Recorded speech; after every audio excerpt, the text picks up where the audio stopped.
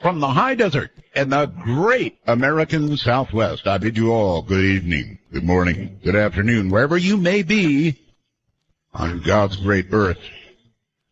And that's the whole earth, whatever time zone. Welcome. This is Midnight in the Desert, and I'm Art Bell.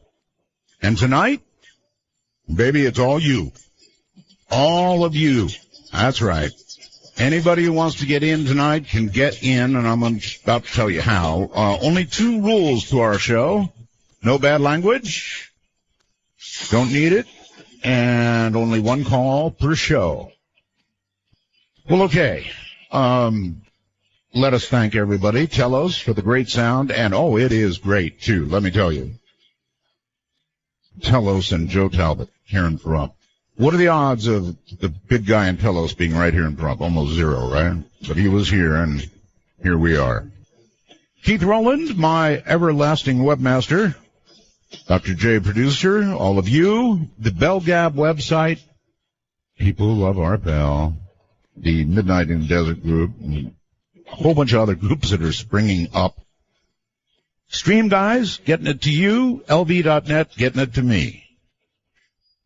And, of course, sales and Peter Eberhardt. He's like the guy who gets the money.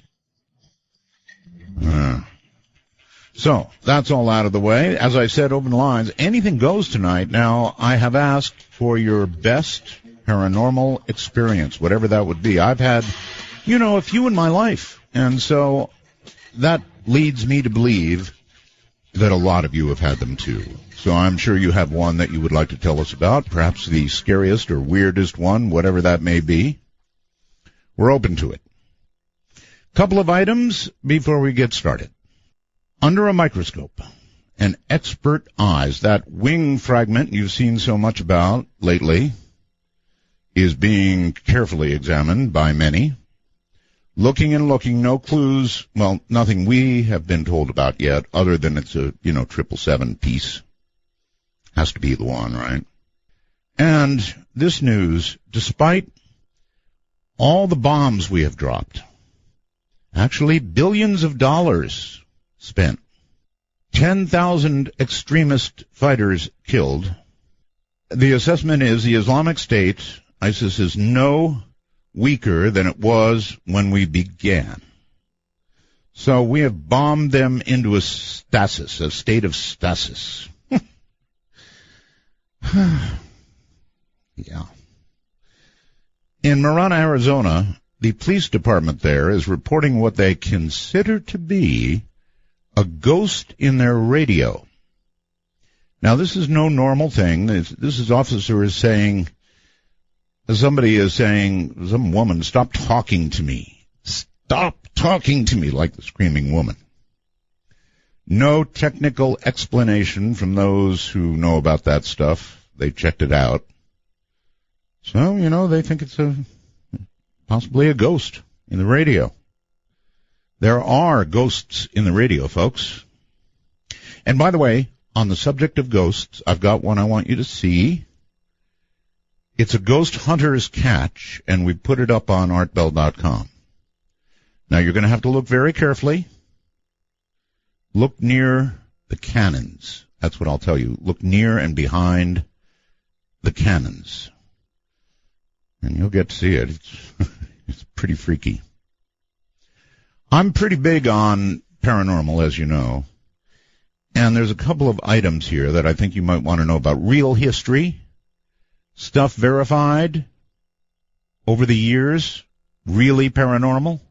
Stuff science cannot explain at all, but science admits it happened.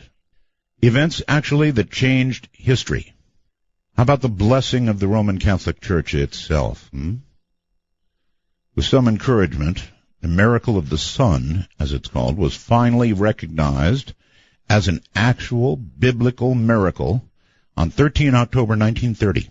That's about 20 years after the event itself, and it was a doozy. At about lunchtime on Sunday, October 13th of 1917, the little town of Fatima, Portugal, thousands gathered beneath storm clouds, which were interrupted by an opaque spinning disk in the sky, which then blasted a dazzling ray of light down upon the onlookers, many of whom claimed to have seen the apparition of the Blessed Virgin Mary in it. Well, it really happened, folks. It was viewed by somewhere between 30,000 and 100,000 people of varying ages, and has since been confirmed as a miracle by the Roman Catholic Church, despite some theories about space dust, probably swamp gas, tricks of light, things people say. Nobody has explained what all those people saw. And then there's one more I thought I'd lay on you. To most time travel fantasies that involve changing history, the catalyst for a butterfly effect throughout history is more often than not somebody dying. You kill Hitler, maybe stop Abe Lincoln from dying or something. And of course history changes, right? When somebody dies, you're removing a person's decisions, interactions, all from the world, which is why the poltergeist curse. Remember the movie Poltergeist, right? The girl sort of clawing at the television set. You remember that movie, a lot of you. That's why that movie had such a ineffable effect on history for most. Poltergeist curse is simply that people keep making unnecessary sequels.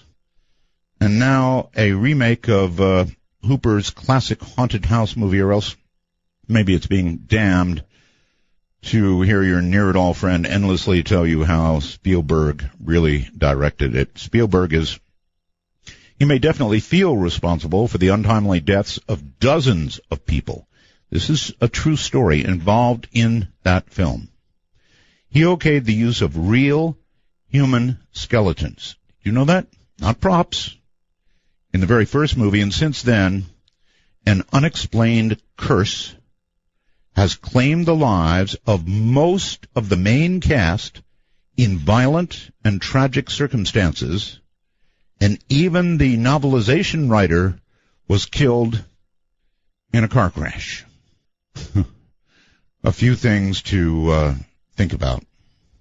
All right, now you're going to get the phone lecture, and then we'll break briefly and come back, and it's all yours tonight, really all yours. I'm serious. I enjoy these nights perhaps more than any other, simply because, I don't know, because it's you and because it's open lines and because I don't know what's coming and I don't screen calls. So here comes the How to Sound Better in the Digital Age lecture. We've got a very good phone system here, so if you call in on the phone, try and use a landline. If you can't use a landline, try and use a cell phone that has 5 bars lit up. And if you can't do that, then just do the best you can. Now, beyond that, we have, and of course we have a public number. Let me give it to you. It's area code 952. You might want to write this down. 952-225-5278. 952-225-5278. That's the public number, and there's plenty of lines, so you've got a chance to get through. Now, number 2, Skype. In the digital age, boy, can you sound good on Skype? If you've got a headset mic on a computer, and you've actually hooked it up with Skype and set it, it's going to sound like $1 million. It's going to sound like you're sitting in the studio with me. But if you don't have a computer, no problem. If you have a smartphone, boy, are you in biz. If it's an iPhone or an Android, got to have that talk some night. It's like Ford and Chevy, right? Everybody argues about what's better. Doesn't matter. They're both actually good. And what you can do is put Skype on it. Just download Skype. It's a free download. Once you've done that, become familiar with it. It'll work just fine with your phone.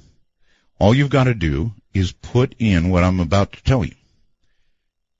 MITD 51. If you're in America or Canada, you put in MITD 51. And even though I don't connect with you as a friend, doesn't matter. It'll be then in your list of contacts, and you can just punch it and dial me. It's that simple. And if you're overseas, if you're outside the country, anywhere else in the world, actually, same thing. You've got a smartphone, computer, put in MITD 55. MITD 55. And then it'll be in your contact list. You can punch it, and it will dial us up, and boy, will you ever sound good. Just don't leave it on the speakerphone. So these are the tips for sounding really spiffy in the digital age. Oh, by the way, I was on the air with Tom Likas for about an hour earlier today. That was pretty cool and fun, and, you know, we talked about radio and we had a good time. Now it's our turn. We're going to have a good time with you. Any sort of paranormal event that you want to tell us all about, maybe freak us out a little bit. That's tonight. That's now on Midnight in the Desert. It's night, my body's weak. I'm on the run, no time to sleep. I've got to ride by like the wind to be free again. And I've got such a long way to go, such a long way to go. Make it to the border of Mexico, so I ride. Somewhere in the hotel room that you guys started to realize that eternal fate is turning back on hand. 2 a.m. Figure it's gone. 2 a.m. The gun's still warm.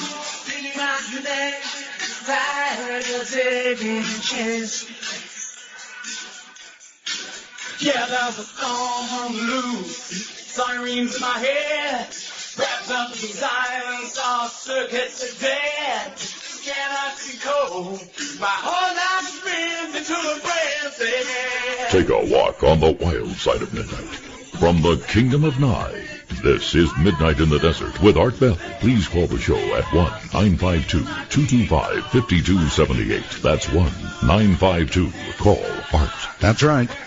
A couple of other things, just very quickly. Number one, if you haven't done it yet, and you're listening on, I don't know, a phone or a computer, for goodness sakes, put on headphones. We're in stereo. That's right, living stereo. So, sounds pretty darn good. You'll be really shocked if you put some earbuds. I'm going to tell you about how to get good earbuds from Bob Crane. And you need to get them, because I'm telling you, the stereo is knock you dead good. Oh, and I might go on Periscope later. So if you're not connected to me yet on Twitter, I'm ArtBell51. That's me on Twitter, ArtBell51. Then it will notify you when I turn Periscope on, and you'll be able to look at the back of my head. It's the only place to really mount this camera.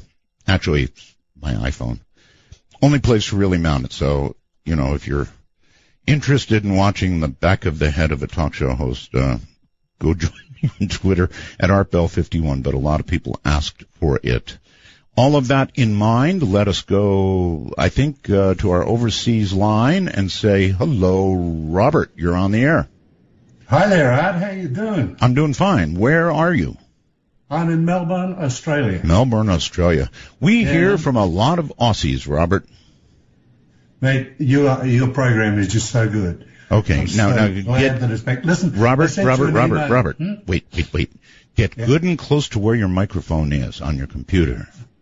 Yeah, I have to go right in here then. Yes, right in there. Are you looking at me, or am I just on the phone? No, you're just on the phone. I mean, I can see your picture. Oh, okay. Hi. Okay, so what's up? I just sent you an email a couple of days ago about Pine Cat. Wonder whether you read that. I don't think I have, so tell me. Okay. Well, basically, I was up there in 1967, and I'd hired a mini moke. I don't know if you know them. They're tiny little Jeep-like cars. And I was out in the desert. We were going to a place called Eagle Gap, and all of a sudden the car conked out. And I thought, it feels like the battery's gone, but couldn't find the battery. I opened up the front, not there. So you couldn't find the battery? Well, no. I'll continue, and you'll find out why. Okay. I've been there looking around, and car pulls up behind me, and a big guy about 6'3", quite wide, gets out. Says, what's the trouble? I said, I can't find the battery. He says, and these things, they're behind the left-hand rear wheel in the frame. Sure enough, it was. Really? Yeah. So anyway, I put the wires on. He said, there's a pub just up the road, as there is everywhere in Australia. He said, let's go and have a drink. So we did, and we got chatting. And this is 1967. They were hippie days. We got into some pretty esoteric type stuff, you know. And he says to me, well, I work at Pine Gap. I'm going, wow, you know, tell me. So anyway, he was telling me that he was, I don't know what they call him. He's the sort of guy that hires people. What is Pine Gap? Pine Gap is an American base in Central Australia near Alice Springs. Yes, okay. They started building, I think, in the 50s. One of the first things they built there was a Tesla coil, so maybe that's some clue. Anyway, he told me that he worked at Pine Gap, but because he was Australian, he could only get down as far as a level 8. He said went right down. And he told me that they were messing about with anti-gravity. This is level 8 below ground. Yeah. Yeah, okay. Anti-gravity. That's what he said, yeah. You know, it figures if we really had anti-gravity, we'd probably take it to Australia. Yeah, well, we're upside down, aren't we? We're down under. So anyway, he told me that the technology came from crashed UFOs, which is... He basically told me the Roswell story, but in his case, they crashed somewhere between Russia and China. Sounds weird, but not so much. Not so much, really. I've often thought there must have been crashes elsewhere. Right. Well, this was 67, so I don't think the Roswell story came out till 70s, was it? 72 or something like that? Oh, no, it was out in 45. Oh, okay. Anyway, he told me the story, and he said there were beings involved who were, and these are his exact words, they were roughly 4 foot 8 inches high, with very thin vertebrae, which suggested they came from somewhere with a gravity less than ours. Sure. And I thought that was really interesting. A couple of nights later, I had a meal or barbecue actually in the creek there, with him and 2 other guys who were from America. Yes. And they told me that they arrived on these great ships, planes that they come into Alice Springs quite regularly, Starliners, I believe they're called, and that they sort of moved into almost a replica of their own house there on the base, and that our government didn't even know they were there, and da-da-da-da-da-da. But I just, like, this is 1967, I just wondered, I'd be really interested if you could interview someone who sort of maybe knew more of what's going on there these days. Well, did you stay in touch with this guy? He did write to us, but I then split up with the lady I was with at that time, and I had no contact. No, his name was Mac. That's all I recall. Mac. Well, that'll make it easy. Mac, that you met in a bar. What makes you think that it was just more than 2 guys sitting around drinking, talk? He had no reason to sort of tell me lies. It was him and his lady and myself and my lady, and we were talking for a little while before this occurred, and you know, particularly when we had a barbecue with him 2 nights later, and the same stuff was still being talked about, I really don't think he was lying to me. Gotcha. All right, I really appreciate that story. Thank you. What do you think, folks?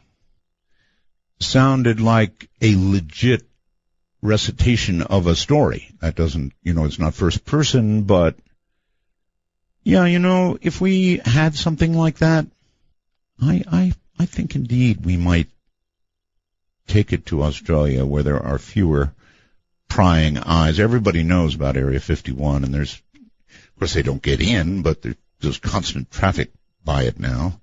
People gawking and trying to see something. So why not take it to Australia? Actually. Well, okay. Let us go to regular old Skype here in the North American sector. Somebody named Disconnected76. I hope that doesn't mean mentally. Not at all. That's me. Howdy. How you doing, Art? Great Very to be well. Back. Oh, it's great to be back. Well, I first off, I just wanted to tell you I discovered today that the TuneIn app is also on the Xbox One, so I have it going on there loud and clear. Oh, yeah, I have forgotten about that. How could I do it? My daughter has an Xbox One, which she is on constantly. And I had heard that we're actually on Xbox One. So, we're on everything but a toaster. Well, who knows, maybe soon, right? Soon.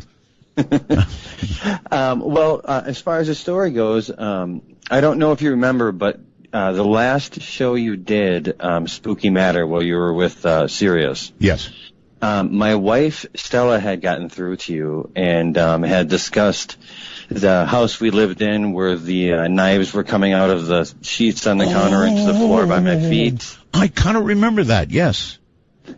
Right, and she had found the, I guess I should say we, but she was the one who found all this back there, and found the bones and the teeth and 150-year-old money back there. Yeah, I remember. So there's that whole situation, but we've since moved from that house. Don't blame you. No, it got a little much, to be honest with you. But as I reflect upon things in life, that isn't really the first instance of that's happened to me. I remember when I was really young, and we're talking between the ages of 2 and 5 here. I remember a distinct smell of bacon, eggs, and coffee. Now, the reason I say that is because I live with myself, my older sister, and my 2 parents. I remember that, too. I mean, what's so odd about that? Everybody pretty much has bacon, eggs, coffee in the morning, right? But see, nobody ever did. Oh, well, that's a problem. That was never cooked. And at the same house, again, this is when I was very young. Well, that bacon, eggs, and coffee that you smelled? Yes. That was obviously from a prior tenant who had died violently in your room. and they just kept having to cook over and over and over again. Sorry. It's all right. But in that same house, 2 more things of note for that house. Up on the top level in the bathroom, my sister was hanging, she was 9 years older than me, so she was still pretty short. She was hanging the shower curtain, with the hooks. Yeah. And everything, and she was standing on a stool. Yeah. And my mom, I saw this, and I have a fairly vivid memory of it. My mother was also there and insists that my memory is not mistaken, that she got thrown across the room into the wall, which was about 8 feet away from the shower curtains. Oh, see, now that's way into the paranormal. No question. Yes. Woof. Yes. And I remember a lot of people having weird dreams there, but the only other thing of real note before we moved out is when you would go up and down the stairs. Yes. You could hear things whispering your name, and you always felt like you were going to get pushed down. Yeah, so it's fair to say you haven't had a lot of luck with houses. Well, I guess not, no. Either that or I'm very lucky and get to experience those things, depending how you want to look at it. So how's the house you live in now? We live in a high-rise apartment just outside of Minneapolis, and we have no paranormal activity at all whatsoever as of yet. Way to go, sir. All right. Thank you very much for the story, and good luck with your future real estate. Going to Iowa City, Iowa on the phone. Hello there. Hi, Art. How's it going? It's going really well, thank you. Good. This story happened to me in December of 1997, and I have to tell you, I have tried to call you on the radio ever since, mostly on the Ghost to Ghost line, and I'm so glad to finally get a hold of you. Well, here you are. Well, like I said, this happened about sometime in December of 1997. I was back on Christmas break from college, and I was at my girlfriend's house. She lived about, 10 miles from me in a very wooded, rural area. Mm-hmm. And I would go hang out with her until pretty late in the evening, and then I would go home. But because it's an Iowa winter, it was so cold that I would go out and start my car about 15 minutes before I would leave. I did that in Alaska. I understand. Okay, so that's what I was doing. I went out, started my car, the headlights came on, and she had like some pine trees, off to the side of her house that my headlights were hitting. And as I was getting ready to step out of my car, I saw movement in the pine trees. Now, this was like 2 in the morning, so it was very dark, and snow, thick snow on the ground. Right. And I watched it for a second thinking, it was just nothing. But a woman came out from behind these pine trees, and she looked distraught. I remember she had long brown hair, and she was wearing like a nightgown or a robe of some kind, very thin, obviously not dressed for the weather. Mm-hmm. And as she was walking towards me, I noticed she was barefoot. Yes. In the snow and the ice and the snow, cold. Yeah, it was very, very cold. Okay, listen. And listen to me. Hold on. Sure. We got the barefoot lady, and we're going to take a break. Come right back to you. Find out what happened next.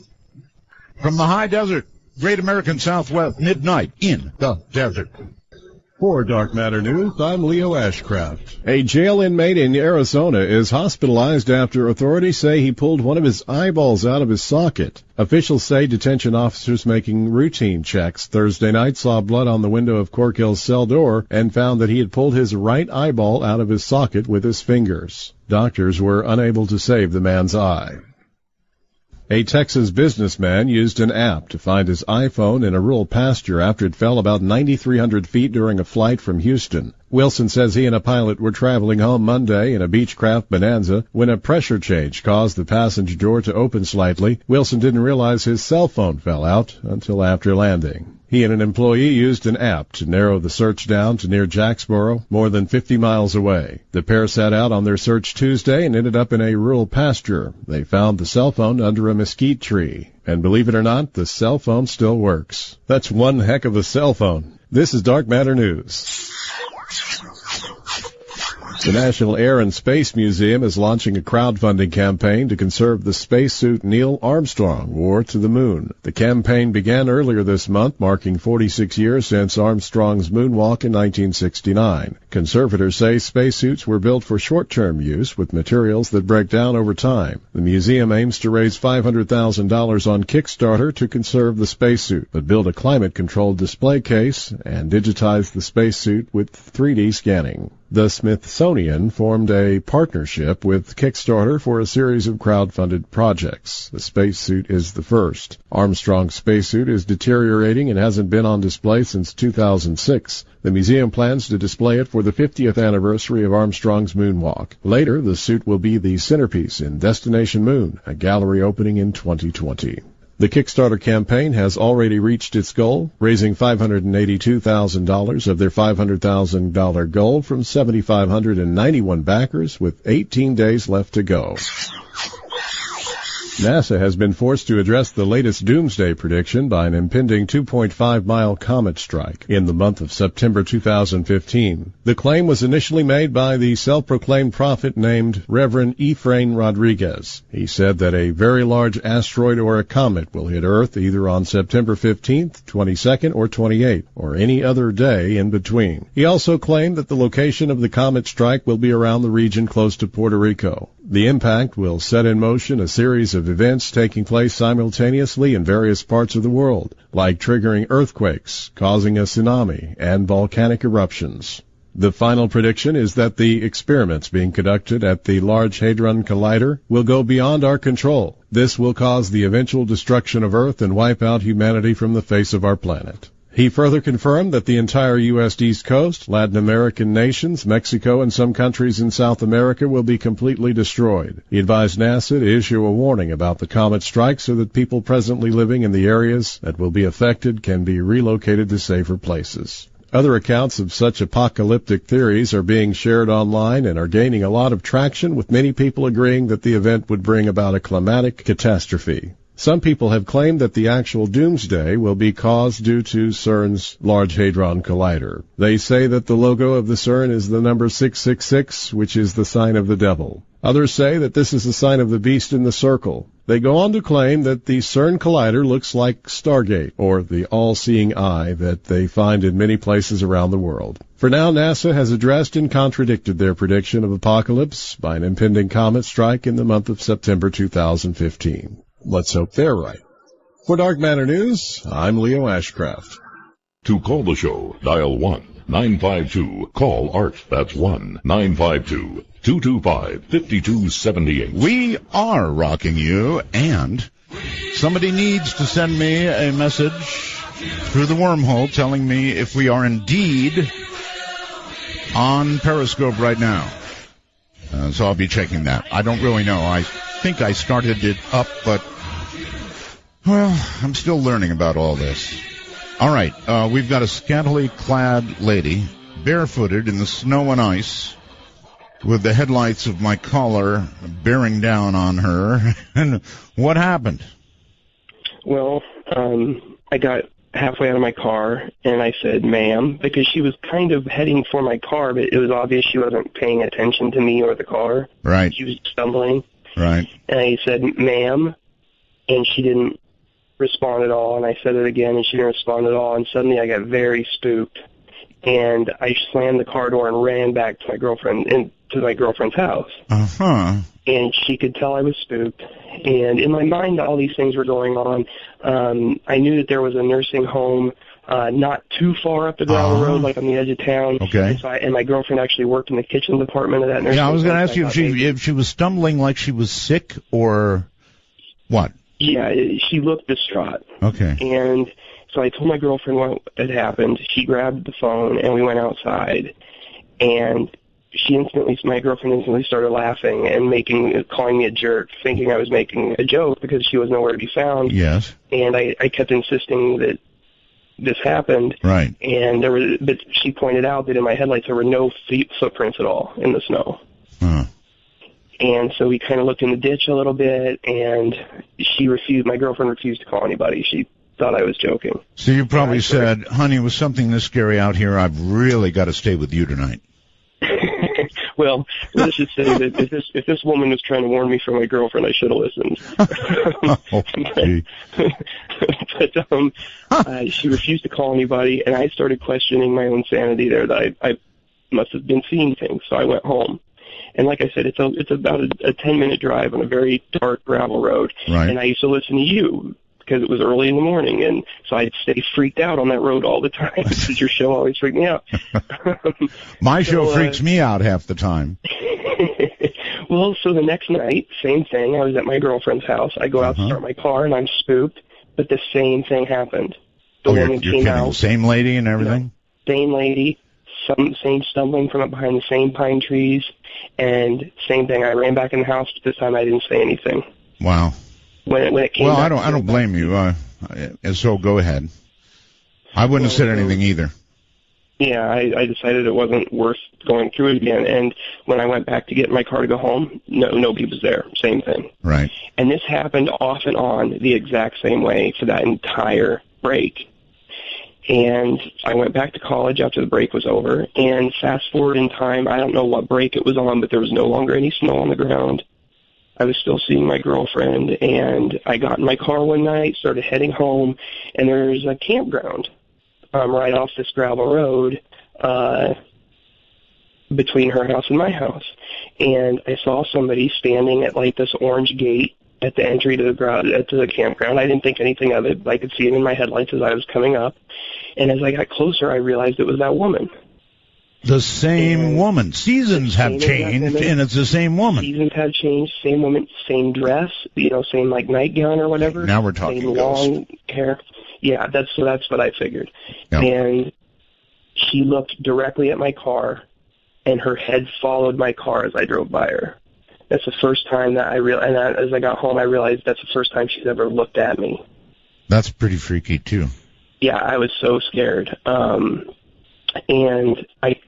time is a little confusing to me now, but then a few nights later or a few weeks later, I pulled into I was living with my mom and dad while, I was going to school. Right. And so that's where I was going from my house to my girlfriend's house. So I pull into my mom and dad's house, and I get out, and I start heading for the front door, and my mom and dad lived in town, but a very small town, and the woman walked from around my mom and dad's house towards the front door right for me. She was maybe 10 feet from me. Same thing, stumbling, looking mostly at the ground, wringing her hands. Okay. And I got spooked. I ran in the house as fast as I could. And that's the end of the story? It's not. Okay, well, we have to get there because we do have some time limits. I definitely will get there. Okay. That kept happening to the point where I was going around the back of the house to go into the back door because I wouldn't see her. And one day, it was right middle of the day, I'm lying on the living room floor watching TV.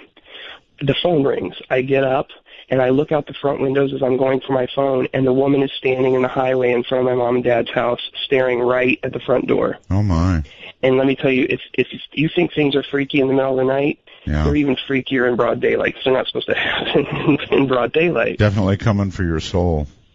Yeah, because the next day, the last time I saw her was the next day.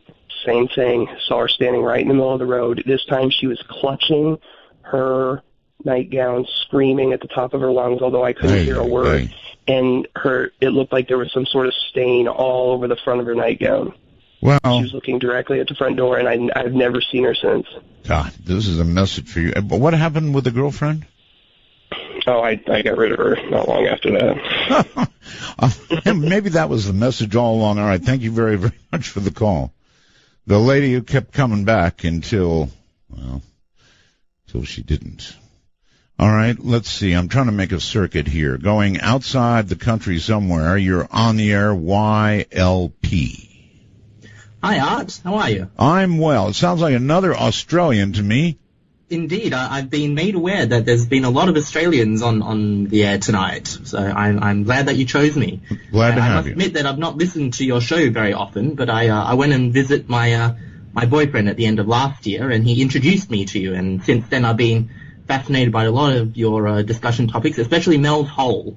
Oh, yes. I would surely, I'd love to hear from Mel again. Indeed, I wonder. So would I. Well, so. Actually, Mel is supposed to be in Australia, actually. Oh, really? Oh, yes, yes. Mel contracted, sir, Mel contracted cancer and was last heard to have gone to Australia. So, I don't know what to tell you. Watch for guys around holes. Indeed.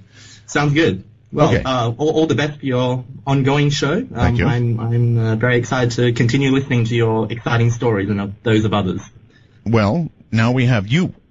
You have one? Indeed. Thank you. Do you have the story? No, unfortunately, I don't have any fancy stories, but I very much enjoy hearing those stories of people around. Well, okay then. Thank you for calling, and cheerio. Cheerio. Okay. Bye. Take care.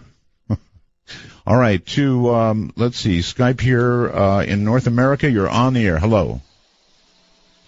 Is this me? It is. Oops. Oh, I am so sorry. Jack W. Jack W, buddy, I'm sorry. If I see you pop up again, I just did that by mistake. Maybe he's calling back. No, it's not Jack W. It's a Jack. Jack, you're on. Yeah, it is Jack W. Jack, buddy, you made it back.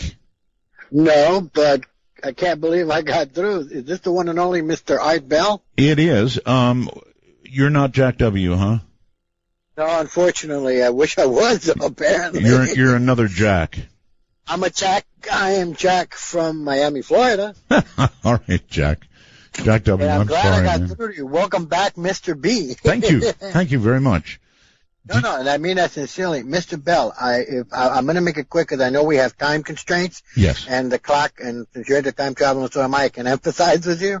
Let me bring my point to fruition, as they say. Sure. Do you remember the interview you did with Father Malachi Martin in 1997 regarding to get to the point, the Vatican having built an observatory in Mount Graham in Arizona? Oh, yes.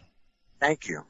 Well, that being said and done, as they say, I remember the reply that Father Malachi, may he rest, had stated to you that in the highest levels of governance at the Vatican, they were observing something in space that may be of great importance in the future. That is. You remember that? Well, I don't remember him referring to a specific thing. No, I know, but vaguely, do you recall that he did make reference to, and you can correct me if I'm wrong, because I might be now, mind you, that they were observing something that would be of some great importance in 5 to 10 years in the future? No, I don't remember that detail. I remember the Vatican was watching for something. Now, well, I'm not sure what that something was, frankly. Why? And I can tell you this, sir. You can't believe how I'm calming down. I'm excited because I'm talking to you. Okay, what do you think they were looking for? I don't necessarily know, and I'm not going to get theologic or being in theology and complicate a wonderful conversation that I am enjoying myself, mind you. But what I'm trying to say, sir, is it was almost prophetic.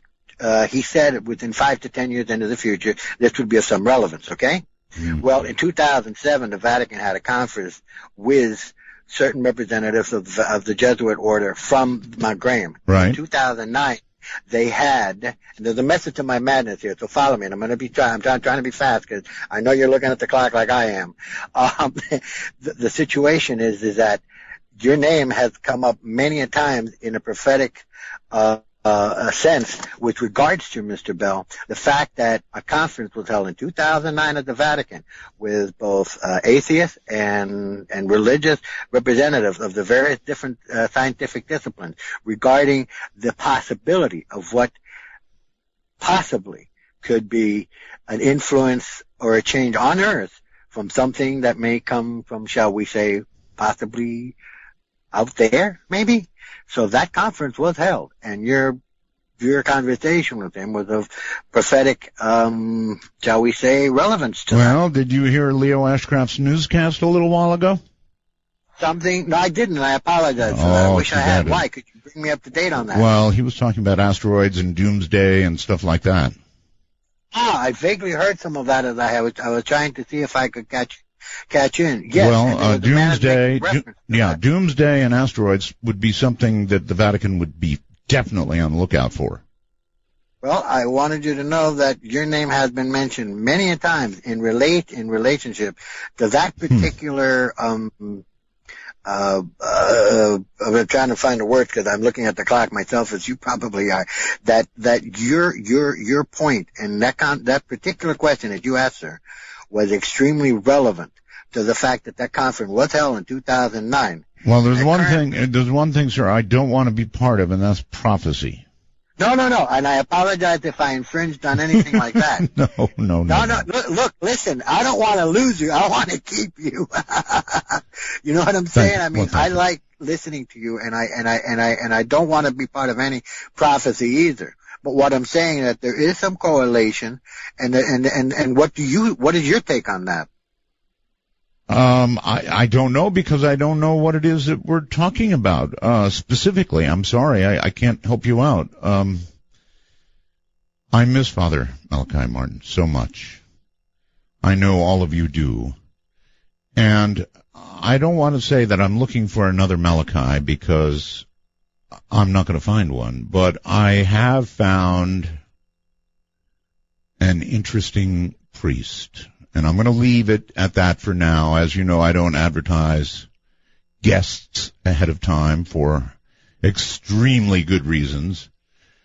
But I'm telling you that I'm on to something. I guess that's the best way to put it. Let's go to Sedona, Arizona on the phone. You're on the air. Hi. Hey, good evening, Art. How you doing? I'm doing well, sir. Long time fan. I first heard Art Bell back in the 90s when Strange Universe did a feature on you. Oh, that's right. I've been listening religiously since. I'm an advanced quantum mechanics physicist, and I'm sitting here with the illustrious, beautiful Linda. And the reason for the call was we we kind of entertained this idea a while back, but we didn't know where we wanted to break this story. Break it here. And I couldn't think of a better place than to do it on the Art Bell Show. All right, fire away. What have you done? Well, here we go. It was about a year ago, wasn't it, Linda? Back in, it was like last year in March. And she saw me on YouTube, and she reached out and said, is there something that you could do for me medically? I said, well, I do take a few select cases from time to time on. Tell me about yours. Okay, well, when you keep saying Linda, you're not talking about our Linda Moulton Howe, right? You used the last name. I don't want you to do that. I'm sorry, I had to take it out. Linda is your friend? Yeah, best friend. Best friend, okay. And there you go. And so about a year ago, when she found me on the web, she reached out and asked me if I would help her in her medical condition. Okay. And so what we did, Linda here was pretty much shattered from nose to toe in a terrible drunken driving accident. Drunken driver hit her, and it smashed her entire body. Her pregnant son was born in a coma. Oh, my God. He's doing good today. But Linda has went through about, 12 now? No, it's count, yeah. She's went through about 12 botched surgeries. They've cut nerves. They've left her to a state where she would never walk again. Oh, my. Very bad, yes. I took on this case, and Linda's pretty happy to say that we walked across the island that we live here a mile. She runs up and down that were dead. Three. She okay. We don't have a lot of time, but what did you do for her? Well, we use frequencies. She dropped her off all of the meds. We now use frequency-based technology that I've designed. Okay, but how do you deliver? Hold on. How do you deliver the frequency? Is it an audio frequency? Is it a frequency of radio waves, RF? What? We do it via text message, Art. Really? This is the most advanced way out there.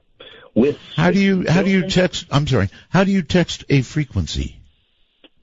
Well, it's a standard text message, yes. A picture image, and then we attach a vibrational, specific vibrational code frequency, and then I use the telephone number as the quantum entanglement code, thus matching the telephone number with the image once it arrives, and you get about a 10-inch field. Now you understand. This sounds pretty crazy and wild, right? Well, I have 2 world records that have been tested. Okay, I'm not going to argue with you. I'm just saying it. You understand. It sounds pretty wild. Yeah, it sounds pretty wild. Okay, so I hear Linda. Yep, I hear Linda in the background. Linda, I want you to come to the phone and tell me if you've been cured by text frequencies. Well, it started on the text frequencies. He also has a DigiMed program that runs similarly. So I've had several treatments with that, and the holographic treatments with the text. And nerves were regenerated that were cut for 16 years. Wow! So you're here to testify, Linda, that it really works.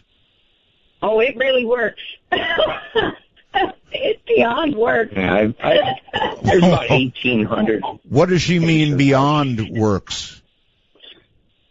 Well, I mean it beyond works because, as a matter of fact, when I discussed all of the problems I was having, because I wasn't only just the accident, I've had multiple problems with improper medical treatment. And a few years back, I was actually had a doctor empty a bottle of Buvicaine into my main valve at a routine checkup. Well, you sure do sound happy now, Linda. Yeah, well, I'm doing great now, better than I have been in 17 years. So it's something to be really excited about. It certainly is. All right. Thank you very much. text frequency treatments. You've got a bad back. Maybe I'll ship you my cell number.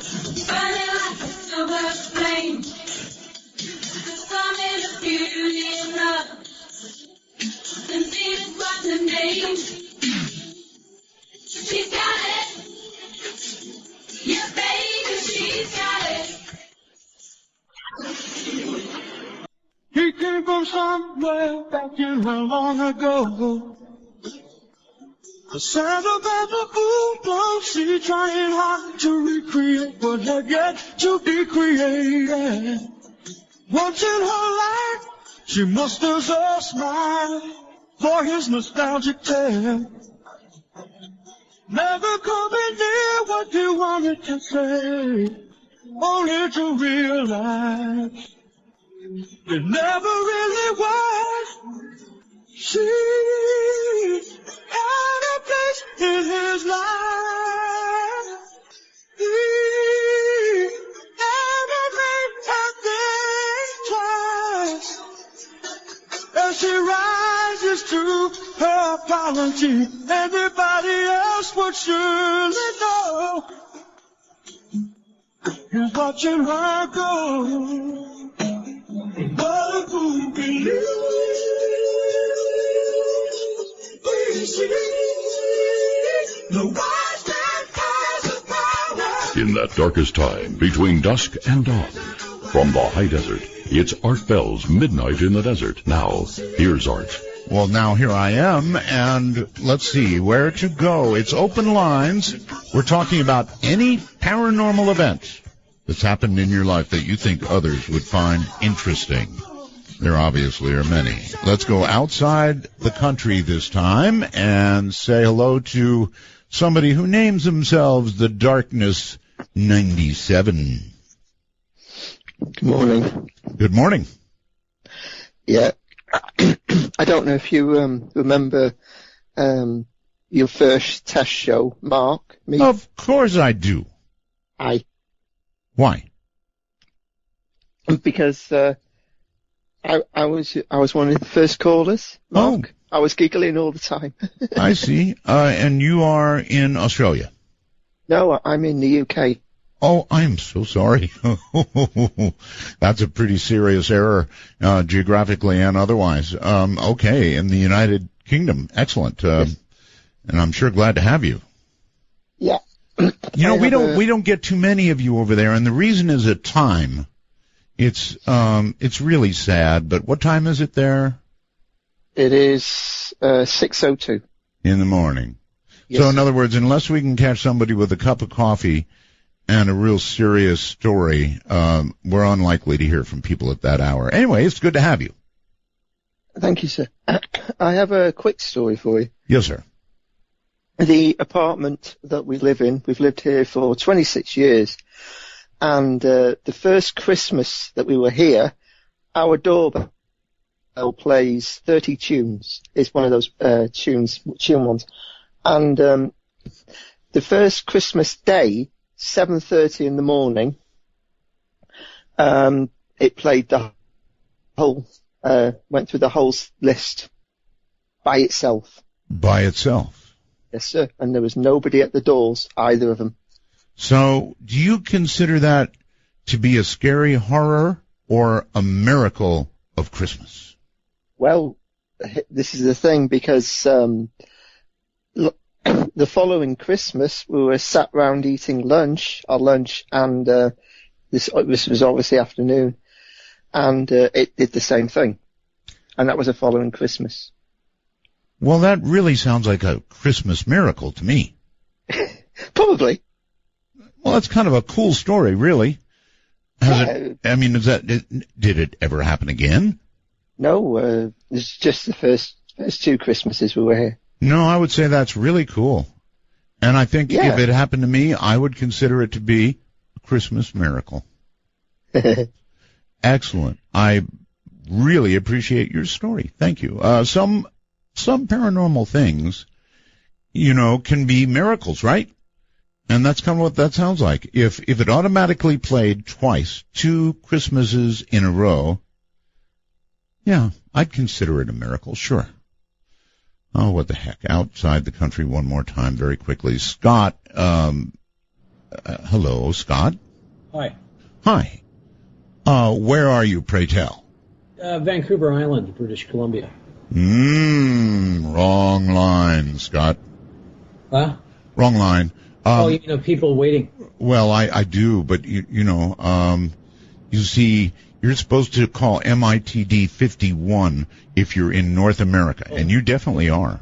Yeah, I could not get an answer at that. And well, I understand the because... The problem is I can't get a hold of a radio station to listen to you, so I tried calling the Skype number. That was the only thing I could find. I understand. Okay, well, I'm sorry, but I've got to leave you. Try MITD 51. There are so many waiting that it's just, it's not fair. Here's James. James on Skype North America, you're on the air. How's it going, Art? It's going well, sir. Yeah. Extinguish your device immediately. I am. I got the computer going. Cool. Okay. I have something that's going to touch hold with you because you are on Kadena. Scott, I still hear it. You do? Yes. Now it's going. I was indeed Kadena Air Force Base. Right. Okinawa. Yes.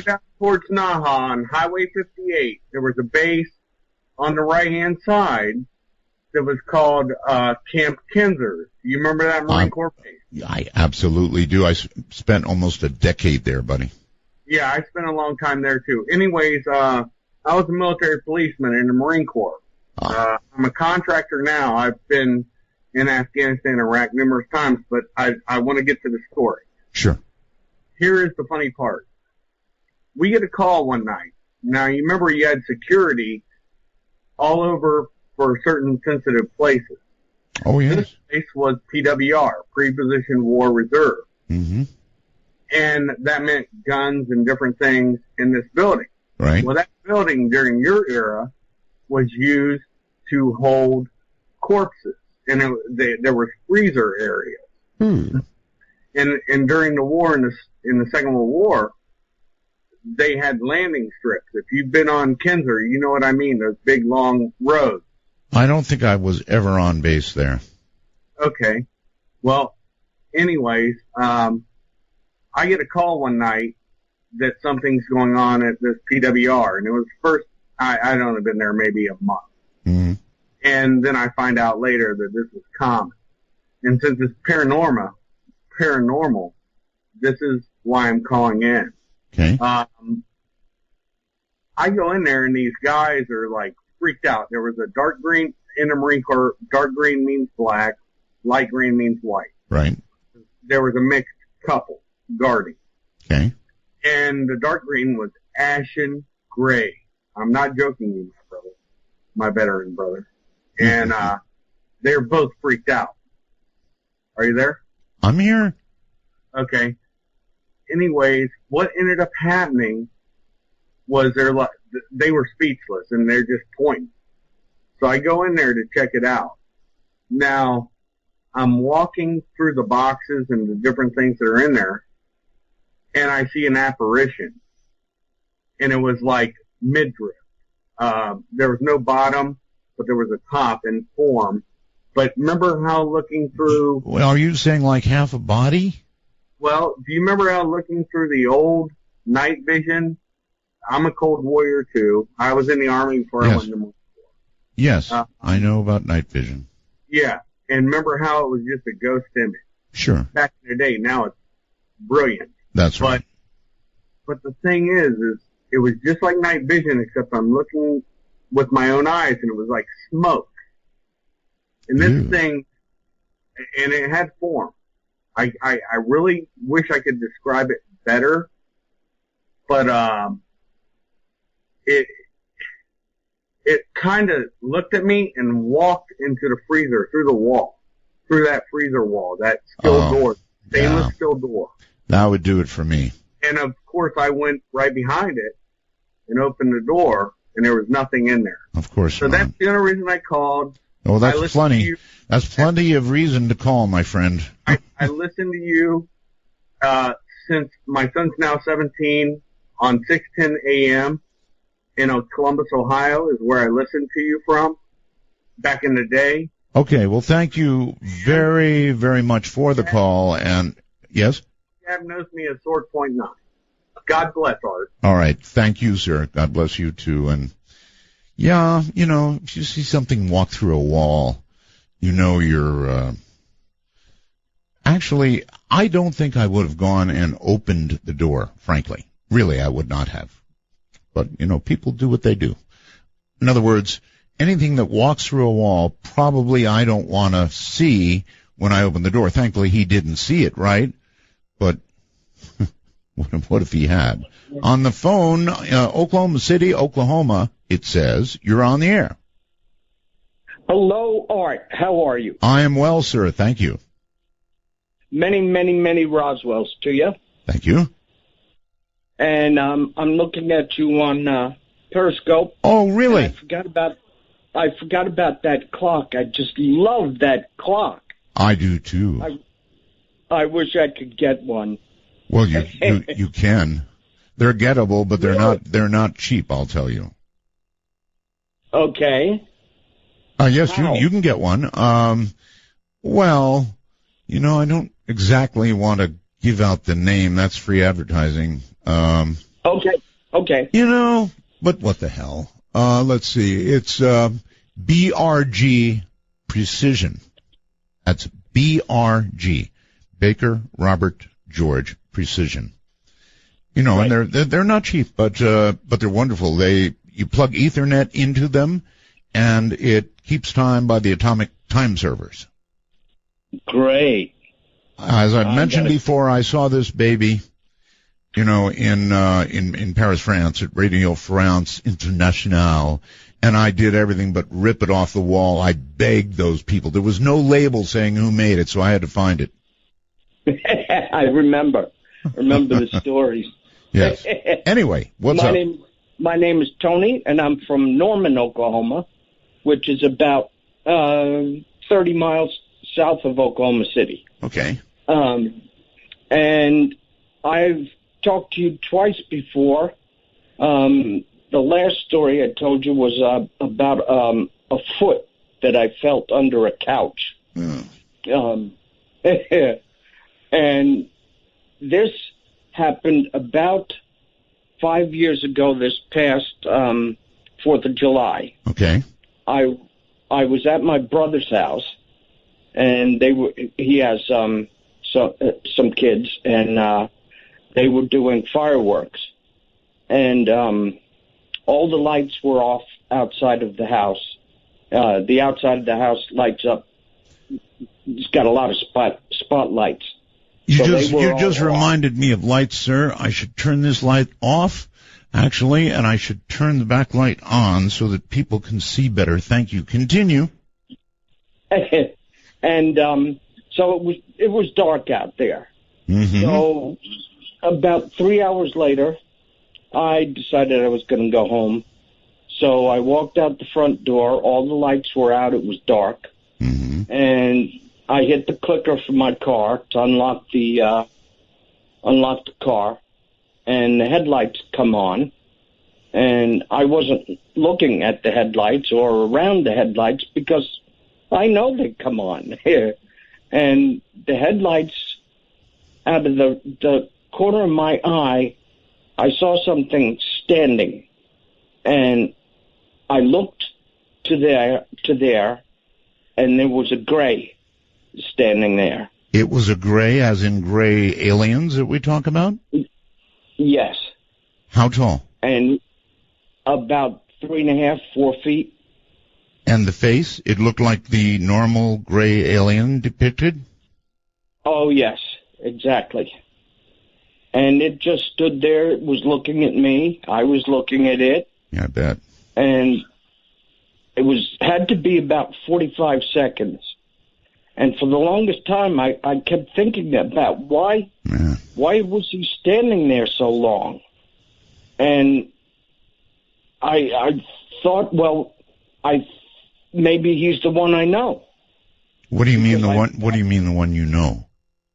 I have had abduction or experiences. All right. So that's the only thing I can think of as to why he stood there so long.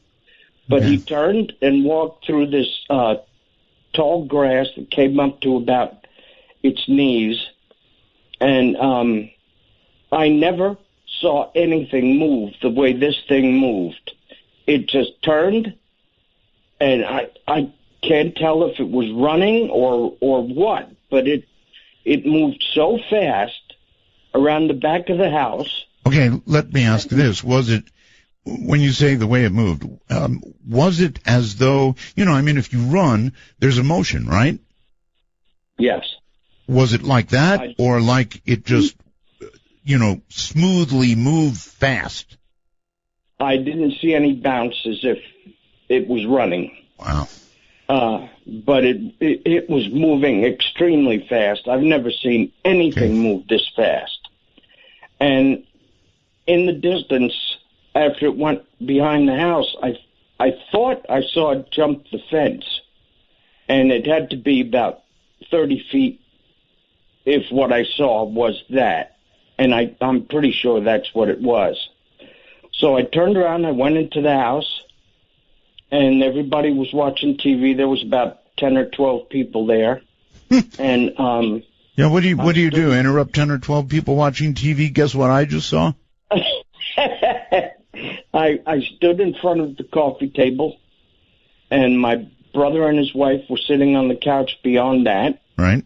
And I stopped, and I stood there, and I said, I just saw gray. And my brother said, what? And I said, I just saw gray. And he said, where? And it was right outside the window. No, wait a moment. If the average person goes into a room and says, I just saw a gray, they're going to say, a gray what? Right? Well, he knows what it He knew your history with grays. Yes. Okay. So everybody jumped up, turned on the lights outside. Right. Everybody ran outside. Got it. And there was this 12 or 13-year-old girl who was just about the same size as it was. And she was standing right near where it was, and you could see a path in the grass. You could actually see where it had gone through in the grass. Right. And the next day, they said that they had two dogs. And one dog, you would have to drag him in out of the rain. He didn't like to come in at all. Yeah. And this dog, the next night, ran to the back of the house, came in the front door, ran to the back of the house. The other dog would not go near the front door. My brother wouldn't go in anywhere near the front of the house, and neither would his wife. And they said that there was, I can't remember now what they said, but there was something going on outside that apparently scared the dogs or whatever. And I don't know why, but I wasn't surprised. I wasn't shocked. I wasn't afraid. It was just there, and I looked at him, and he looked at me. So you're really familiar with grays. Yeah. A lot of gray experience, you might say. For me,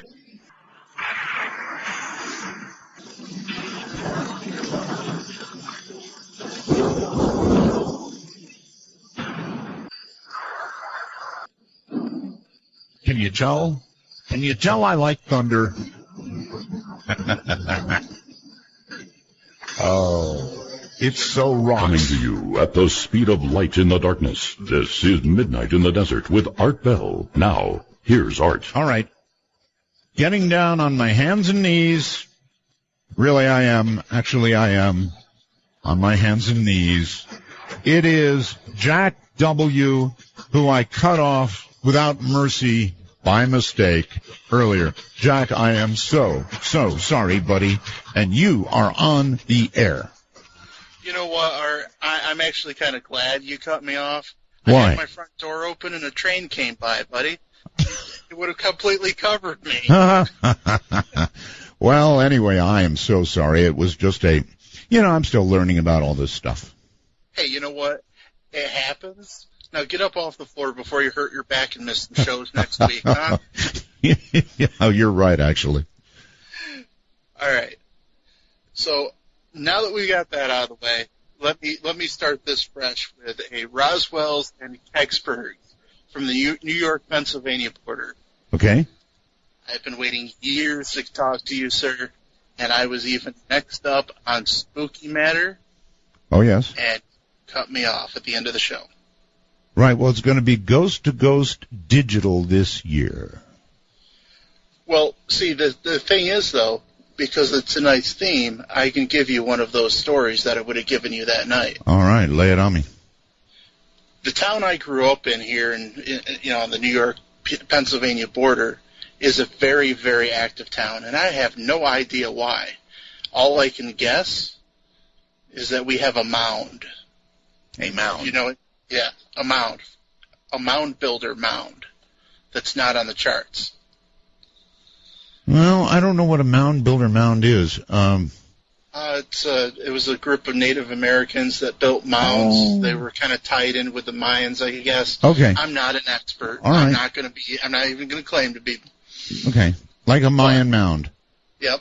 Mm-hmm. So I think they built it here because there's an energy here. Anyway, I grew up a block away from a cemetery. And I'm sure you've heard tons of cemetery stories over the years. But I'm just going to toss this one onto the pile because it's pretty cool. You can never get enough cemetery stories. Go right ahead. That's what I always say. In the middle of this cemetery is a tree that has a scar down the side of it in the shape of a lightning bolt. From as high as you can see to the base. Okay. Next to that tree is a grave marker that's made out of steel that's been painted with the bust of the plot's owner. That head will follow you if you're under 18. The head will follow you. It will. If you're under 18. If you're under 18. If you're over 18, then you don't have to worry about anything in this cemetery. If you try to do vandalism, the cemetery hurts you. Really? I've actually, I went to school with a kid that went in there to kick over headstones because they were the ones that are like 3 or 4 inches thick, but they're tall. Yeah, well, anybody who does that deserves whatever they get. Yes. Well, I was talking to him one day. He said to me, yeah, he's going to go kick over some headstones. The next day, when I saw him, he not only had a broken leg, but he had broken 3 fingers on his hand as well. Did he mention how the graveyard did that? Yeah. How? He did. He twisted and broke his ankle in a sinkhole that we could never find because we went back looking for it. Yes. And he broke his fingers trying to catch himself on the same headstone that he kicked over. There is a karmic god. Yes, there is. Absolutely, sir. Mm-hmm. Well, that's one whale of a story, I must say. And I hope with all my heart that that's true. And I guess that is the stuff of legends. So it's like you stay away from that graveyard. Absolutely. And you never take a mirror into that graveyard. A mirror? Mm-hmm. Why? Because it will burn your hand. It'll burn your hand? Yep. Anything else about it? There's a few other little quirks. That's quite enough, actually. Yeah, it's quite enough. I don't want to. I know there's other people out there. In fact, I've been talking to one all evening. I see. So I'm gonna let you go. Let somebody else get on. All right. Well, all I can say is that the dope got what he deserved, and maybe he deserved more. That's horrible. Absolutely horrible. All right, my friend. Thank you very, very much for the call. And, of course, again, excuse the drop. I'm so sorry about that. Hey, you got me back on. 73rd, sir. Keep your stick on the ice. That's a ham radio thing. Let's go by phone to, well, it says Mansfield, Ohio. I never really know. People move around so much now. Hello. Hey, how you doing there, Art? Very well, sir. Thank you. That's great to hear you again. This is Steve in Ohio. I got a UFO story to tell you, a little quickie. I was just sitting here at my desk, minding my own business, just playing on the computer, and I sometimes go to the door and look out, and I looked out, and to the left of my house, there was a green, kind of like a welding torch light, but it was in an empty field, which there used to be. Wait. Are you telling me this is happening tonight? No. Okay. No, this happened. This happened back in the past. All right. I can't remember, like a year ago, maybe. Gotcha.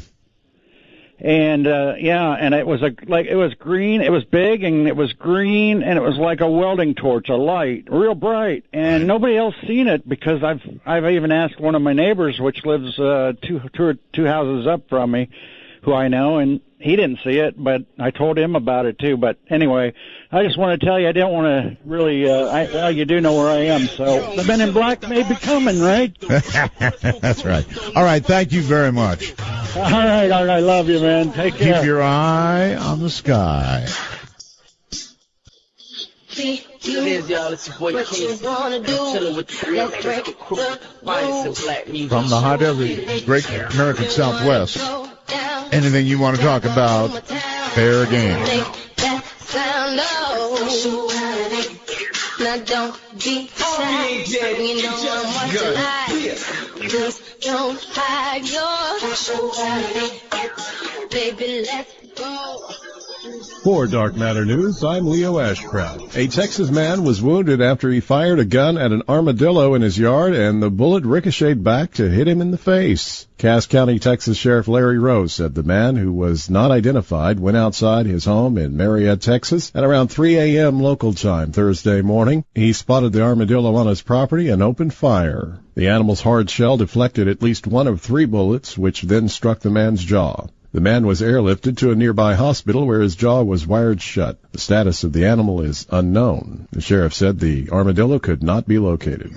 The professional wrestling legend known as Rowdy Roddy Piper has died at his Hollywood, California home. He was 61. Piper was inducted into the WWE Hall of Fame in 2005. He was also named one of WWE's top 50 villains. A new video shoot at the site of the Battle of Gettysburg in Pennsylvania has gone viral for telling the story of the haunted site. Over 150 years ago, the battle took place in the middle of the Civil War, lasting for days and taking the lives of many Americans. Ultimately, the battle is known for tilting the war in the favor of the North and shaping the fate of America. Even to this day, the town is said to be haunted by the soldiers who brutally lost their lives in the battle. Take a look at the video yourself at artbell.com. A massive fireball soared through the sky over Argentina, triggering a wave of social media posts. The mesmerizing show, which lasted just a few seconds, colored the sky green. The bright object could be clearly seen from Argentina's capital of Buenos Aires. Other reports of the dazzling display came in from Brazil's southern state of Rio Grande do Sul, as well as neighboring Uruguay.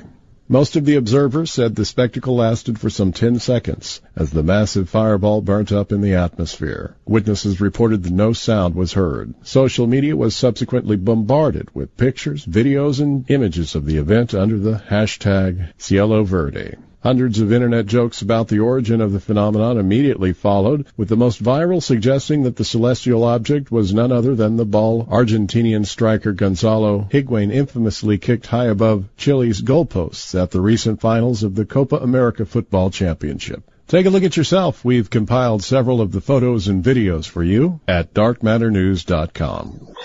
Earth is entering a fast-moving stream of solar wind. In response, NOAA forecasters estimated a 60% chance of polar magnetic storms today. For those in high latitudes, tonight is the night to watch for these auroras. There's a full moon tonight, the second one this month. According to modern folklore, that makes it a blue moon. If you go outside tonight, look up, and you'll see the sky filled with blue moonlight.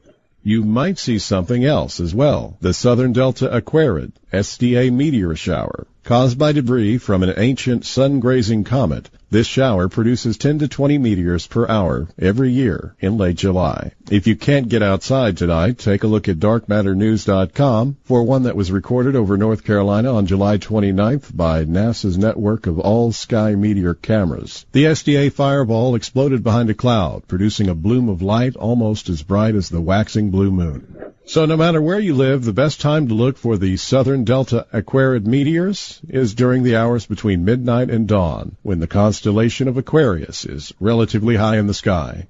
The long-lasting shower is active from mid-July to late August. It overlaps with the more intense Perseid meteor shower, which peaks on August 11th through the 13th. Meanwhile, the best time to look for the blue moon is, well, any time tonight. It's up all night. And be sure to take your cell phone along with Tune In and enjoy Art Bell's Midnight in the Desert and enjoy the Blue Moon, Comets, and Aurora show this evening. I'm Leo Ashcraft for Dark Matter News. Hi, I'm Asia Bell, and it's very late, so I'm sleeping now. But you're awake, so call my daddy because he's awake too. The number is 1-952-225-5278. That's 1952. Call Art. Hello, everybody. Midnight in the Desert on an open line. Any paranormal experience kind of night. Anything on your mind is absolutely fair game.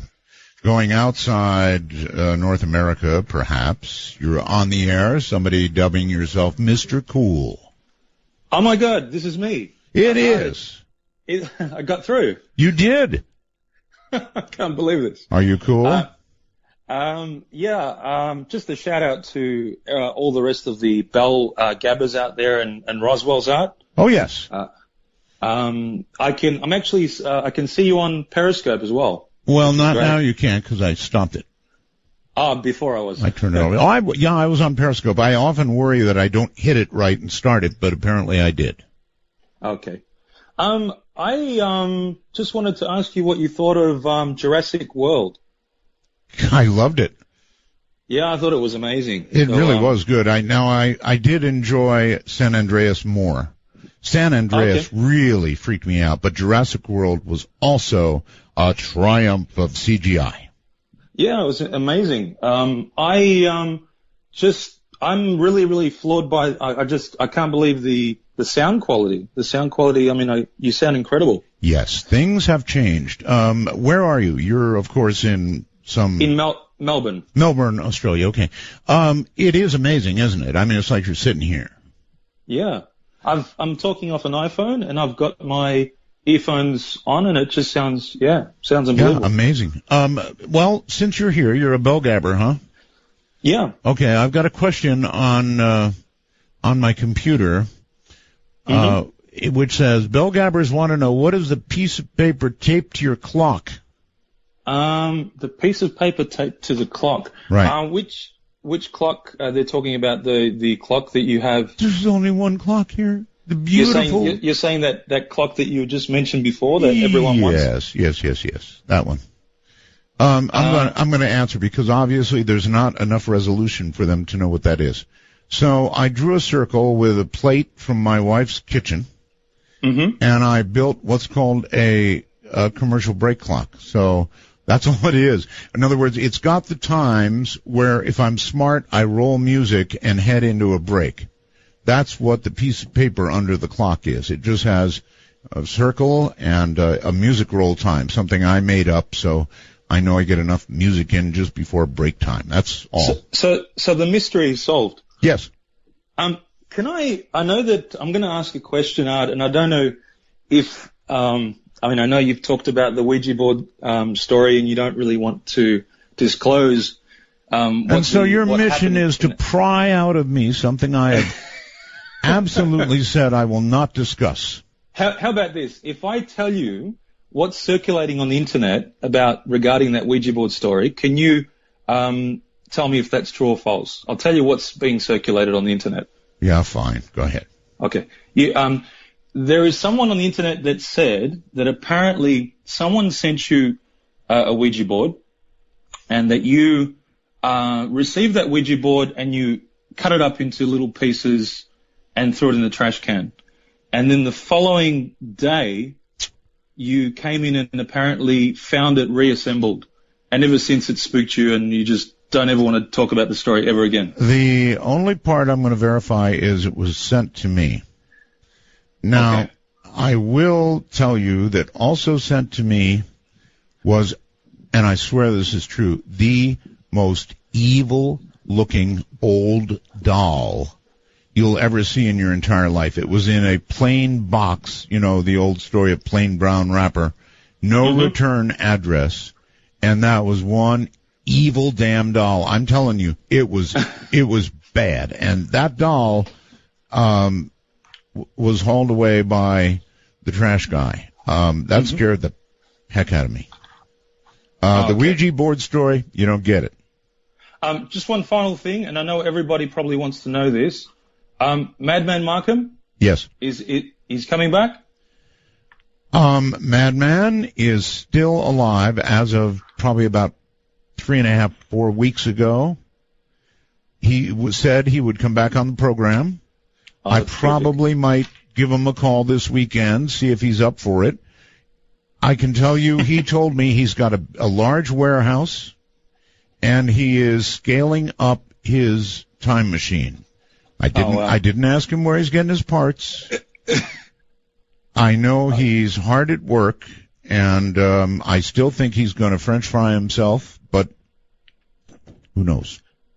Well, all right? It was great talking to you, Art, and everyone else, just to let you know, it can be done. Try calling in, people. You can get through. There you go. Thank you very much, and take care, my friend. That's the other side of the world.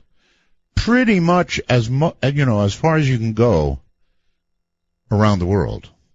And yet, if you were listening carefully, he sounds like he's right here. What I would like to recommend to all of you is that you use earbuds. You know, if you've got a phone, probably when you bought the phone, it came with earbuds, right? Try them. You're just not going to believe how good it really does sound, and you won't know until you put those earbuds in. On the phone in Ohio, I think. Newark, is that right? It's where I'm from, but I'm in Columbus right now. I work for the railroad, and they got me in Columbus. Gotcha. All right. Well, welcome to the program. Art, it is such a pleasure to talk to you. Bless you and your wife and your child. Thank you. Really, she's beautiful, and your daughter's just stunning. She is. I have an absolute quick story for you. It's not really paranormal, but I was in the military. I was in the Army 6.5 years, and I was in Korea. And out of the blue, one day they asked all of us to meet in the dining hall.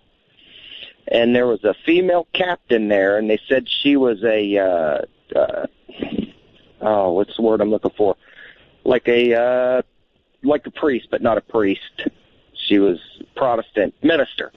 Oh. Okay. And she had us go through a relaxation ritual, and she told us to close our eyes and put our heads down on the dining facility tables, and told us to imagine a babbling brook, and she hypnotized everybody in the company. And to this day, really? I do not know why they hypnotized us. Well, this is beginning to get a little paranormal, actually. Yeah, I had never seen her before. Nobody in the company had ever seen her before. Or maybe just Abby normal. Yeah, and afterwards, you can ask my wife. I have absolutely no memory of my childhood or any long-term memory since that day. Now it sounds like a crime. I mean, she wiped you? I can't remember anything. She wiped you? I'm sorry? She wiped you? I have no idea. I have no idea, but I do not remember anything from my childhood at all. How about the rest of the people in the room? I've lost contact with all of them, and I've never really, it didn't dawn on me until I came. That was in Korea. I came back to the United States, and I'm with my wife. My wife's like, well, this happened in your childhood. I said, no, it didn't. Actually, that's a hell of a story. That really is a hell of a story. I would want to, I think, reach out if I could find some of the other people in the room and see if that happened to them. That's a serious matter. Your entire earlier life gone?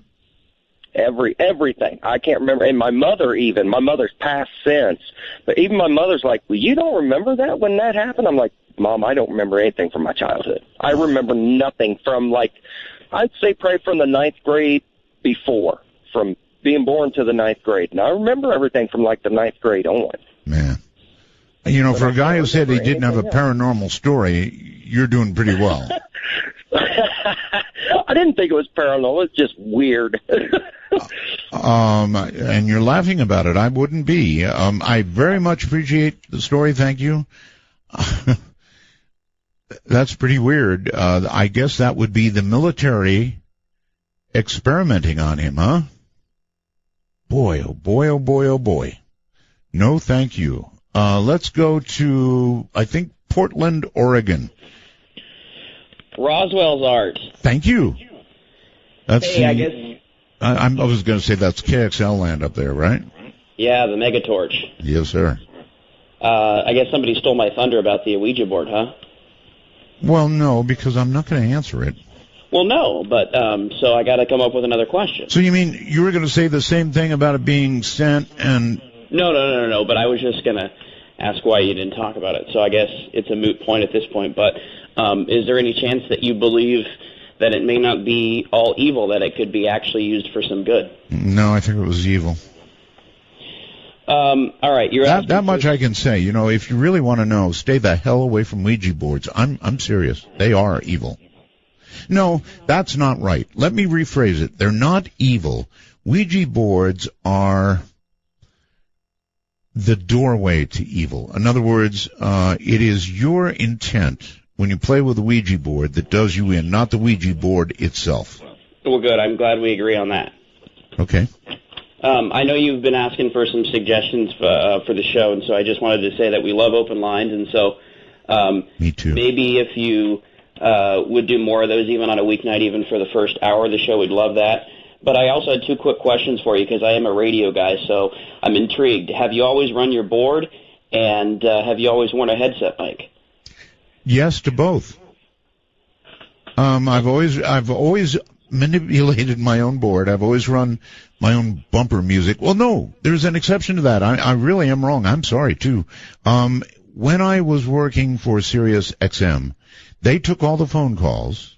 They shipped those calls to me. They shipped the guests to me, and they ran the bumper music, pretty much. So there you go. Well, Art, it's great to have you back, and yeah, you got a blowtorch here in Portland, so rock on. All right, thank you very much. It's kind of an odd story. KXL, of course, is a monster of a station. I mean, it is a monster of a station. Really big. You talk about a big FM signal, big stick, high mountain, many, many people, that's KXL, all right. And there's a few things I could say about it, but I don't want to influence, what happens. I want to let it happen by itself, and then I'll have a lot to say about it. But let's say this. Portland is a big market in the U.S. Portland is about the 23rd largest market. And there's a lot there, besides me, besides midnight. And I'm going to leave it there, and then after a survey period or two, I'll have a few things to say. We do enjoy radio stations. We're not actively out looking for them, but we very much enjoy them picking the program up, and we think that it's going to produce extremely high ratings. That's a wish, a hope, and a prayer, and we'll see. Now, so there's a lot to be said about all that, but I'm going to hold my fire for the moment. Let us go to somebody who says his name is John. Art. John. How are you tonight, sir? Really well. All right. Hey, a little background about myself is I have a background in the Air Force working in command and control, and I think it would be really great if you could find a guest somewhere that could maybe speak to the, current events regarding the aggression from Russia I won't say where I was at, but I have in the past had something to do with chasing bear bombers out of Canada. You know what? And you look a little like Ed Snowden. A little like Ed Snowden, never. Yeah. Actually, you do a little. Oh, wow. Bear bombers? You chase bear bombers? Do I don't want to say what I do exactly, but I don't think people realize just the state of affairs and the kind of stuff that's going on in the world around them. Well, Or, I do in our case, know above that them. there's a bunch of dangerous stuff going on right now. Absolutely. With Russian planes getting very close to us. There's a bunch of really dangerous stuff going on in the South China Sea right now. Absolutely. And, most Americans don't know how dangerous it is. Yeah. But I think given your vast outreach, I think you could probably find a guest that could speak to that intelligently, that would know where the classification lines are, unlike me. So, well, exactly. So, you obviously know some classified material, right? Oh, I know quite a bit. Yes. Well, listen. Don't let it worry you. Just whisper it right here in my ear. Okay. Yeah. Hey, one more thing. Yes. So once again, I worked in command and control, and a buddy of mine who was also a radio guy, or background in radio, we used to try to turn our HF station into UVB 76. Are you familiar with that one? I've heard of it. Yeah, the Russian buzzer. Yep. Yeah, when we heard it sounded more like a tone. It didn't quite sound like the buzzer, but before that, there was that'd something. be another really cool show to talk about. The number stations Oh and yeah. the other sort of. Before that, there was the woodpecker. You remember that? Oh yeah, I've only read about it on Wikipedia.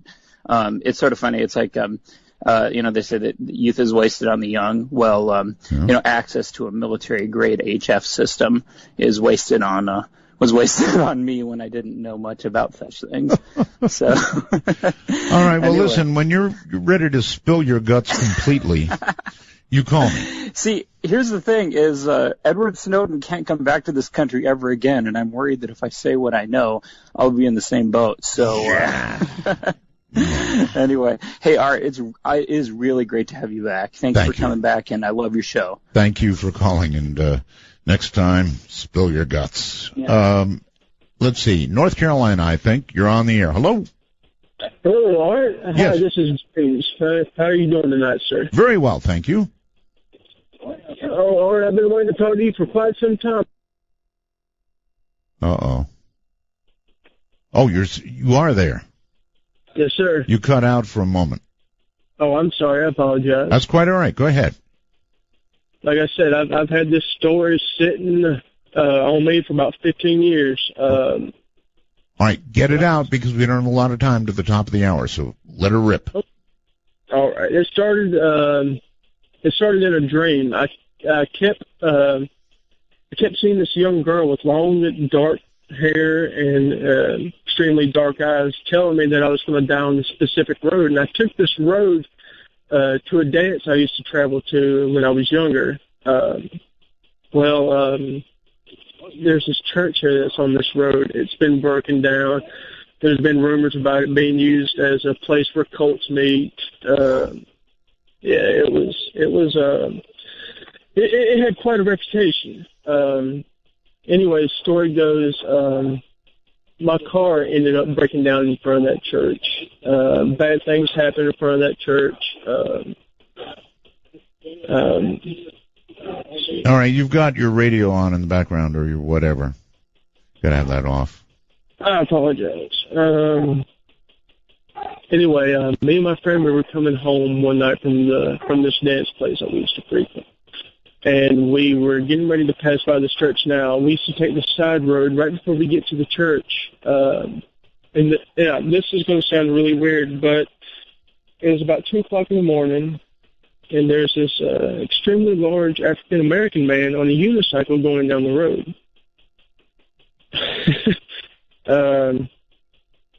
After that, we got to the church, and my friend who's sitting next to me asked me if what we were seeing at the church was really there. And what happened to be there was a young girl standing on the front porch of the steps at about 2 o'clock in the morning. And there's no houses around this place. The place is completely empty. Okay. I mean, that's the girl from my nightmare. Your dream. Now you're calling it a nightmare. Oh, it was a nightmare. I'm rushed because I know there's a time frame and all that. There is a time frame. Hold on. I'll come back if there's really an end to this story. This is Midnight. Mississippi, in the middle of the drive, Jimmy Rogers on the Victrola up high. Mama dancing, baby on her shoulder. I was just rambling on there, and you kind of caught me off guard. Okay, but now here you are, so you've got to finish up your story. Okay. Well, this girl, she seemed to try to warn me to stay off this road, to stay away from the church. And now that we're actually seeing this little girl that was from my nightmares, standing on the porch of this abandoned church, flailing around at 2 or 3 o'clock in the morning when there are no houses in the area. There's no houses on this road. It's just a little side road that this church happens to reside on. Now, what is a 5 or 6 year old girl who just it's just unnatural? And as we're going down the road, my friend asked me if I'm seeing the same thing that he's seeing. And I said, I don't know. I'm too terrified to look over in that direction. So as we're going down the road, a huge owl swoops down at our car, almost smashing our windshield. Needless to say, we never went down that road ever again. But my friends who did happen to travel down that road said that it's always an eerie feeling whenever they stop at the church. You know, the church would just happen to be a stopping point to get a spooky feeling. Yeah, I'm more concerned about the girl. Anything more on her? Well, actually, yeah. My friend, his real name wasn't Fred. His name was Zach, but we called him Fred. I'm not exactly sure why, but I don't even care why. The end of the story is? The end of the story is my friend Fred went to the cemetery one night and accidentally knocked over a tombstone. He said that a girl apparition followed him around school until we went back and righted the tombstone. Until you righted the tombstone. All right. I am going to consider that, for the sake of the audience, the end of the story, and I am going to go by phone to Hilo, Hawaii. Hello. Hi, Art. Welcome back. Thank you. I am so glad you are back. I feel like reality has been restored in the world. Reality radio. Yes. Okay. So, when I was a teenager, this isn't a ghost story, but it is kind of abnormal. Sure. Abnormal. So, I'm a teenager with my best girlfriend, and we're in the mall, and we meet these boys that we think are way cool. We spend the day hanging out with them, and we give them our phone number, and we didn't hear from them that night. The next day, we wanted to talk to these boys. We were so boy crazy. We did everything that we could to find the phone number for these guys. The one guy, all we knew was the town he lived in, and that he was missing half his arm. So we did all kinds of crazy stuff to try and find their numbers. What did you begin to do? Call random people? Say, do you know anybody missing half their arm? That is exactly what we did, Art. Oh, my. And? 14, 15-year-old boy crazy girls, okay? So, and I'm a Gemini like you. I have a great mind to be able to figure out anything. We called the fire department. Do you have a list of disabled people? I picked my brain all day, every single thing we could think of. Evening came and we didn't make any headway. We were so bummed. So we went to sleep. Then I'm sleeping, and in the middle of a dream, I guess it was kind of lucid dreaming. Right. I suddenly become aware that I'm dreaming. And what's happening in my dream is part of the day that we spent with these boys is being replayed in front of me like a video. Ah, yes. Well, it was on your mind. But it was the most boring part of the day we spent with them. It was part of the day when we were sitting in the middle of the mall, and the guy says, hold on, I have to go call home. And he walked away and walked over to a payphone to call his house. Right. And as I'm kind of lucid dreaming, I'm watching the Blade in my dream, and I'm like, why I have to watch this part of the day again? This was the most boring part of the day. You know, I've actually commented to myself about dreams like that occasionally. Mm-hmm. Even while you're in the dream. I hear you. Yes. Yeah. While I was in the dream. So, but then I realized he's walking towards the payphone, which is facing me, and he's got his back to me, and I suddenly realize, wait a minute, if I pay attention right now, real close, Oh, I you're can kidding. probably You're tell. kidding. You're going to get his number. I watched which buttons he pushed on the phone. Whoa. And I thought to myself, this is your chance. You watch real close and you remember this number that he's going to push. Wow. And so I watched him, and I couldn't see the numbers, but I could see the shape of the keypad, you know. Oh, sure. And I figured out which numbers he pushed, and I kind of forced myself to wake up, and I'm repeating the number over and over and over. Forced myself somehow to wake up. I turned on the light. I told my friend, oh my God, get me a pen. I got to write this number down. And I wrote it down, but it was like 2 o'clock in the morning. Uh-huh. So we had to wait till 9 a.m. to call, and we called the number, and it was his number. Oh, man, that is one cool story. And that's a real story. And we remained friends for years after that.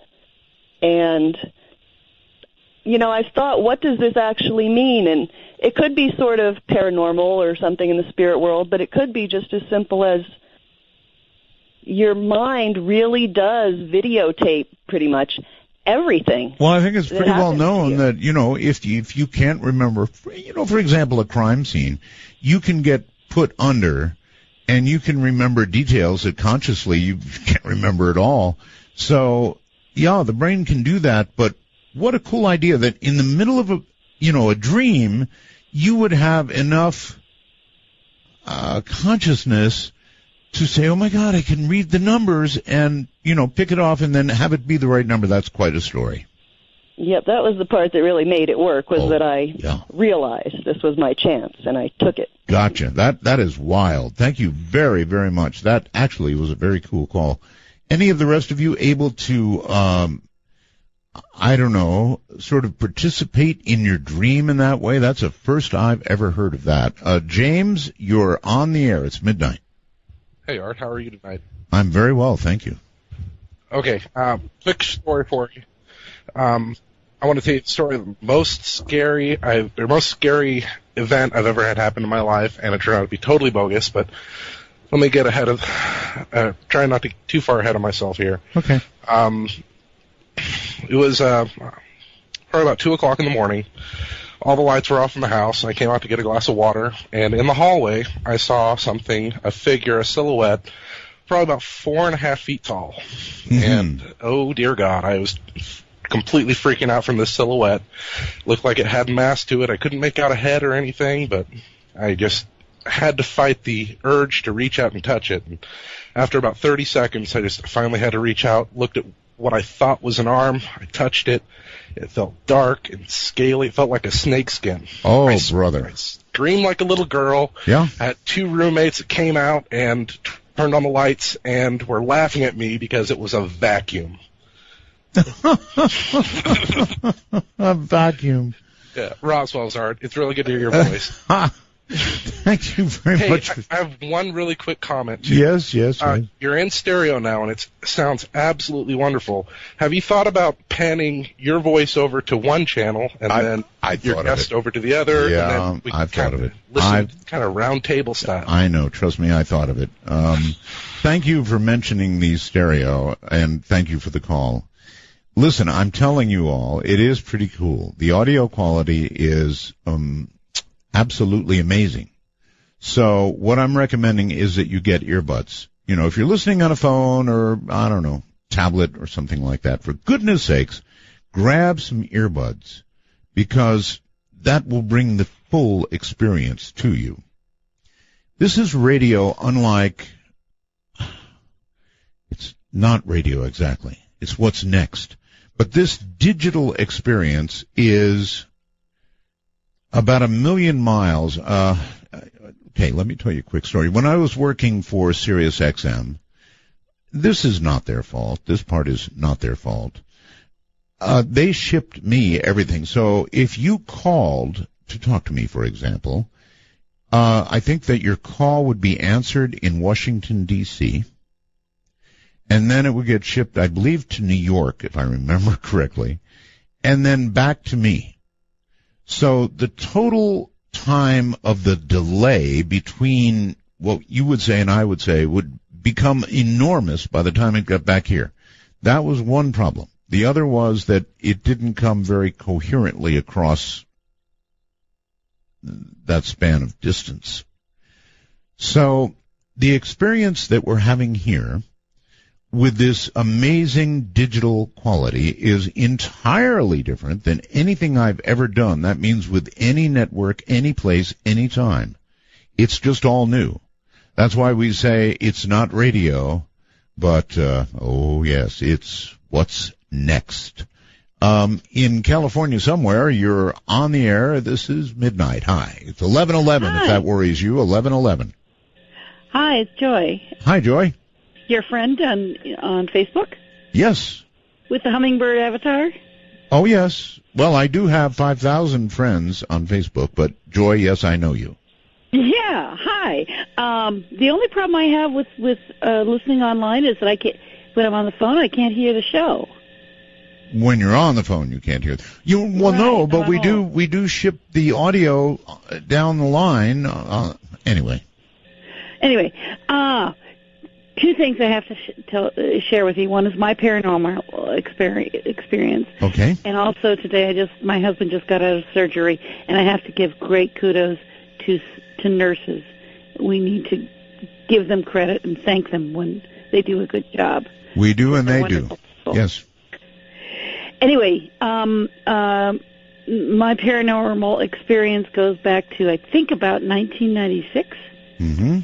And I was having dinner with friends overlooking the Monterey Bay. Oh, that's a beautiful place, yes. Beautiful venue. It was approaching, it was twilight but getting darker. Mm-hmm. And we'll try it again. Walking, hello? Somebody said something about trying it again. I have no idea what that was. Anyway, continue. Okay. I was walking outside after dinner, just walking along the poolside, and was looking out over the bay. And all of a sudden, I saw this huge green light coming up from out of the bay. Out of the bay? Out of the water? Out of the water. Oh. And it was this really large green yellowish light. And I was like, what in the world is that? And as it came up, you could see kelp dripping on the sides of it, because Monterey Bay has lots of kelp in it. Oh, yes. Was this like a metallic object? How big was it? All I could see was the light at that point. Okay. Because we were far enough up into the Soquel Hills that we couldn't really see. I couldn't really see what it actually was. I could just see the light because the light was blurring out everything else. Okay, so then the kelp was sort of hanging off the light or something, right? To be able to see it? Okay. Yeah. And then now we were in Soquel, and this was a little bit north of Soquel, and on down towards the Monterey Bay is Moss Landing, which is a power plant. Right, I lived in Moss Landing once. Oh, okay, so you know this area really well. I do. And this rose up out of the bay very, very slowly and was hovering over the bay and then started moving slowly all the way to Moss Landing until it was about parallel to the top of the power of the big power lines that come over. Yeah, I know. Where the smokestacks are. It's like, I think they're 750 volt lines now. They're gigantic. Right, but this was opposite smokestacks. You know, those really tall stacks. Yes. And it stayed there for about 30 minutes. And we were watching it. Yeah. At this point, my husband and the people we were having dinner with, we were all looking at it. And we not only were looking at it just off the deck, we were looking at it through one of those spyglass telescopes. But by now, people should have been grabbing cameras and video cameras and all kinds of things. You would think. I called the local radio station, and they just said, "Oh, you're just seeing a fishing boat." I'm like, "A fishing boat? Really? That high in the air?" No kidding. Yeah, it was one that was carrying your station, your show, which astounded me. But so we looked at it through the spyglass, and what we saw were a number of lights that were going around at least the one side that we could see from where we were at. They were amber green lights that were elliptical. Wow. And my friend and I, one of the people who was looking at it with me, the people we were having dinner with, looked at it through the spyglass, and we could see, the spyglasses that you could look at over the bay. Sure. The long copper ones, the long brass ones. Right. Well, we were looking at it, and both of us saw this thing that looked like this long arm that was going out from one side out towards the actual smokestacks, and it looked like it was taking something from them. Holy moly! It was very, very bizarre, and we watched this for another 15 minutes. It was just hovering there in the air. And finally, it winked out. Just winked out. Winked. Like an eyeball closed. Got it. Winked out. That's incredible. Well, I have no idea what you saw. Something really big, something that came up out of the water, and that's something that I really want to talk with the audience a little bit about. We're always talking about UFOs. There's really UFOs. There's a lot of stuff that comes up out of the water. Seamen have seen it. Sailors, have seen it. There's a lot more than you think below the water, and we don't know much about it. Monterey Bay is deep. Yes. Deep, deep, deep, and who knows where it goes to? Could be anything. Could be anything. All right, thank you very much. We got to kind of pause right here. You're listening to, of course, Midnight in the Desert. I'm Art Bell. Hey, one, you got the blues, 'cause you ain't got no one else to do. There's an open road that leads nowhere, so just make some miles between here and there. There's a hole in my head where the rain comes in. You took my body and fled to win. I, woman, crying shame. Let me say it, let me forward no go long. Let me reach, let me beach, the shores of true going. Let me say it, let me crash upon your shore. Let me reach, let me beach, far beyond the yellow sea.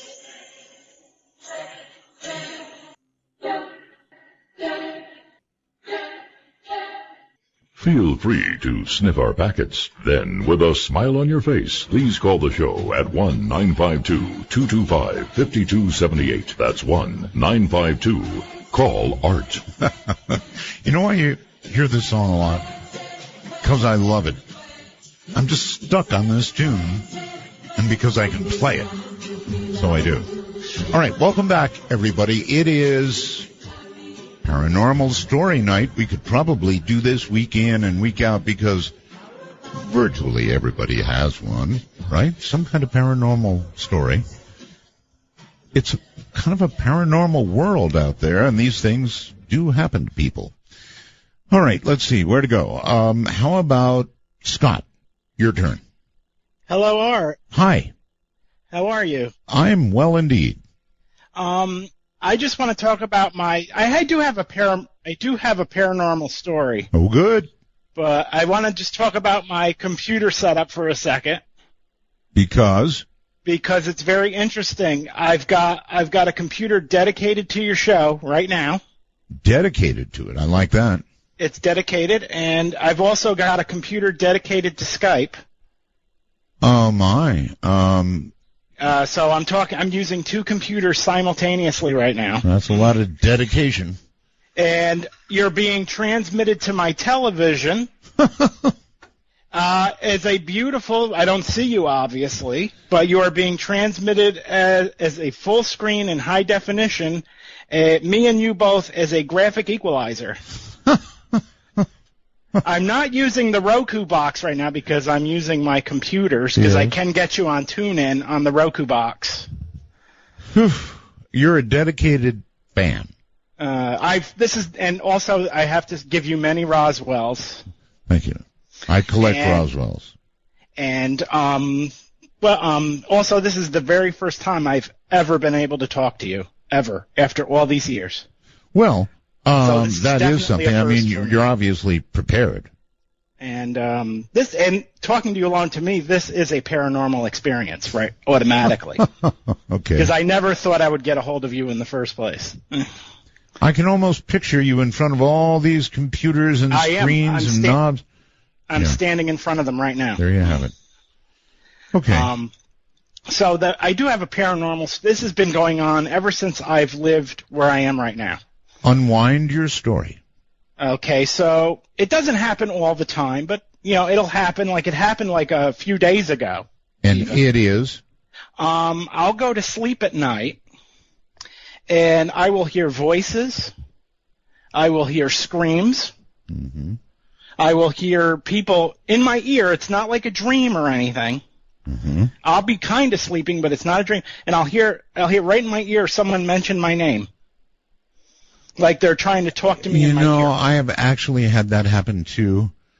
I've had it happen a lot. When you're in between awake consciousness and sleep, there is that little area.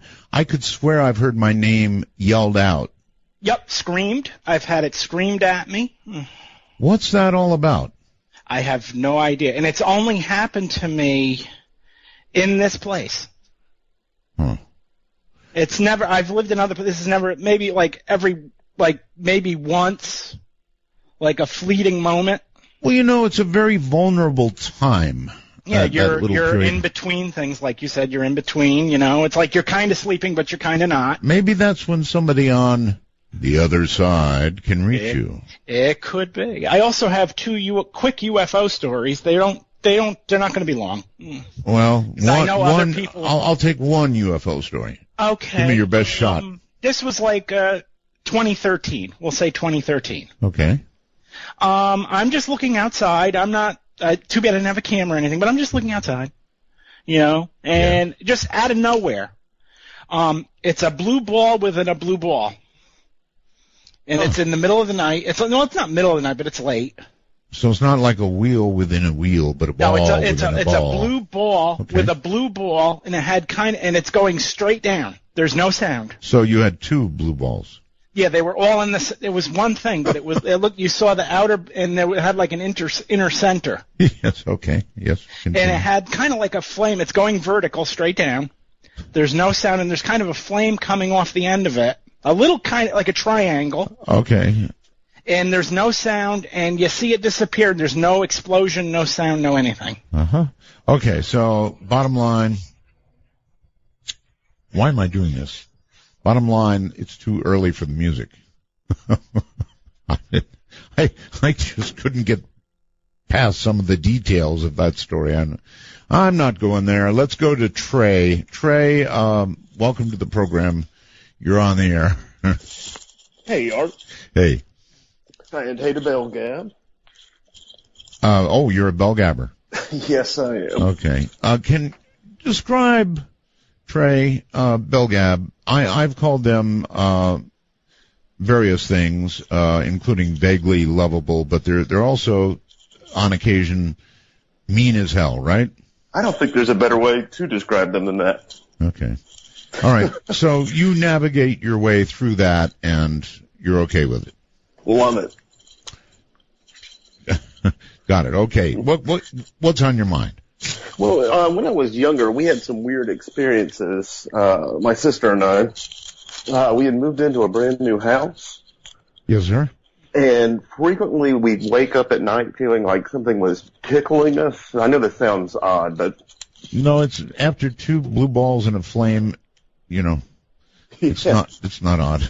But you could feel this sort of like malicious thing. I don't know how to describe it. Okay. It's horrible. Actually, it is true. If something is malicious near you, you definitely can feel it. It's just so palpable. Yes. But good word. It sort of culminated one night when I used to stay up late watching Nick at Night, and the Dick Van Dyke Show was on. Right. And it was the Walnut episode. I don't know if you remember that one. Not particularly. Anyway, I had just gone to bed, and my alarm went off in the room. Woke up, turned it off, go back to sleep. Happens again. Mm-hmm. So, once again, repeat the process. Other alarms in my room start going off, like on little video game consoles and whatnot. Right. It keeps happening, and I'm just trembling, and I'm actually getting kind of upset thinking about this right now. But anyway, after a while, I unplugged everything, took the batteries out of everything, happened again. Well, wait a minute. It happened after you... Happened again. Oh, baby. And I'll tell you what got weird about it was... We've got a break here. Can you hold? Sure, no problem. All right. Putting you on hold. Stay right there. Nothing to fear anymore. This is Midnight. Seasons don't feel the reaper, nor do the wind, the sun, or the rain. You can be like they are.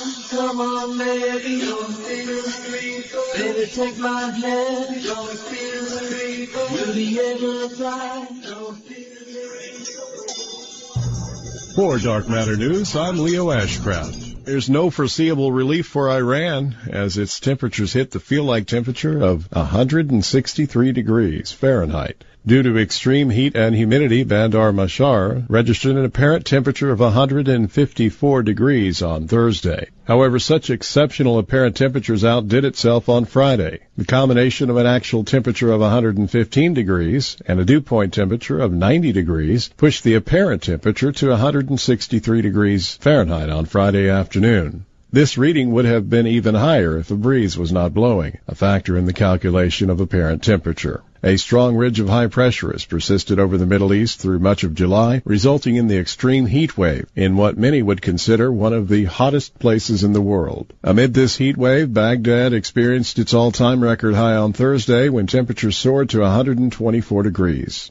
As the land heats up around the Persian Gulf, the air rises quickly and rushes inland from the Gulf, creating an onshore wind that pulls humid air sitting over the waters into coastal communities. Water temperatures in the Persian Gulf are running a bit above normal, contributing to even higher than normal humidity. Believe it or not, it is always very humid in these places surrounding the Persian Gulf during the summer. But the nature of the extreme heat wave is causing some of the highest combinations of heat and humidity ever observed. Relief from the oppressive heat and humidity along the Persian Gulf will not come anytime soon. As it appears now, the ridge of high pressure will remain in place across the Middle East through at least the next week.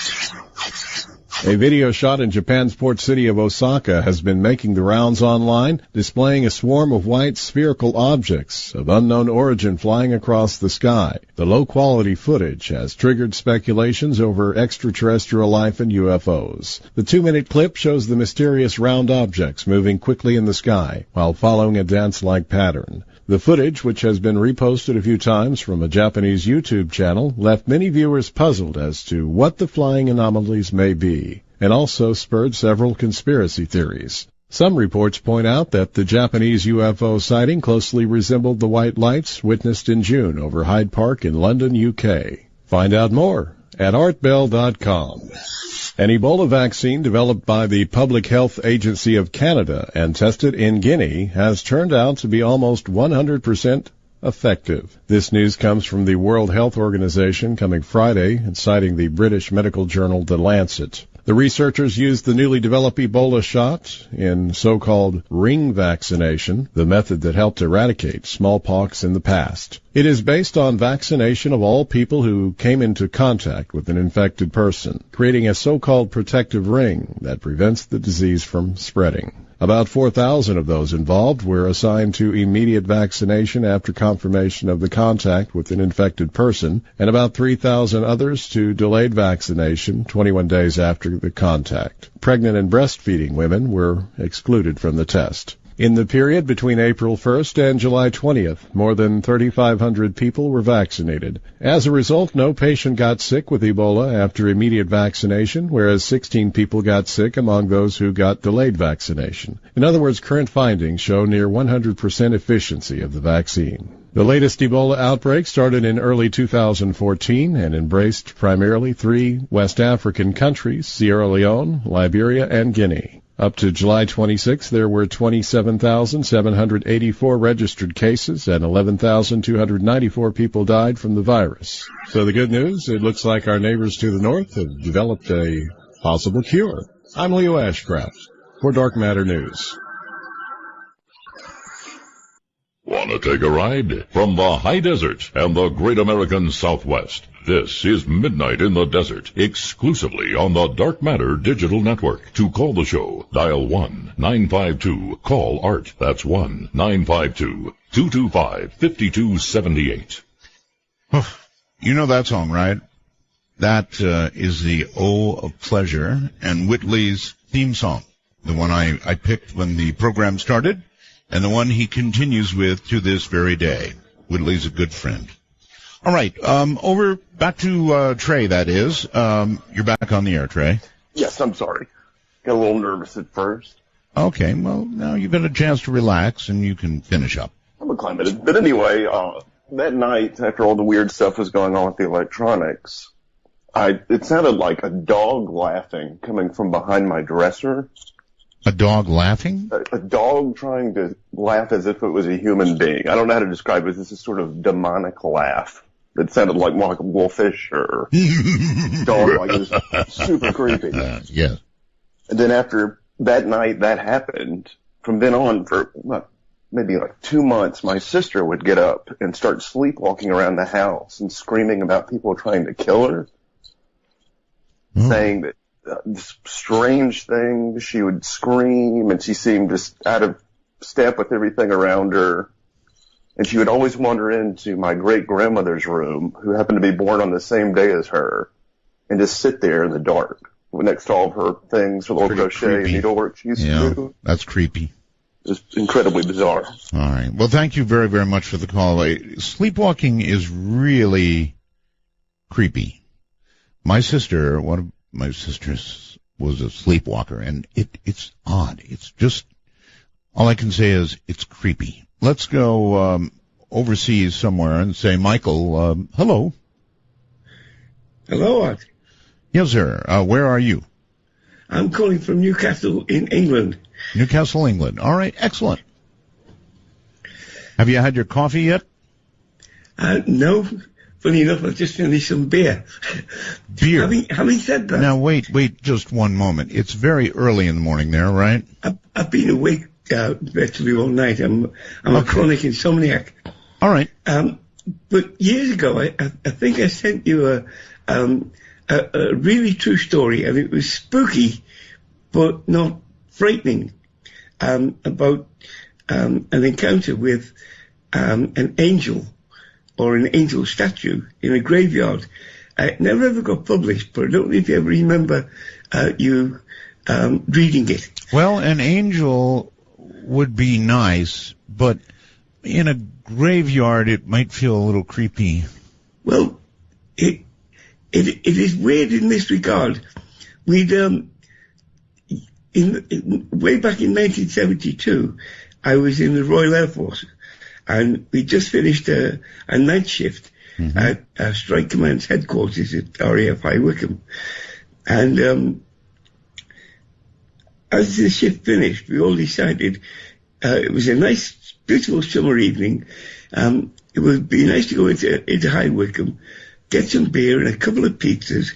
They'd only just started up in them days, pizza shops, and go and have a picnic. Beautiful part of the country. It's rolling hills, Chiltern Hills. But the best place to go was the top of a hill on which or under which the Hellfire Club used to hold its meetings in West Wickham. And from there you could see right down the valley towards Oxford, where you could see the lights of Oxford. Yes, sir. So in we go. On the top of this hill as well, there's a mausoleum dedicated to one of the Dashwood family, who had his heart. He died in the Crusades. He had it. Excuse me while I have a cough. He had his heart brought back, because he died there in the Holy Land, brought back, and there was a whole huge mausoleum built just to hold his heart. Now, this might sound a bit spooky, but it wasn't. It was a beautiful, beautiful setting. So we sit down on the edge of this graveyard, looking down the valley towards Oxford, and we get the beer out. There's half a dozen girls and half a dozen lads, and as you can imagine, we sort of broke up and mixed up into groups. Okay, Michael, we're short on time here, so we've got to get to it. Granted, but the thing was, we were sat underneath this huge statue, and it must have been 11 foot tall, of an angel holding a laurel wreath, which is quite common in Britain, because most war memorials look like that. Right, a lot of statues. So we had a great night. This thing wasn't weird at all. It didn't do anything, didn't say anything. Following morning, one of the girls, I reckon she left her handbag in the graveyard. And as we were off duty that day, we went back up to the graveyard to find a handbag. And it was still early, 7 o'clock in the morning. And we searched for it. We couldn't find the handbag. But even weirder, we couldn't find this statue. It wasn't there. The whole statue was gone. The whole statue was gone.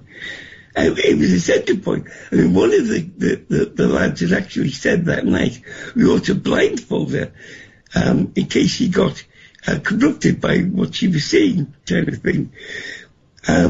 It wasn't a spectacularly interesting statue. I mean, it was a beautiful statue. But it was gone. It didn't do anything, didn't say anything, but it wasn't there the following day, which is the weirdest thing you ever come across. There was no other statues of any angels which could have been remotely mistaken for her. So there you go. Yeah, statues, big ones, don't often disappear. There's no question about that. All right, well, thank you very much for the call. Weird, if you saw a gigantic statue of an angel, and then you went back the next morning when you'd been there that night and it was gone. Yeah, that's strange. You are on the air. Dave, I believe it is. Hello? Hello, it's Dave Carr from Australia here. I've been listening to your show. Actually, I heard you via Tom Likas earlier in the day. You heard me on Tom Likas? Yes, that's probably where you got a lot of your Australian, all of a sudden a lot of Australian audience came probably from that show. That could be. The thing about Australia is that it's the right time in Australia. In other words, it's kind of the middle of the. It's only 4:45 p.m. in the afternoon. Yeah, see, there you go. In England, it's early morning. In Europe, so it's not as convenient. Exactly. But no, I used to listen to you when you used to be on KFI back in the days. You used to be on before Leo Laporte came on. That's how I first came to hear of you. So that's going back a few years. That's before all the US stations started to, they started blocking their content outside of the United States. Yes, how were you, that's right, it is blocked, I believe. How were you hearing KFI? You were here in the U.S. or what? That was back in we're talking about the early 2000s. Okay, so they weren't blocking at that point. Not at that point, because I used to be able to listen to Leo Laporte on there. Right. So you used to be on before him, if I remember correctly. So yeah, it's going back a fair few years. Yes, sir. Do you have a paranormal anything for us? Yes, I do. Back in around 1975, when I was living in a house in North Dubbo. There used a couple of occasions just before the local ABC radio station would sign off for the night. The place used to have a front veranda. Used to hear these footsteps. Mm-hmm. And anyway, you know, it kind of used to freak me out. But yeah, I remember my late mother even said she'd seen shadows in the lounge room. So I don't know what it was exactly, but yeah, it only happened to me twice in the time, and that was all around roughly around 1975, 1976. Some people call those shadow people, actually. Yes, yeah, that's right. But it's, don't know what the origin of the apparition was. You know, the true story. All I know is down the road there used to be a local dairy that used to produce the milk. Apparently somebody died there. Mm-hmm. Well, we know that apparitions frequently come from people who've had, like, violent deaths. Uh-huh. Well, there was a well on the site, too, where we used to live. That's probably the other thing we can put, too. I mean, you know, that's the only previous history I know of the place where I was living at the time in Dubbo, New South Wales. Well, it could be that somebody, you know, went into the well. I hate to even suggest that, but it's a possibility. Let's go to the phones. Bakersfield, I think. Yeah? Hi. Hi. Can you hear me? I do. I hear you. Proceed. Go ahead. 10-4. Do you think you're going to be able to get me on? Well, do you have something really interesting to say? Yes, actually I do. I have one very interesting story that happened to me in college. Okay, then, you're on the air. All right. So, you know, that's like, go ahead. Proceed. Tell your story. Okay. Thank you. Yeah, I'm on the air now, or? Yes. Okay.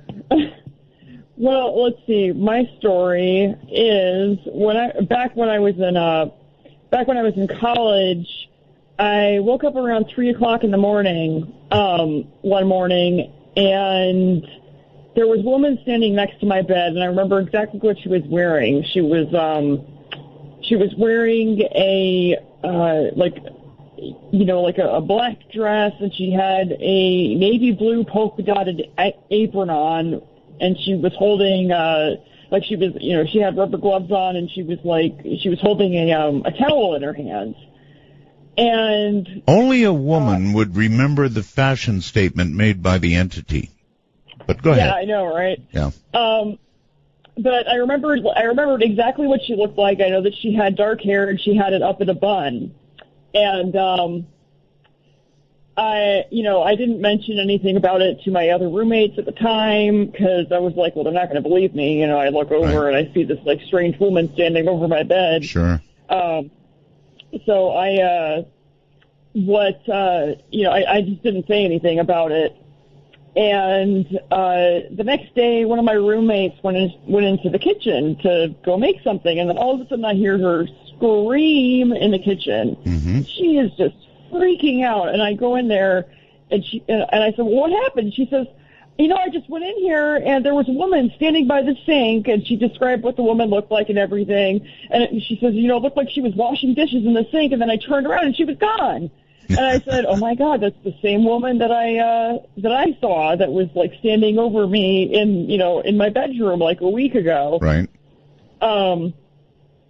Since my grandmother is probably the most spiritual person, or she was the most spiritual person in my family, I called her up and I gave her the description of the woman that I saw. Right. And it was actually...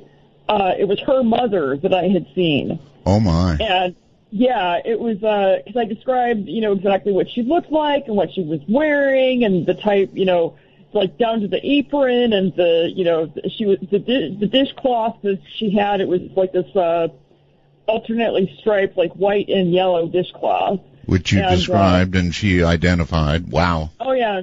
She identified it and, Yeah, it was just, she said, oh yeah, it's probably that's just my mom checking up on you. And I said, well, can you tell your mom not to do that because she scares the living hell out of one of my roommates. Well, that's a good one. That's really a good one.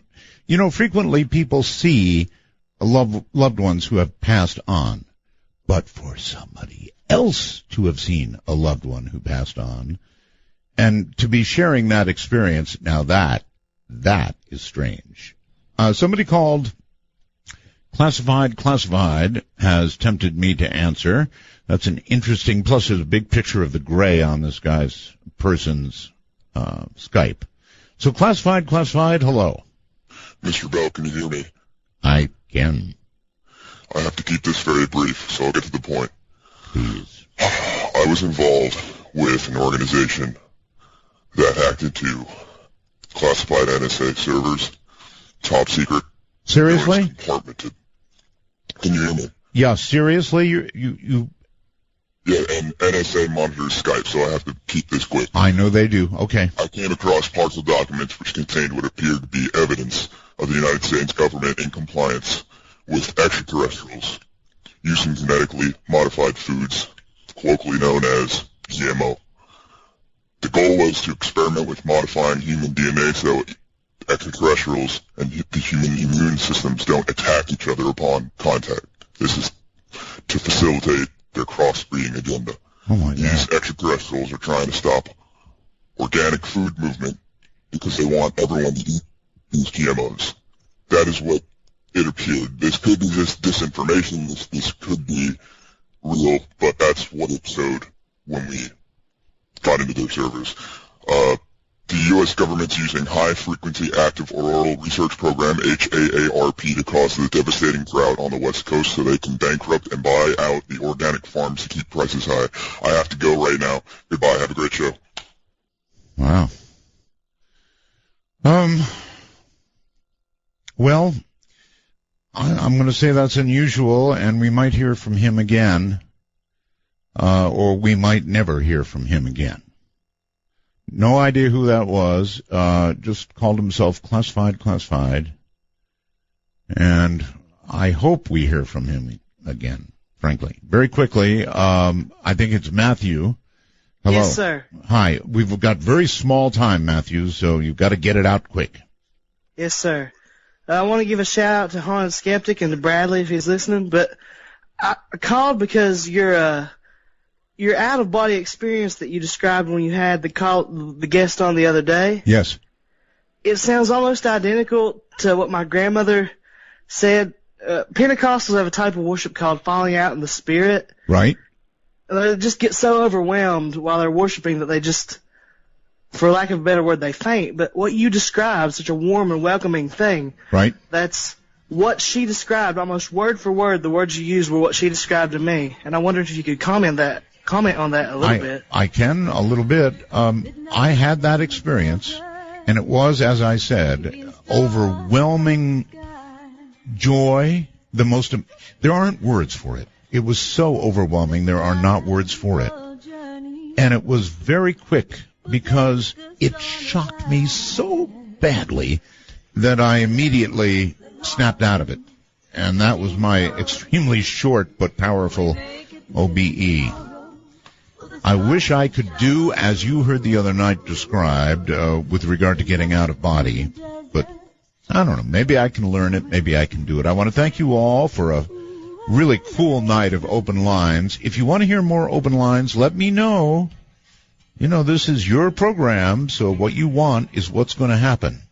For now, sadly, that's all there is. It flew by, didn't it? Goodness. There are moments from this night that I will remember forever. With that said, from the high desert to the world, good night all. Midnight in the desert, and there's wisdom in the air. I've been looking for the answer. All my life I found you there. As the world we live in quickens, are we heeding all the signs? Have we lost our intuition? Are we running out of time? Midnight in the desert, and we're listening. Ooh, we're listening to you. And we're listening. Ooh, we're listening to you.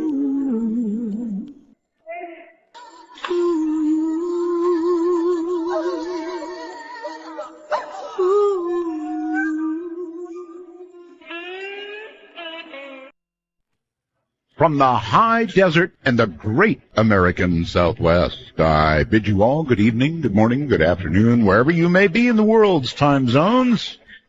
I'm Art Bell, and this is Midnight in the Desert. And this is also Perump in the Storm Path. I want to notify you right away, because I don't know how much time I've got, in more ways than one. Take a look at artbell.com. I took a picture with my phone of the radar and what's approaching my little town right now. And Keith put it up, so if something happens during the show, or because of the show, you'll know what got me in more ways than one. Rules of the show are simple. No bad language. We don't allow bad language. It has no use here. Only one call per show. Beyond that, I want to thank Telos for the great sound. Before the lightning hits, Keith Rowland, my webmaster of 20 years, my producer Heather Wade, the BellGab website. I've got a message for them tonight. They complained bitterly last night. Our guest to be last night was Andrew, Andy, he wants to be called, I guess, Bishago. And he couldn't make it because his Skype was full of hum, and so we went to a backup number, and that turned out to be a cell phone. Then I said, well, how about something plugged into the wall? And said, yeah, I've got one of those with a, portable thing, but it's dead, meaning no battery power. So we had no way to do it. So the BellGab group complained bitterly, and just for them, this vaguely lovable group of lollygags, I'm going to grant your wish, and tomorrow night, Andy, if you will be here. So there you have it, rescheduled already, and he will be on a landline. So there you go, BellGabbers, your wish comes true. Stream guys who get the show to you, and LV.net who gets it to them, and our sales guy Peter Eberhardt. And I mention this as frequently as I can. You really should contact him. We have so few commercials that, well, yours just stands out. The death toll, just a couple of items here, from the fiery explosions in China, as I knew it would, has now climbed to 50. 700 were injured. It was horrible, horrible. They still really don't know exactly what it was. Now, we talk about the air and the condition of the planet. You remember L.A. back when it was really smoggy? Well, it's nothing compared to China. In China, air pollution is killing 4,000 people a day. Every day. 4,000 people a day. Can you imagine that? In one of the deadliest single attacks in post-war Baghdad, a truck bomb shattered a popular fruit and vegetable market in a teeming Shiite neighborhood. 67 dead, 150 wounded. Boy. From theanomalist.com, a lucky eyewitness in Illinois got the sighting of a lifetime during a thunderstorm. Maybe I better not read this. During a thunderstorm last month, when he managed to capture one of the most elusive phenomena to ever be studied. No, not a UFO. The flying object has been tentatively identified as ball lightning. Ball lightning ignores all natural rules. It ignores gravity. It ignores everything. It goes where it wants to go. It does what it wants to do. It's an interesting piece of land that I live in here in Pahrump, Nevada, South Nevada. We're about 6 miles from the California border. In fact, if you look at that picture, the blue circle up at artbell.com on the radar shot is exactly where I am. I am in that blue circle. At least for now. It looks like a bad one. All right, so coming up in a moment is, and I have been sprinkling my studio, by the way, with holy water. Actually, not. Little tap water here. Came out of a hole, though. Born and raised in San Diego, this amazing person coming up, Blanche Barton, graduated Phi Beta Kappa from Redlands College with a degree in journalism and literature. She met Anton LaVey. I guess you know who that is, right? Most of you? She met Anton LaVey the day after the previous high priestess left the Black House. Barton became LaVey's companion and mother of his only son. She became high priestess of the Church of Satan, holding this title until April 30th, 2002, when she assumed the role of chair mistress of the Council of Nine. Her biography of LaVey, The Secret Life of a Satanist, the authorized biography of Anton LaVey, was originally published in 1990, and an expanded edition is available now. Blanche also wrote The Church of Satan, A History of the World's Most Notorious Religion. All right. We're going to break here, and when we come back, Blanche will be here, unless the storm has moved in and erased me and the entire program. Anyway, take a look at the radar to give you an idea of exactly where I am, or was. When that moon was drifting through the lazy sway of the trees, I saw the look in your eyes, looking into mine. Might be a sin, but I'll take your bet and you're going to regret, because I'm the best as ever been. Johnny, rosin up your bow and play your fiddle hard, 'cause hell's broke loose in Georgia and the devil deals us hard. Take a walk on the wild side of midnight. From the Kingdom of Nye, this is Midnight in the Desert with Art Bell. Please call the show at 1-952-225-5278. That's 1-952-CALL-ART. Well, all right, here comes Blanche Barton. She is a damn high priestess. I would assume, Blanche, welcome to the program, by the way. Ah, Mr. Art Bell, we meet at last. In the stormy desert at midnight. Best time. It's the dark of the moon, too.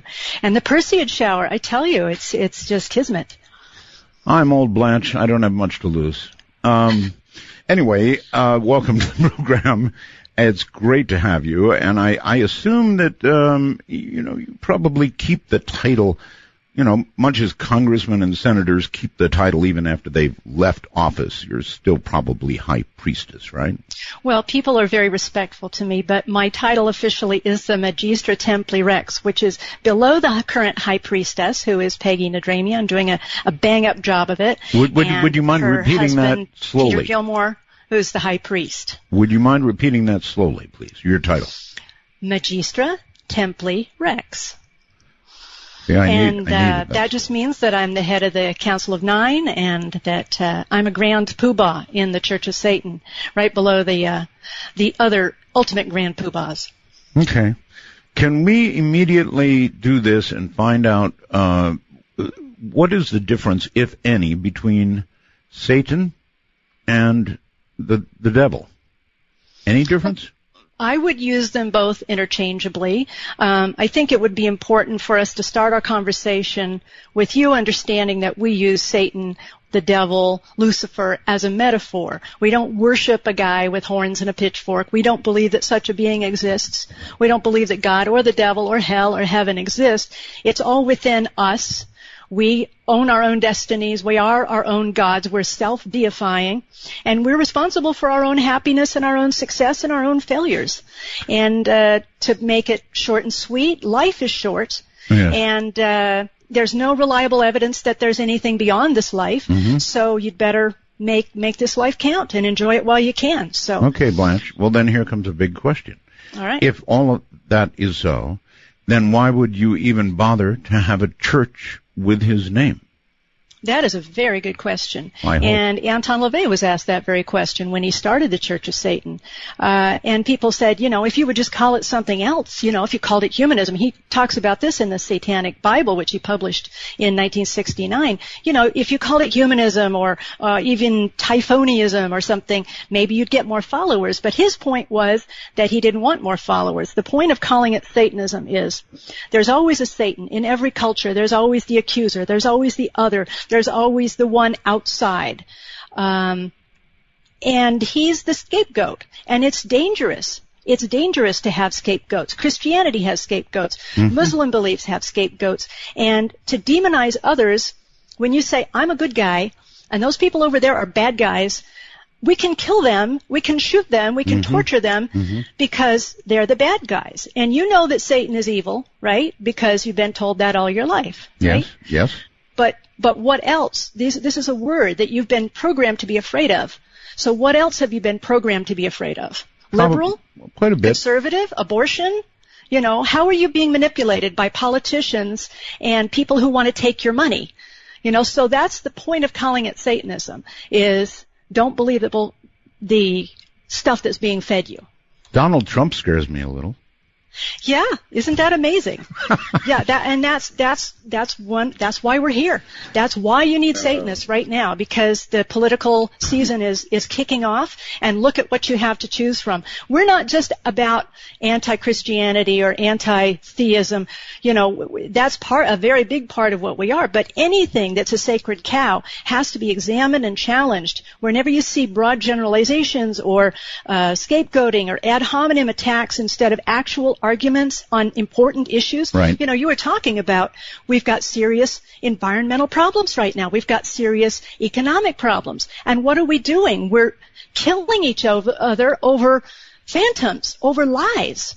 And that's not how we bring things together to save our planet right now. And that's what we're all about. All right. Let's get into this.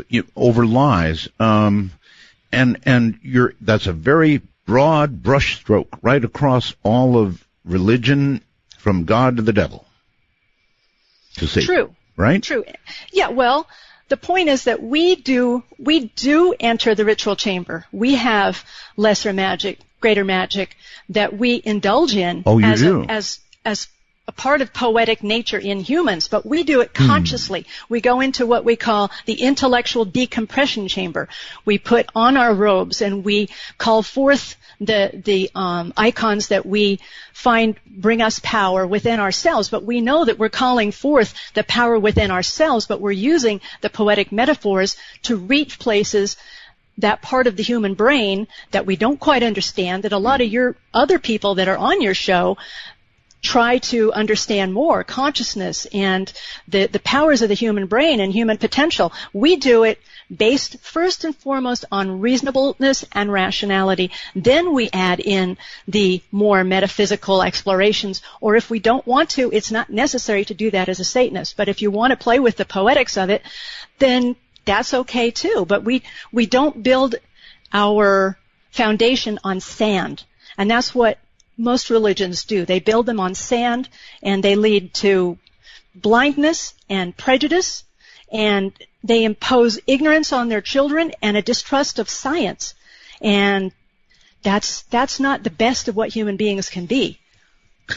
Well, what you preach is all good stuff. The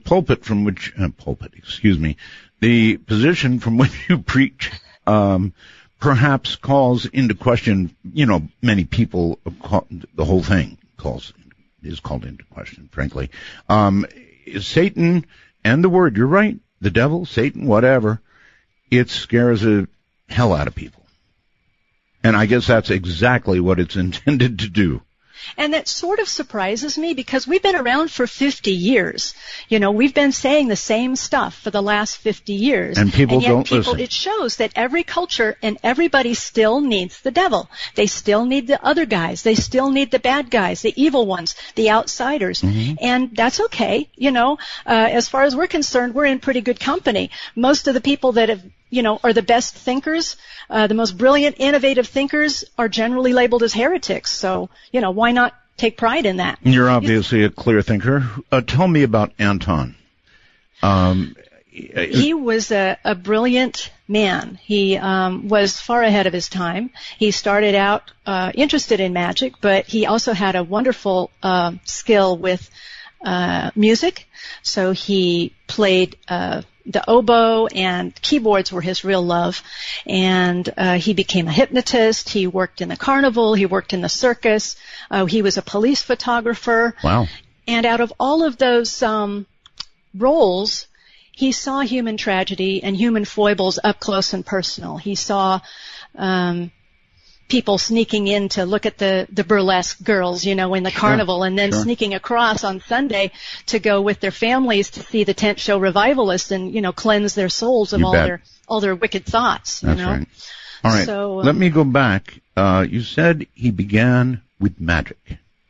Is magic real? Well, I believe that magic I can only answer that for myself. You have to answer that for yourself. Well, you said Anton began with magic. Well, he began with an interest in magic and the supernatural. And he did. He checked out as many people as he thought might have a gateway into other worlds, other ways of being. Madame Blavatsky or Aleister Crowley, and they were all so dry and boring and sad and obfuscating. He just wanted the real deal. And I think people are attracted to his philosophy. One of the reasons that they're attracted to his philosophy is because he doesn't dance around. He says what he means what he says. He says, this is how I do what I do. Go in the ritual chamber, try it. If it works for you, great. Try these methods that I wrote in The Satanic Witch about basic psychology, reading people, cold readings that he learned in the carnival, the whole process of looking at nonverbal cues, and make it work for you. Yes, but those are all tricks. And what I'm asking is, did he find the real thing, or did he practice when he found the real thing? Well, certainly he did. Certainly he did. Well, okay, so magic is real. Yes. I have experienced magical consequences of what I've done in the ritual chamber. As I say, though, that doesn't mean that if you go into the ritual chamber and you do exactly what I did, right, it may not work for you. Because, to be honest, now this is just me speculating. This isn't Church of Satan policy. But it's almost as if everybody has a different frequency, Right. And Anton talked about this when he was playing music for animals in the circus. He said, you don't play the same song for an elephant as you do for a tiger, because they have different rhythms, they have different moods. And I think certain people are just attracted to the satanic mythos. We're attracted to the anti-hero, like Lord Byron, with the Miltonian anti-hero, the light bearer, Lucifer, or Prometheus, for example, who risks the wrath of the gods in order to bring the fire of wisdom and intellect and creativity to human beings, and he was punished for it. Or the ultimate, of course, in the Garden of Eden, the serpent, tempting with the apple of knowledge from the tree of knowledge. All these metaphors are the same, and these are things that inspire me. Religion presents you with metaphors and myths, stories that codify and strengthen you. They're almost like a group art project to me, because they communicate what is important to a given society, what you hold dear, what rituals you find important, and what those ideals are. So my ideal is not some guy hanging on a cross. I'm sorry, when my back is up against the wall, I want a dynamic, life-affirming, poetic image of Satan who is the ultimate anti-hero. And actually, Anton, when you look at him, certainly carried some of those physical characteristics, didn't he? Oh, he certainly did. Yes, he certainly did, and he emphasized them. True to lesser magical ability, he saw what worked best for him, and he saw the look that he could present, and that fit, and he used it. Okay, pinned to the wall, you admit magic is or can be real. If magic is real, then the supernatural is real. Right? Yes. That's a pretty grudging yes.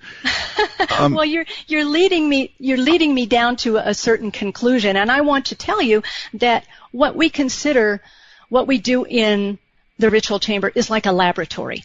I don't think enough has been understood yet about, and again, this gets back to the other guests that you've had. I mean, even like Dean Radin, The Conscious Universe, or oh, you are a listener, aren't you? Yeah.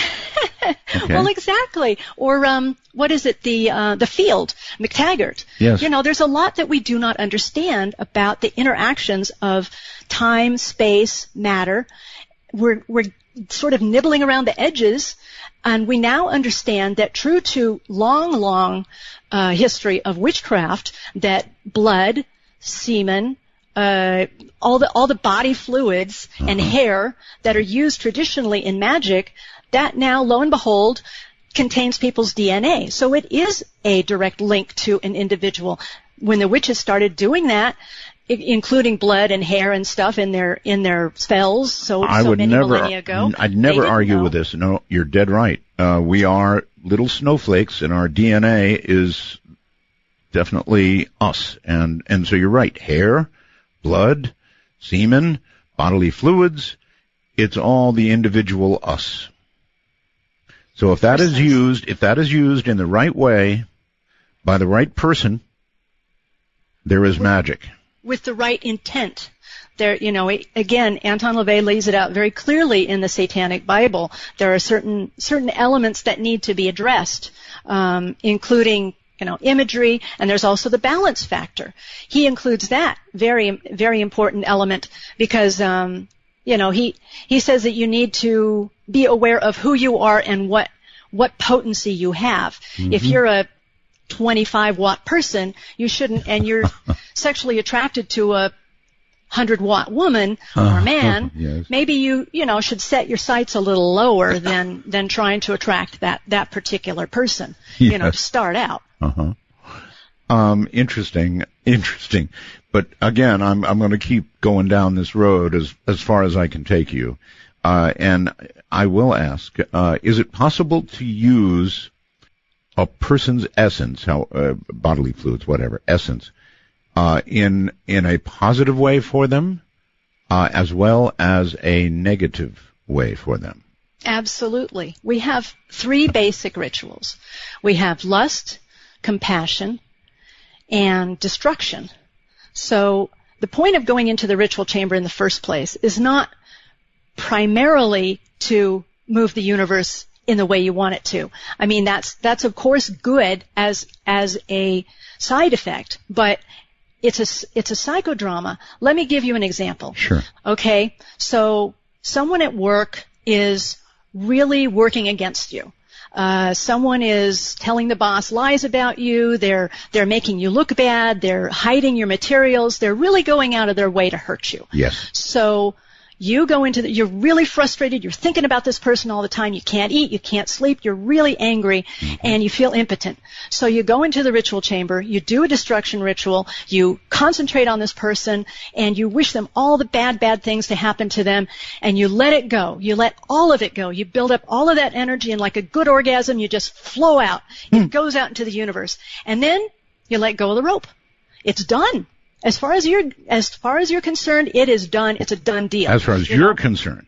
You've spoken to the universe. It's going to happen. Whatever's supposed to happen will happen. So next week, you go into work, and this schmo has been promoted and moved to Hawaii.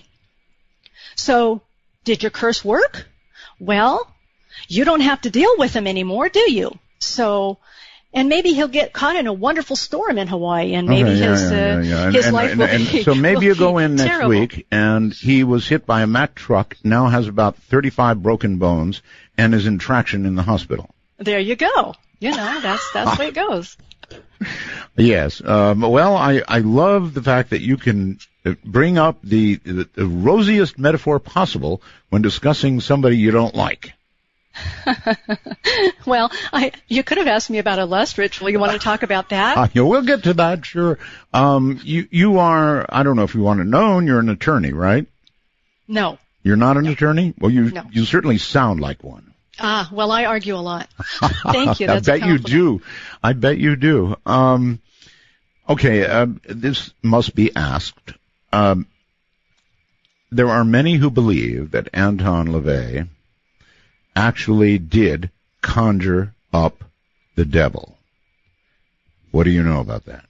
Well, I would say yes, absolutely. You would? Know, if you're talking about the metaphorical devil, I mean, he unleashed, 50 years ago, he unleashed this power of all the people that now call themselves Satanists. And we are doing fabulous things, wonderful things in publishing. We have a lot of people in military. We have people making art, tattoos, lawyers, teachers, all sorts of people doing amazing, wonderful things. And that was, there'd never really been an actual calling forth of the devil and giving him his due the way that Anton LaVey did. There'd been, before there'd been sort of prankish ceremonies, the Hellfire Clubs and references to the devil and heretics and stuff, but there hadn't been people stepping forward and pridefully, purposefully taking the name of Satan and saying, this is how we define Satan, this is what he represents for us,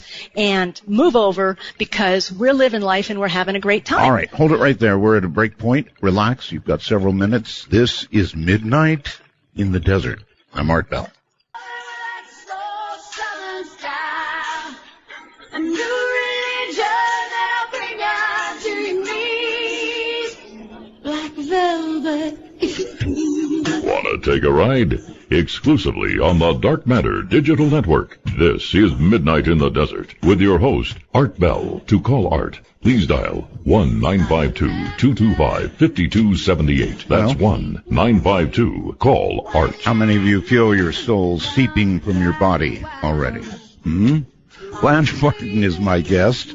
She was actually the high priestess of the Church of Satan and is chair mistress of the Council of Nine. And we have talked of interesting things: humanism, Satanism, and magic. Now, I do have a little bit of I don't want to say problem, interest, I guess I would say. If you pin down Blanche, magic is real. And she described something, frankly, that could have easily been described by Dr. Evelyn Paglini. Now, Blanche, have you been a listener long enough to have heard Evelyn Paglini on the program? I should have. I'm sure there are a lot of Satanists out there that would, like to slap me about the head and shoulders for not knowing who that is. She's a witch.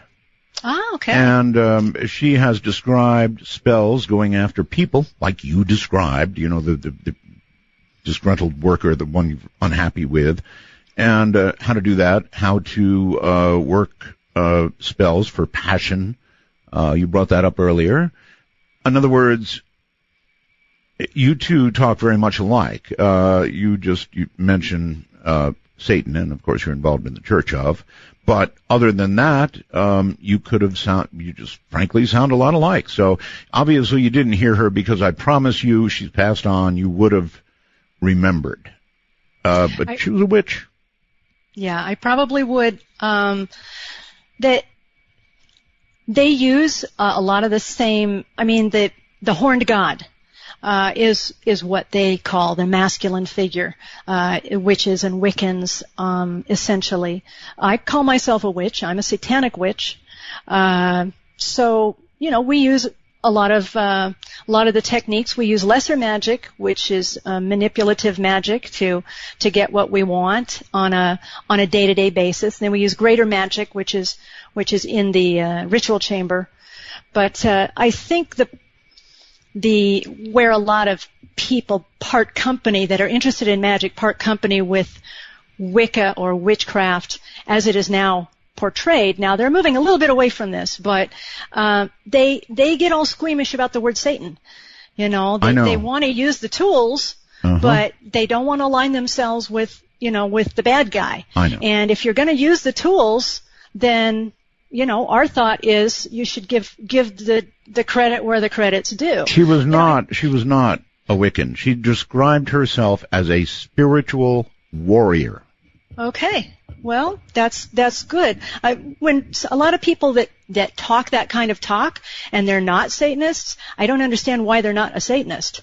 You know, it seems like a logical step to me. I know a lot of in the 60s there was a group, you know, calling themselves WITCH.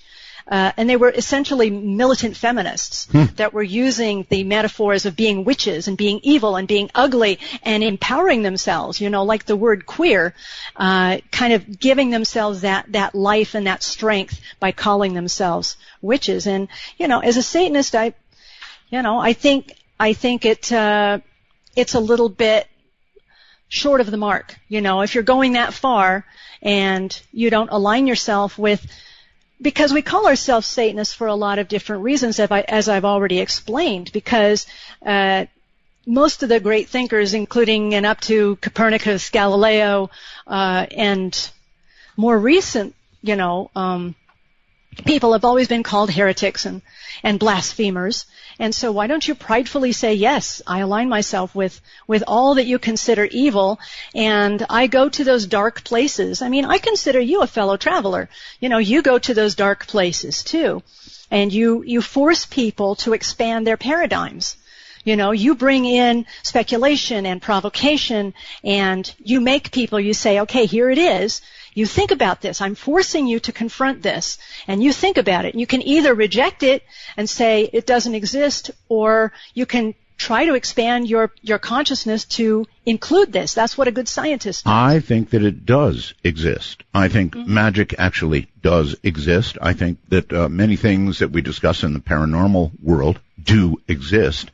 And what I don't understand is, if you feel the same way, and I know you do, how can that not lead you to a curiosity about a maker, a creator, and Satan? All of those things being possible. Well, that does not necessarily follow for me, because the way why? I mean, you're going down that road. How can you not continue down that road to the ultimate possible conclusion? Well, I don't need a maker. I have evolution. You know, I have reason. I have rationality. I don't need a God that created me. If he did, he's an absentee landlord. And I've talked to people about this before too. I can't force myself to believe in a God that I don't believe exists. I can't force myself to believe that some guy 2,000 years ago in the Middle East dying, if he did live, if he was an individual and he wasn't just a compilation of a bunch of supposed fulfillment of Jewish prophecy, I can't believe that he has any bearing on my life as I live and breathe today. I'm the one who controls what I'm doing now. And if I had to believe, if I really tried to believe in a God that was omnipotent and omniscient, and I could pray to, and he would pay attention to me, each little sparrow and each little butterfly and each little, you know, grain of sand in the cosmos he cares about. Okay, so there's such a being. How does he let happen what he lets happen? How can the fighting continue? How can all of these bad things? And of course they say Satan. Okay. Well, no. They or me just might say free will. But let me continue just a minute more. Sure. Go ahead. It would create such frustration and anger in me to believe in that kind of God. If I tried to, and I really tried to pray, and I really tried to understand, I would be homicidal, because I could not reconcile why this being who supposedly loves me would threaten me and manipulate me in such a petulant, petty way that I have to bow down and worship him and do what he tells me to do, or he'll throw me into a fiery pit for all eternity. I mean, what kind of love is that? And then, I kind of agree with a lot of that. I really do. But what about the whole concept of an original creator and then free will? In other words, we're down here and left to do what we're going to do, and our ultimate, up or downville depends on how we do. Okay, so my free will tells me that I'm a representative of Satan, because if that God created me with a brain, He wants me to have a scientific mind, a rational mind. He wants me to challenge. He wants me to be against self-deceit. And he doesn't want me to bow down and worship him, so I'm doing my job. Well, I'm not killing anybody. I'm not stealing from anybody. I have a very sound base of ethics that I move from. I don't need a God who's going to threaten me or strong-arm me so that I'll do the right thing. I do it because I live in a society where it's expected of me, and I want the same respect from my other fellow creatures, and so that's the contract. That's the social contract, like Rousseau talked about. I don't hurt you, you don't hurt me. I don't need a God to tell me to do that. Okay, what has Satan done for you that God has not? He's freed my mind. He's freed my will. He's inspired me. He's strengthened me. He is a guide for me in my life. The whole anti-heroic Miltonian attitude of even when your back is up against the wall, when you don't have anything else in you, even when you've been demonized and put upon and attacked mercilessly by the majority, you still are prideful and defiant and creative and driven. And that's where Satan leads me. All right. Earlier I asked you if he conjured up the devil, and you responded that yes, he did. In my mind, he has let loose the gates of hell. There's a whole generation, 2 generations now, of people applying Satanism every day of their lives. And one of the reasons why I'm on your show is, well, 3 reasons. One, because you've got a wonderful show, and it's an honor and a pleasure to be on your show. But also, people are Satanists all around the world now. It's a very popular philosophy, but a lot of times you don't even know when there's a Satanist working next to you, or teaching your children, or babysitting your parents, or you don't know that they're Satanists because they don't. It's not necessary for you to disclose that you're a Satanist. In our version of the world, if it does you no good to expose yourself, then don't do it. People are confused, they don't understand it, but I want people to know that if you find out that your coworker is a Satanist, that there's nothing for you to fear or get freaked out about. These are our ethics, these are our attitudes, these are our habits. We stick to our own most of the time. We keep our nose out of your business. As long as you don't try preaching to me, I'm not going to preach to you. You're not going to find Satanists on the street corners handing out pamphlets or knocking on your door and waking you up at 7 o'clock in the morning on a Saturday or Sunday. Good. We figure we want the information to be out there. That's what the Church of Satan is here for, is to continue to codify and clarify what Anton LaVey said, keep his ideas pure, blending the poetic and the rational parts of human beings. And if you're interested in it, you will seek us out and you'll find out if it's the right thing. If it's not for you, that's fine. But if you know of a Satanist, I don't want you to overreact and say, oh, yeah, I want you to understand and be able to have an intelligent conversation with them. Just to be clear, your relationship with Anton LaVey was? It started out, I was working in the office in San Francisco along with other people. And as I began to know him, I began taking notes on.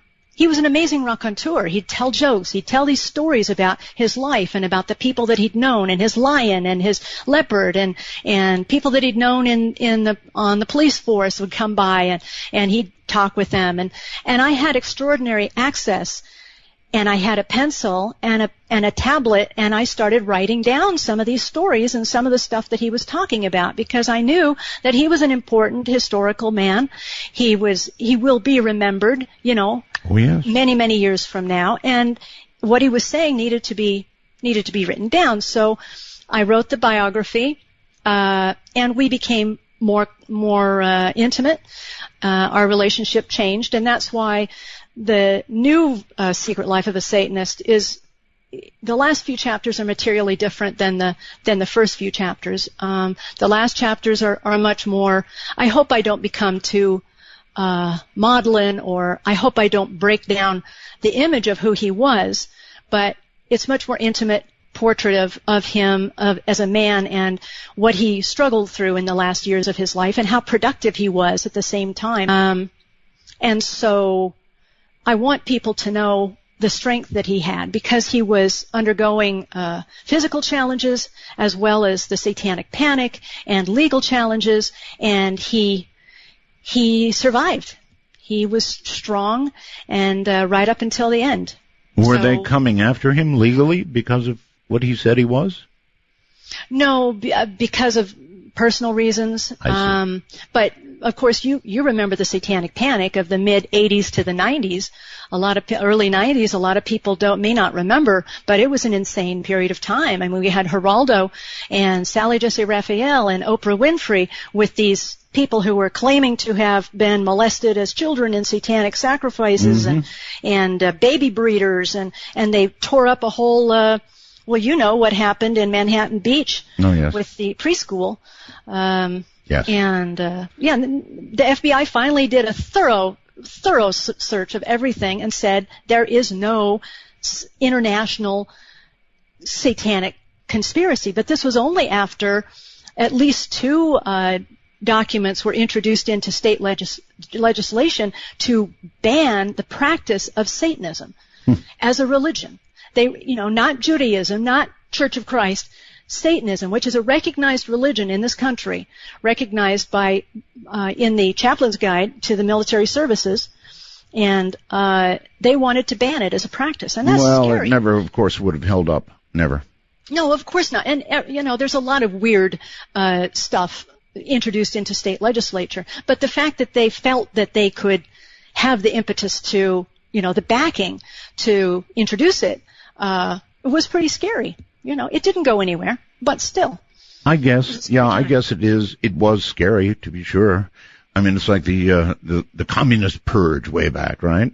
Well, and people were, their lives were broken. They got fired from their jobs. They were going through divorces, and people lost their children. They had child protective custody coming in and taking their children away, just on accusations.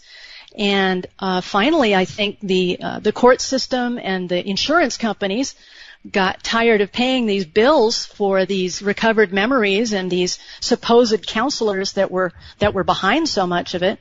But it was a time of suspicion, and the 2 elements that Dr. LaVey hated so much was that they would go on these shows, and instead of talking about real Satanism, they'd talk about some animal sacrifices or child sacrifices. And so the teenagers who were watching these shows and listening to this hysteria would say, ooh, I want to be like, a real Satanist. And so they would go off and maybe sacrifice a dog or something, and that would end up in the local papers. And Dr. LaVey loved animals. He had many, many wonderful animals that he had a great relationship with. And one of the tenets that he makes very clear in our satanic statements and in the Satanic Bible is you would not hurt an animal or a child because they're the most natural magicians. And instead of, waving the Satanic Bible around in disgust and saying, ooh, isn't this awful, they wouldn't read the book and they wouldn't tell people that's what Satanism really represented. And he said, all of these animals, if there are animals being hurt or killed in this fashion because of, they think that that's what real Satanists do, these animals should be placed on Oprah Winfrey's and Geraldo Rivera's doorsteps, because they're the ones that are doing it, not us. They're the ones that are leading these people to do this. And he felt very sad about that aspect of it. I once had a young lady on my show whose name was Patsy. She had devoted her life to the devil, to Satan, and she said that she would ensure that her, I think it was son, would be taken by the devil, as well as herself. Now, she wasn't just a caller. When she began as a caller, and I went on to interview her in depth, but this, I'm telling you right now, this gal named Patsy meant what she said. Now, I understand that is not what you've told us about tonight, but how many Patsies are out there? Well, there are people that use any number of contexts for their disturbances.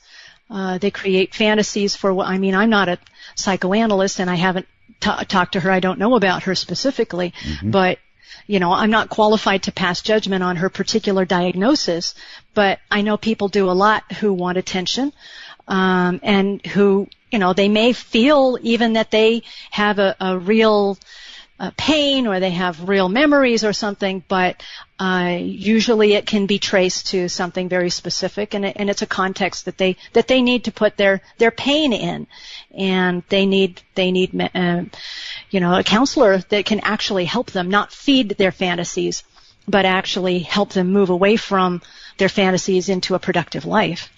With what you've said, and I've listened to what you've said very carefully, hold tight, we're at this another break point. It's very difficult for me to distinguish between a fact and fantasy here. Magic is real, but the devil or Satan isn't. I'm Art Bell.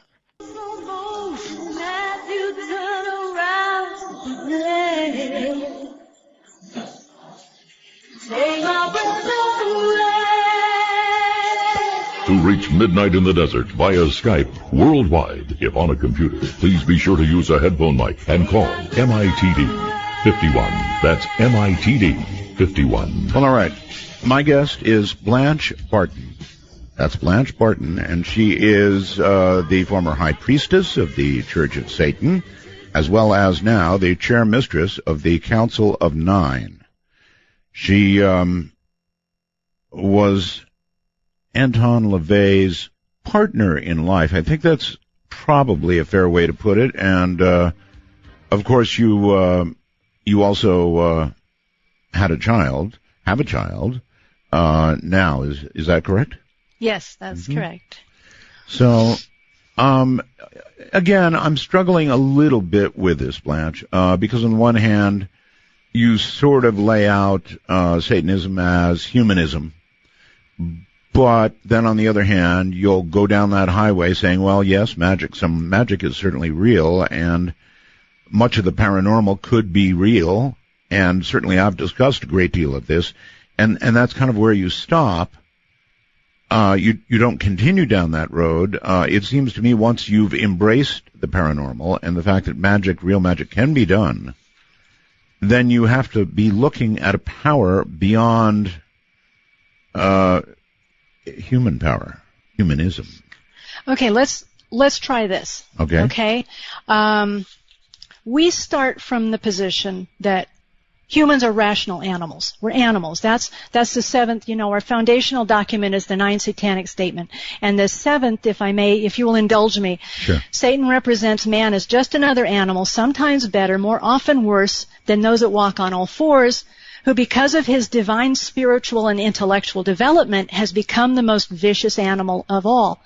And we can see what's happening because of that viciousness to animals all around the world. So we're selfish and short-sighted creatures.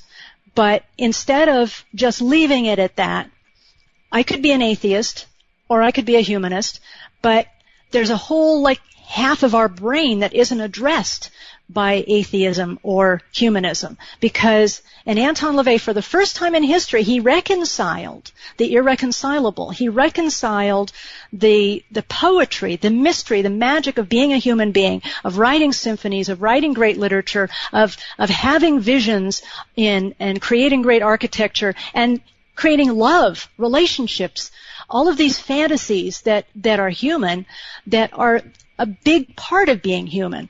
So he fed that into sort of a pomp and mystery of satanic imagery so that we can utilize all the power within us. And I don't see any irreconcilable there at all. The power does not come from an external source. It comes from me. It comes from you. It comes from the other people that are working with me for the same goals. And that is now being quantified, again, getting back to, recent books by Dean Radin and McTaggart and other people. It's now being quantified in a scientific way that there is a group effect when several people, lots of people are concentrating in the same direction at the same time. It does have a measurable effect. And I don't understand it, and I don't pretend to understand the dynamics of it. I think that scientists will be studying it more and more, but we're storytelling creatures. You know, that's what we do. If some alien came from another planet, imagine how weird it would look that we go to movies, that we watch these little boxes with all these stories on them, that we read these books, and they're all fantasies. They're all stories. Why do we do that? Because we're storytelling creatures. And we gain strength from these metaphors and these images and these practices of various emotions. And we like drama, we like symbols, we like passion, we like rituals and celebrations that bind us together and communicate our group values. And that's all that Satanism is, like any other religion. I've got an atheist that I bring on the show from time to time named Matthew Alper. Very interesting guy. Maybe you heard him one time. Anyway, he wrote a book that I find fascinating, and I would like to describe to you the premise. The book is called The God Part of the Brain. And it basically, I'm not going to do it justice here, but basically it suggests that all human beings, and we include those who are found on otherwise uninhabited islands, you know, natives that worship one thing or another, the sun perhaps, the moon, the trees, it doesn't matter, that human beings are programmed by something in our brain, or some part of our brain, that demands that we worship something, that we believe in some sort of deity greater than ourselves. And he thinks that they will eventually identify that part of the brain that causes this. I wonder how you feel about that, because it is true. If you look around the world, everybody, just about everybody, even you, worship something. Well, that I hesitate with the word worship, except that I worship myself, but I don't worship something external. Just metaphorically, that's a poetic representation of me. You know, that those images are a poetic projection of me. But yeah, I certainly think it's a fascinating study, the God part of the brain. I can definitely see that, because it is a near universal that people like to. And what I've credited to, and I don't think I'm alone in this, is that and maybe he even includes this part, when we're in nature, when we're trying to survive, when we were in our earliest stages, our brains were developing, our survival depended on seeing patterns, seeing the gestalt, seeing the tiger hidden in the trees. And so we look for patterns and we try to make sense of things. That's what we do all the time. That's the scientific part of our mind, is trying to make sense. And we like things to progress in beginning, middle, end. We like things to be just. We like for good people to get rewarded and bad people to go to a bad place and get punished. We like that. So we tell stories to ourselves that that's what's really happening. So yeah, I can see that would be a very interesting study. I would like to read his book. I thought you might. All right, so I have a computer, and I have this thing called the wormhole, and they can go to a certain place and send me a message as I'm doing a program, like right now. And before I read you anything, what would you imagine the response to your being on the program is tonight? Oh, I think probably people are very happy to talk, to have a real Satanist telling them exactly what Satanism really is. I would imagine, in my mind, that's the way I would like it to be. They say, oh, what an interesting young woman. I really enjoy hearing what Satanism really is. And now when I find out that my boss is a Satanist, I won't be freaked out. That's probably it. All right. Well, I would say it's more of a mixture. For example, oh my God, Art, how can you do this? How can you put on this satanic crap? Click, goodbye. That's somebody scared. And then I've got from, Roman in Indio, California. Absolutely fantastic guest, Art. Very intelligent woman. Really enjoying this. So it's either love or hate, Blanche. Yeah, I can see that. People have that reaction to the Satanic Bible. Anton LaVey said that people will pick up his book and they'll read it and they'll either say, my God, I've felt this way all my life, but I didn't know what to call myself. I guess I'm a Satanist. That's exactly the way I feel. Or they, throw the book across the room in disgust. Mm-hmm. It's one way or the other, and that's fine. That's great. That's the way it should be. All right, so then why not call yourself a humanist and avoid all of this, everything? Because that wouldn't be it wouldn't be addressing the essential problem that Satanism, calling it Satanism, represents. Satanism isn't just atheistic; it's anti-theistic. And it's not just a matter of, oh, well, okay, so that works for them. Okay, that's fine. Well, it's not fine. People who are running our country, that are running our world, all around the world, most of them are basing their lives on irrationality and muddled thinking and scapegoating. And these people are leading us in certain directions, economically, socially, ecologically. And it's going to affect you. One way or another, it's going to affect you. And so Satanists, by nature, choose active opposition. You need something constructive for your life, not just a denial of something like atheism. Choose active opposition. So is it called Satanism only to choose having that opposition? I think it's to recognize that humans, I see Satan as a quintessentially human metaphor. He's the risk taker. He's the underdog. He's the one who triumphs, even though he's vilified. He's the solitary romantic figure, and it's a human. It's humans, not Jesus hanging on the cross and being nice to everybody. We've fallen from grace, both of us. Satan and humans have fallen from grace because of our self-determination and our pride. And instead of sniveling and whining, we stumble forward by our own wit and our resourcefulness, and we create whatever life we can with the people that we love and cherish. Mm-hmm. Are there sins in Satanism? Yes, there are actually. Strange you should ask that. How about Anton LaVey came up with it. Okay, how about commandments? Got commandments?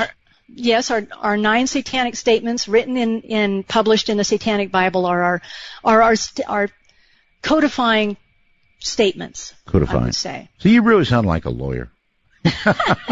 You know what the final 9th satanic statement is? I think you'll enjoy it. I'm listening. Satan has been the best friend the church has ever had, as he's kept it in business all these years. Yeah, well, there is that, isn't there? It is the ultimate threat that keeps everybody in line. Yeah, exactly. And why do you have to have a loving God that strong-arms people into doing good? Well, God, historically, has a temper, right? Well, but He's struck people down. He's destroyed cities. You're a kid, and you're getting shoveled this stuff from your parents. They're telling you about this guy. Where does he live? I don't know. He lives in a cloud somewhere. We've got the space station up there, but they can't see him. Well, he lives more over that way. I don't know what he looks like. And kids are smart. They start asking questions pretty early on, and they understand when someone's avoiding the truth. And when they start feeling that mommy and daddy are not telling them the truth about this, then they start calling into question everything that mommy and daddy tells them. Well, you are right. If you ask the wrong questions, even in Sunday school, you risk ejection. Right. But how do you feel about mommy and daddy lying to you? Well, I don't think I blame mommy and daddy, or that I would say they're lying, because they probably carry that belief that they're passing on. Well, I don't see how any child can get past that. That's when the trouble comes. That's when you reach adolescence and you start realizing that maybe a lot of what you've been taught is not true. And all of those sacred values, maybe they're not real. And when you link ethics to the supernatural, that God tells you to do this, not because it's right or wrong, not because essentially it's good for civilization for you to make these decisions, but because some supernatural guy in a, with a long white beard is strong-arming you and threatening you if you don't do right, then that's not good for society. That's not a good structure. That's not a good foundation. It should be, because this is what is right for the world. This is how we bind together as a human race, If the world were to suddenly embrace Satanism, do you think that there would be far less violence, killing, and just as we're seeing so much, for example, people walk into movie theaters and just begin shooting and then take their own life. Mm-hmm. That kind of stuff. Do you think that Satanism would calm some of this down? I would hope that people of a satanic mind would be more, would understand the necessity of getting along with their fellow human animals. I wake up in the morning and I say, I will not kill someone today because I don't want to be killed. I can tolerate a lot. You have to remind yourself not to do that? I do. Yes. But really, I think if the world were suddenly, filled with Satanists, which is never, ever going to happen, because, again, talking about different parts of the brain, we always have to have the 2% who are the leaders or the innovators or the risk takers, and the rest of the people that really would rather just get along and not think about things very much. Just tell me what to do, tell me where to go, tell me what to buy, and I'll be comfortable, and you tell me what to do. And that, but the Satanists who stand out, the creative people, the eccentric people, the weirdos, I think that they would be better at running things, because they would hopefully have actual discussions, not ad hominem attacks. They would start talking about things, not pigeonholing themselves and saying, well, I'm a conservative, so I have to vote this way, or I'm a liberal, so I have to vote that way, and that's a bad person over there. The Koch brothers are awful or evil, or the unions are awful or evil because they're in the other camp, and I don't have to listen to anything they have to say. I just have to listen to what my party tells me to do. Right. And that's how we've gotten into the trouble that we have. All right, hold because tight. people aren't voting. They aren't voting the issues or the man. They're voting according to their party affiliation. All right, hold it right there. We're at a break. I'm Art Bell. This is Midnight. Enjoy. He came from somewhere back in the long ago. The sounds of the fool don't see, trying hard to recreate what had yet to be created. Once in her life, she musters a smile for his nostalgic tale. Never coming near what you wanted to say, only to realize it never really was. She had a place in his life.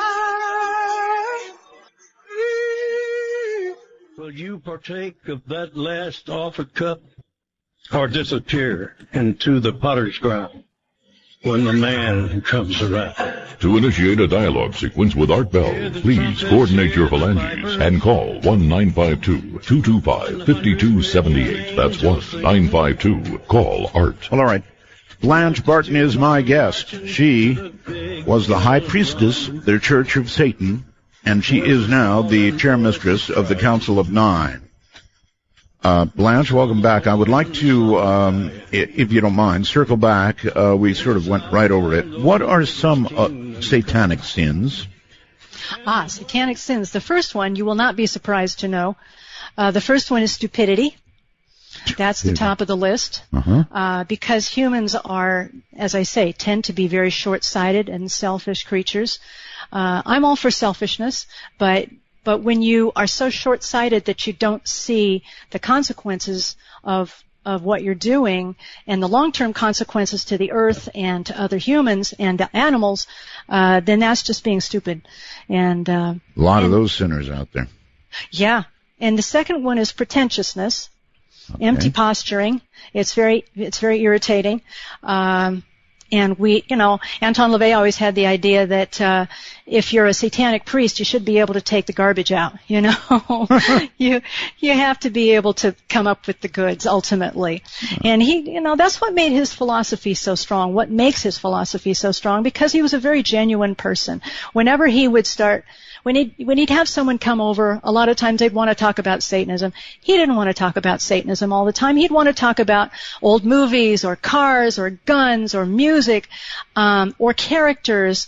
And people were not disappointed because he was a wonderful raconteur and a fabulous musician. So if you were treated to an evening of music with him, you'd walk away very happily. But he would say these things, and when he sounded a little bit pompous or pontifical or as he perceived himself to be taking himself too seriously, he'd undercut it with a joke. He had a whole repertoire of jokes, and that was one of the books that I wish he had been able to put together before he passed away, was a book of satanic parables, which would have been all of his favorite jokes. Okay. While we're on that subject, and I want more sins, but while we're on the subject, it now has been 50 years since the Church of Satan began, and 20 years since Anton died in 97. So an obvious question is, how's the church doing without Anton? Well, that's a very good question, actually, because we would have no way of knowing. He was the founder. He was the progenitor. Was this just a personality cult, or did he create a philosophy with legs that actually can stand on its own and lead people to greater interesting achievements and interesting things? And I think the answer is that we're doing great. We've got more members all the time. We've got more adherents all the time. We're being productive. We're getting things moving and shaking in the world. He was a very strong leader. Do you proselytize? I mean, obviously you are doing that in a sense tonight. But I'm inviting that. But you don't knock on doors and hand out pamphlets. So how does the word get around? Well, it's the tradition of the left-hand path is that you have to seek it out. It is a singular path, and it's a dangerous path. And so there are a lot of imitators out there. There are potholes along the road. But if you're drawn to Satanism and you like the metaphors and you like what you've heard of Satanism, if you find it intriguing, then, we have the website, churchofsatan.com. It's a portal for all the activities that a lot of Satanists are doing right now around the world. And it's got a lot of materials on there for what Satanism is and isn't. You said it was a dangerous path. It is a dangerous path. Why? Of course it is. Because it's a singular path, and it will lead you into... Yes. It will lead you as close as you can get to madness. What I mean by that is, if you are inculcated with Satan is evil, Satanists are evil all your life, and you step into that world and you're not ready for it, then your very fear will act against you. You will conjure forth, because the whole idea is that we're conjuring things, we're focusing our energy on what we want to achieve. But you can undercut yourself. You can actually hurt yourself. And if you're feeling guilty or you're feeling afraid, or if there's any residual ill feelings, and this is purely psychological. This isn't magical. This is psychological. When someone is doing something that deep down inside they're conflicted about, you can manifest it physically with pain, aches, headaches, stomach upset, and drawing all kinds of terrible things into your life. So it's not for everybody. As I say, it's a particular vibration that people find brings them joy, happiness, and inspiration. But if you don't find that from Satanism, run away, and run away fast. You know what a Ouija board is, right? Yes. Okay, I don't think a Ouija board per se is dangerous, but I had a very, very bad experience with one that I will not discuss and never have publicly. I think that it is the intent of the users of that board that brings about some of the bad experiences that people have had. What do you think? I'd say you're definitely on the right track with that. I would also say that, as I was trying to explain, if you have any residual doubts or fears or guilt that's a good medium for those things to open up to you and start attacking you. But again, not from something outside. You're conjuring it for yourself. Well, now be careful. Yes, perhaps you are conjuring it, but you at the same time admit there is something outside. I admit that we create conduits for our own achievements and creating our own goals as we move through life magically. Yes. All right. Some more sins. We've got 2: stupidity, pretentiousness. The third is solipsism. That means expecting everybody else to be like you are. You're a moral person, an ethical person. Mm-hmm. You have certain values. You're vulnerable to somebody that comes along and tries to steal your money because he doesn't have the same values, but he might give you a wonderful line to try to convince you to part with your goods. So you have to be on guard. That's the essence of solipsism. Okay. You have to be constantly vigilant and look through illusions that people are trying to, it's very Machiavellian. Good advice, though. Anything else that would catch our attention? Let's see. Self-deceit, herd conformity, then the last one is lack of aesthetics. That's just a terrible sin. Lack of aesthetics. Yes, meaning that's right. Well, it's part of lesser magic, really. It's a way of applying aesthetics, and again, it does evoke a certain magic.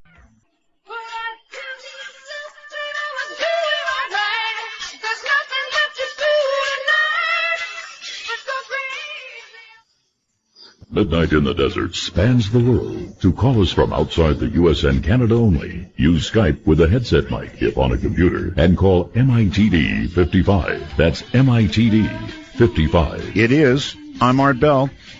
And with me tonight is Blanche Barton. And it is evoking many comment, that's for sure. Blanche was the high priestess of the Church of Satan.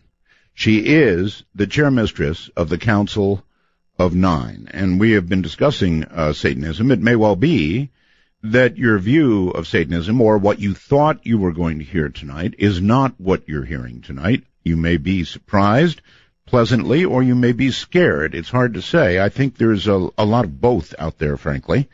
Blanche, have you ever regretted being a Satanist? Not one moment. I've enjoyed every minute of it, and that's an interesting thing, talking about 50 years of the Church of Satan. And one of the questions is, does it act as a religion should? Does it help you guide your life to prosperity and happiness? Does it help you work within a community? Is it just, put on black clothes, listen to heavy metal music, Marilyn Manson, and piss off your parents or something? Or is it something that can actually lead you through getting a job, going to school, having children, raising children, deaths, births? Yes, it does. And it's a foundation for a lot of people who have been lifelong Satanists now. And the most gratifying thing that happens to me sometimes now, and I'm humbled by it, is when people come up to me and they say, Miss Barton, I've read your books. I was a teenager, I was being rebellious, I went to Satanism, and I found out what it really was, and it really changed my life, and now I'm a successful attorney or, video producer or, whatever they're doing with their lives, but they've made a life for themselves, they're married, they're not married, they have children, they're happy, and that's very gratifying. All right. Are you ready to talk to the public? Oh, absolutely, anytime. Should be an interesting experience. All right, on Skype is Matt. Hello, Matt. You're on the air with Blanche Barton. Roswell. Okay, back away from your mic a little. You're too loud. Is that better? A little better, yes. Thank you. Okay. Well, Art, I have to say, tonight's show is very controversial, which makes for excellent radio. Well, look, I'm not afraid of anything. I'll talk about anything that's interesting, and this clearly is so. All right. Well, Blanche, first of all, I'd like to say I greatly admire your conviction to your beliefs. Obviously, it requires a lot of bravery and a tough skin. Thank you. Thank you very much, Matt. Well, there are two topics I'd like to bring into the conversation. Number one, a little thought experiment. Hypothetically, if there was an evil cosmic entity, not necessarily the devil per se, but let's say in the very nature of the cosmos, there is a being that is pure evil, would it not be that the best way for it to gain followers and supporters to do its will, to convince its supporters that what they're doing is actually for themselves, if that makes sense? It does. Yeah, I see where you're coming from, and you're not the first person that has presented that idea, that the devil is ultimately, the liar, so you can't believe anything he says. But again, I use it as a metaphor for life. I use it as a representative of liberty. And if there was an absolute evil entity, and you could bring me proof that there was such an evil entity that was somehow fogging my mind, then that would be a very valuable thing to do. But maybe this creature that you're talking about, it could be God just the same. It could be someone like God who's got these people under his control, and these humans are giving me all this energy, and I make them worship me, and it doesn't matter to them. I've got it worked so that there's this other guy that I blame all the bad stuff on, and if they worship me and they give me energy, then I get stronger, and it doesn't matter if I kill lots of kids or make people hate each other or kill lots of animals, they'll still love me. So, I understand where you're coming from, but, it's a thought experiment that doesn't go very far for me. Okay, that's a fair answer. And you also you expressed that you admired cultural and industrial trailblazers, right? Oh, yes. Okay. Well, you might know that many businesses, like for example, Apple, in California, they're practicing mindfulness and meditation, which is principles of Eastern religions, belief systems that promote separation from the ego. Now, it seems that your beliefs are sort of contrasting that it's self-worship and, I guess, reinforcement of the ego. What exactly? A lot of attachment going on here. A lot of attachment going on, she said. Oh.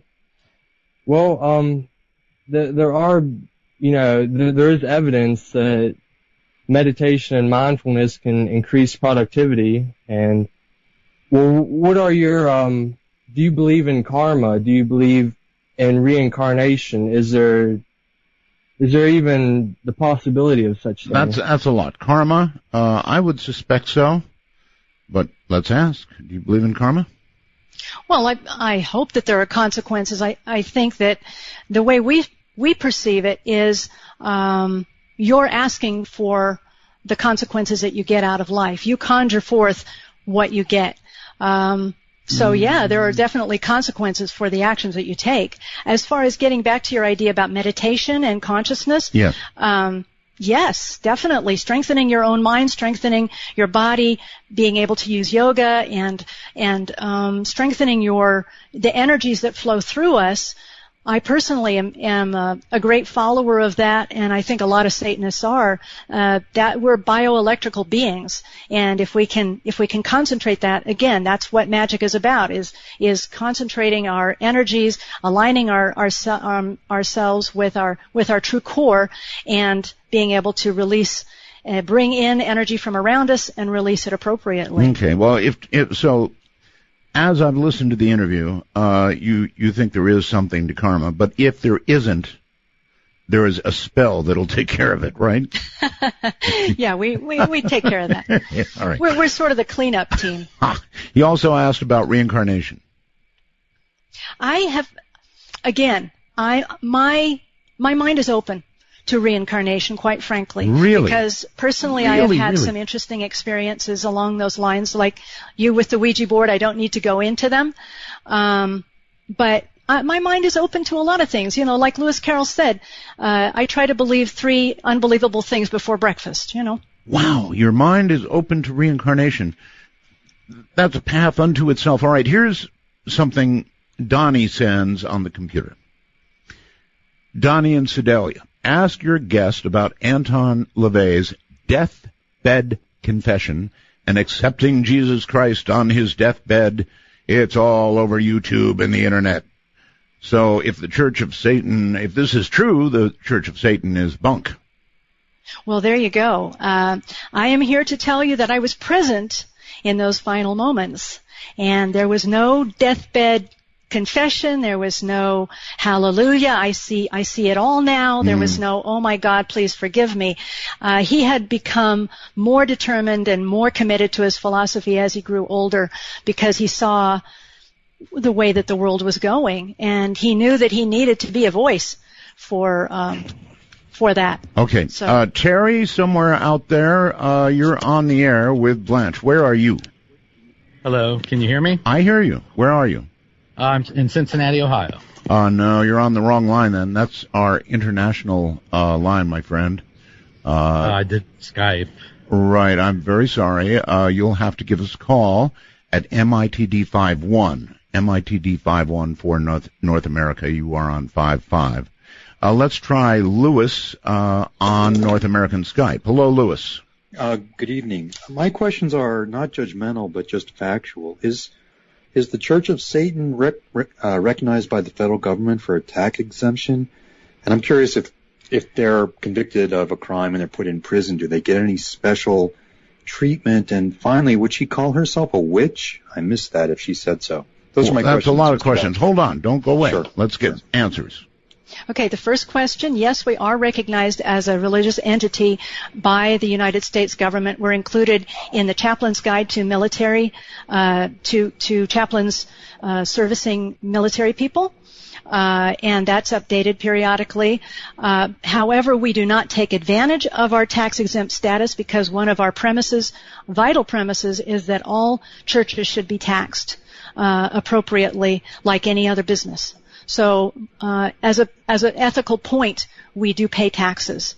The second question was... In some sense, it's probably answered by the first. That is, if necessary, if you were put in jail, for example, you would get special treatment in terms of accommodating your practices. It sounds like if you're in the first, you're probably in the second. I don't know that as a fact. We do have prisoners who contact us who say they're having trouble getting materials, and they do try to provide, it depends on the chaplain at the particular prison and the administrators of the particular prison. Some of them are very open. They should have the right to practice Satanism, at least get together with fellow Satanists and have their materials and perhaps rituals within the confines of the requirements of the prison. They can't have daggers and they can't have firearms, they can't have candles or certain things, but just getting together to read the Satanic Bible. Usually most prisons are very accommodating. And yes, I would call myself a witch. I do. Well, thank you for answering my questions. Thank you, Mr. Bell. Thank you, sure. Thank you very much for the call. I appreciate it. We have so many. Let's go to way back to West Virginia. In jail. Hello. Yes. You're on the air, sir. Art, we've been talking about a lot of positive things about Satanism, but let's talk about satanic ritual abuse for a second. Okay, let's.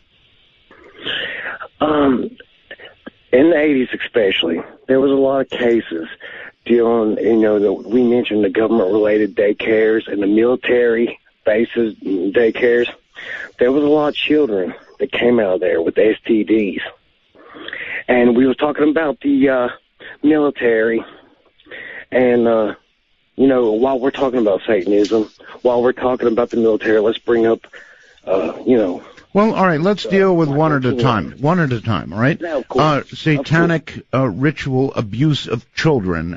That was addressed earlier, but Blanche, go ahead. Yes, the McMartin preschool case, I believe one of the cases that he's referring to, was one of the most expensive and perhaps to date still the most expensive and extensive court case in California history. A lot of accusations were thrown around, including that the kids were moved during the rituals, that there were that some of them said they'd been put naked into a cage with a lion, and Chuck Norris was identified as one of their molesters.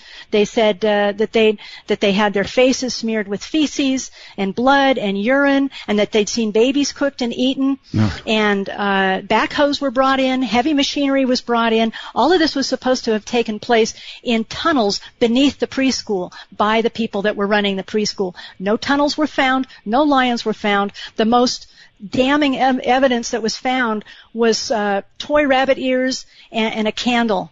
And I know that there was a lot of hysteria, but there were a lot of people going on shows to get attention. But it was I remember this, sir, don't you? I mean, come on. Oh, yeah, of course, yeah. But, you know what I'm saying? I want to go deeper than that. Let's go deeper. There's... You know, I've studied a lot into occultism. There is power. And, you know, even going back to, you know, that's why anal lingus. All right, there is power in what? There is power in what? There's Abuse? Power in the blood, the blood of children, the blood of ritual human sacrifice. Let's find out. And cannibalism. Sure, hold on. Let's find out. Thank you for the call. That's a pretty key point, I think, to address. He's saying there is power in abuse or in sacrifices or in... What about it, Blanche? Is there anything to it? Well, this, again, was addressed quite keenly in the Satanic Bible, and I think it was a reaction to what Anton LaVey found with practitioners, or at least legends about practitioners of magic up until that point. And he was disgusted by the idea that someone would take an innocent animal, even Aleister Crowley talked about animal sacrifice, and that someone would take an innocent animal and shed its blood to try to get some kind of power from that animal, when the truth of the matter is it's a substitute for a good orgasm. If you can't go into the ritual chamber and have a good orgasm, work yourself up into a real frenzy and let go of all that energy, let go of all your inhibitions, and become a real human being in the ritual chamber, you have no business trying to perform magic at all. Okay, straight on. So that was all ridiculous. Well, it was proven by the FBI to be ridiculous. A lot of people, a lot of police Cops for Christ is what they were termed, who had these seminars that they were selling to various police forces around the country to try to gain money from them. There were also a lot of counselors, religious or otherwise, that were getting a lot of money. And there were the talk show people who needed eccentric people to go on their shows and make a good controversial story. So everyone was gaining except the real Satanists, who would try to go on these shows to get another word in edgewise. They didn't give me the kind of time that you've been kind enough to give me, Mr. Bell. When we would get on, if we would even get on to tell what Satanism was really about, we'd get maybe 2 sentences, and the rest of the show would all be about baby breeders or a lot of insanity. Yeah. So we didn't fit the paradigm. And then they tried to, as a defense for that, they said, well, they didn't want to get sued by us, so they'd say, well, we're not talking about you. We're talking about bad Satanists. We're talking about traditional Satanists. Or they tried to make it into categories. And Anton LaVey said, no, there are Satanists, and then there are nuts. Just like there are Christians, and then there are nuts. You can use the Easter Bunny, you can use Jesus, you can use Buddha to justify whatever crimes you want, but that doesn't mean that you're actually following that religious philosophy. All right. Very quickly, Leonard on Skype. You're on the air with Blanche. Yeah, I called to disagree with Blanche. She says that God makes you do what He wants, or do His will. No, God gives you freedom of choice. You can make your own choice. God doesn't force you to do what He wants you to do. Well, He threatens you. No, he threatens you with eternal damnation and a fiery pit if you don't follow the rules, right? He doesn't. Oh, he doesn't. Actually, he does. I've heard the wrong stories then. Satan is the one that makes you do things that makes you do things. So in other words, anything you do that's bad, you can just sort of slough that off on Satan.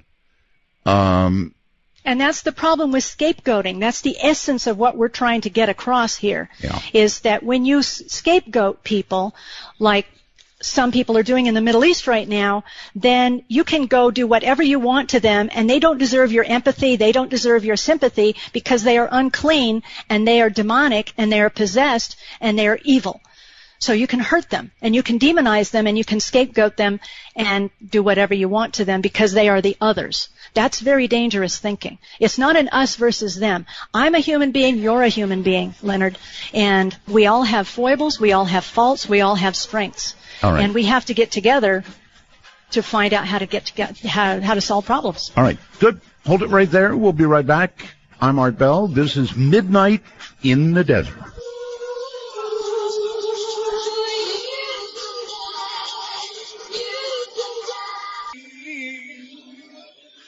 Cause you gave me the love that I never had. Coming to you at the speed of light in the darkness, this is Midnight in the Desert with Art Bell. Now, here's Art. Coming to you indeed at the speed of light. Listen very quickly. Let me give the numbers, even though everything's full. The public number is 952-225-5278. 952-225-5278. The Skype doorways are in North America, Canada, America, MITD 51. MITD 51. Outside of North America, MITD 55. That's MITD 55. Blanche Barton is my guest, and she was the high priestess of the Church of Satan and is the chair mistress of the Council of Nine. Welcome back. A couple of computer messages for you. Dan says she dodged the question. It was about harming children, not animals. Blanche? Again, it's addressed in the Satanic Bible very clearly, and I think I've said earlier in this interview that we value children as our guides. They're the closest to their natural state. They haven't been inculcated with adults' guilts and all the things that children are saddled with from a very early age in contemporary society. I love to interact with children, and we would not harm any children, and that's very clearly stated in the Satanic Bible. All right, thank you for that clarification. Calvin asks or says, "Hi, Art. Your guest is very well spoken and charming. Would you like to comment on the Church of Satan trying to sue the state of Oklahoma to put up a statue at the Capitol? It seemed to me to be an attack on Christianity." That is not the Church of Satan. That is an unaffiliated small group that we consider rather laughable. They came off as sort of street performers. They're trying to put some kind of wedge between. They're trying to create controversy regarding the church and state. Like, if they try to put this statue in, then that'll force other people out of the public square. The true satanic posture, as articulated very well by our high priest, is that we believe in the Founding Fathers' vision of separation of church and state. Yes. Not having any Buddhist or Hindu or Satanic or Wiccan or Christian association, because it's very dangerous when church and state are work in concert. Then you've got the civil aspects and you've got the magical aspects of the boogeymen that are going to hurt you if you don't do right. And our founding fathers were as close as they could be to deists. Most of the ones who were the real movers and shakers, Thomas Jefferson and Paine, they were deists, and they didn't believe in a god having real effect in your life. Of course, in those days you had to posture toward Christianity a lot, but they were free thinkers. I think that America is a quintessentially satanic country. We grew right out of the scientific revolution and the Enlightenment, and people like James Madison, John Adams. That's a whole different conversation. But nevertheless, the founding fathers saw the danger of mixing it and wrote it out. Precisely. Okay, Terry, somewhere or another, you're on the air with Blanche Barton. Hello. Hello. I'm from Cincinnati, Ohio. Okay. And I wanted to say it's an honor to talk to both of you. Thank you. I became a member of the Church of Satan in the early 1990s, and I was brought up going to Southern Baptist Church and the youth groups, and they pounded, the Satanic Bible is the ultimate, evil book and all this. So eventually I read the Satanic Bible, and it was like getting cold water, thrown in your face. It was like, it's just reason and logic and open-mindedness when it comes into the areas of the supernatural and magic. And so that's kind of what my take was. I became a member. I knew they weren't going to pound down my door and have me go to meetings and all this, just out of respect for the logic that was put down and given, to where I saw my ideals on page, and it was like awesome. Nobody pounded down your door, I take it. No. I have two questions real quick.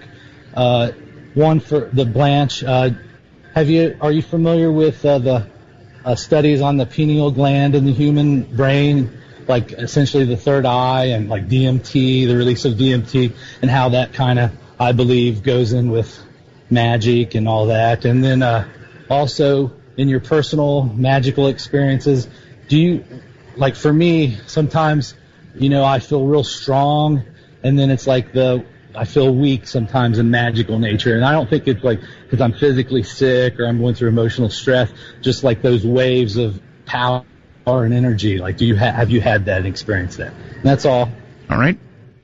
Number 2 first, then we'll hit DMT. Blanche? Yes, things do come in waves. I think the wave has been proven to be essential to the earth in general. There's a waxing and a waning that humans are also aligned with, and within your own magical practice, it's very probable that some days, and again, this has been measured scientifically. Some days you feel alert and on top of things and right on top of your game, and then other days you just feel sort of dissipated and not really concentrating. So yes, and I have heard about the pineal gland and how that's it's a known chakra there, a very powerful one. So, there have been a lot of people throughout the millennia who have talked about the third eye and its importance to magic and meditation.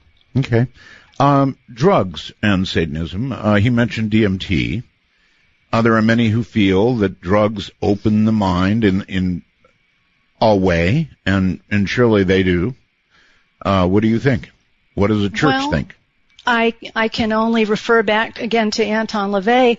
Of course, he started the Church of Satan in the 60s in San Francisco. 1966, the Summer of Love, there were people dropping acid all over the place, and there were people that were pointing to acid as a method, a gateway to wonderful enlightenment and concentration and new worlds and new achievements. And he had a hard and fast rule that he did not allow people that were drunk or high in the ritual chamber. Really? Because things could be very misconstrued, people could become violent, they could become distracted and distracting, and he felt that, that was not the way to perform magic, that you need to be concentrated, you need to be clear on your intent and what you're doing in the ritual chamber. So I suppose there are plenty of people that use recreational drugs, but again, if you're doing it illegally, then you have to suffer the consequences if you get caught. And if we know about it, then you'll probably get kicked out of the organization. My goodness. All right, let's go to Calgary, Alberta on the phone. Hello. Wait a minute. I didn't press the right button. Calgary, Alberta. Hello? Hello, yes. Hi, you're on the air. Hi, this is Nick from Calgary. I know you're probably super tired of fielding questions about satanic ritual abuse, but I have one from kind of a weird angle, if that's okay? Let's hear it. Okay, in the wake of the death of Jimmy Savile, this British TV presenter, entertainer, it's come out that in Britain, at least, there actually was a massive pedophile conspiracy in the 1980s and late 70s, but it wasn't Satanists. Well, God, heaven knows there's pedophiles all over the world, sir. But yeah, but it's conservatives, and at this point, the investigation has gone so far as to implicate former prime ministers. And your point is? Well, my point is, my question is, how do you respond to, the moral hypocrisy? Because again, these are the same people who wanted to ban gay people from teaching, who wanted to exclude non-Christian religions, from public venues. And at the same time, it's now coming out that this alleged bizarre... that, yes. Well, there's hypocrisy all over the world. I mean, my goodness. I just wonder if there's any comment on, the fact that, again, these are, the squarest of the squares. These are... there's no end to the height of hypocrisy. I don't know how else to put it. Well, when he started talking about a massive pedophile ring, I thought he was talking about the events in the Catholic Church, and I'm not kidding, because they were moved around and protected, and that was a terrible breach of trust. That's undeniable, absolutely undeniable. I don't know how the church ultimately is going to deal with it, but right. But I won't give it a cheap shot. I mean, it was terrible. It was an awful thing, but I don't then equate, all of Christianity with pedophiles. These were individuals that unfortunately were protected by a structure that didn't want the embarrassment, and a lot of children suffered abominably because they wanted to protect their structure. But they've had to look at that now, and they've had to own up to it and act appropriately. As for, the conservatives, a pedophile ring, I would have to know the specifics. I know they would have to. I don't think that it's associated with Satanism, is it? No. No. That isn't what he was saying. And I was saying there's no end. He was talking about conservatives and then some of them being outed as pedophiles, and there is no end to that kind of hypocrisy. Right. Let's go to Skype. And of course we're against hypocrisy. That's one of the reasons that the Church of Satan was founded, because of that hypocrisy. Helix Angel, is that right, on Skype? Yes, actually my name is Paula. I'm from Richmond, California. Okay, well that's what's on your Skype. That's all I can do is call you by what's on Skype. Okay, thank you. I have a question. Thank you for your enlightening discussion tonight. Sure. I'm actually interested in that, and that I do have a question though. Why do you consider, I have a number of friends that are Wiccans, and why do you consider them to not practice magic properly? Well, if they're practicing magic and and it's working for them, my only beef with Wiccans, well, two beefs really, is one, they worship a horned god, and if you're worshiping a horned god, I don't see why you don't just call it Satan. You can call it Pan, you can call it Lucifer, because it's more comfortable for you, but just grow a pair and call it Satan. I'm just asking this because I was talking to one of them at the moment, and it was like, just say that. But yeah, thank you.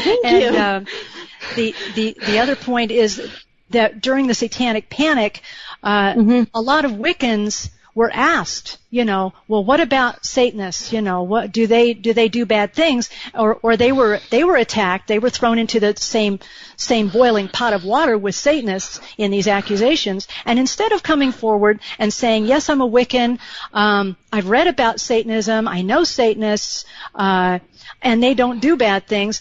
Instead, a lot of them actually crawled on the bandwagon to protect themselves and said, oh, we're good witches, but those people over there, I don't know what they're doing. So I was front and center to that. Evil. That was a There long is no time good or ago, evil. granted.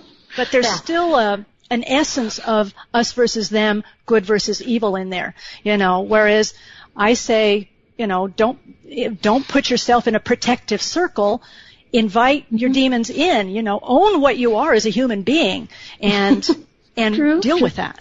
All right. Hi, thank you. All right. You're very welcome. Well, thank you for calling. Interesting. Very interesting, actually. Going to, I think, Allentown on the phone. Hi. Hi, it's Johnny from Pennsylvania. Yep. Yes, sir. Am I on the air? Oh, you certainly are. I apologize. I have one question and a hi, Blanche. I have a question and an example.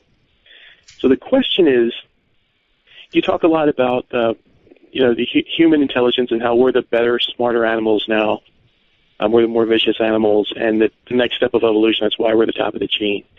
So the question is, can you conceive of an intelligence greater than man's intelligence that would require man to have faith? And the example that I would use is Abraham from the Bible, who waited 100 years to have his son. And then when he has his son, God tells him, take him up on the mountain and sacrifice him, which seems crazy to us. I mean, I'd have a really hard time with that. But then if you look at it 2,000 years later, God allows his own son to be sacrificed for a greater cause. So can you see that that's possible? Not necessarily right or wrong, just that there might be something. Well, God did request that or order that as a proof of faith, right? Yeah, it's faith. This is really faith against intelligence. Mm-hmm. Faith seems irrational, and it's always going to. But that doesn't mean it is. That doesn't mean it's wrong. You see what I'm saying? Yes, I get your point. The first thing I'd like to address is the idea that I feel that humans are top of the food chain and more highly evolved than other animals. I think the point that I was trying to make and that Anton LaVey has made with the seventh satanic statement that I read is that because we quote unquote feel that we are so divine and spiritual and intellectual, we have become the most vicious animal of all, meaning that other animals are being the best animals that they are being. Humans don't always live up to their potential. They throw a lot of log jams in their own way. They're more afraid of their own success than they are of their own failure. But humans, like a simple spider or a bird, they're out there doing their birdie little things. They're doing the best they possibly can, and they use every resource that they can. They go toward pleasure, they avoid pain, and they do it in the most efficient manner they can, which is what biologists define life as, is, those three elements. And so don't think that I'm saying that humans are so superb and wonderful compared to other animals, because I truly don't.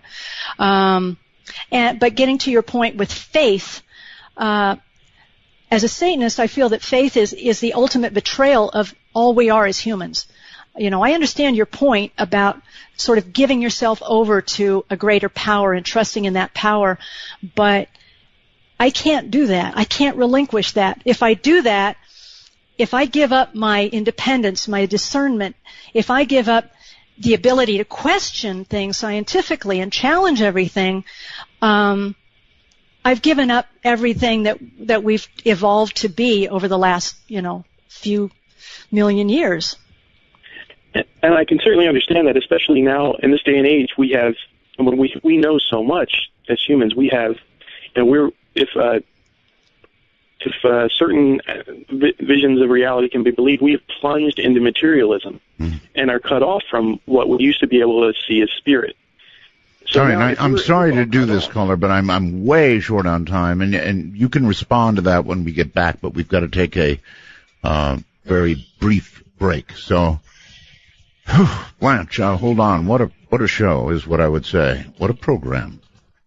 I suspect not what you thought it would be. Blanche Barton is my guest. I'm Art Bell. The heart of the city street. Well, I dig down about an hour ago. Took a look around, say which way the wind blow. Want to take a ride? Your conductor, Art Bell, will punch your ticket when you call 1-952-CALL-ART. That's 1-952-225-5278. All right, well, I think we should all have a moment of silence. Tonight's show has got to be pretty serious evidence that J.C. has passed away. If not, he certainly would have been here. He's been absent from his Facebook page since before mid-July, and so just a moment of silence for he who would have been here, if he could have been. And with that, back to Blanche Barton. And Blanche, I held this caller over because I don't think he was finishing his thought. Caller? I was saying we plunged into materialism. It's very difficult now without prophets and things like that, real prophets to show us what God's really saying, to have any kind of faith, and really all we have left is the light of human reason. Albert Pike talks about it in his Freemasonic writings as something we don't need to have superstition about or faith, and that's absolutely true. We don't, but it's not, for me, it's not enough. And I guess the real question is, I think the question goes out to everybody. Do you believe in your own intellect, or man's intellect, or do you believe in God, or faith, or whatever or Christ, whatever you want to call it? I think there's something greater than man. It's hard for me to imagine that there's not. Blanche, you want to comment? Well, I'm a big advocate of materialism. What we can see, what we can feel, the human body, the human brain, our emotions. I'm a big believer in the sins, and I try to practice at least one a day. Lust and gluttony are two of my favorites. But not to be flippant. I understand. He seems like a very sincere man, Johnny, and I feel that there is a lot of materialism going on in the world as well, and we're sacrificing happiness in a certain way because of it. And recently I was at a conclave, a gathering in Washington, D.C. of Satanists at the end of April, and I gave a little talk. And one of the things, it was a wonderful gathering with terrific people there from many different professions, and it was great to be in a room full of people that you don't have to explain your basic thoughts to, who are all attuned with what we were thinking. But there is a difference between greed and satisfaction, and what we're doing to the earth is a consequence of unbridled greed and not looking down the road to see the consequences of what we're doing. And that is a real problem. But again, that doesn't come from somebody, Satan or some demons or some God whispering in my ear. That comes from looking around and seeing what's happening to our planet and crying about it. And wanting to do something about it. So. All right. Trey in Atlanta, Georgia, I think. Hi. Hey, Art. How are you doing? Very well. Thank you. I wanted to first extend our love to Ann and Whitley. Yes. Very sad. And Blanche, it's an honor to speak with you. Thank you. I was curious. I had just watched Devil's Reign that Anton had been in. Yes. And I was wondering Classic. if you could tell us about his experiences with Ken Anger and Hollywood. Yes, he had a wonderful relationship with Kenneth Anger. Kenneth Anger was in the 60s San Francisco scene very much, and he's an innovative filmmaker. He used techniques that were sort of, I guess, in the psychedelic realm, but they're very effective films, and I know he has a lot of fans to this day. He influenced a lot of small films, and they were very good friends. I think he's sort of drifted away since Dr. LaVey has passed. He's gone in other directions. But yes, they were very good friends for a long time. The Devil's Reign was a wonderful set to work on. Dr. LaVey said he had a wonderful time. William Shatner, John Travolta, the director was a great director. They were in Mexico filming, and he did lots of interviews with people who were interested in his philosophy. And yes, Ida Lupino was also on that cast. Wow. And yeah, he made some good friends, and they had a whopping good time. I would also point out we had just coincidentally watched Paradise Lost, the childhood murders at Robin Hood Hills tonight. And for all the satanic panic people that still don't get how bad this paranoia was, watch that movie and realize what this madness caused and how it's ruined lives. A lot of pain, and one element of it also that I didn't bring up is the separation. I mean, it's hard enough for teenage kids to talk to their parents and parents to talk to their kids, but when you've got this film between you of people from your church or people in authority telling you to look for your children, see if they're wearing black clothes or if they're playing Dungeons and Dragons or if they have stained glass or if they're spending too much time alone, they may be dabbling in Satanism, and this may be leading them to criminal activities. How can you possibly communicate with your child when you're burning the records that are giving him strength and inspiration? So it did cause a lot of pain for a lot of people. A lot of wounds there.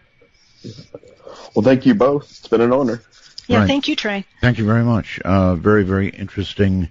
A lot of actually very interesting callers tonight, and I hate to do this, but we're coming up on another break, so relax for a few moments. We'll come back and take a final full set of calls. My guest is Blanche Barton. She is high priestess, or was, of the Church of Satan, and is now chair mistress of the Council of Nine. Don't feel it growing day by day. People, get ready for the news. Well, I step inside, but you don't see too many faces. Midnight in the Desert, exclusively on the Dark Matter Digital Network with Art Bell. Invite you to call now. 1-952. Call Art. That's 1-952-225-5278. I think it's the job of long-form talk radio to examine things that, well, frankly, you didn't know about. And I think tonight is a perfect example of that. Alana from, well, it doesn't say where she's from, actually, through the wormhole, asks, please ask Blanche if there are any satanic holidays and what do they celebrate and how? That's a great question, actually. I should have brought that up myself. True to our egotistic philosophy, our favorite holiday of the year is, of course, my own birthday. That's what I celebrate, and all my friends celebrate it and tell me how wonderful I am and and give me lots of support. After that, we have Walpurgisnacht, which is a traditional magical night. A lot of important things have happened on Walpurgisnacht, including the founding of the Church of Satan in 1966. And then after that, we like to celebrate depending on, what your particular likes and dislikes are, but most of us acknowledge at least the equinoxes and the solstices, and other dates that are particularly important to us, whatever our context is. On this most important holiday for you, do you go out and buy yourself something really cool and expensive? Absolutely, yes. All right. And usually very tasty. Yeah. John, you're on with Blanche. Hi. Skype. Hello, Art, and hello, Blanche. How are you guys doing? Fine. Good. Great. Okay, Blanche, I wanted to ask you that my understanding was that after the passing of Anton LaVey, that there was a kind of a schism in the Church of Satan between, like, Michael Aquino and Anton LaVey's daughters, Zena and the other girl. And I was wondering if you could give me some information on that, and maybe tell me if you yourself were involved or if you knew anything about how the whole thing played out. Okay. Was there a schism? No, there wasn't any schism. That's sort of one of those ideas, I guess, like Anton LaVey's deathbed confession or something. But it was really rather uneventful. I'd been acting in the capacity of high priestess. I took over as high priestess. I continued the philosophy until I passed the reins to Peter Gilmore, who is our present high priest and doing a wonderful job of that. He has published a wonderful collection of essays called the Satanic Scriptures, and I would, for further information about Satanism, I would definitely point people in that direction. And Peggy Nadramia is our high priestess. I think one of the keys to our survival after Dr. LeVay passed away has been the continuity that we've had. The people that are behind the organization that are articulating and clarifying his philosophy are absolutely in concert and have a deep and abiding understanding of all the aspects of what he put together in the philosophy of Satanism. You know, as I say, both the rational and the poetic sides, and the carny sides, and the robust black capes and black candles side. Okay. Going to the phones, you're on the air with Blanche. Hi. Hi, Art. Hi, Blanche. My name is Dean, and I'm been in San Francisco my whole life, and I lived out in the Avenue, so I knew about the house out there, the black house out on California Street. Blanche, the last caller kind of touched on what I was going to talk about. The 60s, from what I see, you're a little bit younger than me, and in the 60s I was about 19 or 20 in the late 60s, and there were so many charismatic people like Anton. There's no doubt that he had a big ego. There's no doubt that he drew a lot of people around him. I picked up hitchhiking a couple of Satanists up on Mount Tam one time whose car had broken down. So I guess my question is, I know Carla. Not super well, but I dated her back when we were both 19, and I beg to differ. I heard that there was quite of a schism. The house ended up being boarded up. Why if there's so much power in Satanism, why all this bad blood, and why are you guys fighting amongst each other, and why did everything go south? Well, as I say, I don't believe it did go south. I believe I've been trying to explain that we are alive and well, and that we're continuing to move forward in our philosophy. Carla and Zena, neither one were involved directly with the administrative side of the organization at the time of their father's death. Zena had, if you want to get into the messy details of it, it's not messy on my part, but it's rather embarrassing for her that she chose to disown her father years before his death and never reconciled with him. Carla had reconciled with him. They'd been off and on. She had been involved in her life, and she had periods of separation from her dad, but she did reconcile with him toward the end of his life. But, neither one of them were qualified to be in a leadership position within the organization, and I don't think their father ever expected them to be. Carla had done some spokesperson roles in the early days, and she was comfortable with that, I suppose, but there wasn't, we're all cohesive, and we're moving forward with articulating what Satanism is and can be. Well, I understand that she puts on this, what she calls Black Christmas every year, and I'm not clear. Maybe you could clear that up. I thought that Anton and Carla and Zena were all Jewish faith before this all started, and before he went in Life magazine and posed and got tight with Hollywood, Is that true? No, that's not true. He was never, certainly Zena and Carla never got any inculcation into the Jewish faith. And as far as Dr. LeVay's inculcation, his mother told him that God is nature. That's all it is. And she didn't go any further than that. I think ethnically, he had ethnic background as a being of a Jewish background, but he never practiced, and he was never attracted to that. He was never brought up in that faith at all. All right. Not a lot of time. Jeremy, you're on with Blanche. Hi. Hey, Art. How you doing? Just great. Where are you? I'm in Louisville, Kentucky. Okay. And I'm actually the guy that emailed you at your other email address. Thank you. No problem. I have two quick questions for Blanche. So according to your reviews, I'm not going to say consequences, but what are the non-benefits of not following the church's beliefs? What are the non-benefits of not, you mean if you're an actual member, or if you're just an adherent to the satanic philosophy? If you're adherent to the philosophy of the church. Well, you mean like if you actually commit the sin of stupidity? What I'm saying is if you don't follow the belief system that the church promotes, what are the non-benefits? of that? Well, you don't get things the way you want them, and your life doesn't work very well. That's the consequences. This is a philosophy that advocates lesser magic and greater magic to move you forward in your life and find satisfaction and have a great party. You know, it's your party, and it's the only one you get, as far as we know. So if you're not having a good time and you're not being successful, then you're the one that's responsible for that. Well, you did allude to the possibility of reincarnation. That's my own personal belief. That's not All right. Church of Satan policy. Okay. That's my own speculation and romantic ideas. Okay. And the other question is, it seems like you guys are kind of borrowing the number 666 from Babylonian astrology. Is that true?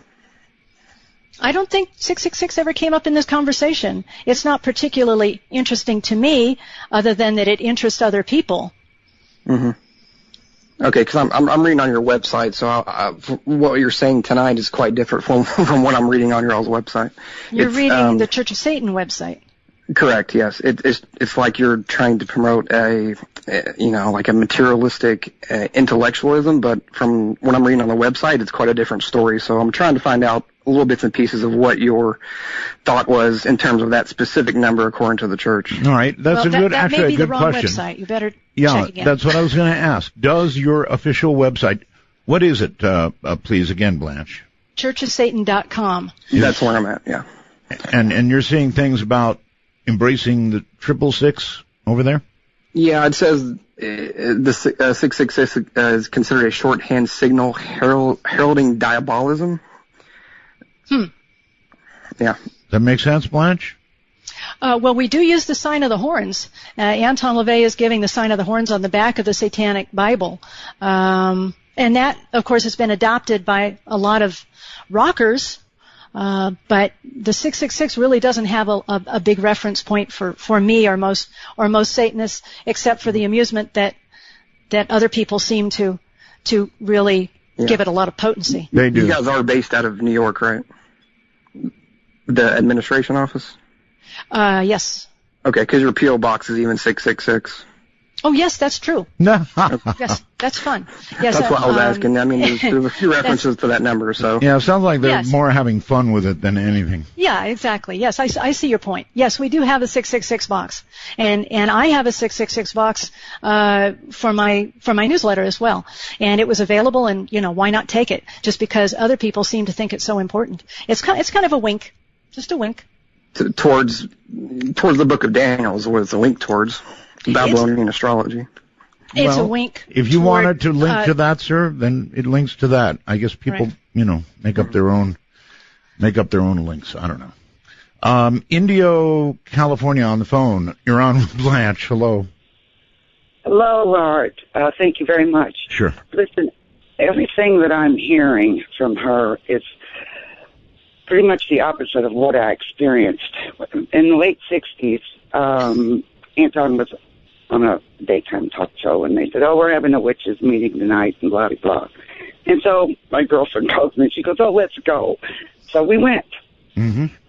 And we walked up to this house in San Francisco, walked up the stairs, and this lady answered the door in black. I mean, it was dark. It was spooky. And here's a stuffed leopard by the door, not a panther. And no, it was a leopard. I think you're right. Pardon me? She knows. She said leopard. Oh, it was. Okay. So we went into this meeting. It was a witches meeting. Mm-hmm. And I have never experienced anything like that. I felt Anton was very captivating. I mean, I can see why people were drawn to him. He was just magnetic. Sat in this big chair like the king, and with this, I remember this brass thing above his head on the wall, I guess, or something. And big fireplace, but the witch, it was a witches meeting, and then they got into how the witches were talking about how they had put spells on somebody, and such happened to them, and it was like he was going, oh, good, When I left there, I felt like I'd been to the Addams Family house. It was It must have made quite an impression on you if you remember it this many years later. Oh, my God, I'll never forget it. I mean, it was... Well, I think he accomplished his goal then. Yeah, apparently. All right, well, listen, thank you very much. That was interesting. She did obviously remember it very clearly. Somewhere in California. Hello, you're on the air. Not a lot of time. Yeah, I'm calling from Hawaii. Hawaii? And actually, yeah. And, Art, I'm so glad you're back. You make my night so good. Thank you. But anyway, with your guest, I find it very interesting that she's avoiding the fact that this man that you're saying did such good things is doing the work of Satan. And, I mean, we all know that his biggest trick is to convince you that he doesn't exist. So, you know... Well, I would have to say that what she has said is consistent with that. That he doesn't exist. Well, yeah, more or less, right. If you listen to the interview, she basically said that. Well, one last thing. I did grow up in San Francisco, and I remember as a kid having to go by that spooky house and run by it, and all the kids and stuff. And I heard that some neighbors disappeared after complaining about his pet lion in the backyard. Is that true? Yes, they did. There was a film actually called Satanus, and it's wonderful. It's kind of hard to find, but if you find it, there were interviews with neighbors and talking about seeing the lion and the weird rituals through the front windows, and they all seemed quite captivated by it. But yes, there were complaints about the lion, and he had to give Togar to the zoo, and it was heartbreaking for him because they were very close. And those neighbors then disappeared? Various things happened to them. I think there were some medical issues. Some of them moved away, as neighbors tend to do. Mm-hmm. Oh, all right. Barbara, you're on the air with Blanche. Hello, Barbara. Can you hear me? Yes, I hear you, but you sound very hollow. So, Barbara, listen to me. Barbara. Hello, Barbara. Can you hear me? Yes, I can. Okay, you sound like you're in a hollow tunnel, so you're going to have to find the microphone on your computer and get really close to it, or really close. Can you hear this? No, look for the little tiny hole. It's a laptop. It had a little hole there, and you got to get right up to that. How about this? Now you're cooking. That's much better. Okay. What is the policy of the Church of Satan regarding the afterlife? Okay. Our policy is that we don't know, that there's not, enough evidence to prove that there is an afterlife, and since we can only assume that there is not, it's better to err in the direction that there is not and get the most out of every breath that you have right now, today, here and now, because you don't know what's afterwards and you don't know when it'll end. I see. So pretty clear. Then you don't believe that Anton is anywhere right now? You don't I believe that he's on? represented in a lot of people who respect his philosophy, and that if we have any hope of immortality, perhaps that's all we get. I'm not sure that there's any entity that survives, any consciousness that survives. All right. I could be wrong. I'm open to suggestions, and I'd love that to be true, but I don't have enough evidence to believe that right now. All right. We are at the end of the program. I just have no more time. I wish I did. It just flew by. Blanche Martin, thank you so very much. If people want to know more, you would recommend they go where? To churchofsatan.com. That's a wonderful portal for a lot of information there, and even about 666 and what that means to us. So it does have a meaning. Oh, absolutely. Yes. Okay. It's whatever meaning one wants to give it. That's what it's all about. Uh-huh. Carefully stated. Blanche, it has been a pleasure having you on the program. Thank you so very much. Thank you for being out here, Art. We really appreciate you being out again on the air. Take care. Take care. Well, there you have it. As I just said, I feel that the job of long-form talk radio is to look into things that others don't look into. That's what we do here. Sometimes you tune in, Sometimes you tune out. For the world's time zones, I'm Art Bell. Thank you, and good night.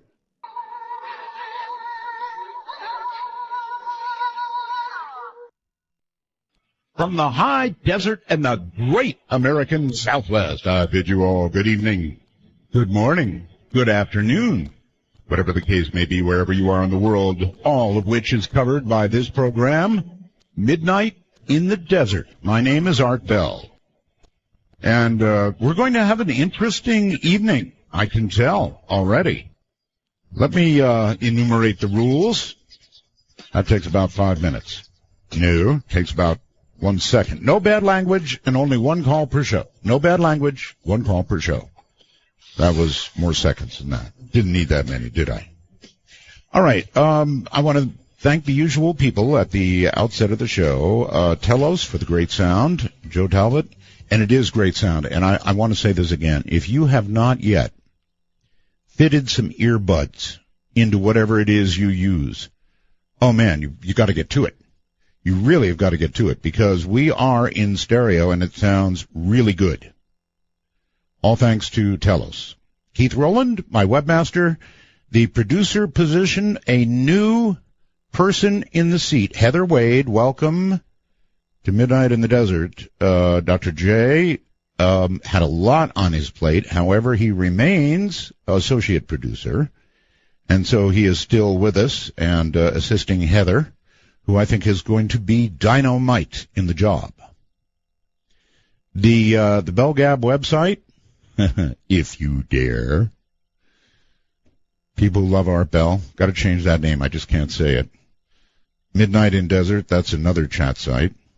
So people are asking, where can I go to chat about the show? You can go to BellGab, if you dare, or you can go to Midnight in Desert, and all will be well. BellGab is a little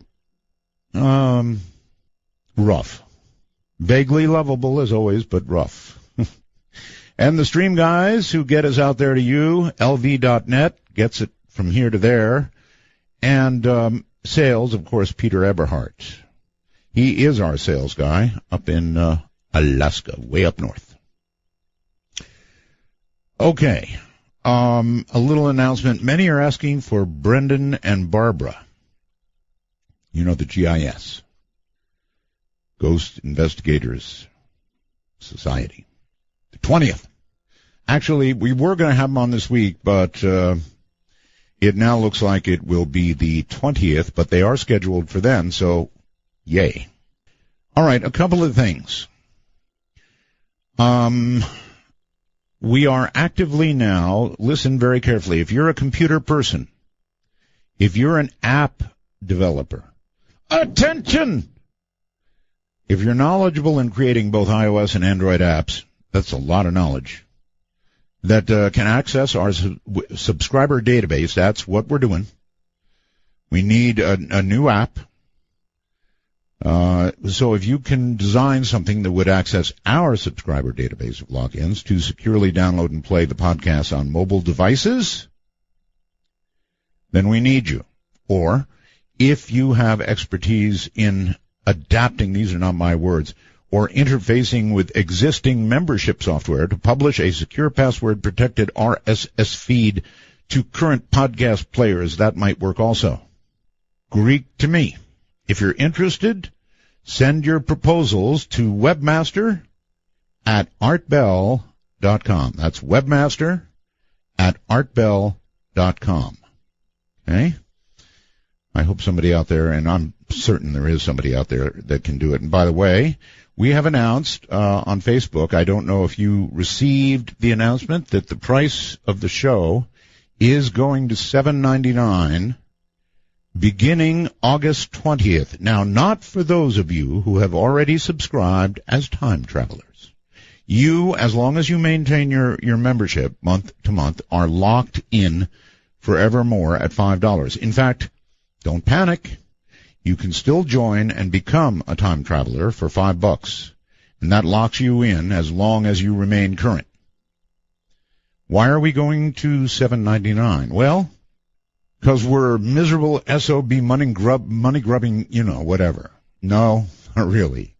Because this is a you-supported radio program. Meaning, you know, if we don't have advertisements, for example, I mean, we do have them right now. We have minuscule 6 minutes an hour. But even if they were to go away, this was designed to be a listener-supported program, and the whole concept was to have this live program, the one we're doing right now, right? Live and free. That's good. And it is free, and the reason it's free is because of members like you. So there you have it. A couple of items in the news. Obama's power plant climate plan shifts to the courts. Of course. He wants to clamp down on power plants, emissions, a new federal plan that, if successful, would attempt to slow down global warming by dramatically shifting the way Americans get and use electricity.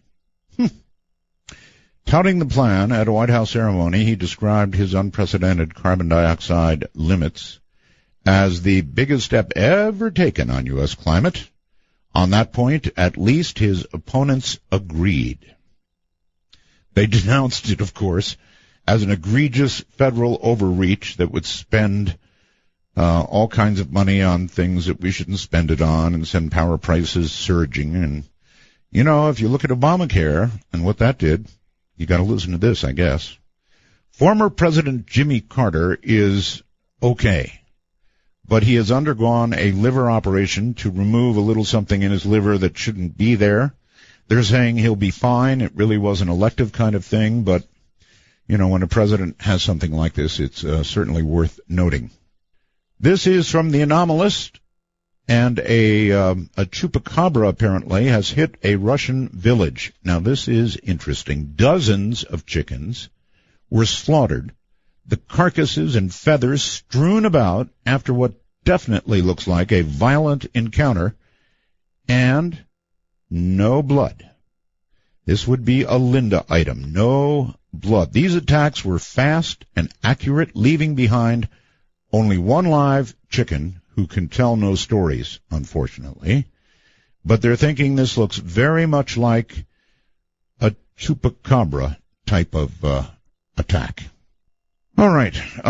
There is a prominent scientist now who I'm going to look for. Dr. Lanza is his name. And he thinks that consciousness, and I so agree to this, he thinks that consciousness may be the answer to everything. Everything. Wouldn't that be something? So we will seek him out, get him on the air, and ask all about it. All right, we're going to take a very quick break, I think, and when we get back, we're going to attempt to get to Stephen Bassett. Now, I'm not sure we're going to make it. For some reason, he hadn't been there. But Stephen, if this music doesn't wake you up, nothing will, buddy. Stephen Bassett, we're looking for you, and we'll be right back. This is Midnight in the Desert. It is, y'all. It's your boy Casey. I'm chilling with the real crew. Whites and black music. Let's get it. You wanna go down, drive all through my town, gonna make that sound. Oh, now don't be shy. You know I want to lie.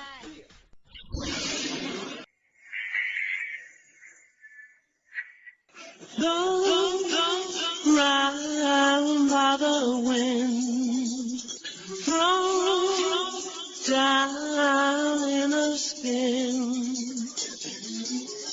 I gave you love, I thought that we had made it to the top. I gave you all I have to give. Why did it have to stop? You've blown it all sky high by telling me a lie without a reason why. You've blown it all sky high. Take a walk on the wild side of midnight.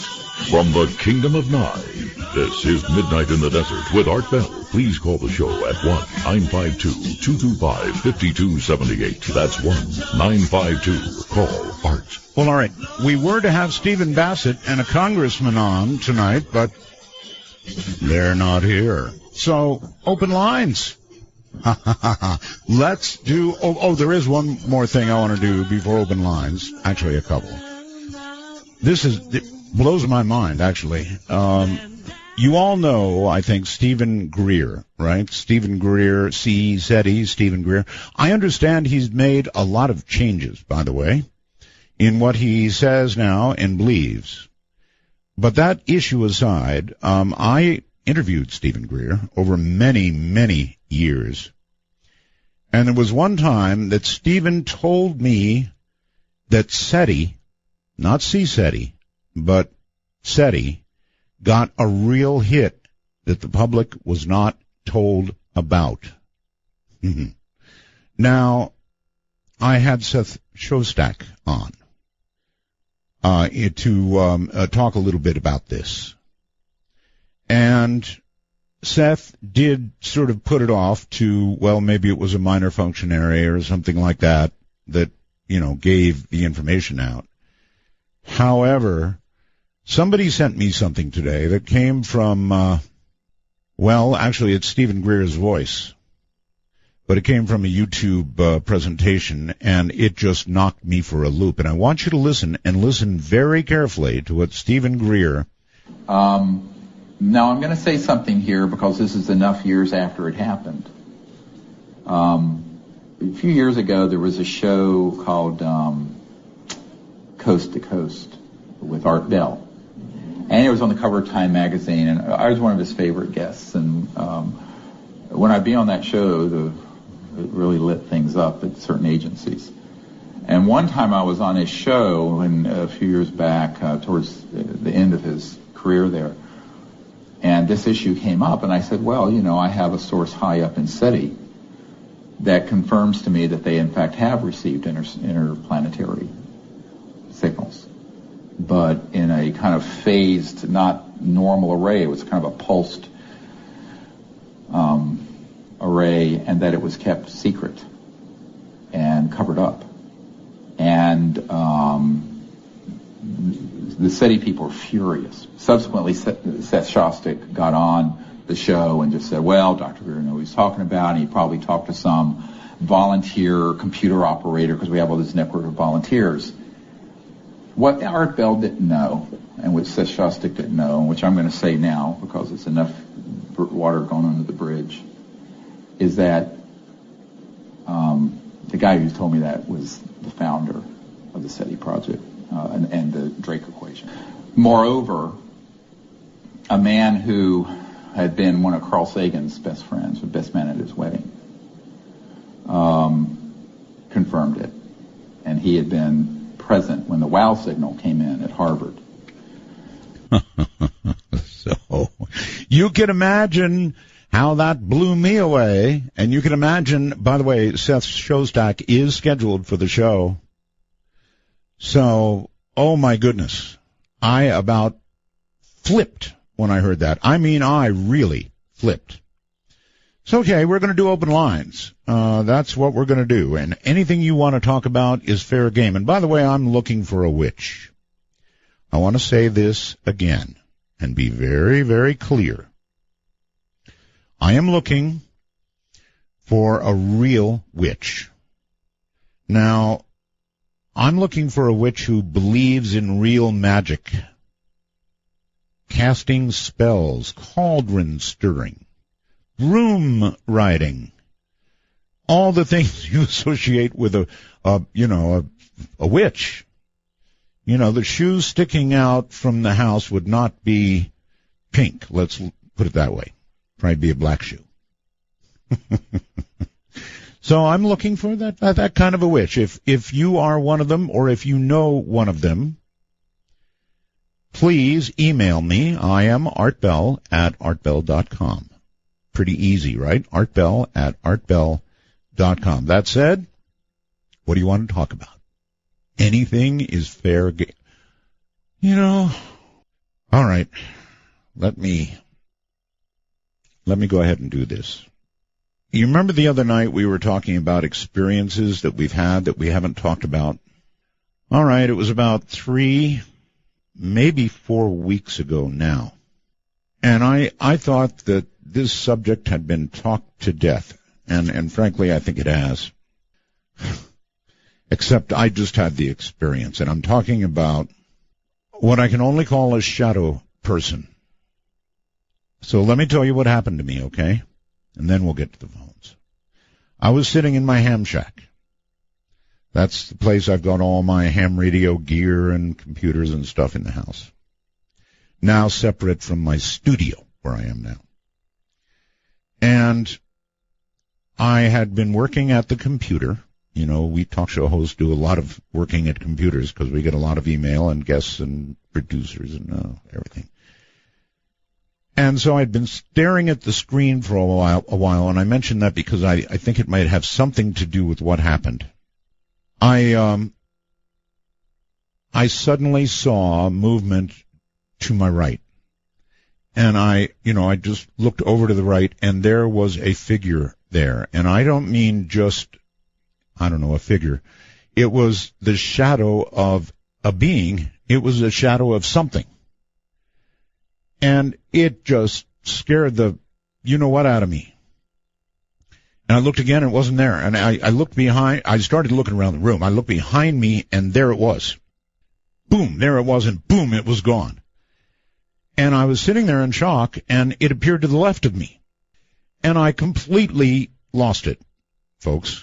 Everybody was asleep in the house, so I'll tell you the truth. I went into where we store firearms and got one. And I went through the whole house. I went through the garage. I went through the yard. I got out my big 5 gazillion candle power light, started poking around with that. It just scared me to death. So I guess I've seen what what else do you call it? Shadow person? I guess. First time in my life I've had this experience. And here's what I think. And I only just think this. When you spend a long time staring at a computer screen, it begins to change your eyes, if not your brain. Haven't you ever noticed that?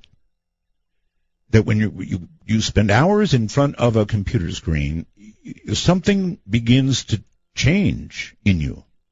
It's perhaps subtle, it's tiring, but I think there's a change behind just subtle and tiring. And I don't know what it is.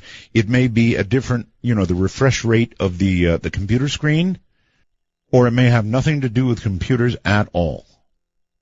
It just may be that these things are here. But what the hell are they? I mean, you start thinking about it. What are they? Are these entities of some kind? Are they ghosts? I mean, another person could have seen this and have said, I saw a ghost. Right? I could have as easily come on tonight and said I saw a ghost. But, through the years having talked about shadow people, that's what it looked like. Now, this being had human form, or something close to human form. If there were arms, they were down by the side. They weren't out. But there were legs. It's just enough to scare the you-know-what right out of you. And it did that. So, first to the right of me, then behind me, which was really freaky, and then to the left of me, and then I was so far out of there so fast. Whatever it's worth, I don't know what these things are, and I doubt anybody actually can document what they are. But now I know they are. I did shadow people many, many years ago. What was it, back in the late 80s, 90s?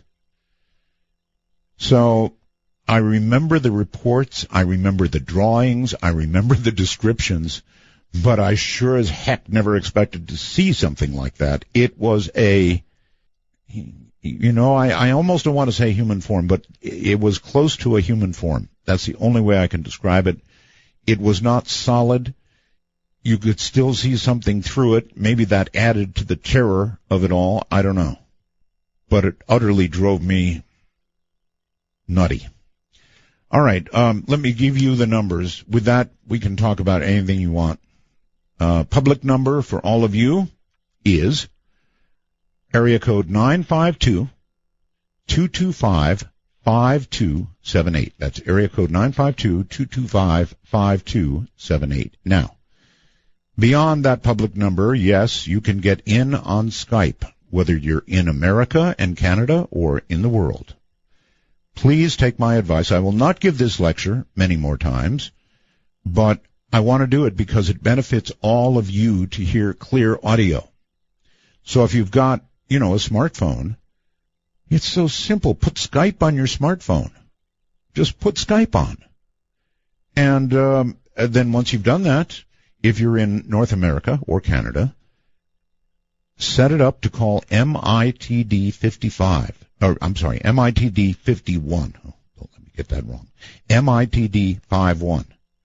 And then you can go to the you can go to your phone, and you can do it right now. Go to your contacts, and you'll see MITD 51 in there. You can hit it and call us free. If you're outside North America, Canada, and the U.S., it's MITD 55. MITD 55. Let us begin and say, hello, Trey. You are on the air on Skype. Hey, Art, it's interesting that you brought up the shadow people. Yeah. About 2 or 3 months ago, I was sitting outside smoking on my porch, typing on BellGab, as usual. Uh-huh. And I looked across the parking lot, and saw what looked like maybe a 7 or 8 foot tall shadow of a person just sort of like meld into the ground. Yeah. The lower half of the body was not there.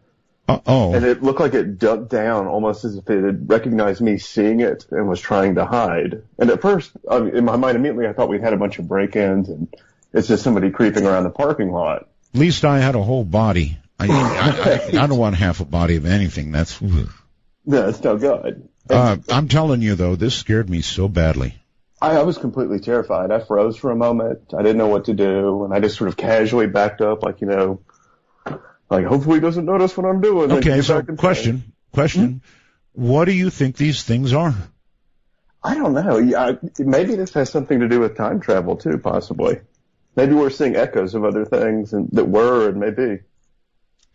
Things that were, that's a pretty good guess, actually. Things that were. I wonder if there's sort of a lingering echo of things that were. It's very possible. Maybe it was even me at some earlier time. Don't do that to me. Now I'm not going to be able to go to sleep tonight.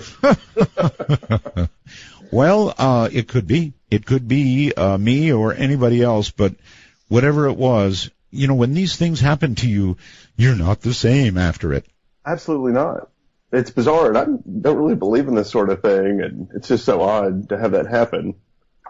Well, there's nothing like having it happen to you to make you a believer. Exactly. Hey, Art, can I give you a movie recommendation? You may. Have you seen the movie Pontypool? What is it again? It's called Pontypool, and actually the author would make a good guess. I haven't seen it. Why? It's about a radio DJ and the power of words, and I don't know, it's maybe sort of zombie-ish. I don't know. It's a pretty neat picture, and it has a lot to say, and the book's pretty good, too. Most of the movies they've made about talk hosts are... Well, you're the ultimate talk host to me. When I think of talk host, I see you smoking and wearing black at your computer. That's the romanticized idea. All right. Well, here, I'll give you the truth. The truth is, I've got these electronic cigarettes now. Anybody who has been a smoker all their life will learn very quickly that they either give it up, the tobacco version, or else. And when I say or else, I guess you know what I mean, right? It's going to get you. Let's go to, I think, Lockport, New York. You have achieved airdom on Midnight in the Desert. Extinguish your device and proceed. Turn that off, please. Okay. All the way off. Very good. It's off. All right, good. Welcome to the program. Yes, how are you? Art, how are you? I'm very well, thank you. My name is Steve Legase, calling you from Lockport, New York. Yes, sir. I heard you talking about the shadow people. Well, I'm 50 years old, and I seen one the first time when I was 3 years old, and again for the last time on a Tuesday morning, August 16th, 2011, in my room. The thing had orange eyes. It locked up my body. It was 5:30 in the morning. It locked up my body for 5 minutes. Now, throughout my whole life, this thing gave me some kind of like special where I could see the future and see things, and I'd be able to tell people something was going to happen, and it would always happen. Well, that's cool. I didn't get any of that. I got scared out of my wits, is what I got. I hear you. You know what? And at first it scared me too, and then I realized 3 days ago and up until today that it was a positive experience for me, and I kicked myself in the ass. I didn't know it could read my mind when I was sitting there looking at it for the 5 minutes. Well, at least I can report I didn't shoot a shadow person. You don't want to shoot it, no. No, you're not here to hurt us. Yeah, I hear you.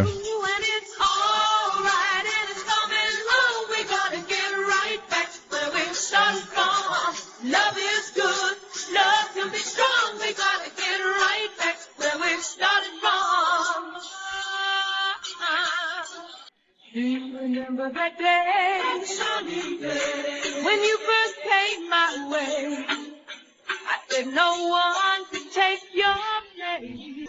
For Dark Matter News, I'm Leo Ashcraft. Nearly 50,000 customers were without power across southern Ontario after an intense storm battered the province on Sunday, bringing heavy winds, rain, hail, and possible funnel clouds. The outages were spread over an area from Lake Huron to Toronto. The utility company, Toronto Hydro, is reporting multiple outages across the city, including one at Yorkdale Shopping Centre. Elsewhere, the wild weather blew down trees, canceled a music festival, and according to the Ontario Provincial Police, sent 6 people to the hospital when a tent collapsed near Proton Station, a community about 50 kilometers southeast of Owen Sound. There were also reports of funnel clouds near Orangeville, north of Toronto, earlier in the day. The Ontario Provincial Police said it has received many reports of downed trees and power lines, but no reports of serious damage. Due to safety concerns, the Veld Music Festival that was being held at Downsview Park in Toronto was called off. If you think this was a normal storm, take a look at the photos snapped over Toronto at darkmatternews.com.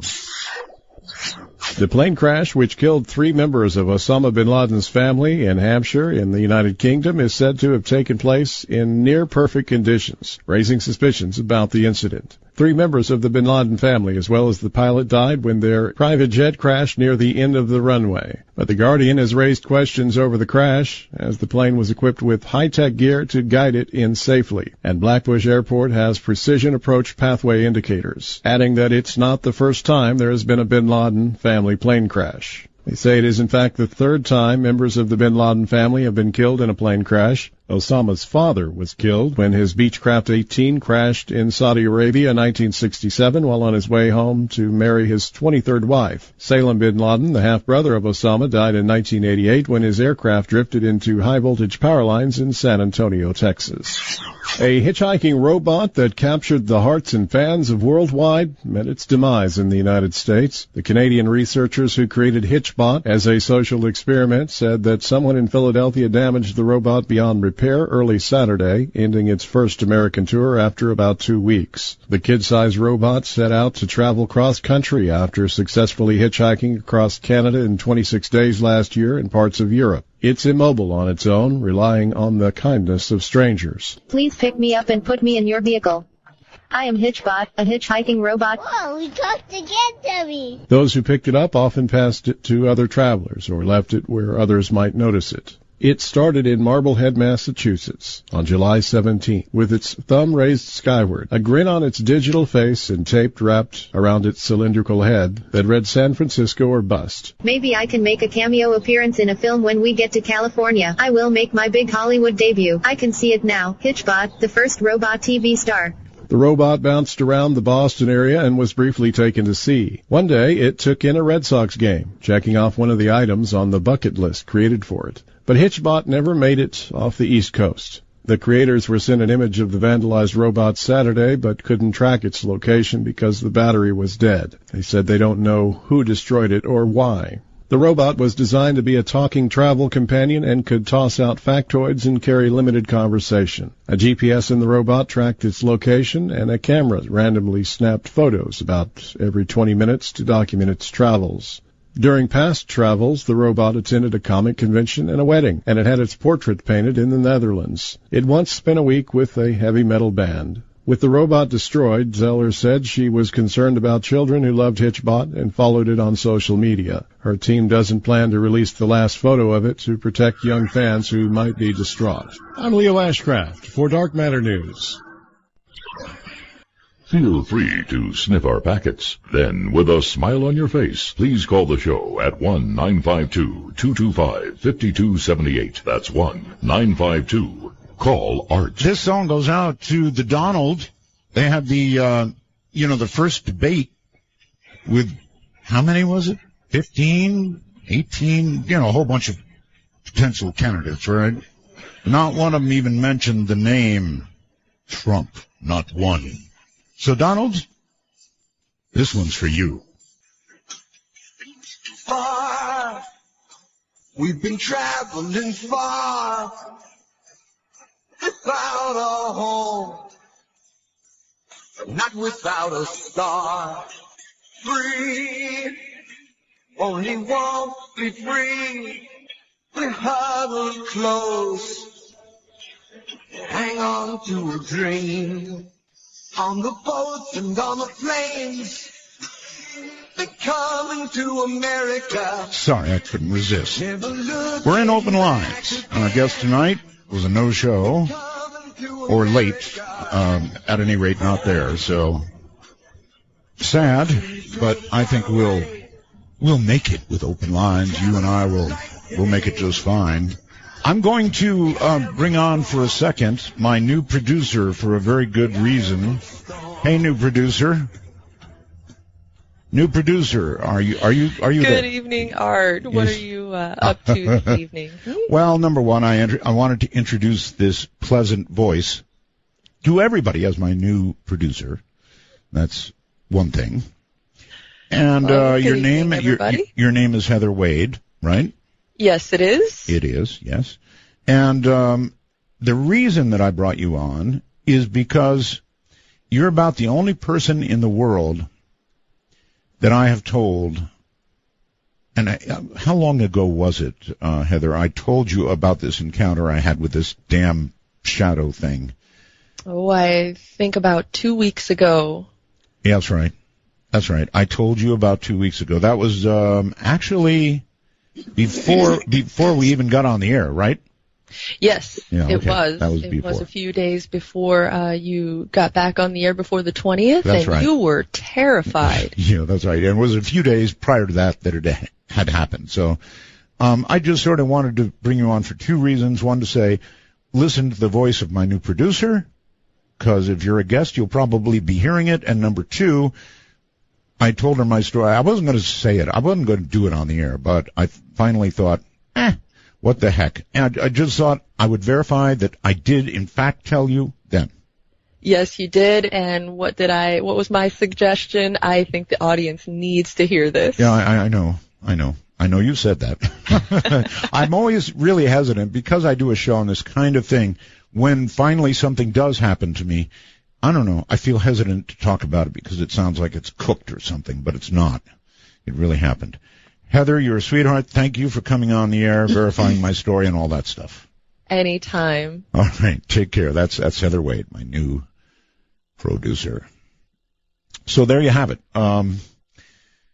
It really did. It scared me as much as anything has scared me in my whole life. I guess, to be fair, I was in shock after the UFO incident, actually a couple of them. Shock, but not as scared as I was. That night I was scared. I grabbed a gun. Not ashamed to say that, because I had no idea, no idea what I was dealing with. I still don't. No clue. It's completely and utterly unsettling. And here is, I believe, Debbie. Hello, Debbie. Hey, Art. How are you? Well, I guess you can hear how I am. Well, I'm really enjoying the show, and it's really great to have you back. Thank you. Anyways, I've got two stories. I guess I'll let you pick. One is a shadow person thing that happened to me back in the 80s. Really? And, yep. And the other one was an out-of-body experience that I had back on May 20th, which is equally as amazing. Yeah, but right now, let's go with the shadow person, if you don't mind. No, not at all. Can you describe to me what your shadow person or what it looked like? You know what? I know it's going to sound corny, but it looked like Dick Tracy. Do you remember the Dick Tracy cartoons? I do. From the 60s, and they were in the funny papers. Sure. Yeah. It looked like Dick Tracy, only in the shadows. And this being would stand at the end of my bed any night that my husband didn't come to bed with me. Oh, good Lord. So, yeah, he would stay up and watch television sometimes. Well, it must have been the point. The first couple of times you must have been dragging your husband into the bedroom. I was so, I can't tell you how terrifying it actually was. And I had 3 small children at the time. So I was exhausted by 8 o'clock, and I would go in, and sometimes I would just fall asleep. And this presence was, you could tell that someone was there. It would wake you up. It would wake me up out of a dead sleep, and I would see him standing at the end of the bed. Well, that's even more horrifying because at that point you're between sleep and being very awake, and boy, if that doesn't give you a heart attack, I don't know what will. Well, it was really, really frightening, and and this went on for, I don't know, I'd say years. Okay, did your Dick Tracy years? Years. Did he have arms, legs, discernible, everything? Only thing I could tell was, this person was in the shadows and just, like I could see a hat and a face and kind of like just square shoulders, long and black. I couldn't discern any arms or legs, but what I later determined and what I later found out, which is the really interesting part of the story, is that someone very close to me had put a hex on me. Oh. And I wasn't a big believer in hexes, but I got it on pretty good word that this thing that followed me for so many years was a familiar, and this was a male that had put this hex on me. Was his familiar. Was this some male that you had felt you had treated him incorrectly or something? I had not. The male figure was actually my father. Oh, your father? My father. Why would your father put a hoax on you? A hex. Or a hex. Sorry. Well, I married someone that he didn't like. And that person was killed in a motorcycle accident, and he sold him the motorcycle. Now, dads don't generally put hexes on daughters. I mean, it's not one of those things that a dad would do. Your dad must have been, what's the right word? Well, it was hateful. Spiteful. Definitely hateful. You'd think he would put the hex on the husband. He did, and he was killed. Okay, so it was the both of you, really. It was. Yikes. And there's many other things that go with that, and I'm not going to go into all of those because it'd take an awfully long time. But anyways, the Dick Tracy shadow figure stayed with me for many years. And I tried to call in when you had Evelyn Paglini on several times, way back when. Right. God bless her. I hope she is well. We are now looking for another Evelyn. Well, I hope you find her. She really was a spiritual warrior, and I really admired her a lot. And I wanted to tell her my story so bad because, she was so knowledgeable on, these different groups and, all of that. This is why I want a real witch. Mm-hmm. They know they know about spiritual warfare, and a lot of people call themselves witches. they're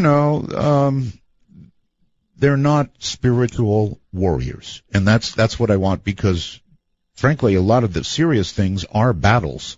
Oh, absolutely. All right. Thank you so very much. I appreciate your call. Good talking to you. And again, anything you want to talk about is fair game tonight. That was a good one. That was definitely a good one. Can you imagine that? A hex on the both of them. What daddy would do that to his daughter? I could understand a hex on the guy, but his own daughter. Wow. Let's go, I don't know where I'm going. It doesn't really matter. It says anonymous. Welcome to the program. Hi, Art. Hi. It's funny you're doing this topic. I was going to call you on Friday. A few years ago, I had a serious problem with the shadow nonsense. What is this? What? It's so common. I know what it is, and I can tell you how to see it for yourself, and then I can tell you how to get rid of it.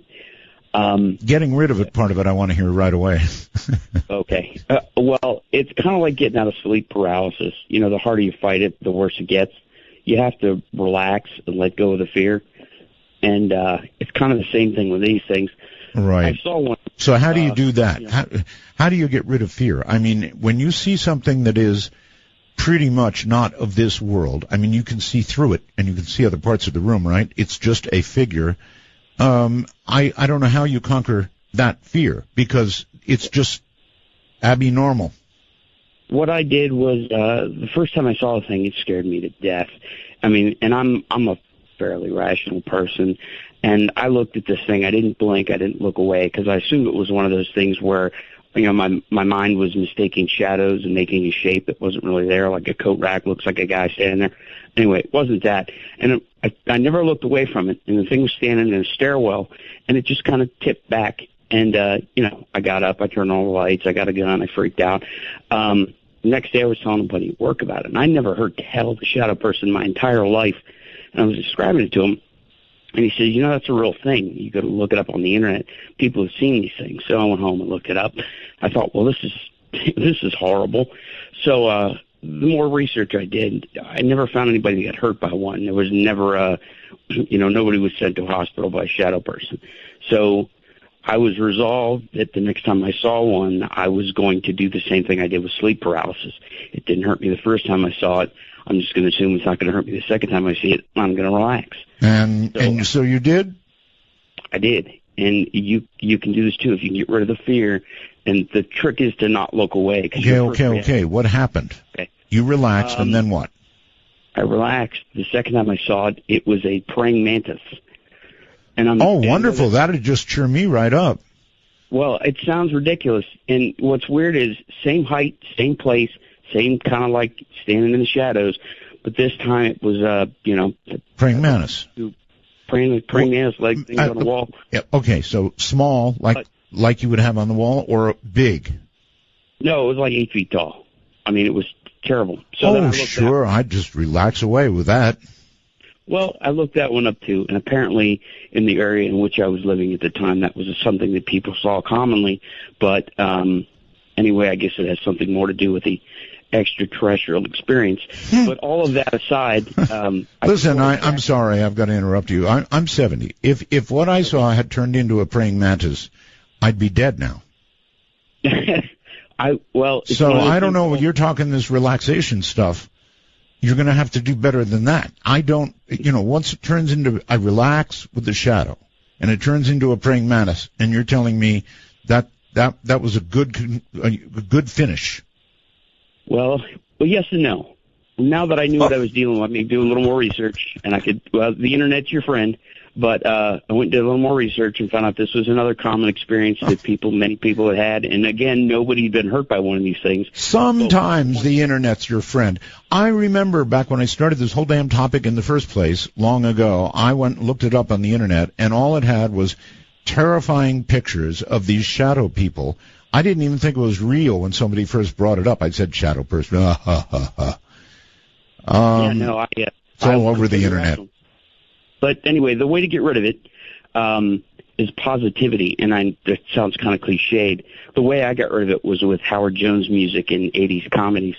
But it kind of feeds on – it seemed to get worse the more afraid I was. But the less consumed, because at the time when I was seeing these things, I was miserable. My life sucked, and I was upset about a few things, and it seemed to kind of show up more often the angrier I was. So I consumed myself with, I made sure I wasn't watching anything dark on television. I surrounded myself with, upbeat music. And anyway, it just kind of went away after that. Like, okay. I still see one occasionally, but I'm not afraid of it. It doesn't bother me. It's an honest. But it seems to be, you need to relax, get rid of the fear. And I would like to say that you have calmed me right down, but you have not. And nevertheless, I appreciate your attempt. Thank you very much. Good luck. Bye-bye. Yeah, take care. No, that didn't do it. I mean, the shadow person is terrifying enough, and then see it move or have it move on you and then be first to your right, then behind you, and then to your left. I just fled. Once I saw it to the left and it disappeared, and it did, I fled. And I've already told you. I went and got a gun, went all around, was prepared to try a shot if I saw it, and I didn't.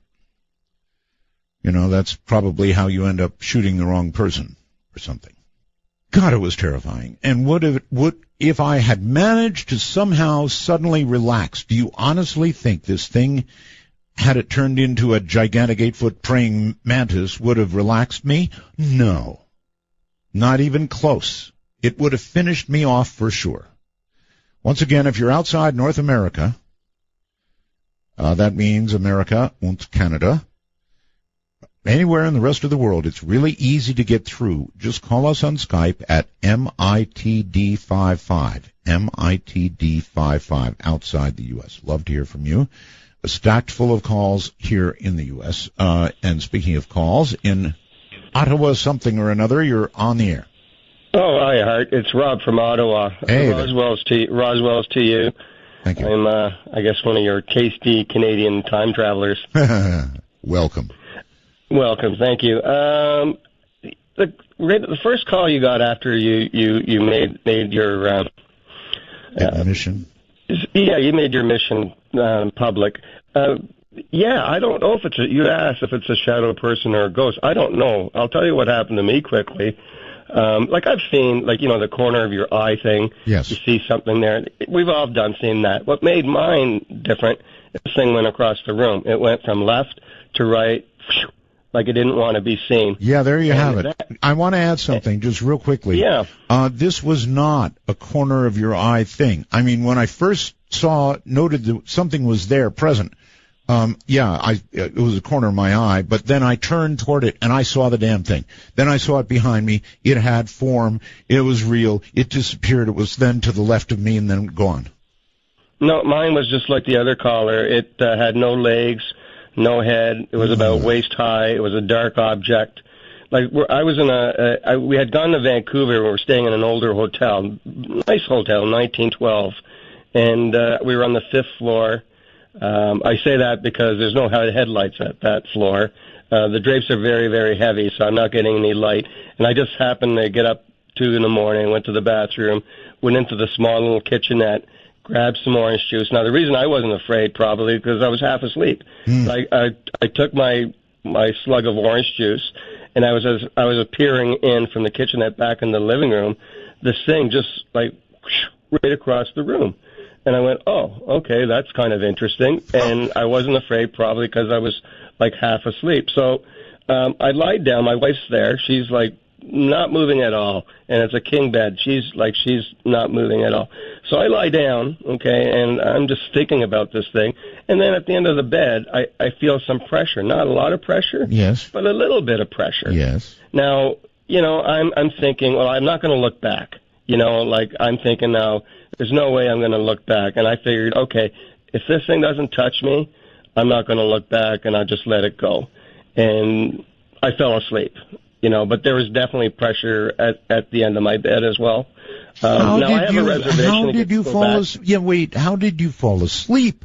That'd be the last thing in the world I could do after that. Well, I was tired. It was 2:30 in the morning. I felt a little pressure. And, I didn't want to look back.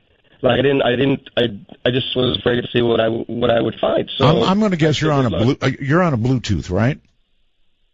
I'm on a Bluetooth. No, Yeah. I'm on a cell phone. Yeah. Cell phone, okay. Yeah. So, like, I figured as long as the pressure doesn't become any more so, or this thing doesn't grab me, I'm not going to look back. So you fell asleep, and when you I woke up, everything was all right? Everything was fine. I told my wife about it. I thought, and then I started trying to put pieces together. Okay, well, the curtains are heavy. There's no light. We're up on the 5th floor. Like, I figured whatever this thing was, didn't want to be seen. Yeah. I figured that it probably, it was a beautiful suite, and it was a good location. And I'm thinking maybe this entity liked that. I got it. We've got a break. I've got to go. Thanks for the story, though. Okay. Bye, Art. I appreciate it. Take care. Well, whatever it was real. That's the one thing I know. It was real. This is Midnight in the Desert.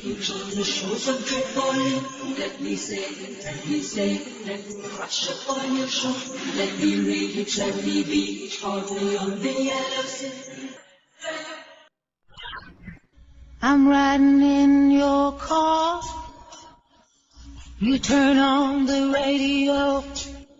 You're pulling me close. I just say no. I say I don't like it, but you know I'm a liar. 'Cause when we kiss, ooh, fire. Late at night, you're taking me home. You say you wanna stay. I say I wanna be alone. Midnight in the Desert is a wild trip across the Days Divisor. Get your ticket to ride by calling 1-952. Call Art. That's 1-952-225-5278. Skype in America and Canada is MITD51. MITD51. Outside the U.S., yes, sir, it's a free call on Skype. MITD55. MITD55. That'll ring us up. Let me qualify something. When I said real, maybe I shouldn't have said real, because whatever it was, I couldn't run over and grab it, nor would have I done that. But I don't know about real. It was something. It was of some substance. It was, I want to say not of this earth, but I don't know that. It could have been a ghost, could have been a spirit, could have been a hex. I don't know. Well, let's see where to go. Let's try Stephen on Skype. Stephen, hello. Hi. Hi. Good to have you. Really surprised I got on. I just wanted to ask, you were talking about Dr. Greer before, and I actually wanted to ask you a question. Did you hear what he said? Yes, I did. I'm actually, the reason I listen to your show is actually because I'm actually a big fan of Dr. Greer. Yes, sir. Yeah, he's really, what got me into, ETs in general. Right. I actually just wanted to know your opinion on, what, is, the new things that you're saying that he's saying. Well, first of all, for goodness sakes, that is what he said. I played it. It came from YouTube. So he he absolutely said it. His message has, changed more recently. Yes, and I have to have him on and hear it. But what he did say shocked the hell out of me. Come on. Absolutely. He is, in essence, telling us, look, SETI got a real signal. They kept it secret. Mm-hmm. That's no minor matter. No. So have we heard already from them, is the question. It's very true. Very true. All right. And I guess you'd have to wonder, really, if they did receive, like they said, like a different type of signal. Yeah. How would you summarize what Dr. Greer is saying now versus what he said all those years ago? I think his understanding of the subject has evolved just like everyone else's. I think he believes they are A, already here. Absolutely. And B, he's much more interested in having communication with them than he is in doing the things he did years ago. Absolutely. What I've gleaned from what he said is that he's more interested in listen to the disclosure because he doesn't think that's really a viable possibility. Or not so much that, but so much as he thinks that. You know, that's what we were going to do tonight. We were going to have Stephen Bassett on, right? He's been working on this disclosure project for years and years and years. And frankly, I was going to ask him at the beginning of the interview, Stephen, while I applaud your efforts, I don't think we're ever going to know. It's never going to be disclosed unless, I don't know, unless some president comes forward, maybe Trump. Somebody who is, you know, just immune to the talk. And maybe Trump would be immune to the talk that all presidents are apparently given. I mean, maybe. I don't really think Donald Trump will be elected, despite the fact that I think he's probably the best GOP candidate that's there. It's all fun watching anyway. I can't wait for the debate. Favorite time, man. Yeah. It's election season. It's always great. All right, brother. Thank you very much for the call, and take care. It's going to be, I just can't wait for the debate. Unfortunately, you know, it's going to be one with rules. You know it is, right? Debate's going to have rules. You can speak for 1 minute, Mr. Candidate, and then, or 3 minutes, and then so-and-so over there will have 1 minute to rebut what you said. And then, if necessary, we'll give you 30 seconds to rebut what he said. Bummer debate. I want a real debate. And, oh, by the way, while we're on the subject of debates, I'm supposed to have one coming. Now, this may sound laughable to some of you, but I'm telling you it's no laughing matter. There are people out there who believe with religious fervor that our Earth is flat, that the scientists are all wet, they bring with them evidence, they think the Earth is flat, and they say they can prove it. And so I thought, okay, fine, great. Bring on one of these devotees. Let's get a scientist. Let's have a real debate. That'd be a real debate. I'd love to see one on TV, too, wouldn't you? With only 2 or 3 candidates when it's finally narrowed down to that. God, I'd like to see the real thing. All right, let's go to the phones and somebody calling themselves Dimensional. Hi, this is actually Nathan from Austin. Hey, Nathan. Hi. I actually had a story. I grew up in Michigan, and I was about in middle school, I think, and me and my friend were staying up late, and I was looking out the window, and I saw this. He lived on a Christmas tree farm, you know, pine trees. Right.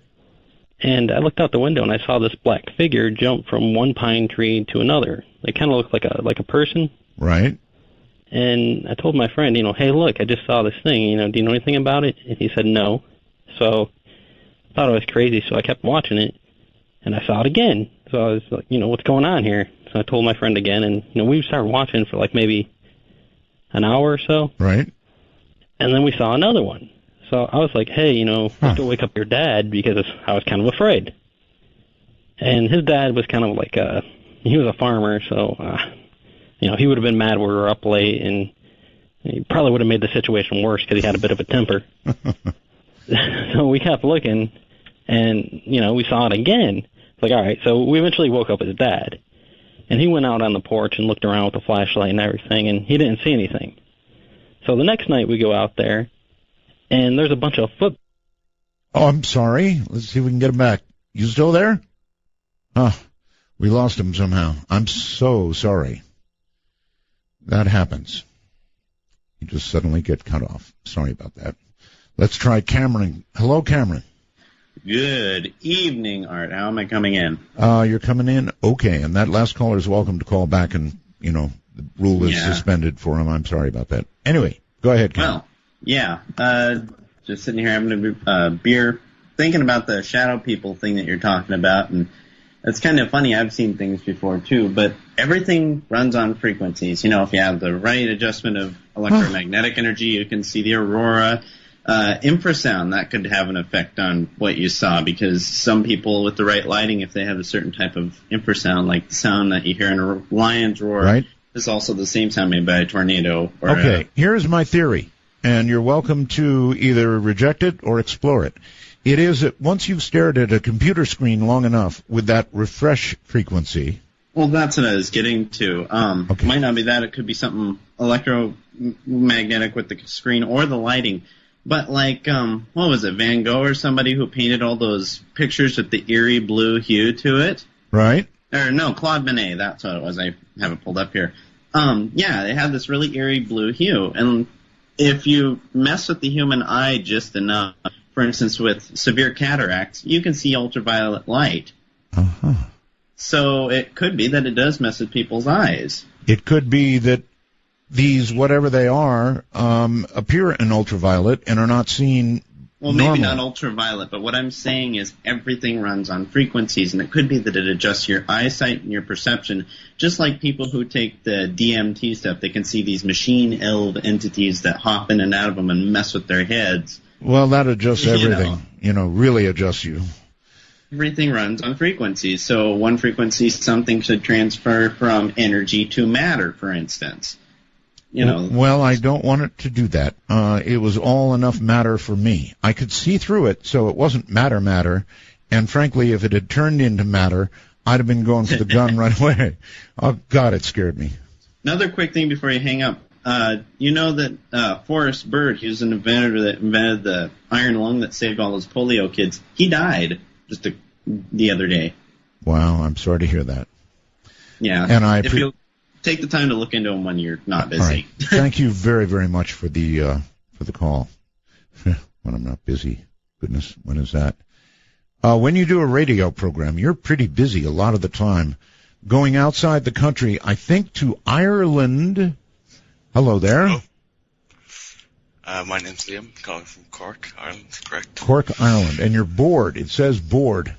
Yeah, I said that a long time ago. I was Really? bored that day, as you can imagine. So you were having a bad day, and so you put your emotion up there.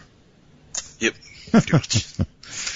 All right. It's 10:06, many Roswells. Right, thank you. So you've been listening. You know what we're talking about. Do you see this sort of thing there? Next to my computer, I have a picture, and you can kind of see in the background through my window, in my back garden. And one or two times, I think I might have seen something black out there, but when I look, it's gone. So could have been anything. Anyway, I was wondering about ghost matter. If there's nothing set in stone, would you think about Midnight in the Cemetery or something like that? Oh, you mean for the ghost show? Yeah. Midnight in the Cemetery is pretty good. I'm thinking about it for a while. But, the traditional name has been Ghost to Ghost, right? Yeah, which, I've of course, came from Coast to Coast. As you can imagine, that's how I found you. Well, it's a good point. Midnight in the graveyard. I will take that under advisement, and maybe I'll change it. Okay. Of course, we're not technically in a graveyard, and given the opportunity to do a remote from a graveyard, I don't think I would. I wouldn't either. Probably not on Halloween night. Is one question? Yes, is Ireland a ghost-like place? Some states, now I'm quoting people, but some states one of the most haunted countries on the planet. Yeah, that's exactly what I've heard. All right, well, listen. I haven't seen much with my own eyes. Count your lucky Irish stars. That's what I would say. So far, I don't have any. All right, thank you very much. One of the cool things about being on the program is that there is about a 30-second time differential between when we actually talk to you live and then when you finish your call. If you turn your radio on or your stream or whatever, you will hear your call. You'll hear the last at least 30 seconds of your call. So once again, that gentleman from Ireland, if you're outside the country, we'd love to have you. You're probably, if it's in Europe, having a cup of coffee right now or tea. And you're welcome to call us at MITD55 on Skype, MITD55. Let us go to, well, no, we better not. I guess I better get it out of the way. We've got a break coming up, so let me do that. We're in open lines, and we're talking about anything you want. Now, I did bring up the subject of shadow people because I just couldn't keep it inside any longer. I'm Art Bell. This is Midnight in the Desert. If you could read my mind, love, what a tale my thoughts could tell. Just like an old-time movie about a ghost from a wishing well. In a castle dark or a fortress strong with chains upon my feet, you know that ghost is me. And I will never be set free as long as I'm a ghost you can't see. In that darkest time between dusk and dawn, from the high desert, it's Art Bell's Midnight in the Desert. Now, here's Art. Here I am. We're talking about, I don't know, anything you want to. It's open lines. I guess I launched us into a bit of a discussion about shadow people because it just scared the tar out of me. I mean, that's the only way to put it. So it goes in now to the bin of experiences that I've had in my life that count as, I guess, paranormal. And outside the country somewhere, you are on the air. Hello. Hello. Can you hear me? I hear you. I'll tell you what. Get good and close to, like, the microphone part of your computer, if you would. Okay. My name is Michelle. Hi, Michelle. I'm calling from Sydney, Australia. Sydney, Australia. Excellent. Welcome to the program.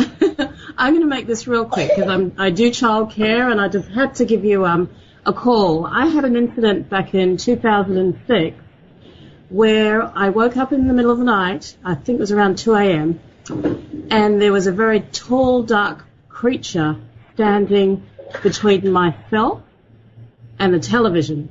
I was in bed. Michelle, TV. Did it have form, or what kind of form did you see? Yes, it had form. It had a long cloak on, and it had a hood.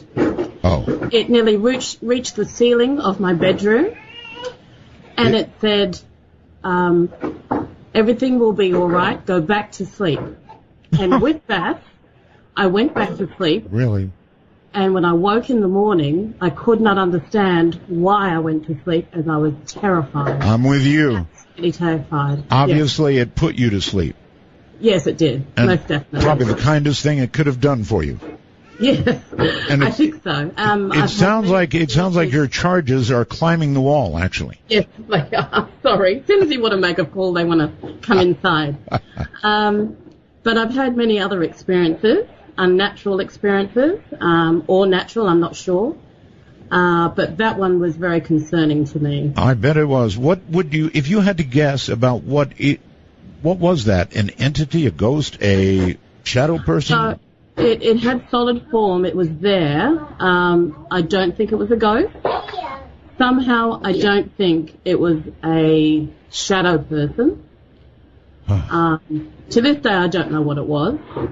And I'll tell you another experience was when I was in my early 20s. I was living in the city in Sydney with my boyfriend. And I woke up one morning, went and had a shower, and I found a whole lot of squiggles. Felt like somebody had been drawing with red texture or red pen on my stomach. Now, I'm a black girl, and so, but it was very, very bright. Wow. And I thought it was my boyfriend, so I got out of the shower, went and woke him up, and I said, "What were you doing in the middle of the night drawing on my stomach?" Right. I was very angry. And he said, "Don't be ridiculous. I did nothing of the kind." But what was most peculiar was that all my life I had an outie belly button, very predominantly out. And from that moment on, he said, "What happened to your belly button?" It was gone. Wow, a positive experience. Kind of. No, I was happy with my answer. Thank you very much. I love it. All right, thank you so much for the call. Oh, I'm very surprised that I got through. First time I tried, so thank you. Right, you call again. Thank you. Pretty easy to get through if you're outside the U.S. and Canada because, there's just not as many people. If you think about it, in Europe, for example, it's very early morning right now. It's easier for the Aussies, the Japanese, maybe people in Hong Kong to get through, maybe Thailand. We're at a better time of day there. who wants to call a talk show when they're just, sitting at the kitchen table with their first cup of tea or something like that. So, all right, so where to go? Let's go to, I think, Buffalo, New York. You are on the air. Hello. Hi, Art. Hi. Like everyone, so happy that you're back. Oh, I'm so happy to be back. You just don't know. Yeah, well, we've missed you. Two things. The other day you were talking about the car out of your window. It was going to be hit. Yes. And I tried calling in how you had that strong, strong feeling. Sure. And I wanted to mention the fact that I had that one time about 30 years ago where I was keeping score at the bowling alleys, and the little voice said, buy a ticket for the 50-50 split. Right. And I never spent money on it. And so I bought 2 tickets, and everybody was like, well, who's the winner? Who's the winner? And I go, I am. And they were like, well, how do you know? And I go, well, the ticket's in my pocket. I just know.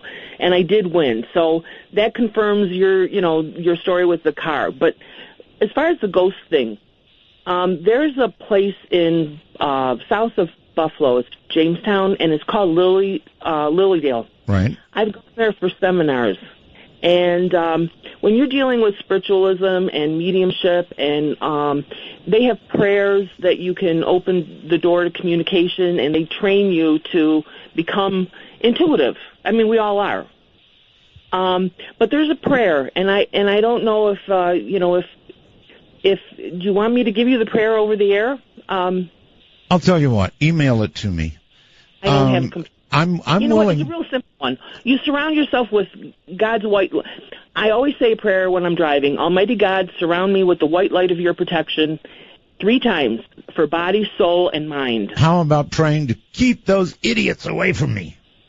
Well, and the thing is that when I have dreams, my problem. I always reach out with the negative, You reach out and you send them back to, if they don't come with the highest good and your best interest and intention, you can empower yourself and send them back. If they don't come with the highest good for your intention. Let's put it this way. When you're doing 65 miles an hour, let's say, on the highway, somebody passes you doing about 80, and then they slow down in front of you to about 50, I want to send them somewhere, but nowhere good. Well, you know what? That's where it's kind of crazy. You can call me nuts, but when I surround myself with the white light, I'm on the thruway, and I go 60. Speed limit's 55. I'm not going crazy, but they're all passing me anyway, even if I am going 5 over. But when I'm driving, it's uncanny how I'll look in the rear view, I'll look in the front, and I probably have about a 4-car space in front and behind me. That's good. I don't know what it is, but it's crazy how I have a circle around me. They're driving. There's 20 in front, there's 20 behind, but I've got a circle of freedom around me. Okay, so you think that circle of protection keeps trouble away? Absolutely. Okay, well, it's either that. Thank you very, very much for the call. It's either that or, I don't know, like a machine gun mounted in the right place, which everybody who drives a lot wants. Well, I'm sorry, that's just me. That's really just me. All right, you're being funny and you're being, Actually, I'm not. I'm really not. I'm being serious. I don't have a positive attitude about it. If someone does that to me, it's like I could strangle them. I could, with my bare hands, watch the breath go out of their bodies. Yeah, that's not good, though. I know. Not good, but you can practice it. You can surround yourself with white light. You can any negative coming your way, return to sender. Yeah, I mean the only white light I want to see is the tail end of a Stinger missile headed toward them.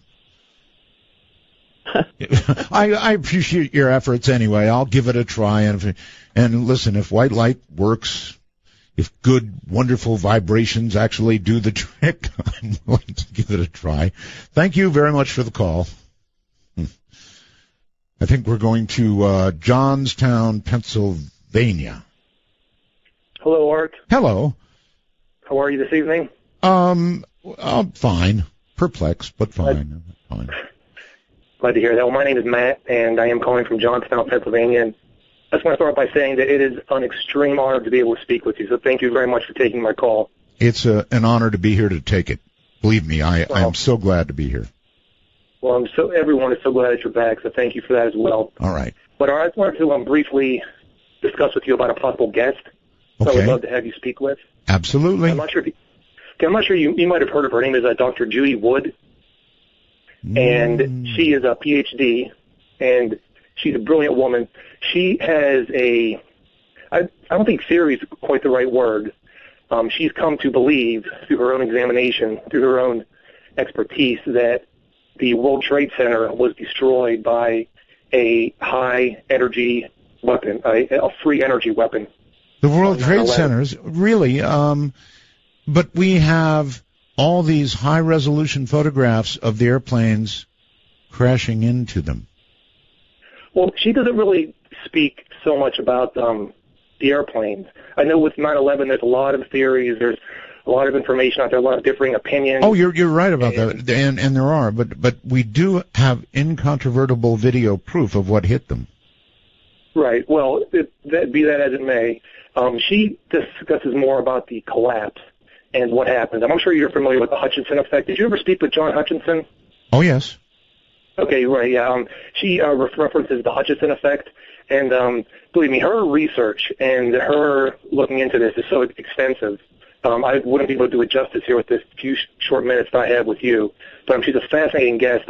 She's also caught the eye of many people, including Richard C. Hoagland, who's looked into this, and I don't know if you can say that he is a convert to her line of thinking, but I mean, it definitely caught his attention.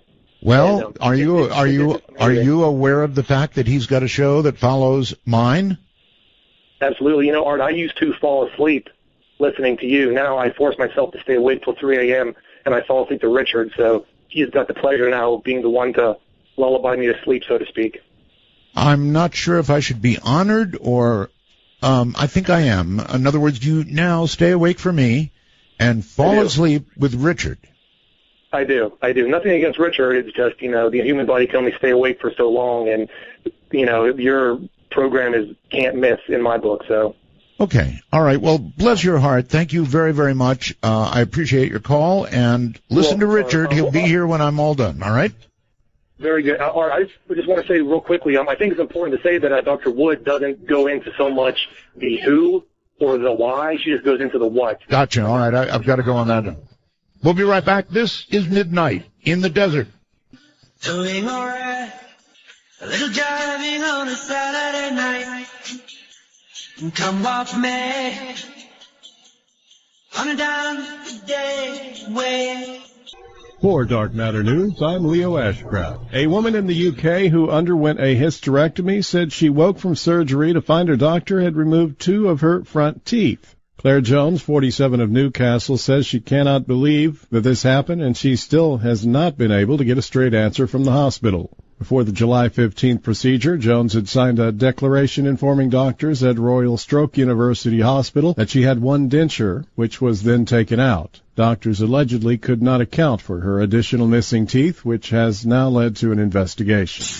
A new jaw-dropping up-close video displays the eruption of the Piton de la Fournaise volcano, located on Reunion Island in the Indian Ocean near Madagascar. New footage of the eruption, which prompted evacuation on Friday, shows the fiery rivers of lava running down the slopes. The eruption lasted for 3 days before ending on Sunday, shortly after 11 a.m. local time. This is a World Heritage Site and is one of the most active volcanoes in the world. The volcanic activity hampered the work of Malaysian investigators examining suspected debris of the MH370 flight found by beachcombers on Reunion Island on Wednesday. Malaysian Airlines flight MH370 went missing on March 8, 2014, with 239 people on board, shortly after taking off from the Malaysian capital of Kuala Lumpur en route to Beijing. Its disappearance prompted a massive international search lasting more than a year in the South Indian Ocean, the China Sea, and the Gulf of Thailand.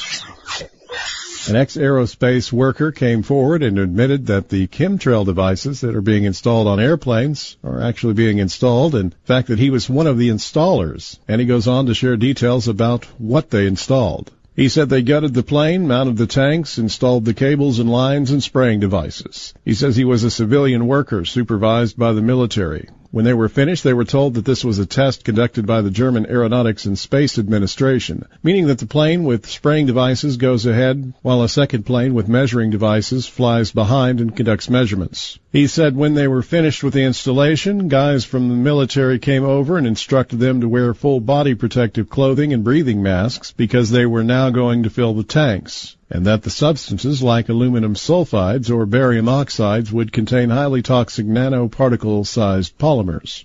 For additional information on chemtrails and the full story from World Truth TV, visit darkmatternews.com. Scientists have made the world's first white laser light. Since being invented in 1960, lasers have been put to use in all sorts of applications, from computers and printers to fiber optics and surgery. But for this entire period, there was one thing in particular that lasers simply could not do: produce white light. Now, a team of researchers has finally announced that they've managed just that, creating a device that can emit in any color across the visible spectrum, a requirement for white lasers. Normally, lasers can only produce a single wavelength, meaning that they are restricted to one particular color of light. This color is dictated by the structure of the semiconductor, which is usually a solid chemical element or compound arranged into crystals, and is what produces the light when a voltage is applied to it. The team of researchers from Arizona State University have been able to create a semiconductor that has 3 different sections, which, when stimulated, emit red, green, and blue, and thus combine to form white. The milestone puts lasers closer to eventually becoming a mainstream light source, brighter and more energy efficient. They could replace LEDs and even be used to make more accurate and vivid colors on computer and television screens. In addition, technology is under development to create light-based wireless communication, known as Li-Fi, which could potentially be more than 10 times faster than Wi-Fi. I'm Leo Ashcraft for Dark Matter News.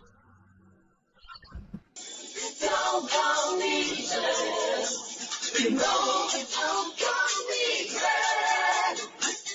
It don't come easy.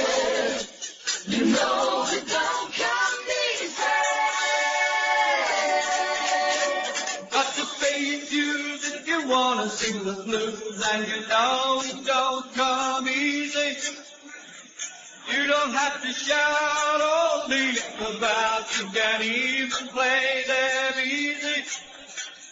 Get up out of the past and hold your sorrow. You won't last. It will soon be yours tomorrow. What's said in the dark stays in the dark. Call Midnight in the Desert at 1-952. Call Art. That's 1-952-225-5278. It will soon be your tomorrows. How right that is. Hi, everybody. I've always loved that, just the way that message is delivered. This is Midnight in the Desert on the Dark Matter Digital Network. I'm Art Bell. Public number 952-225-5278. Skype is easy peasy. You just get Skype, put it on your phone. That's free, right? Then you put, if you're in North America or Canada, MITD51 in. That's MITD51. Call us. And then if you're overseas, somewhere out of the country, this one I really want to emphasize, anywhere in the world, the rest of the world, pretty easy to get through because, well, it's a big world and a bad time elsewhere. So Skype is a piece of cake. It's MITD55. If you're outside the U.S. and Canada, MITD55. Now, we're discussing all kinds of things tonight. It's open lines. Don't feel bound to discuss shadow people. But if you do, I really would like the description of what you saw.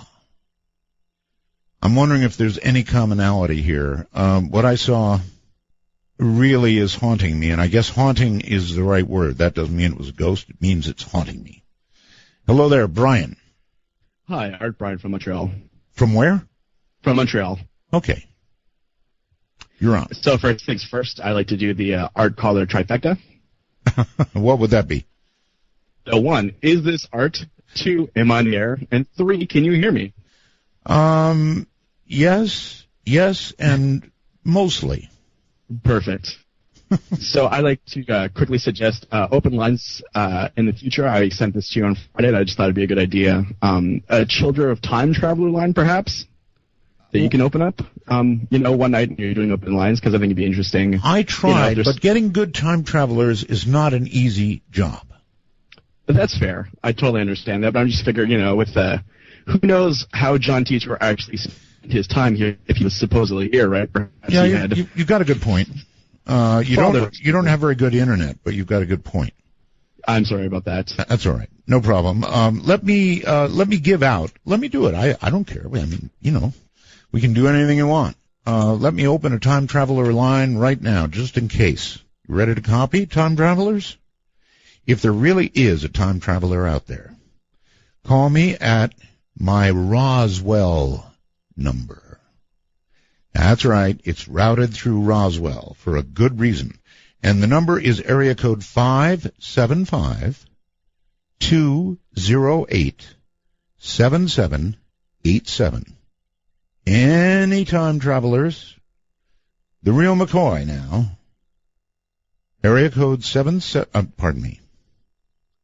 Area code 575-208-7787. That's by request, I guess. All right, let's go to somebody in, I think, Nashville, Tennessee. Hi. Oh, hello, Art. How are you? Very well, thank you. I don't know what the subject is because I've had my radio turned down. Oh. What's the subject? Well, the subject is whatever you want it to be. Now, we were talking about shadow people or whatever in the hell they are. But we can talk about anything you want. Okay, well, first, can I give a plug for our new Art Bell Time Travelers Facebook page? You may. Okay, we have this brand new Art Bell Time Travelers Facebook page, and it's only been up like 2 or 3 days, and we've already got some really great people that have joined, and everybody loves you, and we're so glad you're back. Okay, what is the actual, if you don't mind my asking, name of the Facebook page so people can, is it called Art Bell's Time Traveler or what? It's Art Bell Time Travelers. They can put in up there in the search in the Facebook, they can just put Time Travelers. Right. Or Art Bell Time Travelers, and it'll go right to it. Okay. Well, I'm sure that will attract some to you. I hope so, and we're having fun, and we're enjoying you, and we missed you so much. You just don't realize how much we have missed you being on the air. Thank you so much.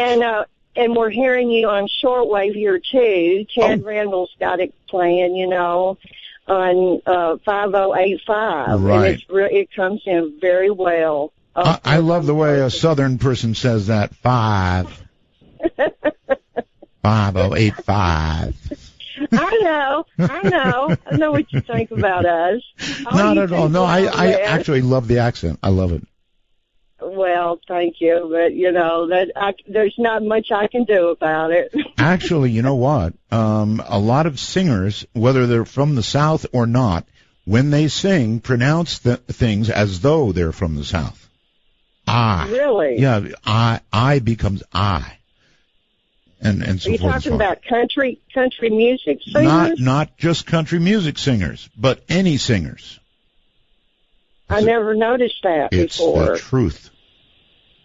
Anyway, so I like your accent. Thank you very, very much for the call. And let me add, in addition to an apparent time traveler page, I'm learning through, I get all these messages that come through the wormhole. Stryker says, TuneIn has its own chat room for any channel, so there are plenty of us chatting about the show in there. I had no idea. These chat sites and different things pop up all over the place. All right, on what I called my time traveler line, I'll give it a try. You're on the air. Hello. Hello, Art Bell. Are you really a time traveler? No, actually, I was availing myself of the, why, did I call the wrong number? Oh, yeah, you sure did. Sorry. That was for time travelers, and so I had to, let me try it again. Try it again. Time traveler line, you're on the air. Hello. Hi. Does it count if it's a time traveler story about a child seeing a time traveler? Art, I've been wanting to tell you this story for years. When I was a little girl, 9 years old, I believe I saw a time traveler. Well, wait a minute. Let me qualify you first. Now, this is a time traveler's line. Are you a time traveler? No, but I saw one when I was a child. Okay, well, how do you know you saw one? I might go for this. Go Well, ahead. I believe I did. All right. I was in my backyard, and I was about 9 years old, and it was after dinner. I was pulling up my bike out of our cellar, out of the cellar stairs, and I turned back, and I looked behind me, and there was a man standing in my backyard about 30 feet. There was no way he could have gotten in there. And he looked kind of shocked or kind of confused. Yeah, but what makes him a time traveler? He was out of time. His clothing was out of time. Oh. His clothes were like in the 50s, and this was like 1977, 1978, and he had like a haircut that you would have in the 50s, and a type of shirt and khaki pants. And then as I was pulling the bike out, I looked back, I saw him, looked forward again, and then I realized, wait a minute, this is something wrong. I turned back around, and he was gone.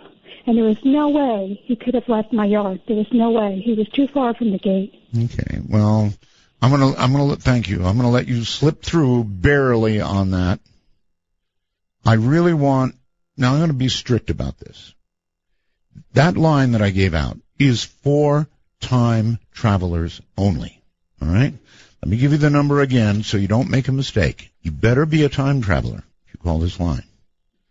It is area code 575-208-7787.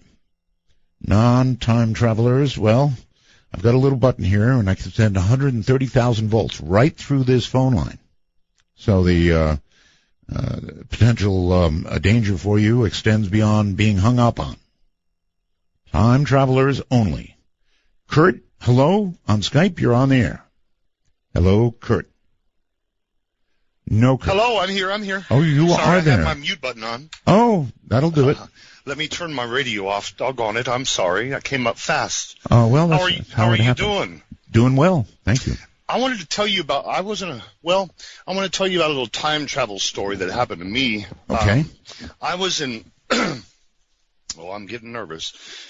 Okay. Big, deep breath. Okay. I was in high school in the marching band in the hour one. We would march out on the field and practice. You know, in halftime you do all the designs on the field. Mm-hmm. And so that first hour, I think I was a sophomore at that time, and there I am and have my saxophone and in line, and Diana, happened to be my cousin too by marriage, but she played saxophone with me too, and we're standing there. And all of a sudden, somebody comes walking out on that field. Look, just spit an image of me. It was me walking out on that field. Oh, my. Looked at me, looked at Diana, said, Curtis. Looking at him, said, laughed, Curtis, there you are. And he looked at me, or I looked at me, and he went up and talked to Mr. Yeager, our band director there in front, and went up there, and whatever he said, I have no idea. And he walked away and looked back at me and walked away, and I never saw him again. And you're sure that was you? It was me. It was a spitting image of me. But I didn't know. I okay, just know that it was me. A younger you, an older you? It or was the same age as I was Oh, as brother. a sophomore, but it was a spitting image. Even Diana said, Curtis, there you are, laughing, and people looking around laughing. And I said, what was I to think?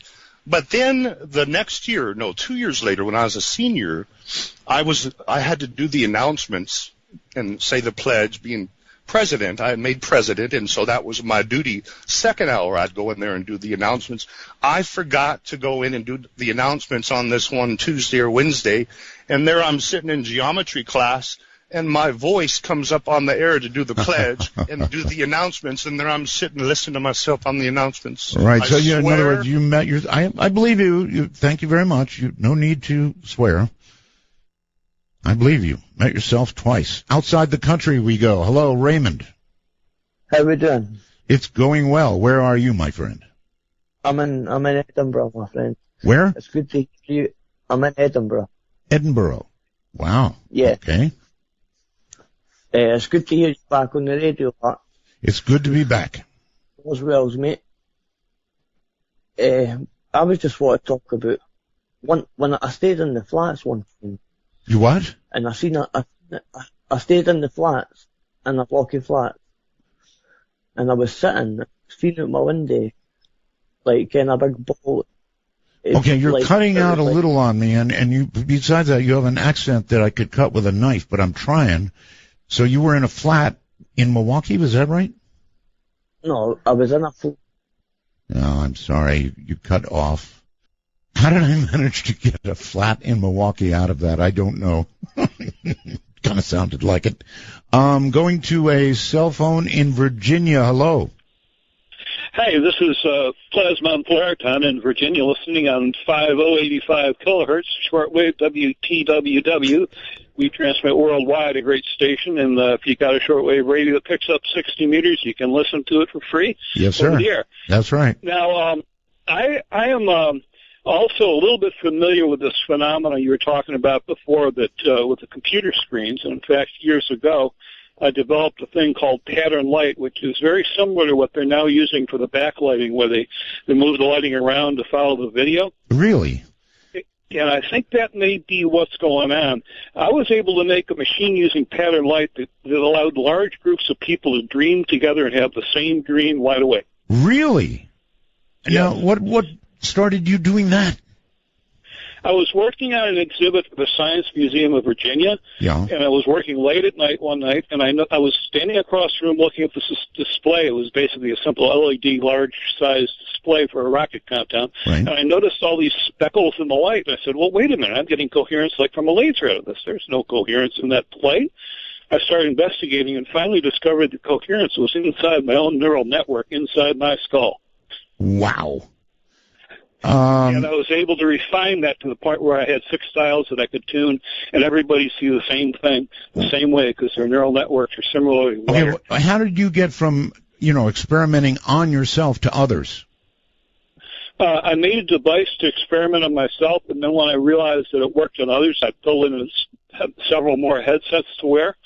And, I plugged them all into the same thing, and we had parties where we'd tune around and dial up what was in our neural networks, and people would gasp and be awed at the same thing at the same time when we asked them what they just saw. Huh. So what have you done with this? You could even dial up an extra visual field on top of your other one so you could see right through things. So what you're saying about seeing through things makes a lot of sense to me. Well, I definitely saw through this thing. I would say, the room was fairly dark, but it obscured only about half, I would say half, of what was behind it, what I could see behind it, to give you an idea. Mm-hmm. That's why I want people to describe these things to me, because I know exactly, I don't know what I saw, but I can describe what I saw. Art, it's so good to have you back. I'm a long-time listener, and I've got one comment I'd like to make about how you're pioneering a new way of delivery. I mean, I know a lot of people have done online streaming, but the way you're doing it, I think, is kind of pioneering. And the one drawback that I see in this plan is that people got to pay a lot for bandwidth, and that's not your fault. That's the way bandwidth costs in the United States, and it shouldn't. Yeah, but you know what? There's a patch around this. Well, there is. For one thing, at this time of night, my friend, the majority of people are at home, and so if they're using the Wi-Fi on their phone or their tablet, it's not costing them, or their computer, it's not costing them anything. Yeah, it depends on what kind of package they got for internet service. That may well be true, but there's people on the road and truckers and the like that really can't partake. There's a lot of rural people who simply do not have rural internet. True. There's a thing called White Spaces Radio Networks, which was approved in 2010 by the FCC and went operational in 2012, and it's just sitting there fallow, unused.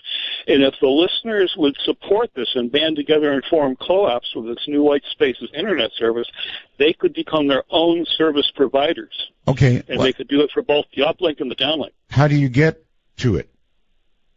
Well, first of all, what's happening now is it's about to be destroyed by a move in Congress, started by a bill introduced by Senator Mark Warner in Virginia, unfortunately, that wants to take the UHF TV spectrum, which is the largest spectrum grant ever given to the American public in 1952, and repackage it and remove all the white spaces so we can't have it.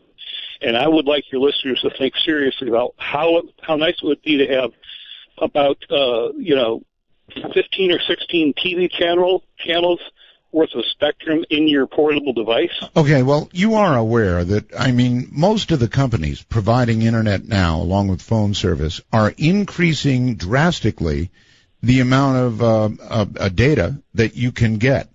And I'll tell you a little secret. If you call them up and say, listen, I'm kind of fed up, I'm thinking of canceling, they will send you over to a retention person who probably will increase by a gigabit or more how much they give you just to save you. And I agree with all that, but if you're a road trucker, you may not be able to get a plan because there's no connectivity out in the some of the rural areas along the roads.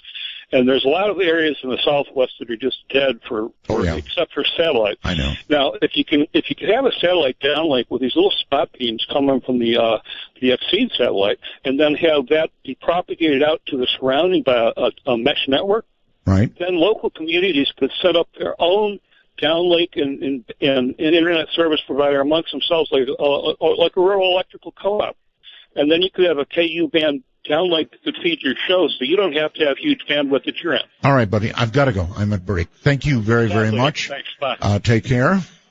He's right, and I'm right too. We'll talk about bandwidth. It's not really so bad for this show. Piano rings like the bells of the night. I know them she's love her. Chasing the sky like a bird is riding. Who will be her lover? While your life you've never seen, woman, taken by the wind. Would you say she promised you heaven?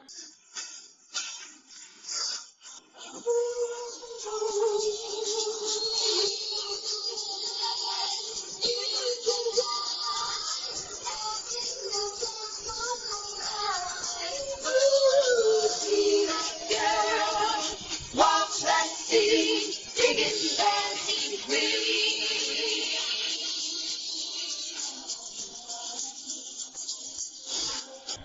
Friday night and the lights are low, looking out for a place to go, where they play the right music, getting in the swing, get down to the hurricane. Anybody could be that guy. Night is young and the music's high. This is Midnight in the Desert. To call the show, if you're east of midnight, call 1-952. Call Art. If you're west of midnight, call 1-952-225-5278. You gotta love that. Hi, everybody. I'm Art Bell, and this is Midnight in the Desert. Rocking and just blazing through the night. Our guest didn't show up, and case of raw.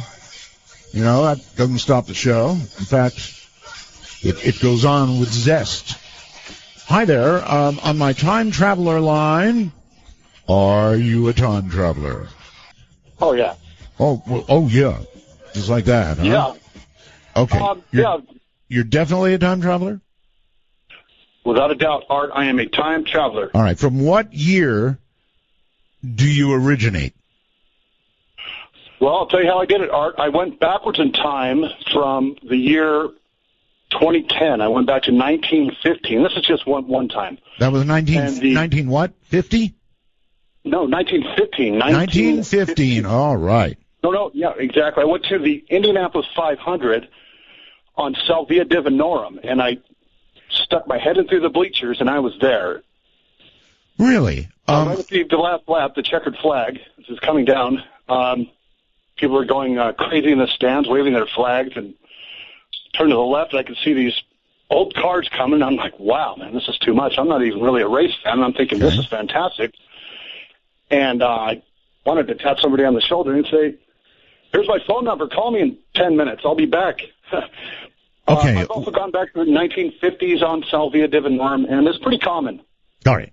I want to ask you a couple of questions, please. One is, by what method, if you can tell us, do you travel in time?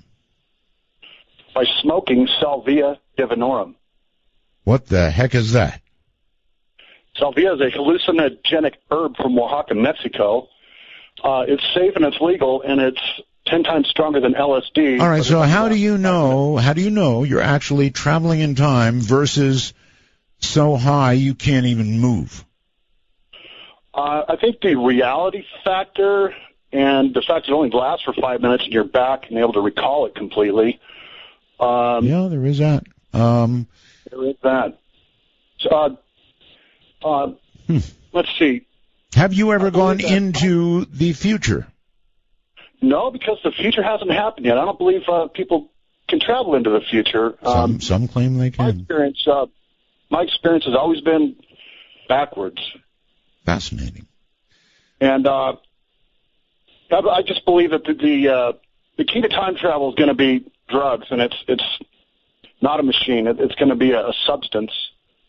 Terence McKenna said that, and I agree with him. And he says Salvia Divinorum is the key. All right, I appreciate. Yep. I very much appreciate your call. Thank you.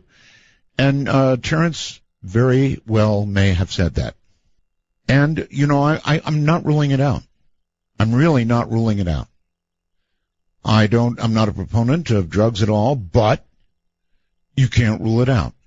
It may well be that time travel could turn out ultimately to be a function of the brain.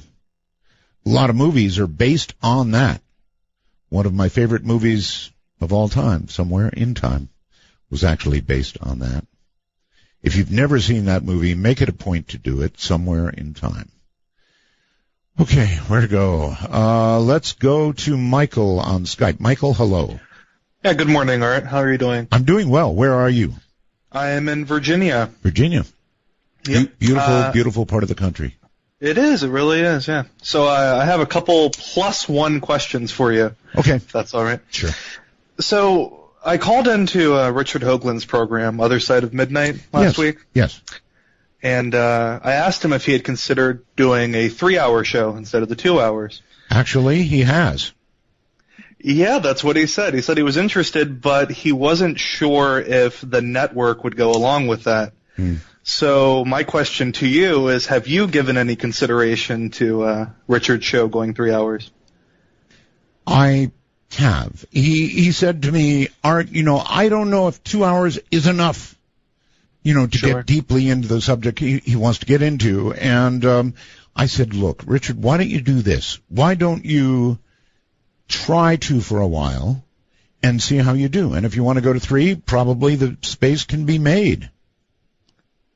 Ah, okay. So there is an option for that also. Oh, yeah, sure there is. I've really been enjoying that show. It's got kind of an audio verite flavor to it. It does. Fun. It does. It's like, what's coming next? You never know. Yeah. That's right. Okay, so my second question is, I know that you haven't been actively pursuing it, but are you aware of any other terrestrial radio stations across the country that have expressed interest in picking up your show as an affiliate? Yes. We have. Ooh, and, well, you know what? We're not. You're absolutely right. We're not aggressively pursuing it. We haven't called any of these stations that have joined us. They all came to us, and I'm still not sure. I mean, I guess it's cool, but, this is such an experiment we're doing. Then I don't know what direction we're going to go. Ultimately, maybe the commercials will go and we'll be listener supported. I don't know. Sure. Everything's open. I think that having terrestrial stations gives you a larger audience, certainly, right? You know what? That's changing. And certainly now that is true, yes. Yes. And I'm not going to, as I said, I'm not going to turn them down. I can't think of any reason to turn them down. And why would you, right? Yeah, sure. And we'll give them the ratings, guaranteed. Let me go on. There's this interesting experiment going on up in Portland. We're on a big one there, KXL. Big, right? And when the ratings come out, there's going to be a shock that goes across the American radio community. And I'll leave it at that. Oh, exciting. I certainly hope that you're getting good ratings up there. Anyway, my final question is one that sort of just came up in the past hour. Sure. Apparently, the host of the other Unlistenable show has promoted this evening that how their streaming service hasn't had a price increase and whatnot. But this coming from the guy who claims to never play dirty pool, right? The guy just He's cannot. Always above board, right, Art? He just can't help reacting, can he? No, he can't. He's scared, and why wouldn't he be? You're Art Bell, and he's not, right? Yeah, well, I hear that he's crowdfunded his way to the star system Turmeric, where he'll probably attempt a landing on the planet at 11:11, I'm sure. Riduli. Anyway, you wouldn't suspect that tonight's scheduled guest was, I don't know, advised by the other show to abandon his appearance? Oh, who knows? Who knows? I doubt that. I doubt it. I don't. Anyway, it doesn't matter to me. I'm cool. Radio. I'm cool. I'd rather do open lines anyway. Fair enough, Art. We're very, very happy to have you back, and hope you have a good day. Roswell's to you. Take care, bud. Yeah, I'm easy. I really am easy. I mean, I can go any way at all.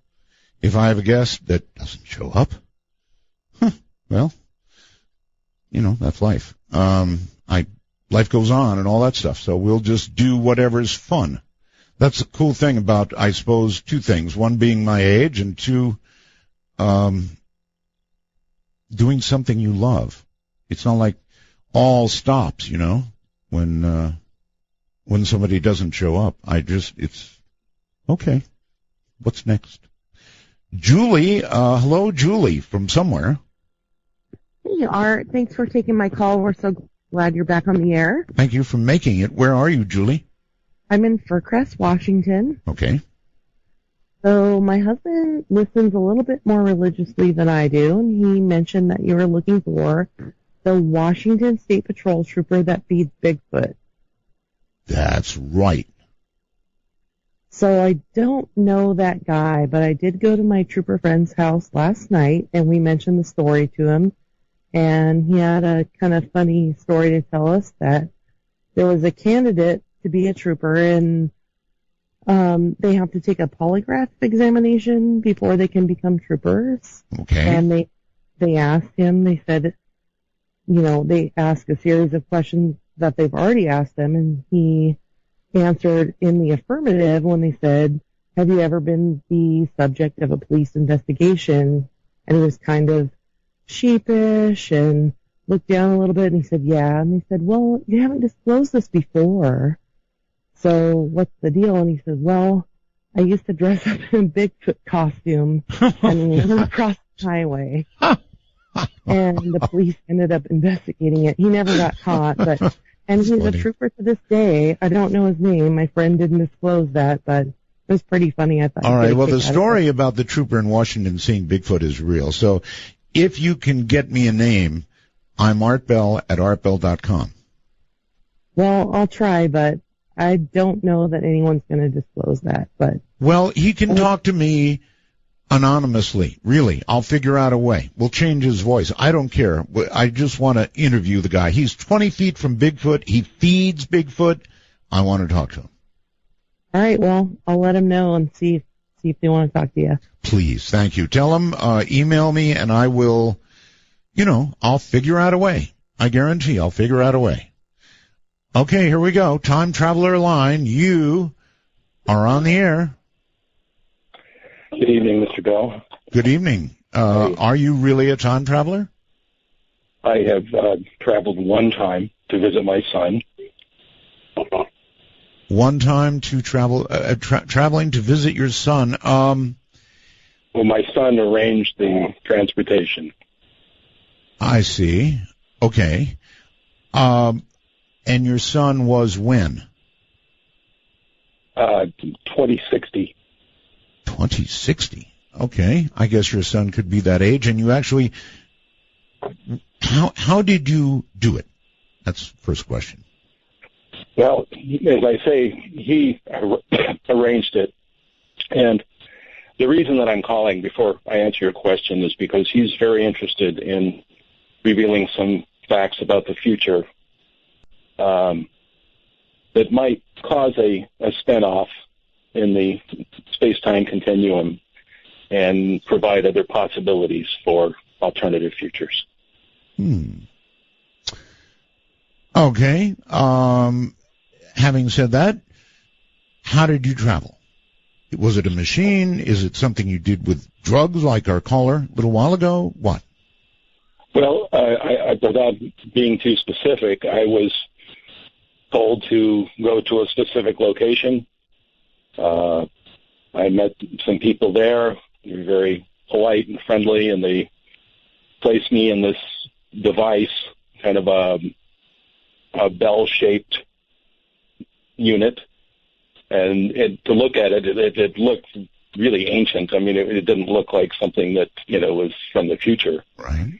And within moments, I was with my son, where he lives on Mars, actually. Your son lives on Mars? Yes. Okay, see, that's harder to believe than traveling in time. Well, how does he live on Mars? By then, have we established a colony? Well, he lives in a colony of 200,000. So we have a big colony. And all this by the year 2060? Yes. Man, we can't even get the space shuttle. We can't even. All right, thank you. I'm not buying that. And the reason is that, we can't even get up to the International Space Station anymore. So a colony of hundreds of thousands on Mars by 2060? I don't see it. I just don't see it. But then again, technology's pretty wild. No question about that. All right, let's go to somebody whose name... No, we'll hold that. We'll go to the phone. We should be going back to the phone. Laguna Beach, I think you're on the air. Hi, I can't believe it. Oh, my gosh. Hello, Art. Hello. Thank you. Oh, my God. This is Sylvia from Laguna Beach. Roswell's to you. Thank you. Oh, so I'm so happy you're back. Well, I'm so happy you're so happy at this time of night. Okay, I have so many stories I want to tell you. I don't know which one to tell. I'm just going to... Well, here's the thing. Take the most shocking, interesting one and tell me that one. Okay, then. I will tell you about my father's visitation to me 2 months after he died. This is what happened. This little bit of backstory. I'll be as quickly as possible so I can get to the point. I was dating a man for a couple of years, and he wasn't an American citizen. He was from Asia. Right. And he had decided to go back to his country to visit his mother. Right. And I said, that's fine, no problem. Go see her. She misses you. So he leaves and never comes back. Oh.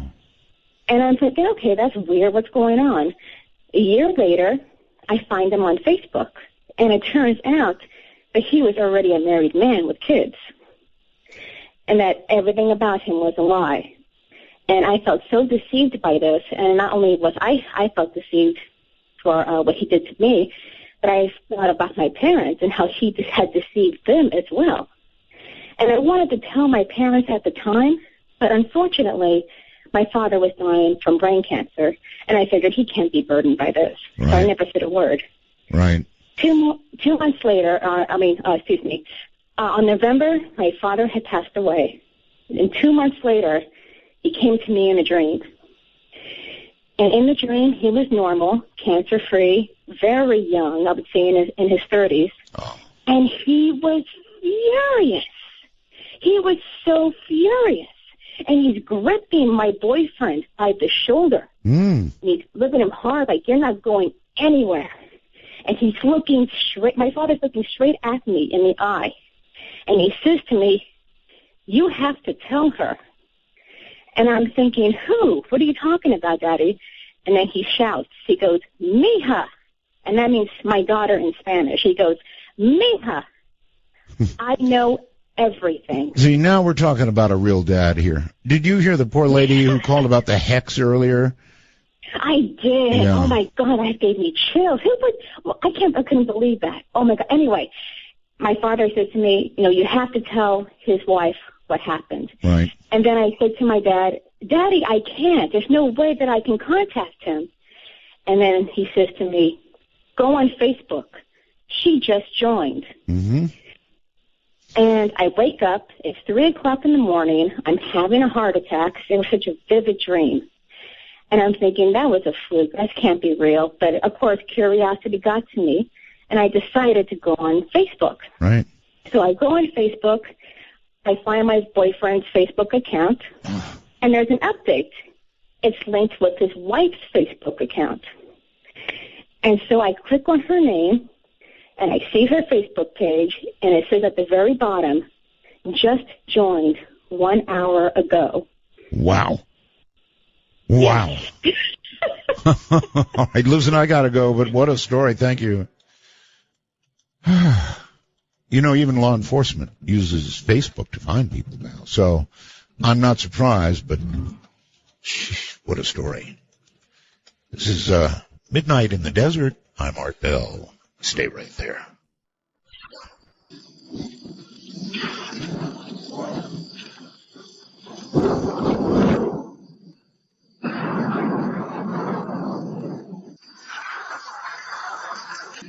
Midnight in the Desert, exclusively on the Dark Matter Digital Network with Art Bell. Invite you to call now. 1-952. Call Art. That's 1-952-225-5278. Besides, over there, if they're charging, for value of content, they ought to be lowering the price anyway, wouldn't you think?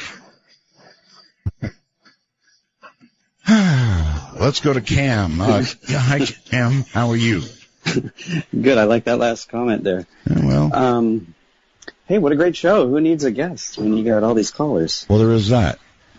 I just put Skype on my phone tonight, and this is the first time I'm trying it. So you see how well it... Oh, an echo? Really? Let's see. Let me turn down the volume. Actually, you sound cool to me. Okay. Oh, what are you on, actually? A computer or a phone? iPhone 6 Plus. iPhone 6. Oh, a Plus, huh? I always wondered about those. It's like holding a, big thing to your ear. Yeah, but I kind of liked it for the bigger screen, and then later I got glasses, so maybe I didn't need that. But well, let me tell you, your audio here is like you're sitting next to me. That's how good it is. Oh, well, great, thanks. You're very welcome. With when I hear you over my mixer, I just turned it down. You sound like you're sitting in my room with me too. So there you have it. Like that. Hey, I wanted to share a shadow cat story, but first I wanted to express my concern over anybody that dresses up as Bigfoot and walks across the highway at night. Boy, no joke. There's been talk about the first person that can shoot one and capture it should be not illegal or something. So it's really dangerous to dress up as Bigfoot in the Northwest and walk across the highway. It sure is. And I wonder how it would resolve if you shot what appeared to be a Bigfoot and it turned out to be some idiot in a costume. I wonder legally how that would come down. I guess the guy could say, look, this monster was coming at me and I was scared for my life, right? Yeah, I think technically shooting the first Bigfoot may not be illegal, but so... Well, if it's a real Bigfoot, yes. Yeah. Sure. But if he's tall and you really thought he was Bigfoot, I don't know. So.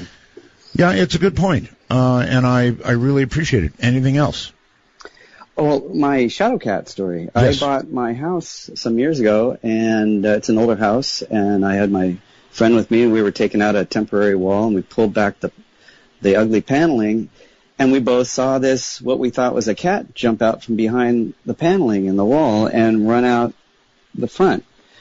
But when we both acknowledged it to each other, we realized first of all, it had no solid form. It was black, it was kind of fuzzy, and it dissipated once it got out of the room. Ooh, It that's just weird. turned into nothing. So, but we both saw it at the same time. Well, see, there you are. You both saw it. Now we've got a sighting by 2 people. Yeah. Yeah, very impressive. Thank you very much. And I submit to you that really counts. When 2 people see it, my word for it, you don't have to take my word for it, even though I guarantee you what I told you was the absolute truth. But if 2 people see it or more, that has some pretty serious meaning in my mind. Kimberly with a bunch of zeros. I can't read the number, but Kimberly, you're on the air. Hi. Hello, Kimberly. Oh, I guess she bailed. She was probably somewhere outside the country. No idea where. But Kimberly, you would have been on the air. All right. Not a lot of time, so let's go to Larry. You are on the air. Hello. Me? You. Holy crow. Yeah, extinguish your device. There we go. There you go. Hey, I talked to you. My God, it had to be, I don't know, way back when you first started. And I wanted to talk to you, and you put me on, I'm getting nervous. Probably back when you were young, huh? Well, yeah, we were both a lot younger. All right. But I got put on hold, and then we lost contact. I never got a chance to get back to you. I'm so glad you're back on the air. Well, here you are. Anyway, I was always wondering if you and I had met in Namanui boat docks way back when, because I was on that, He's talking about Okinawa. I'm sorry? I said you're talking about Okinawa. A lot of people don't know that. Yeah. Mm-hmm. Where the GIs weren't allowed to go there, but I did. We did. Me and my buddies. But, well, it was pretty cool. I was at first military there, of course, but I turned around and went back to Okinawa as a civilian. And right. I lived in Naha, so I was all over the place there. You can bet on it. Right. I was stationed at Naha. Well, there you are. And this would have been like 1967. Sounds about right. Oh, my God. We got to talking about tasers and lasers and all this stuff. And sounds like me. Way back when, and I always wondered if it was you that, years later I hear you on the air, and, geez, I wonder if that was that fella. Yeah, sounds like me, all right. Oh, my. All right, my friend. Listen, I'm short on time. I got to go. I've got to look for somebody overseas very quickly. Hello? Hello? Ito, hi. Hello? Hello? Oh, is this me? It's you. Ito, where are you? Yes, where are you calling from? Ireland. Ireland. Excellent. Yeah. Is that Art Bell? Yes, this is Art Bell, but... Art Bell, I'm delighted to speak to you. I'm honored. Hello. I'm honored to speak with you. However, listen to me. We're coming up on a break, and I have to take these breaks. I have absolutely no choice, so... I understand. Can you hold on through the break? I think so, yeah, no problem. All right, it's free, so hang loose. We'll get back to you in Ireland. Worldwide, on the Internet, this is Midnight in the Desert. I'm Art Bell. I hear the drums are going tonight, and she hears only whispers of some quiet conversation. She's coming in 12:30 flight. The moonlit wings reflect the stars that guide you towards salvation. For Dark Matter News, I'm Leo Ashcraft. Flying snakes. While that may sound strange, flying snakes actually exist. The mystery of how flying snakes stay aloft may have been solved by scientists, though. These unusual reptiles, which are found in rainforests in Southeast Asia, are able to fling themselves from trees and elegantly glide through the air. Scientists say that the serpents radically alter their body shape to generate the aerodynamic forces needed to perform this feat. Professor Jake Sosha from Virginia Tech, who carried out the study, said the snake is definitely not an intuitive glider. When you look at it, you'd say that thing should not be able to glide. And in its normal body configuration, that's probably true. But when it enters the air, when it takes off and jumps and leaps from a branch, it massively transforms its body. As it jumps, it flattens out from just behind the head to where the tail starts. What it is doing is taking its ribs and rotating them forwards towards the head and upwards towards the spine. The snake's body changes from having a very round cross-section to one that is more squashed and concave at the bottom. He said the snake was producing an aerodynamic force that was comparable to that created by a scaled-down plane wing. As it's doing this, it's moving its head from side to side. It is passing waves down the body, and it looks like the animal is swimming in the air. The team says the snake could help to inspire robotic development, potentially leading to machines that can crawl, climb, and glide. This is Dark Matter News. A new jaw-dropping up-close video displays the eruption of the Piton de la Fournaise volcano, located on Reunion Island in the Indian Ocean near Madagascar. New footage of the eruption, which prompted evacuation on Friday, shows the fiery rivers of lava running down the slopes. The eruption lasted for 3 days before ending on Sunday, shortly after 11 a.m. local time. This is a World Heritage Site and is one of the most active volcanoes in the world. The volcanic activity hampered the work of Malaysian investigators examining suspected debris of the MH370 flight found by beachcombers on Reunion Island on Wednesday. Malaysian Airlines flight MH370 went missing on March 8, 2014, with 239 people on board, shortly after taking off from the Malaysian capital of Kuala Lumpur en route to Beijing. Its disappearance prompted a massive international search lasting more than a year in the South Indian Ocean, the China Sea, and the Gulf of Thailand.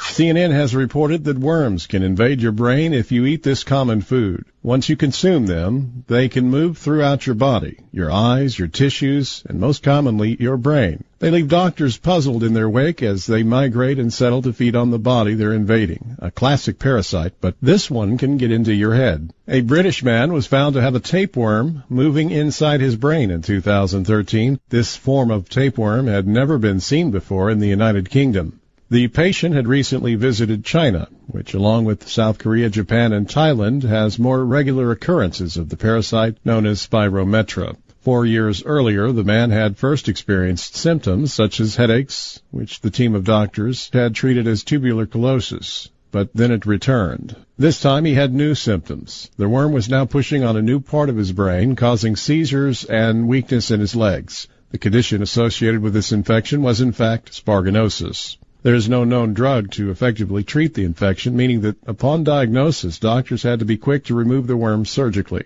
The adult form of the spirometra tapeworm only occurs in the intestines of cats and dogs, but as these animals shed the worm's eggs in their feces, the eggs can enter and contaminate water. The resulting juvenile form of tapeworm, known as larvae, can then stay in water within certain small crustaceans or end up in frogs and snakes. As larvae, they can invade humans through ingestion or direct contact with infected animals. I'm Leo Ashcraft for Dark Matter News.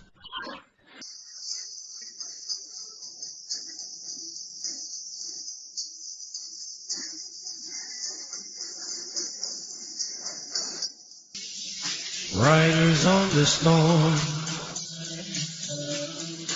riders on the storm, into this house we're born, into this world we're thrown. While midnight sweeps across America, you've found an oasis for the mind. To call Midnight in the Desert, please dial 1-952. Call Art, that's 1-952-225-5278. Some of you feel I gave the guy with the sun on Mars short shrift. Maybe. He can call back. How about that? We'll bend the rule for that. Maybe I should have listened a little more. It just, I don't know, it caught me as unlikely, but one never knows. This is Midnight in the Desert, and one with this really never knows. Back now to, help me pronounce your name. Is it Ido or Ido? Hello? Hello? Yes, hi. I'm here. My name's Colin. I'm from Ireland. Carlin, your Skype says IDO. I do not know. Yeah, sorry. Yeah, that's a silly name. I do not know because it doesn't really say that though. It says IDO space NOTKNOW.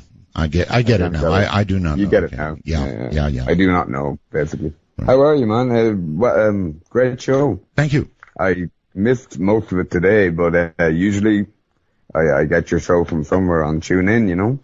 Well, now we have these archives. I love it from before. We have archives, and you can go back and listen to old shows. Pretty cool. Cool. I'd love to hear this again because I really didn't think I'd get through. Okay, if you go to artbell.com, that's my name, ARTBELL.com. You can sign up there, and right now it's $5, and then you get grandfathered in at $5. It's really cool. Cool. That sounds good to me because I want to support your show. It's awesome that you're back. Thank you. Am I on air like right now? Oh, like right now, yes.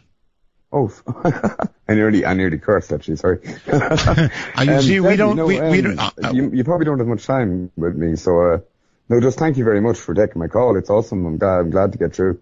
I'd like to suggest a few things today, if that's cool. No. Go ahead.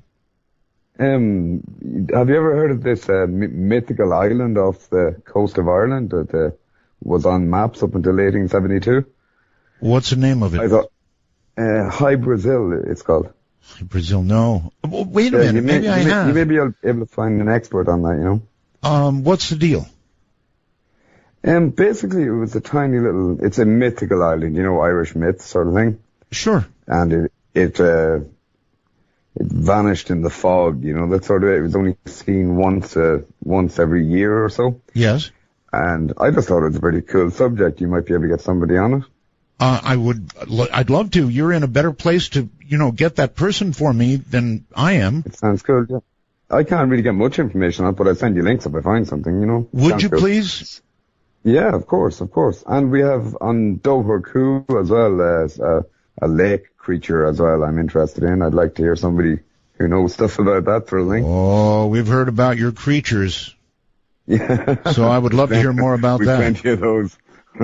All right, buddy. Thank you very much for the call, all the way from Ireland. Thank you for taking my call. You're very welcome. Let me very quickly go to my time traveler line. Hello. Hello. You're the guy, aren't you? I'm the guy. Yeah. With the sun on Mars. I did. I cut you off too soon. What else can you tell us? I mean, 200,000 people. Well, that's a lot. I can tell you that you know. I live in the present. I mean, I was born in 1956, so I am from now. But the drive that enabled or will enable them to colonize really the whole solar system has already been developed. You know what? After you called and I got those messages, I thought about that and I thought, oh my God, what if we develop a drive that will move mass people? Some sort of gravity drive, I would imagine, or what? No, it's electromagnetic drive. It's a sealed engine that NASA has already approved, or has already tested and verified. Really? And that's in a hard vacuum. And, they're getting minimal thrust, but once they start to use a superconducting reaction chamber, which, by the way, is sealed, there's no exhaust tube. Right. They'll be able to increase the Q up into the tens of thousands or hundreds of thousands and be able to get, 1 million pounds of thrust out of, using electricity to power it. And that's, that's in 5 years. All right. Let me ask this. What is it, that motivated, that many people to go to Mars? Well, what always motivates them? Gold. Gold? That's one of the primary gold mining colonies on Mars, and plus there are quite a few of them on the asteroids, and there's extensive things going on the moon. Well, that certainly, through the ages, has motivated many people to go on many gold rushes. So I get that. The reason that I called you is because my son wants to arrange a live communication from 2060 to you from Mars. Oh, good Lord, yes. Good Lord, yes. And here's what I would suggest. It will take some preparation, and it will take some time to arrange this. Okay. But there is a very good reason that he feels very strongly that this needs to occur. I'm with him. And he's potentially could get into some trouble. In fact, Well, I don't want that. But it's for the good. All right. Let's do this. Let us set up something by email. I'm artbell at artbell.com, and we can set up whatever you want. Okay. I will talk to the people that will actually do the technological part. Yes. And then I will get back to you. I don't know how I will verify that I am who I am, but you can refer to me as Frank. I don't know if that'll help. Done deal, Frank. This has been a good call. So get in touch with me. We'll arrange exactly what you just said. Okay. Thank you very much. Right. Thank you, Frank, and take care. See, this is why you do open lines. This is exactly why you do open lines. You never, ever know what you're going to run into. You just don't know. Ithaca, New York. Hello. Hello, Art. How are you doing? Very well, thank you. I am very grateful to you, not only for all the time you've been on the air, but some special peak moments of it. And one of those is when you talked about crop formation that has come down now to be known as the Arecibo reply. I remember the Arecibo reply well. Yes, well, I was so inspired by that to do a science project. And I actually had called Lisa at the time because I wanted to be on Coast, not about that, but about some research I'd done with genetics, about the genetics of altruism. Yes. But I told her that I could have a field day analyzing those agroglyphs in the computer. How do you analyze them? I mean, what kind of, what do you put them through to analyze them? I'm curious. Well, okay, if you have two rectangles on the ground on very flat land? Yes. And if you remember, the alien face and the Arecibo reply were rectangles, but they were not parallel to each other. No side of one rectangle was parallel to any side of the other. Yes. And when you have that, there's enough information in a perspective picture of the scene to reconstruct a perfect map of the scene as it would look looking straight down on it. And if the pictures were a hoax, that map would reveal the radar dish as an oval instead of a circle, and the parking lot a third non-parallel rectangle in the scene. You know, that actually makes sense. In other words, we rarely, almost never, see a directly looking down photograph, do we? Yes, but the thing is, if you reconstruct the straight looking down photograph, yeah, I get it. If it were a hoax, the radar dish would come out oval on the map, and the parking lot would come out not as a rectangle. Right. Now, I told Nancy Talbot, a crop circle expert, about this research project I did, and she got very angry. She said, my great friends in England were there. They walked around in it. How could you dare to do research to demonstrate that it might not have really existed and might have just been a fancy drawing? And I said, but science doesn't work that way. And the thing she didn't give me time to say was that there are certain autistic savants who, when they look at such a photograph, can generate the map in their head and just draw it. Totally got it. So all I really did was write a computer program to emulate an autistic savant and create the map from the photograph. Listen, I would love to see the results of some of what you've done. Could you get them to me? Well, I sent you an email at artbell@artbell.com with the 4 versions of the manuscript I wrote for After Dark. Unfortunately, Lisa lost interest in it. At first she said, I won't have you on about it. No. What I'm asking for is actual renderings of what you came up with, if viewed.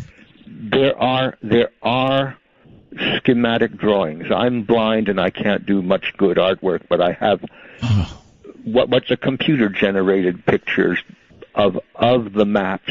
And what's interesting is, at first the maps came out as if it had been hoaxes, But I found out what happened is the photos weren't hoaxes at all. The scene was very real. What happened was people had doctored some of the pictures to make the details in the formation show up in perspective. And they took the pictures off of the picture, as it were, turned them into rectangles, put in the details, and then tried to put them back in perspective again. And they didn't put them back exactly where they had taken them from, and that ruined those pictures. But Of course, yes. One picture where they didn't do any doctoring at all, the radar. Okay, well, can you get me one example even? Well, it's in the email I sent you. If you can give me a subject header you want me to use so you can find it, I'll send it again. Crop formation phone call. Okay. All right. I would love to be on Midnight in the Desert to be interviewed about this project. I put a lot of time and energy into it. I can understand, and that might happen. Thank you very, very much for the call. And what he is saying makes so much sense. It's almost like Contact. You remember Contact when they were trying to figure out how it all fit together, and it turned out to be a three-dimensional thing, and you had to put it together.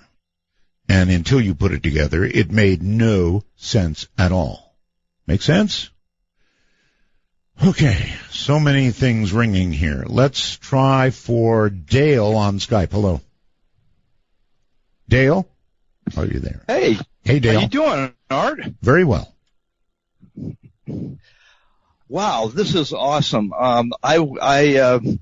The first time I remember talking to you, I had been listening to you for a couple of years, and it was in 1994, and the story of the Trumbull Trumbull, Ohio UFO came on. Sure. And that captivated me. It was like 2 or 3 hours of this amazing story.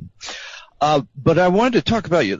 You were talking about shadow creatures earlier, and it got me to thinking. I'm an electrical engineer. And I'm wondering what substance they're made out of, or do they only manifest as something in the electromagnetic spectrum? And then I'm wondering, how could we interact with them? I want all the same answers, buddy. I want all the same answers. I can tell you that I could see about halfway through it. In other words, stuff in the background behind it was about half as visible as it should have been with the amount of light in the room. Follow me? Yeah, like a 50% gray filter, right? That's right. Thank you. Yeah, Correct. so I wonder, like people who see these, maybe they might want to keep a flash unit with them and see if you could get their attention, light them up with a flash unit, see what kind of reaction they'd get. I'm wondering about microwave, sound bursts, laser, or a taser. I mean, if we want to be unfriendly, we have a lot of options we can explore. I don't really want to be unfriendly, but I also don't want to be a victim. Right, exactly. If they're pests, it seems like we have a better mousetrap we could try. But if we want to be friendly with them, what kind of things might they want? Music, pretty pictures, or whatever it is, I'd be glad to hand it over. That was my thought. All right, thank you very much. As I said, whatever it is, I'd be more than happy to hand it over to not have to see them again. Thank you. Let's see. Kirkfield, Ontario, is that correct? That's correct, Art. Hey. Terry, I'm listening on CFRB 1010. Yes, sir. And or I don't actually need it, but they also do short waves, CFRX 6.070 megahertz. I was hearing that. People have been telling me that they actually have their own shortwave station, and we're carried on that? I haven't had a need to seek it out. Okay. My understanding is that it would be a simulcast, yeah. Wow. That's pretty exciting. We're all over shortwave. It's so appropriate. I love radio. Yeah. Yeah, it's wonderful, and amateur radio is a great hobby, too. I wish I could afford it. I wanted to ask a question. You can afford ham radio. Find somebody with a second-hand rig for sale. There's tons of them out there. You'll find something, get on the air. Do it. Get your license. It'd be great. Anyway, go ahead. Okay, I'm hearing very familiar theme music. I'm hearing a very familiar voiceover guy. and down the street they're carrying a Best of Art Bell show on Saturday nights. I'm very confused about who's on speaking terms with whom. Yeah, I'm confused too. So join the club. Okay. I didn't realize. Okay, so it's pretty complicated, in other words. Complicated beyond even my understanding. Yes. Okay. That's really all I wanted to ask. Well, I wish I had an answer for you, my friend. I really wish I had an answer. Thank you very much for the call, and take care. You know, if they want to continue to play those and in effect advertise the fact that Art Bell is still here, all you got to do is, well, twist the dial, fire up the phone, fire up the iPad, fire up the computer. We're everywhere. Oh my. Let's try, I think we've got somebody on Skype. Hello? No, I think that was a hanger on. Let's try here. Skype. Ken? Hello, Ken. Hi. Hi, Ken. Turn your device down, please. Okay, I'm getting to it. Okay. We're waiting. Down, volume down. Yeah, I'm there now. Okay, good. You're on the air. Oh, great. It's so good to talk to you, Art. It's been quite a while since I talked to you, but how would you like to take a ride about 55 years back? I would love that. I was 10 years old, and, of course, as any little kid at night, I always stared at the closet door. And one night... Very quickly, because the darn show is ending. I saw something at the head of my bed that was about 3.5 feet tall. Right. And it looked something like this picture. It's in the center of the Aztec calendar with big ears, and it freaked me out, so I hid under the covers. And that was the last time I saw it, but ever since then, about a year after that, I experienced night dream flights. Oh, that's awful. I'm so sorry. I've got to go. Listen, everybody, thank you. This show flew by. I can't believe it's over. Richard C. Hoagland's coming up on the Dark Matter Digital Network from the high desert. Good night, world. From the high desert and the great American Southwest, I bid you all good evening, good morning, good afternoon, wherever you are in the world. Every square inch of it covered by this program. Midnight in the desert. I'm Art Bell, and it is a strange-looking night in the desert tonight. All right, for the program, there are only 2 rules, and I think I'll do it backwards. 1 caller per show and no bad language from any of you. That's it. Our rules are simple. No bad language. Don't need it. Only 1 call per show. I want to thank everybody as usual. Telos. The incredible sound we've got. Thank you, Joe Talbot. Telos. I'm telling you guys, if you haven't tried earbuds yet, I keep getting these messages from people who say, you know, I finally took your advice, Art, and tried earbuds, and oh my God. It's that good, really, honestly. Keith Rowland, my webmaster forever. My new producer, Heather Wade. All of you who listen to the Bell Gab website. People who love Art Bell. Midnight in Desert. These are all sites that sort of chat about the show to one degree or with some language or another. The Stream Guys who get it to you, LV.net, who gets it to Stream Guys. I can't think of a better way to put it. And, of course, our sales guy, Peter Eberhardt. All right, a couple of items and then off to our show tonight, which should be something with the Honorable Jay Widener. And, of course, our sales guy, Peter Eberhardt. All right, a couple of items and then off to our show tonight, which should be something with the Honorable Jay Widener and Dr. Friedman. We're going to be talking about the moon. Jay believes that all the photography taken of, you know, what we, easily said, the greatest accomplishment of mankind to date, walking on the moon, right? He thinks all of it was photographed, and it's all false. And so we'll talk about that and other things, but that for sure. This should be at the head of the news. It's at the end of the news. A toxic algae bloom in warm water from California to Alaska. That's a big blob, folks. A vast bloom of very toxic algae off the west coast is denser, more widespread, and deeper than scientists feared even, folks. A vast bloom of very toxic algae off the west coast is denser, more widespread, and deeper than scientists feared even weeks ago, according to surveyors aboard a National Oceanic Atmospheric Administration research vessel. This coastal ribbon of microscopic algae up to 40 miles wide, and get this, 650 feet deep in coastal areas, is flourishing amid unusually warm Pacific Ocean temperatures. Now stretches from California to Alaska. It shut down lucrative fisheries. No more shellfishing. This is serious stuff, and it's part of our changing planet. While the debate field is set for Thursday, Trump and Bush are in, Santorum and Fiorina out. Donald Trump has scored the top spot for Thursday night's leadoff debate of the 2016 presidential race, joined by former Florida Governor Jeb Bush, Wisconsin Governor Scott Walker, and 7 other Republican contenders. And for those of you who think that I played Coming to America and actually was dedicating it in some loving way last night, well, you're all wet. That was tongue-in-cheek, folks, all the way. Only one more item, and then off to our guests.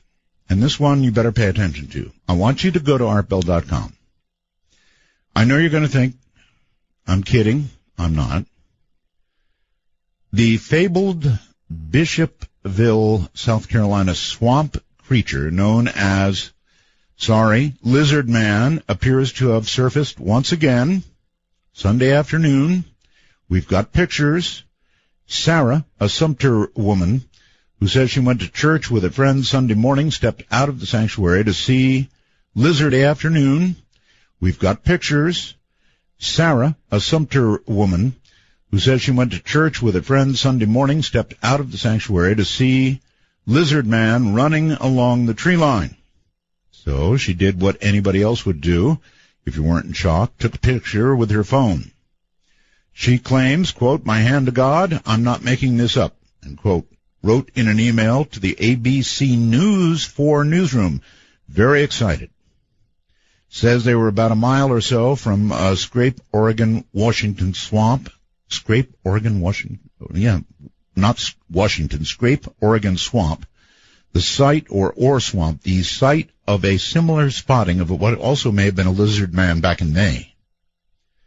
A man who has not to be identified submitted a short video, get this, of what he thought was the lizard man on Monday morning.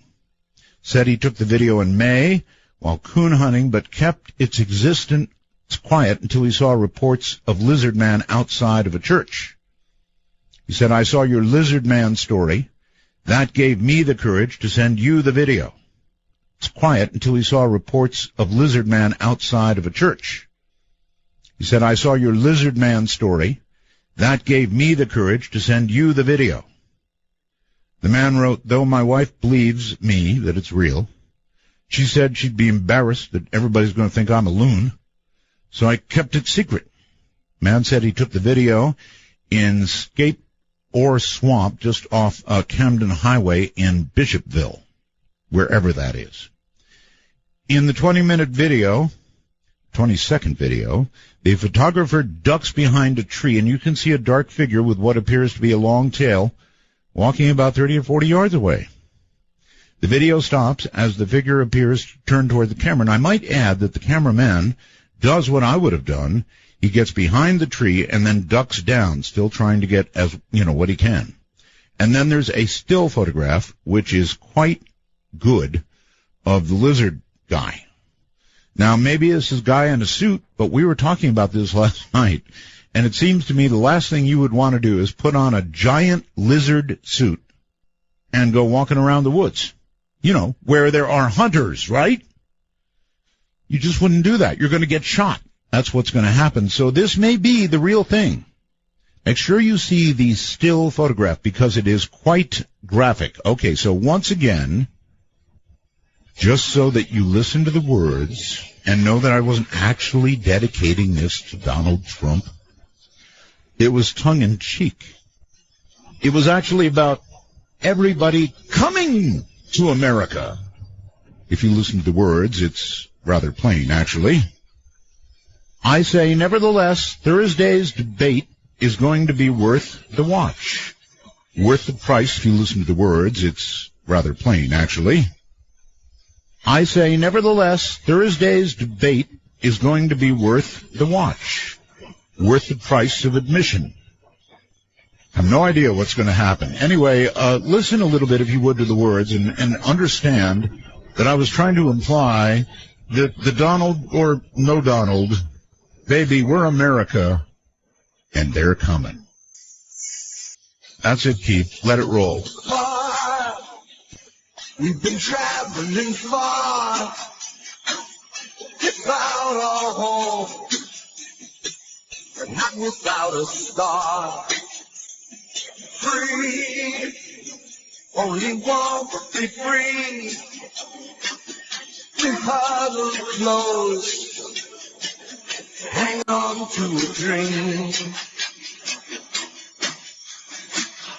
On the boats and on the planes, coming to America, never looking back again. They're coming to America, home. Gonna be so far away, we're traveling light today.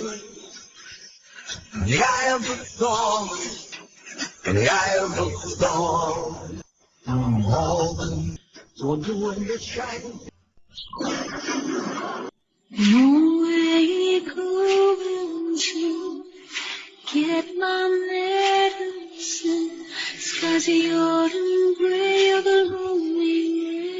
Want to take a ride? From the high desert and the great American Southwest, this is Midnight in the Desert, exclusively on the Dark Matter Digital Network. To call the show, dial 1-952-CALL-ART. That's 1-952-225-5278. It's a beautiful night. Kind of strange, but beautiful in the desert. Hi, everybody. Away we go. Here we go. Stanton Friedman, Dr. Friedman, received his BSc and MSc degrees in physics from the University of Chicago in 1955 and 6. He was employed for 14 years as a nuclear physicist by GE, GM, Westinghouse, TRW Systems, Aerojet General Nucleonics, wow, and McDonnell Douglas, working in highly advanced, classified, eventually canceled programs like nuclear aircraft fission and fusion rockets, and various compact nuclear power plants for space and terrestrial applications. Now he is joined by Jay Widener. Widener is a writer. He's a filmmaker, called by Wired magazine an authority on the Hermetic and alchemic traditions. Widener has authored 2 books and produced over 25 documentaries. He is currently producing and programming for Guillaume TV. I think that's the way it's said, Guillaume TV. He just received his second feature film, or just released it, rather, The Last Avatar, cool name, on Vimeo for a bunch of glowing reviews. He's done very well. So let's bring them both on together and say, I guess, first, Stanton, welcome to the program. My God, it's been forever. It's been a long time, and please don't call me doctor, because I don't have a doctorate, and somebody will give me a hard time. All right. Well, when you're a nuclear physicist, it just sort of seems like you ought to be doctor. All right. That would be nice. Stanton. Stanton it is. Anyway, it's great to have you back. It's been really a long time, hasn't it? It has been a long time, yeah. All right. Too long. Too long is right. Now, Jay Widener. And Stanton, you're, of course, up in, up north somewhere, right? Well, east. Fredericton, New Brunswick, Canada, 73 miles east of beautiful downtown Holton, Maine. At the end of I-95 is Holton. All right, well, that's east and north. All right, Jay Widener, welcome to the program. Hey, thanks for inviting me. I've never had you on, so this is a first, and we're happy to have you. Where are you located? Boulder, Colorado. Boulder, Colorado. Oh. Okay, so we're all separated pretty widely here, actually. All right, so let's get right to this. To me, our going to the moon is America's crowning achievement. It's the crowning achievement of the world so far, really, in my opinion. Would either one of you disagree with that? No. No. All right, so see, we start with agreement. Now let's bust it up. Jay, I know you believe that we may have gone to the moon. You're not sure, I guess, right? Well, I can't say, but I mean, I have sources who've told me that we've been to the moon many times. Okay. Many times. Yeah, my premise is that the space program is much further advanced than they were letting us in on. Okay. And that Kennedy knew that Kennedy was shown in '61 some of the very advanced technologies that they'd gotten from the Germans. And we know this from an FBI document that where Marilyn Monroe told Dorothy Kilgallen that she had seen the alien stuff, and I believe that John made his speech about going to the moon, John F. Kennedy. Mm-hmm. It was in order to force. He knew that standard rocket technology would not do the job, at least not in the time period that he put forth. And so, and he knew that they had very advanced technologies, and I believe he made that speech right after he saw the technology in order to force that technology out into the open, but they had other plans. And so what they did was, and this is a newly released document just the last couple of months, in 1965, in June 1965, the U.S. Information Agency began looking at film directors, the top 6 film directors in the world, for some reason. And one of them was Stanley Kubrick. And he was not a big director in June of 1965. He'd just done Dr. Strangelove, which did all right, but he'd never really had a breakout film, not until 2001: Space Odyssey. So I believe... And also, I'll say this, of all the filmmakers in his time period, the only one that actually understood the technical aspects of filmmaking was Stanley Kubrick. Okay. He knew how to shoot, he knew how to edit, he knew how to light, he knew how to do everything. Whereas somebody like Billy Wilder was more of a theater director and didn't really understand the technical mechanics involved in making films. He had other people that did that. Only Kubrick in his time was the consummate filmmaker and understood all aspects of filmmaking. And he would be the guy that you would choose if you were going to fake this. Now, why would you fake it? And the answer is, well, one, national security reasons. You don't want the Soviet Union to see what you got. 2, what if something goes wrong? Do you really want the whole world watching 2 astronauts dying on the surface of the moon? All they would have had to do was clip a rock, and that thing would have tumbled and broke, and it could never have been repaired. So and also they didn't want people to see some of the artifacts that are all over the moon. And so they hired Stanley Kubrick. He used 2001: Space Odyssey as a cover and also as a research and development in how to do the faking. Okay. They hired Stanley Kubrick. He used 2001: Space Odyssey as a cover and also as a research and development in how to do the faking. Okay, and, can I stop you for a second, please? Yes, if I was listening carefully, you're suggesting that the rocketry that we had at that time, the president knew, Kennedy knew, would not do the job. You did say that, right? Yes, I did. So that would mean then that the Saturn V that we saw lift off that took men to the moon, that was wrong. Wasn't real. Well, I mean, just just a few years before the Saturn V was finished, Werner von Braun told CBS, I believe it was, that the rocket would have to be the size of the Empire State Building. Well, it was pretty big. Well, it wasn't the size of the Empire State. No, but all I'm asking is a straight-out question. The Saturn V that we saw lifting men ultimately to the moon, that was fake. It was a real rocket, and it really went off and everything, but... Where'd it go? V that we saw lifting men ultimately to the moon, that was fake. It was a real rocket, and it really went off and everything, but... Where'd it go? I don't know where they went. I'm not going to speculate on where they went. All I can do is not speculate and tell you that, about the filming techniques and also Stan Lee's confession in The Shining. The entire all right, I don't know about that, but let's get right. You'll like it. All right, well, I'll have to like it in a bit. Okay. The stuff we took on the moon, the photography on the moon, that was all fake. Yep, it was all fake. It was all done. Like it in a bit. Okay. The stuff we took on the moon, the photography on the moon, that was all fake. Yep, it was all fake.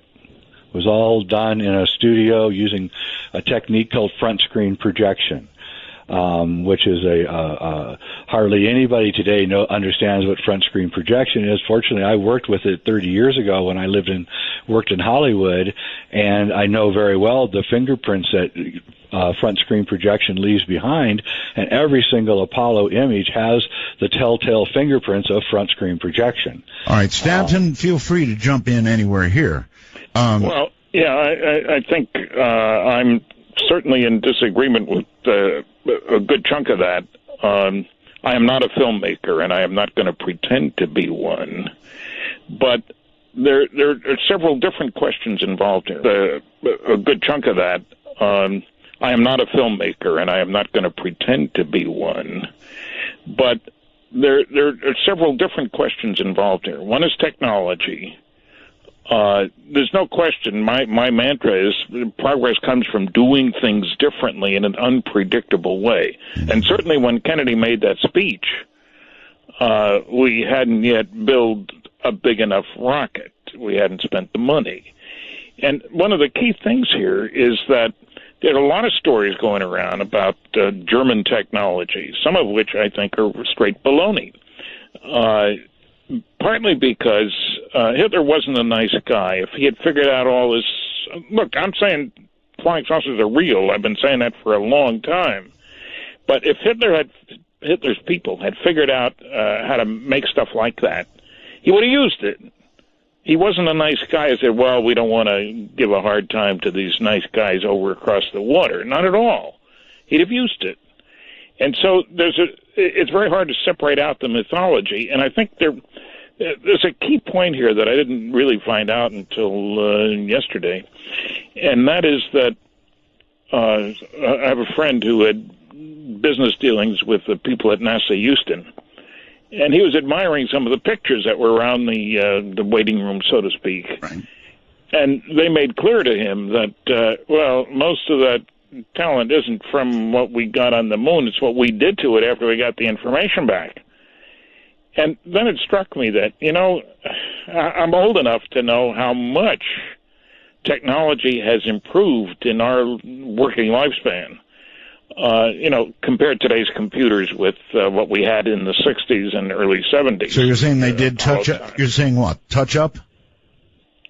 Well, yeah, enhancement, what do you want to call it? Compressing and all the technological stuff that we do today. Okay, that's all right. It is very much fancier, if you want to put it that way. Of course. And we take it for granted. The kids don't understand when I tell them, hey, I wasn't allowed to touch a computer when I was working in the industry. What do you mean? Well, you filled out an input data sheet, somebody key punched cards, and a girl went with a big reel of tape and the deck of cards up to the computer facility that you weren't allowed anywhere near, which used a tremendous amount of air conditioning equipment because it was vacuum tubes and stuff like that. And the next day or two, you got back output. But you didn't touch the computer? Come on, that's specialists. So what I'm saying is that whole world has changed enormously. Call it Moore's Law, whatever you want to call it. But the capability of straight photography, if you will, a funny way to put it, has changed drastically. And remember, the last Apollo flight was, 1972. Can you imagine how much things have changed since then? So I can, but there's a basic thing that we're working with here. One of you is saying these pictures are all fake, and Stanton, you seem to be saying, well, maybe they're touched up a little bit, but they're the real thing taken on the moon. And there's even a lot. It's a pretty damn big deal, in my opinion. Either those are real photographs of what we did that changed the world, or they're not. They're not. They are. If you look at every art, if you go to any Apollo site where they have all the photographs, go to the photographs and begin looking, and you will see a telltale break in the horizon behind the astronauts. It's in every shot. The grain on the ground changes. It's a direct, straight line right behind it, and you can see the granularity of the surface of the ground changes in every shot. That is a fingerprint, telltale fingerprint of the use of front screen projection. He perfected it in the 8 scenes in 2001: A Space Odyssey, which were all shot in a studio. Everybody in Hollywood agrees that nobody could do front screen projection like Stanley Kubrick. And Jay, I'm not a photographic expert, but what about okay, I'll take that from you. What about what Stanton said? What if that is an indication of somebody who has enhanced or done a little something with the photographs? Doesn't mean they're totally fake. It means perhaps they've been upgraded. Okay, so the way that that's a good word. I like that. Okay. The way that front screen projection works is you have a stage, and then you have a screen that's behind the actors or the astronauts, and then you project an image that is front screen, not rear screen. Your rear screen is what they used to use in movies when they're driving the car and you'd see the streets going by in the window. Oh, yes. It always looked a little fake and a little off. Right. And Kubrick hated it. He just hated rear screen projection, and he perfected front screen projection because you don't get that loss of about a half an f-stop in the background. Everything stays the same luminescence. And so he perfected it, and the thing is that every single scene in 2001 that uses front screen projection has this telltale line between the stage and the screen, and every single Apollo photograph also has the telltale line between the stage and the screen. So to you that means it's all fake. Yeah, it is all fake. If you take the astronauts bouncing around on the moon, and you just put them in a video editing thing, and you speed them up by about 40%, they're walking around regular. They're obviously being shot in slow motion. Now, here's the thing. Kubrick could not fake in 2001. He could not figure out how to fake slow motion very well, so he shot all the slow motion scenes in all the low gravity scenes in slow motion. Because he couldn't really figure out what zero G would look like. Okay, can you answer this for me? Why would they fake it? If we actually, and you admit we might have gone to the moon, if we did go to the moon, then why fake the photography? Because of several reasons. One, we didn't want the Soviets to see anything that we have or had. Two, if something went wrong, and we had 2 astronauts dying in front of the entire world on the moon from exposure. That would be very, very, very bad. Nixon was president; he would never allow that to happen. And they just didn't. They were putting all of the money. I believe they were putting all of those billions of dollars, $30-40 billion, into a secret space program, black op projects. Everybody that was working at NASA was really working. They were really building things that were being used. Everything was real, but they decided that they would just show the fake, and that way they wouldn't have to show the real equipment that they really had.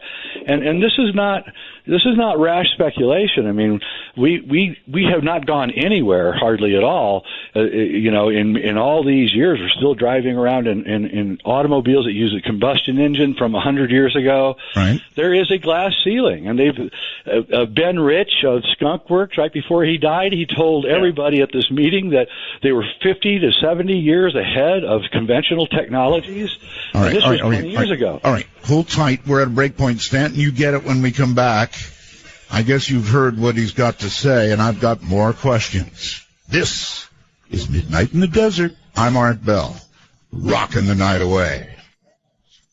When you walked into the room, there was doo-doo in the bag. I was captured by your style, but I could not catch your eyes. Now I stand here helplessly. For Dark Matter News, I'm Leo Ashcraft. In the densely populated areas of New York City, one would never expect to find a tranquil, albeit creepy, sanctuary with a population of 0. Once populated, complete with a hospital, tennis courts, utilities, every modern comfort, this area is now completely abandoned. How could there be anything, especially an island, that is completely abandoned in New York City? The island is called North Brother Island and is located between Queens and the Bronx. One Reddit user came across the island in 2012 while kayaking with a friend from Connecticut to New York. The pictures he took of the abandoned island near New York City are absolutely amazing. The island was developed in 1885. It was originally used to build a hospital to quarantine and treat people suffering from smallpox and typhoid fever. In the 1950s, it was turned into a rehabilitation center for patients who were addicted to drugs such as heroin. The entire island has been abandoned since 1963. After the city closed down the hospitals, they tried to sell the island to private investors in the 70s, but the cost of construction, transportation to the island, installing a sewage system, and the noise from LaGuardia Airport discouraged anyone from buying it. In the 80s, they tried to build a prison on the island, but scrapped the plan because it was cheaper to build in upstate New York. Would you be willing to wander this abandoned island? You can do it safely by viewing the many images at darkmatternews.com. The head of Iran's Cultural Heritage and Tourism Organization believes that in addition to economic sanctions, the West is launching another kind of soft war on the Islamic Republic. Speaking at a ceremony to introduce the nation's new meteorological department chief, Hassan Mousavi, he said that he was suspicious about the drought in the southern part of the country. He went on to accuse the West of using technology to influence the nation's climate, saying sandstorms, droughts, and other extreme weather were the result of an unspecified method of war. Last year, Iranian President Mohammad Ahmadinejad accused Western countries of devising plans to cause drought in Iran. And Hassan Mousavi said European countries are using special equipment to force clouds to dump water on their own continents. Last night on Dark Matter News, we reported the sad news of the savage murder of the traveling robot known as Hitchbot. Hitchbot was traveling in Philadelphia after safely touring Canada, Germany, and the Netherlands. Today, footage of what is claimed to be the final moments of the traveling robot Hitchbot has been released. But there are suspicions of a cruel prank. Popular local vlogger Jesse Wellens, who was among the last people to see Hitchbot alive on Saturday, together with another vlogger, Ed Bassmaster, claimed Monday that he had acquired footage of the attack. Hitchbot, which was designed as a social experiment project to see if humans can empathize with a helpless, child-sized machine that needed their help to get around, was found decapitated last Saturday after a brutal attack in Philadelphia. The video uploaded to Snapchat shows a man in a backwards hat and a Philadelphia Eagles jersey, identifying him as number 12, Randall Cunningham, a quarterback for the NFL team in the 1980s and early 90s. The video shows someone having ripped off the robot's arm and stomping on something obstructed from the view twice. No motive for the attack was apparent from the footage. There is speculation that the video may have been made by Wellens himself as a prank. Bassmaster, who was with Wellens during the encounter, often wears an oversized number 12 Philadelphia Eagles jersey while acting as an alter ego character. Hitchbot was created by Canadian researchers Professor Frank Zeller from Ryerson University. It relied on its goofy appearance and limited means of communications powered by a special computer program to steal rides from humans. He stole plenty of hearts, too, along the way. Check out darkmatternews.com for a look at the videos in question and decide for yourself, fake or prank. I'm Leo Ashcraft for Dark Matter News. Want to take a ride? Your conductor, Art Bell, will punch your ticket when you call 1-952-CALL-ART. That's 1-952-225-5278. I'll punch your ticket, all right. Don't call yet. We have a kind of a debate underway. Jay Widener. 1-952-225-5278. I'll punch your ticket, all right. Don't call yet. We have a kind of a debate underway. Jay Widener, who's a film expert, says that everything we saw on the moon, everything was faked. And we've got Stanton Friedman, a nuclear physicist and science guy for a long, long time. And there was much said, Stanton, about why we did it. And Jay Widener believes we did it because we were afraid of what failure would look like. I think that's a fair, that sums it up, Jay, right? Yeah, that's exactly it. Stanton? I think, remember, we lost 3 guys on the pad. 3 guys died, Grissom and White, and I forget the name of the third one. Should do better, but it's late at night here. I think that we're leaving. I do have a question that maybe Jay can answer that's relevant here. The footage that you see on all these websites, supposedly from the Apollo missions, is that from film brought back by the astronauts, or was it radio transmission of images? Well, the video, which is very crappy quality, is broadcast from the moon. There's a 4-second delay. And NASA then recorded over those 2-inch videotapes, so that footage is all missing and gone now. They didn't have enough money, so they reused the 2-inch videotape reels and shot other stuff over it, so we have none of the original footage is available. You know, I actually heard that. And it's unbelievable to me. How could we possibly do that? Have you heard that, Stanton? Yes, I have, and people change, and there have been a lot of dumb things done in the world, you know. Didn't on one of the space missions somebody use metric or not metric? Yeah. You know, things like mistakes happen. All right, I'm not saying that's good, but okay, so we're not let me point about out something. Let me point out something that's very important here that I haven't ever really said in public before. If you take a long-term film production, like, say, Lord of the Rings, you'll notice, if you're an astute film watcher, you'll notice that the production values get better with each film. By the time the third film goes out, everybody who's been working together for like 3 or 4 years is all humming together, the well-oiled machine, and the production values are, by the third film, have skyrocketed, actually, over the first film. Okay. In every way. Okay, you can see the same. You can note it, and you'll see the same exact thing in the Apollo footage. First, you have Apollo 11, which is they're just shot against a black background. There's no mountains. There's nothing.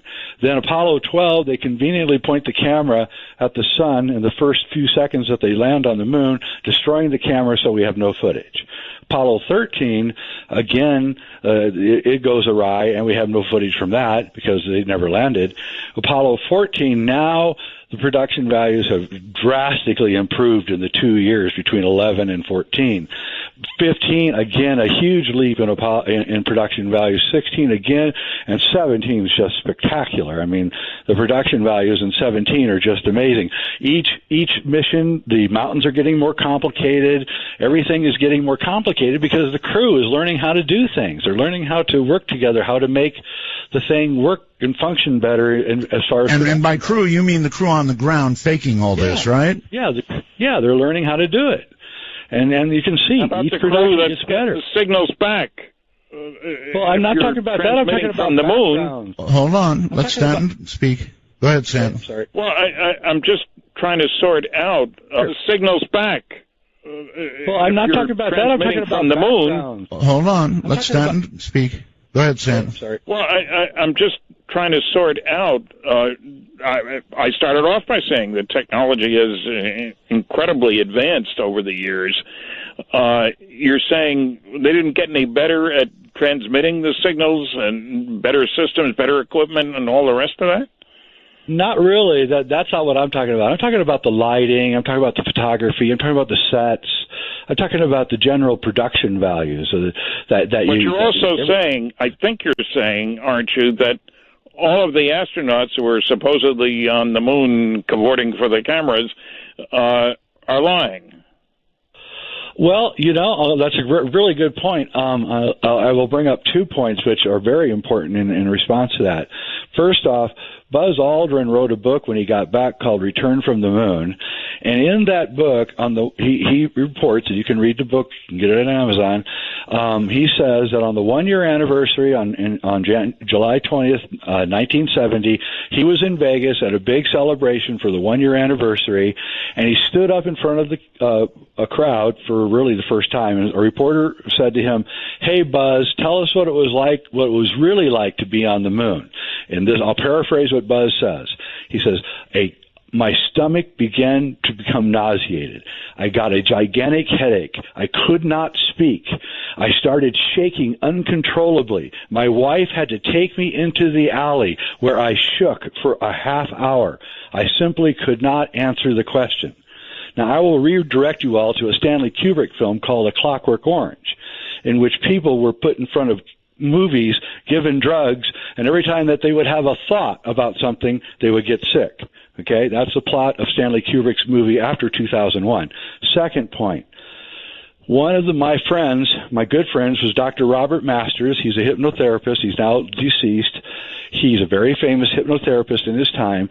Edgar Mitchell came to Bob Masters. Bob Masters told me this. Edgar Mitchell came to him after he landed and came back from the moon and said, "Bob, you have to hypnotize me. I cannot remember anything about the moon." And Bob Masters put him into regression hypnotherapy, and he never, ever remembered anything. I've got to verify that. I actually had him on the air. Yep. And I asked him. Remember the show. Oh, you do? Yep. This is true. And I asked him to please, if he could, close his eyes and think about what it felt like to be on the moon with any words that he could put together to get us to understand that. And there was this long pause. Yeah. And he said, Art, it's a funny thing. I don't remember much of it. And it stopped me cold. So that much I can verify. Stanton, had you heard that? I hadn't heard that. As a matter of fact, Edgar wrote the foreword to my book, Flying Saucers and Science. And certainly I don't consider him a liar. Now, you're not calling him a liar. No, I'm not calling anybody a liar. Nor am I calling him a liar. Yes, I know he's spoken about many things like that, Stan, but in terms of his memory of walking on the moon, remember. He doesn't. And another point I would put forth is on YouTube is the press conference for the Apollo 11 astronauts after they got back. Yes. I think everybody should watch that. The body language of these three guys is not, high five and we did it, dudes. Let's celebrate. This very sober, sombering press conference. There's no joy in any of their eyes. Neil Armstrong will not even look up. He just looks down at the desk the whole time. It's very disconcerting. Stanton, any comment on all this? I think it's certainly unusual. Hang on, folks. I'll try to get Art back. And what I'm suggesting is that the Russians were certainly watching that footage and looking for any signs that this was fraudulent. Don't you think? I do, but again, front screen projection is not it's a very esoteric art. Maybe 5 people in the 1960s even knew how to do it, and they were all working on 2001: A Space Odyssey. In other words, Kubrick had all of the front screen projection experts in the world working with him during. And let's point out some other things. 2001: A Space Odyssey begins production in 1964 and ends in 1968. Apollo begins in 1964, culminates in the landing in 1969. Fred Ordway is running the Apollo program, but somehow can find time to fly to London and be Stanley Kubrick's top scientific advisor on 2001: A Space Odyssey. At the end of 2001: A Space Odyssey, in its original projection, which has now been removed, we're credit after credit thanking McDonnell Douglas and all of these high-tech aircraft companies. I have the whole credits, and I saved them, and I have them, and they've been since removed. And you look at the internecine thing going on between the film 2001: A Space Odyssey and NASA, and it becomes fantastic. I mean, never in the history of filmmaking has anybody cooperated like this. And I'll end it with this: the head of MGM is quoted as saying, I kid you not, in 1968, at the beginning of 1968, he is quoted as saying, "I have no idea what the budget for 2001: A Space Odyssey is, and I don't care." Does that sound like the head of a studio would say that? I don't know the heads of any studios. Yeah, we're not giving enough substance to whether or not, the film on the moon was actually real. I mean, if the whole thing was faked, that would be a scandal of scandals. It would. Yep. I don't know what I'm going to say. It just would be. It would blow everything else away if it suddenly came out that all that was faked. Now, I've got a question for you, well, remember, Jay. we did leave stuff. There is stuff on the moon that was left by astronauts. Seismographs. There were rocks that were brought back, which are certainly moon rocks and not Earth rocks. Are you sure? I mean, the president of Denmark, he was given a moon rock, and now he's told that it wasn't even real. I mean, this over and over this is happening. How do we know they're really moon rocks? But by the way, I think they went to the moon, so that is really not indicative of what we're talking about. But Jay, you think we went to the moon? How do you think we went? I think we have very high advanced, and we have had for a while, very advanced ships that can get there rather quickly. And NASA I've talked to. What are they using for propulsion? Yeah, what are they using? It's electromagnetic. That's what I was told almost 20 years ago. Quite a jump. Yeah, and furthermore, NASA, which is somebody in high up, I used to work with Richard Hoagland a lot back in the early 90s, and because he alienated everybody at NASA, I could actually get people to talk to me. I could actually get people to talk to me that were higher ups, and they told me that they had electromagnetic drives back in '94. I was told that. Okay, Stanton, you're a nuclear physicist. If something like this was going on, wouldn't you have channels to know it too? Well, it's kind of funny. In my congressional testimony at the hearings about UFOs in 1968, written testimony, I hear on the radio that the program was canceled. So, you walk in, they say, you realize we just laid off 5,000 people. That's not a good way to start a new job.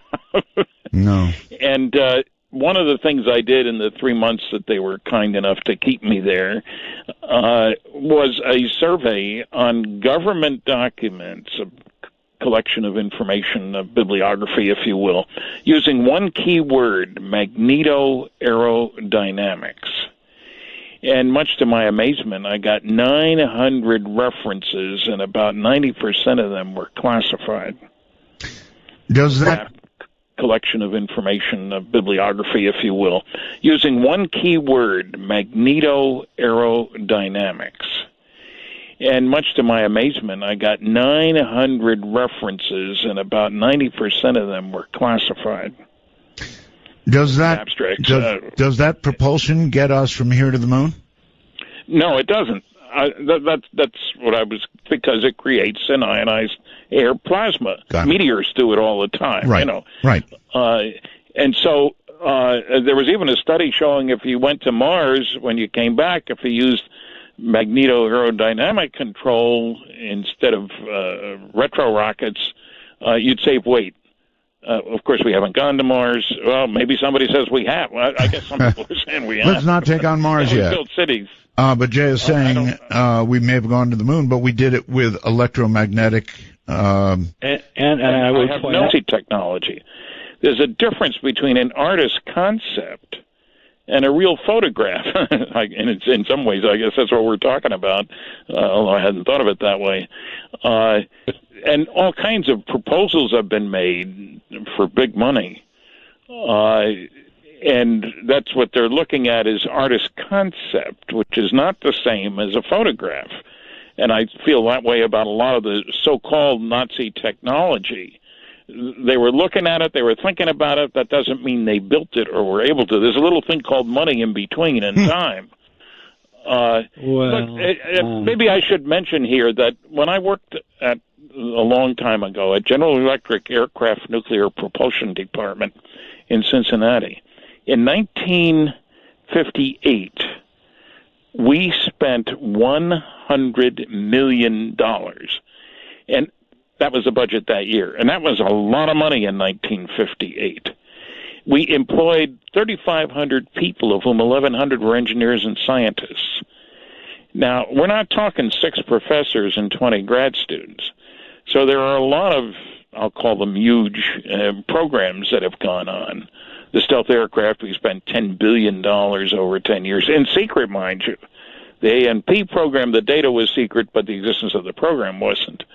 So there have been some huge programs out there. And as I say, there's a difference between what you're talking about doing. I can show you beautiful pictures of an aircraft nuclear propulsion system, but it's not real. What's your reaction then to Ben Rich's statement that they're 70 years ahead of conventional technologies? Why would he lie like that? All right, guys, hold tight. We'll get to that. We'll be right back. This is Midnight.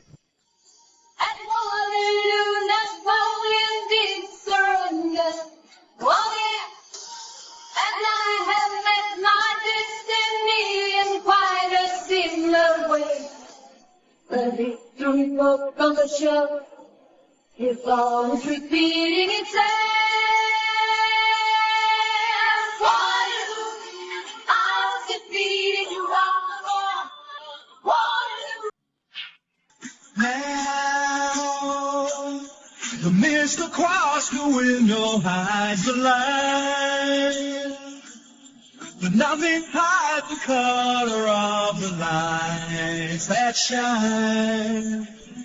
Electricity so fine, look and dry your eyes.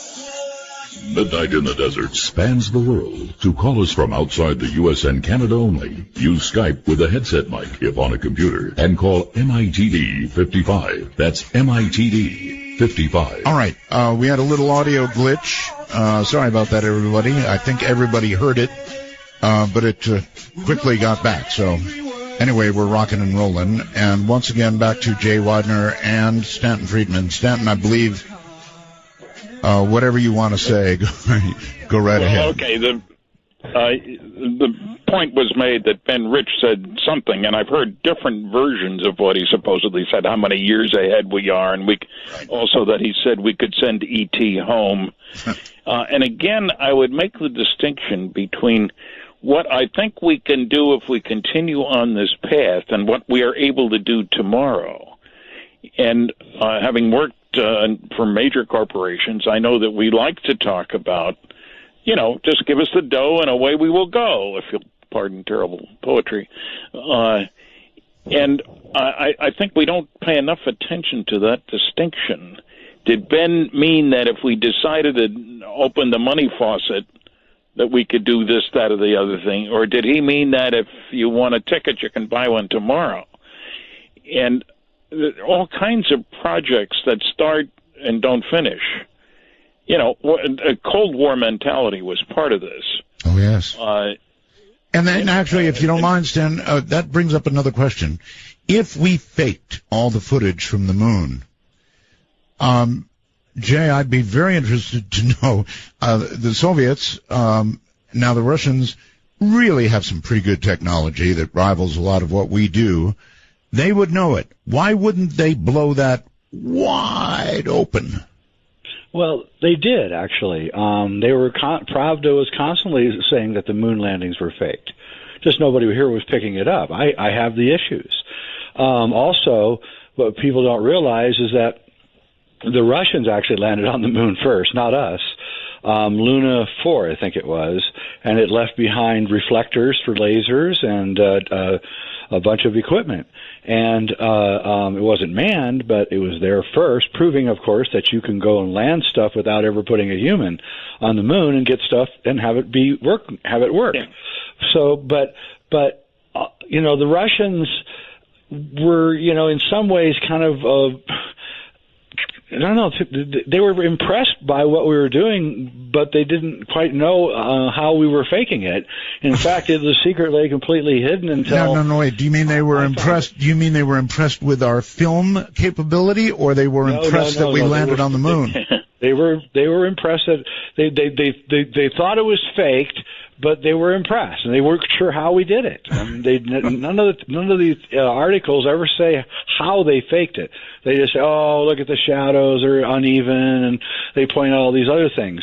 But nobody knew about the front screen projection until I uncovered it, only because I'm an expert in front screen projection, and that's when I found the tool that was used to create the fakery. And the lines are undoubted. There's no doubt. They're unmistakable. There's a line where the granularity of the ground actually changes along a straight line, and that is the telltale signal of front screen projection. Well, also, all right. This is a little unfair to Stanton because he's not a film expert. If it gets right down to the technical aspects of the film, then we should have somebody on who could dispute that if you're wrong. But certainly I can't, and I don't think Stanton can. Even the idea that you can take 70 millimeter Ektachrome film through the Van Allen belts and be on the moon when you can't even take it through an airport detector without it getting fogged, the whole idea is just kind of absurd. I mean, Stanton, is that really true? I mean, could you carry films? Well, no, because radiation shielding was what I worked on for a number of years, and the roll of the Van Allen belts here gets to be a sticky one. It depends on how long you're in and what you're inside of and all the rest of that. It's complicated. It's like some people, not tonight, but some people have made it sound to me as if they thought, gee, if you get exposed to radiation, you're going to die, you're going to get cancer right away, and all this kind of stuff. And people have a deathly fear of radiation. You can see that, incidentally. On the recent flyby past Pluto, I watched a lot of coverage, read a lot, didn't see anybody talking about the fact that the energy source was a radioisotope thermoelectric generator, a little small nuclear device using plutonium, no less. And it'll run for another 20 years. It's already run for 10 years. And that's a remarkable accomplishment. Think about that. And I heard nobody saying, hey, the energy for this whole Pluto business is coming from a radioisotope thermoelectric generator, and we've used dozens of them in our deep space mission. For people who are wondering, why can't you use solar energy? Well, because the further away you get from the sun, the lower the energy intensity is. Sure. And, Pluto is a heck of a lot further than the Earth is from the sun. But I totally agree with you, Stanton, that people overestimate the effects of radiation. I totally think you're right on that.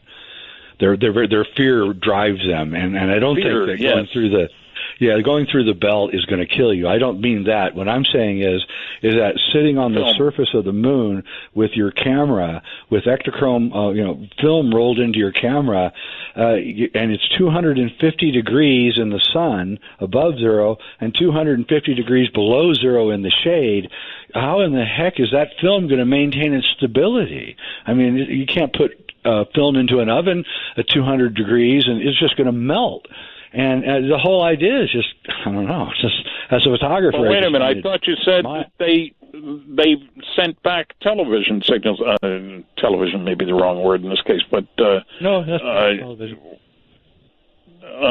Okay, so they were sent back, radio waves were sent back, and what happened with the film, supposedly, I don't know. The film, there's two different things we're talking about. One is the Ektachrome film that's in the still cameras that they have on their breastplate. And then the video is sent back it's a video camera that sends the signal back to Houston, or actually to Australia. And so they're two different mediums, is what I'm saying. Okay, but the motion picture footage that you're talking about is basically the TV stuff, right? The Kubrick stuff, if you will. Yeah, the very low quality video stuff. Yeah. Yeah, so we agree it was low quality. I mean, after all, it was in the 60s and early 70s. And could we do better now, for example? Oh, yeah, much better. That's the thing is, that's why it's so irritating that they erased the original tapes, because what we're looking at is second, third, fourth generation. And if I could get my hands on the first generation, then I can maybe prove that they did go even. But I don't have that proof now. In my mind, I cannot picture anybody, who's got their hands on the moon landing film going, we don't need this anymore. Yeah, toss this one and toss this one. We need to clean this place out and toss that one. Mankind's greatest achievement, and they throw it away? Yep. I agree that is suspicious, and, there's no way around that. Or stupid. I mean, maybe they go together. Or maybe you agree a little bit that it is suspicious? If they've got me... I do agree that it's suspicious. If I had that access to the first generation videotape, I would be able to, without any doubt, be able to tell you whether it was fake or real. Okay, well now maybe you're talking about motivation for throwing it away. Exactly. I really hate jumping over on your side, Jay, but I mean, why else? It's such a stupid thing to do. There's got to be a motivation. Well, it is, and I had a friend, he was a rocket scientist named Bill Wood. I think he's still alive. And if you're out there, Bill, hey, a long time no see. And he told me that he was at a conference of rocket engineers, and they were putting forth this rocket that was going to soft land here on Earth. And they said, hey, this is the first time that we've ever done a soft landing. And Bill Woods, Dr. Wood raised his hand and said, well, that's not true. We've done 6 soft landings already. What are you talking about? And they didn't even consider that the Apollo landings were, credible, even, in this group. I don't know what to say about that. And certainly I will try. I mean, I've met several astronauts, and I do have difficulty with saying that basically, remember, because part of your story now is that they had to be going through hoops here on Earth at a soundstage, right? No, it wouldn't be. Because of the gold visor conveniently being used, we don't know who those people are in those suits. I mean, we don't know who they are. You can't see them. You can't see their faces. We don't know who they are. And again, why are they using the gold visor? What's that point of that? Except maybe to hide their faces, I mean, I don't understand. Gold is a good reflecting material and all that sort of stuff, but could be true. I mean, that point. Stanton, it sounds like he's beginning to talk you into it. There's an old, not enough data. I have a big gray basket, a very large gray basket. Everybody wants, I get a lot of calls, they want a yes or a no on everything. Right. And not a maybe. And I often have to say, look, I don't know enough to be able to come down on one side or the other. It's up in the air in space. Yeah, I remember your gray basket. Indeed. So you're almost ready to put this into that basket? Well, yes, because I have a lot of questions and I don't know how to get answers to many of them. And as Jay just said, there'd be a difference if we had the original footage. And, if you talk about bonehead plays, certainly, having that footage gone seems to be one of the worst that I'm aware of. Well, then there was the ones that we don't know about. And then remember, there was the destruction of all the Roswell records too, right? Yeah, somehow they got destroyed. Oh, hold on, you two. So we're having a general discussion about what happened. It didn't happen. It's not extra chrome, but we've got a little chrome for you. This is Midnight in the Desert. When I think back on all the crap I learned in high school, it's a wonder I can think at all.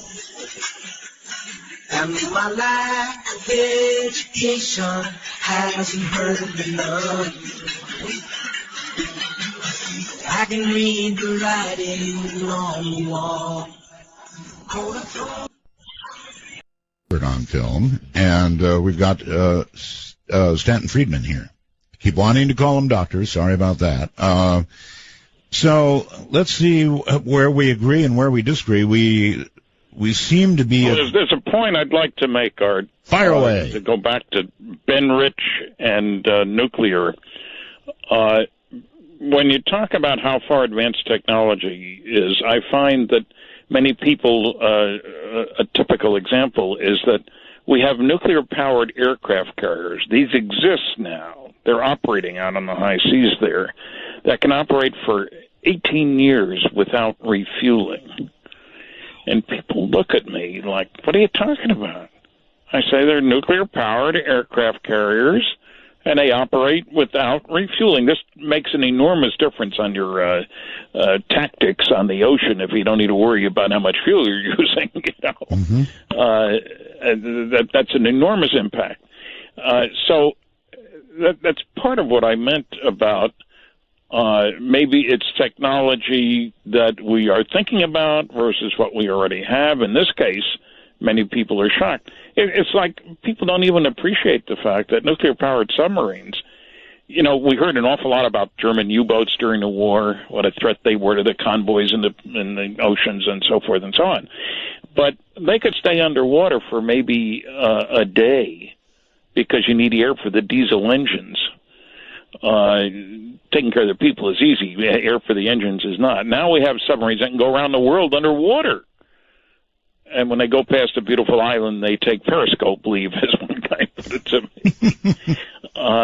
You know, which is a clever remark, but it's true that that's an enormous advance, you know, over the past. And a lot of people simply aren't aware of it.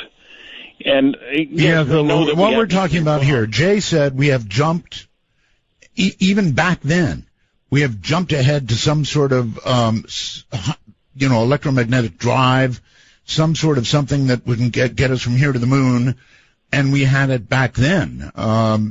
Well, I saw the recent article, and it really wasn't saying we have it. This is a study being done about a possible means of doing it. I understand, Stanton, but he's talking about having had that back when we did the moon landings that he says were fake photographed. Yeah, and I don't think we did, and to tell you the truth. Again, there's such a fine line, if there is any, between truth and half-truth and no truth when it comes to technology. I mean, I've seen all kinds of claims. I'm a flying saucer guy, and I hear all kinds of stories which turn out to be baloney. So, Stanton, let me ask you a question. You don't believe that we back-engineered anything from Roswell or anything like that, right? No, I didn't say that. Again, let me give you an example of something I did think we did learn from Roswell. I'm the original civilian investigator of the Roswell incident, and my view about what you would do when you got all the pieces of wreckage, you'd send them out to your best classified labs, and you'd say, what is this stuff? This fine foil-like material, very strong, very lightweight, etc. And a guy comes back and said, it's a combination of samarium and cobalt. Why would you put those two things together? Not your problem. You send it out to somebody else. What are the electromagnetic, thermal, nuclear properties of this stuff? And the guy comes, you don't tell him where you got it. He doesn't have a need to know for that. Maybe he thinks it came from a spy, see? And he comes back and says, the highest magnetic moment I've ever measured. What a wonderful permanent magnet material this would be. And pretty soon you're building ghetto blasters with samarium cobalt magnets in the speakers. That's real, incidentally. And I for a while, several years, did a weekly science commentary for CBC Radio here in Fredericton. And I did one, I read a lot, it was fun. And I did one on new and better permanent magnet materials, neodymium, boron, and iron. I'm not making these up, they're real. At the end of the article, it said the original work on samarium cobalt was done at Wright Air Development Center, at Wright-Patterson Air Force Base, and I just laughed my head off. In other words, I think that the basic idea came from somebody saying, "Hey, what is this stuff?" A second, in my book, there's a picture of me with my hand on the Apollo 12 command module. I spoke to the NASA people there in Southern California, and they took me on a tour and took my picture with the command module and stuff. Strangely enough, they didn't want the North American Rockwell people to come to the presentation, only the NASA people.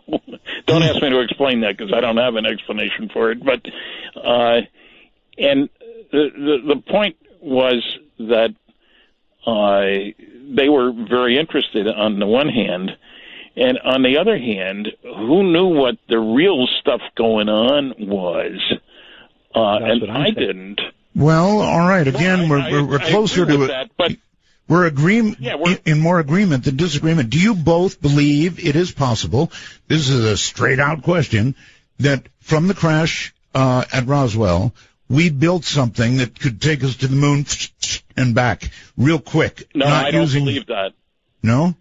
I believe that it's that in combination with what else we had, yes. Not that alone, though, but in combination with the other technologies that we had discovered and also developed. Don't forget, Hitler was not just financing these guys to create exotic technologies. He was also sending expeditions into Tibet, into northern Africa, into Peru, looking for ancient advanced technologies. He admitted it, and these expeditions were run by the SS, the occult division of the SS.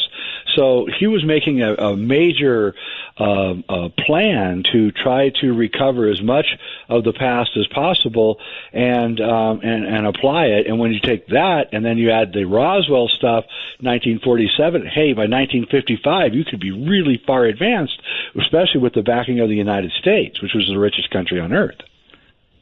Well, one of the problems here is that if you gave the smartest people on the planet a cheap digital wristwatch, say $25 wristwatch, back in the 30s,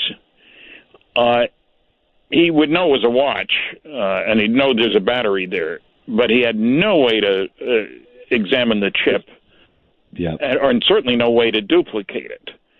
And so, it's like Christopher Columbus, I need a nuclear-powered submarine, and I've got unlimited money. Can you build one for me? And the answer would have been no. There's too big a gap between where we are and where we would have to be. And that's the point I was trying to make earlier about the difference between having good ideas and being in a position to build, create, duplicate, whatever you want to call it, that technology. Ideas aren't enough. Okay, so you're saying we were not in that position, so we could not have had such craft. So then we didn't go to the moon. That's what I'm saying. And also, if we had such craft, why wouldn't we be using it instead of some of our airplanes that are currently, how expensive they are? But, all right. what I'm trying to say is, I don't think that if we had advanced technology that would be useful in the building of, call them bombers as a generic class of craft able to put destruction all over the place, I don't think that we would not do it. What bothers me is that the military budget on this planet this year is approximately $1 trillion. That's an awful lot of dough.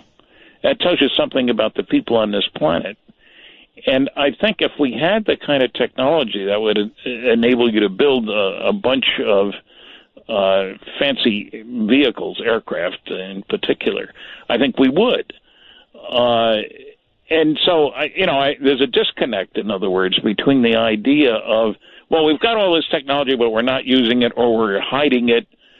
But I don't understand, because the military for sure has advanced technologies, aircraft and things, and the two maxims of the military to win a battle is take the high ground and keep everything secret. And so perfecting this kind of technology would thoroughly, satisfy those two things that you need to have to win a war. Why would you keep building the old stuff? Because you want your enemies to all think that that's what you've got, so that when the time comes and you can strike quickly. Surprise and the high ground are the two most valued things in military operations, and this kind of weaponry gives you both of those advantages, but you have to keep it a secret, otherwise you lose your advantage. And well, maybe it's mythological too. Maybe you want the other guy to think you've got this technology, even though you don't. That's good psychology too. You remember Star Wars? Except that I've actually seen some of this technology with my own eyes. I was out near Vandenberg Air Force Base 10 years ago, and I saw, a craft flying right over Vandenberg Air Force Base. There was nobody scrambling their jets. There was nobody going up to look at the craft. They had to have seen it. It was right over the base.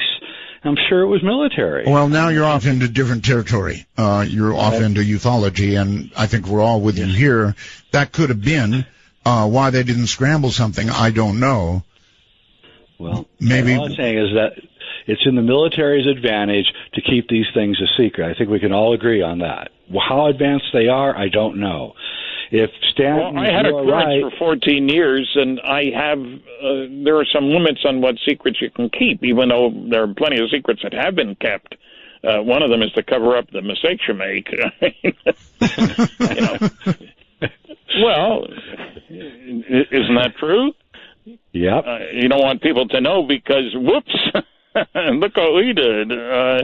Sorry about that, folks. What I'm trying to understand, though, is you're saying that Philip Corso is not correct, and we didn't have all these... Yes, I certainly am saying that Corso is not correct. I've written about Corso. I've got an article that I sent to people, Fraud in Ufology, and I focus on let me be specific. I don't want to just cast dispersions. All right, gentlemen, before you get specific, we're out of break, so I don't want to start this and not be able to finish it. Okay. When we come back, the subject is going to be Philip Corso, so stay right there. For Dark Matter News, I'm Leo Ashcraft. Millions of locusts have descended on farmlands in southern Russia, devouring entire fields of crops and causing officials to declare a state of emergency in the region. A vast area of at least 800 hectares is currently being affected as the swarms of insects, each measuring about 8 centimeters long, annihilate fields of corn and other crops. It's been more than 30 years since this part of southern Russia suffered such a dense plague of locusts. Officials say at least 10% of crops have already been destroyed, and the locust feeding frenzy is far from over, threatening to devastate the livelihoods of local farmers. On state television, Russian news broadcasts are linking the plague to climate change, connecting the phenomenon to recent flooding and higher-than-average temperatures. Officials from the Russian Ministry of Agriculture have declared a state of emergency, but appear helpless to prevent the destruction. First NASA chief scientist Ellen Stofan openly admitted that alien life is imminent, and just last Tuesday, Dr. John Grunsfield of NASA's Science Mission Directorate announced the agency was on the verge of discovering life on planets other than Earth. Some say that Stofan and Grunsfield hide the fact that NASA has been lying to the public about known extraterrestrial life for decades now, and that ETs have likely been visiting Earth for centuries. Grunsfield told a House committee, "Are we alone? Many people on the planet want to know. We are on the cusp of being able to answer that question." And Stofan's recent comments were even more bold, saying, "I think we're going to have strong indications of life beyond Earth within a decade. We're on the verge of things that people have wondered about for millennia. Within all of our lifetimes, we're going to understand that there is life on other bodies in the solar system. We're going to understand the implications of that for life here on Earth." Her declaration is synchronized with the agency's recent discovery of water of 5 of Jupiter's and Saturn's moons. We were also told by NASA recently that their Kepler mission found another Earth in the habitable zone in our universe circulating around a star that resembles our sun. NASA defines habitable based on the ability of a planet to pool water ostensibly to support life as we know it. Dark Matter News. A massive sinkhole has swallowed up an intersection in Brooklyn, New York, stalling up traffic and causing waters and gas outages to nearby buildings. Local residents are already joking about turning it into a rent-controlled apartment. Dramatic images show the gaping hole in the corner of 64th Street and 5th Avenue, located just a short block away from the I-278. The crater appeared shortly after 7 on Tuesday morning. There were no injuries. Witnesses say there were cars on it just moments before, and rooftop surveillance cameras captured the cave-in. The fabled Bishopville, South Carolina swamp creature, known as Lizard Man, appears to have surfaced again Sunday afternoon. Sarah, a Sumter woman who says she went to church with a friend Sunday morning, stepped out of the sanctuary to see the Lizard Man running along the tree line. So she did what anyone else would do. She took a picture with her phone. She says they were just a mile or so from Scape Ore Swamp, the site of a similar spotting of what may also be the Lizard Man in May. A man who asked not to be identified submitted a short video of what he thought was the Lizard Man Monday morning. He said he took the video in May while coon hunting, but kept its existence quiet until he saw the reports of Lizard Man outside a church. Scape Ore Swamp is the area where most of the Lizard Man sightings over the last 30 years have been focused. Yes, there's quite a lot of local lore surrounding the reptilian humanoid, including the first sighting in the summer of 1988. There have been searches by Destination Truth and Mysteries at the Museum as recently as 2013. In a 2014 episode of Ancient Aliens, the Lizard Man was mentioned. The tales have been documented in a cryptology book titled Lizard Man, the story of the Bishopville monster. But the creature has not been seen in more than a decade, until now, possibly creating yet another ripple in the swampy waters around Bishopville. I'm Leo Ashcraft for Dark Matter News. You forward and backwards, together we make nothing wrong. There's close, I know your plans going tonight. We just tear the fascination, the awesome combination of love.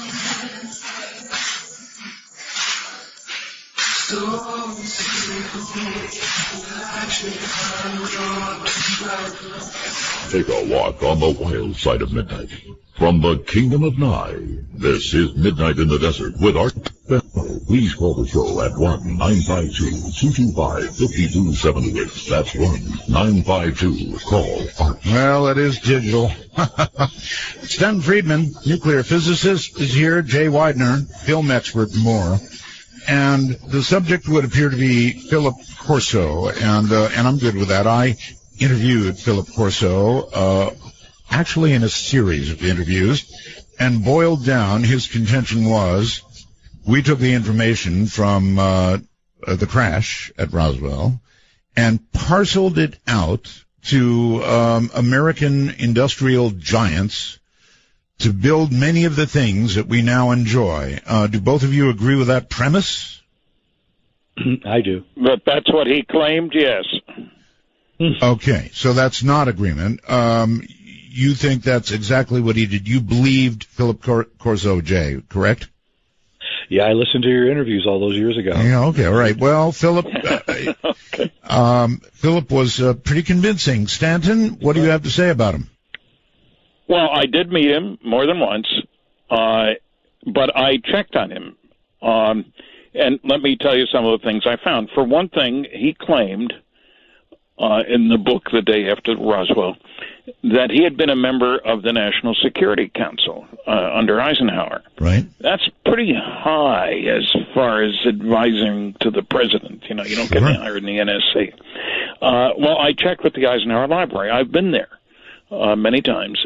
And they know me, so I told them what he had claimed, and they checked, and I got a letter back saying that he not only was never a member of the NSC, but he never attended a meeting. They keep track of that sort of stuff.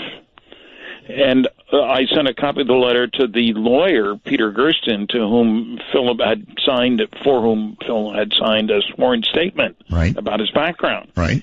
And the lawyer showed it to Phil. Don't you think we should take that out, that claim? No. He didn't think so. a second example was that one of the things, remember that he wasn't saying that this was going on right after Roswell. Roswell happened in 47, early July. He was saying that this happened after he started to work for General Trudeau, the Army Foreign Technology Division at the Pentagon. This is after 1960.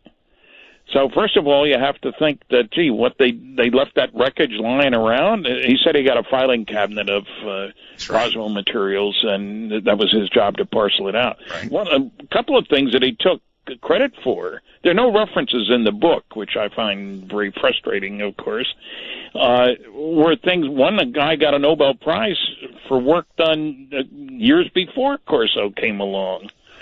That was clearly a lie, to put it bluntly. There were other things that we know the sequence of how those new technologies came into being, lasers and other things. And Corso wasn't part of it. Remember, he was not an engineer or a scientist. And remember that Strom Thurmond, who served, I still think he has the record for serving more years in the Senate than anybody, or close to it if he's not still the record holder. He withdrew the forward that was used in the book because he thought it was for a different book about intelligence agency work kind of stuff. And when his people found out what the book was about, he withdrew it. So also he claimed that he, on July 6th, at Fort Riley, Kansas, his bowling buddy let him look into this crate, which there was a blue liquid in which there was an alien body. Now, I've heard some egregious violations of security, but that outdoes them all.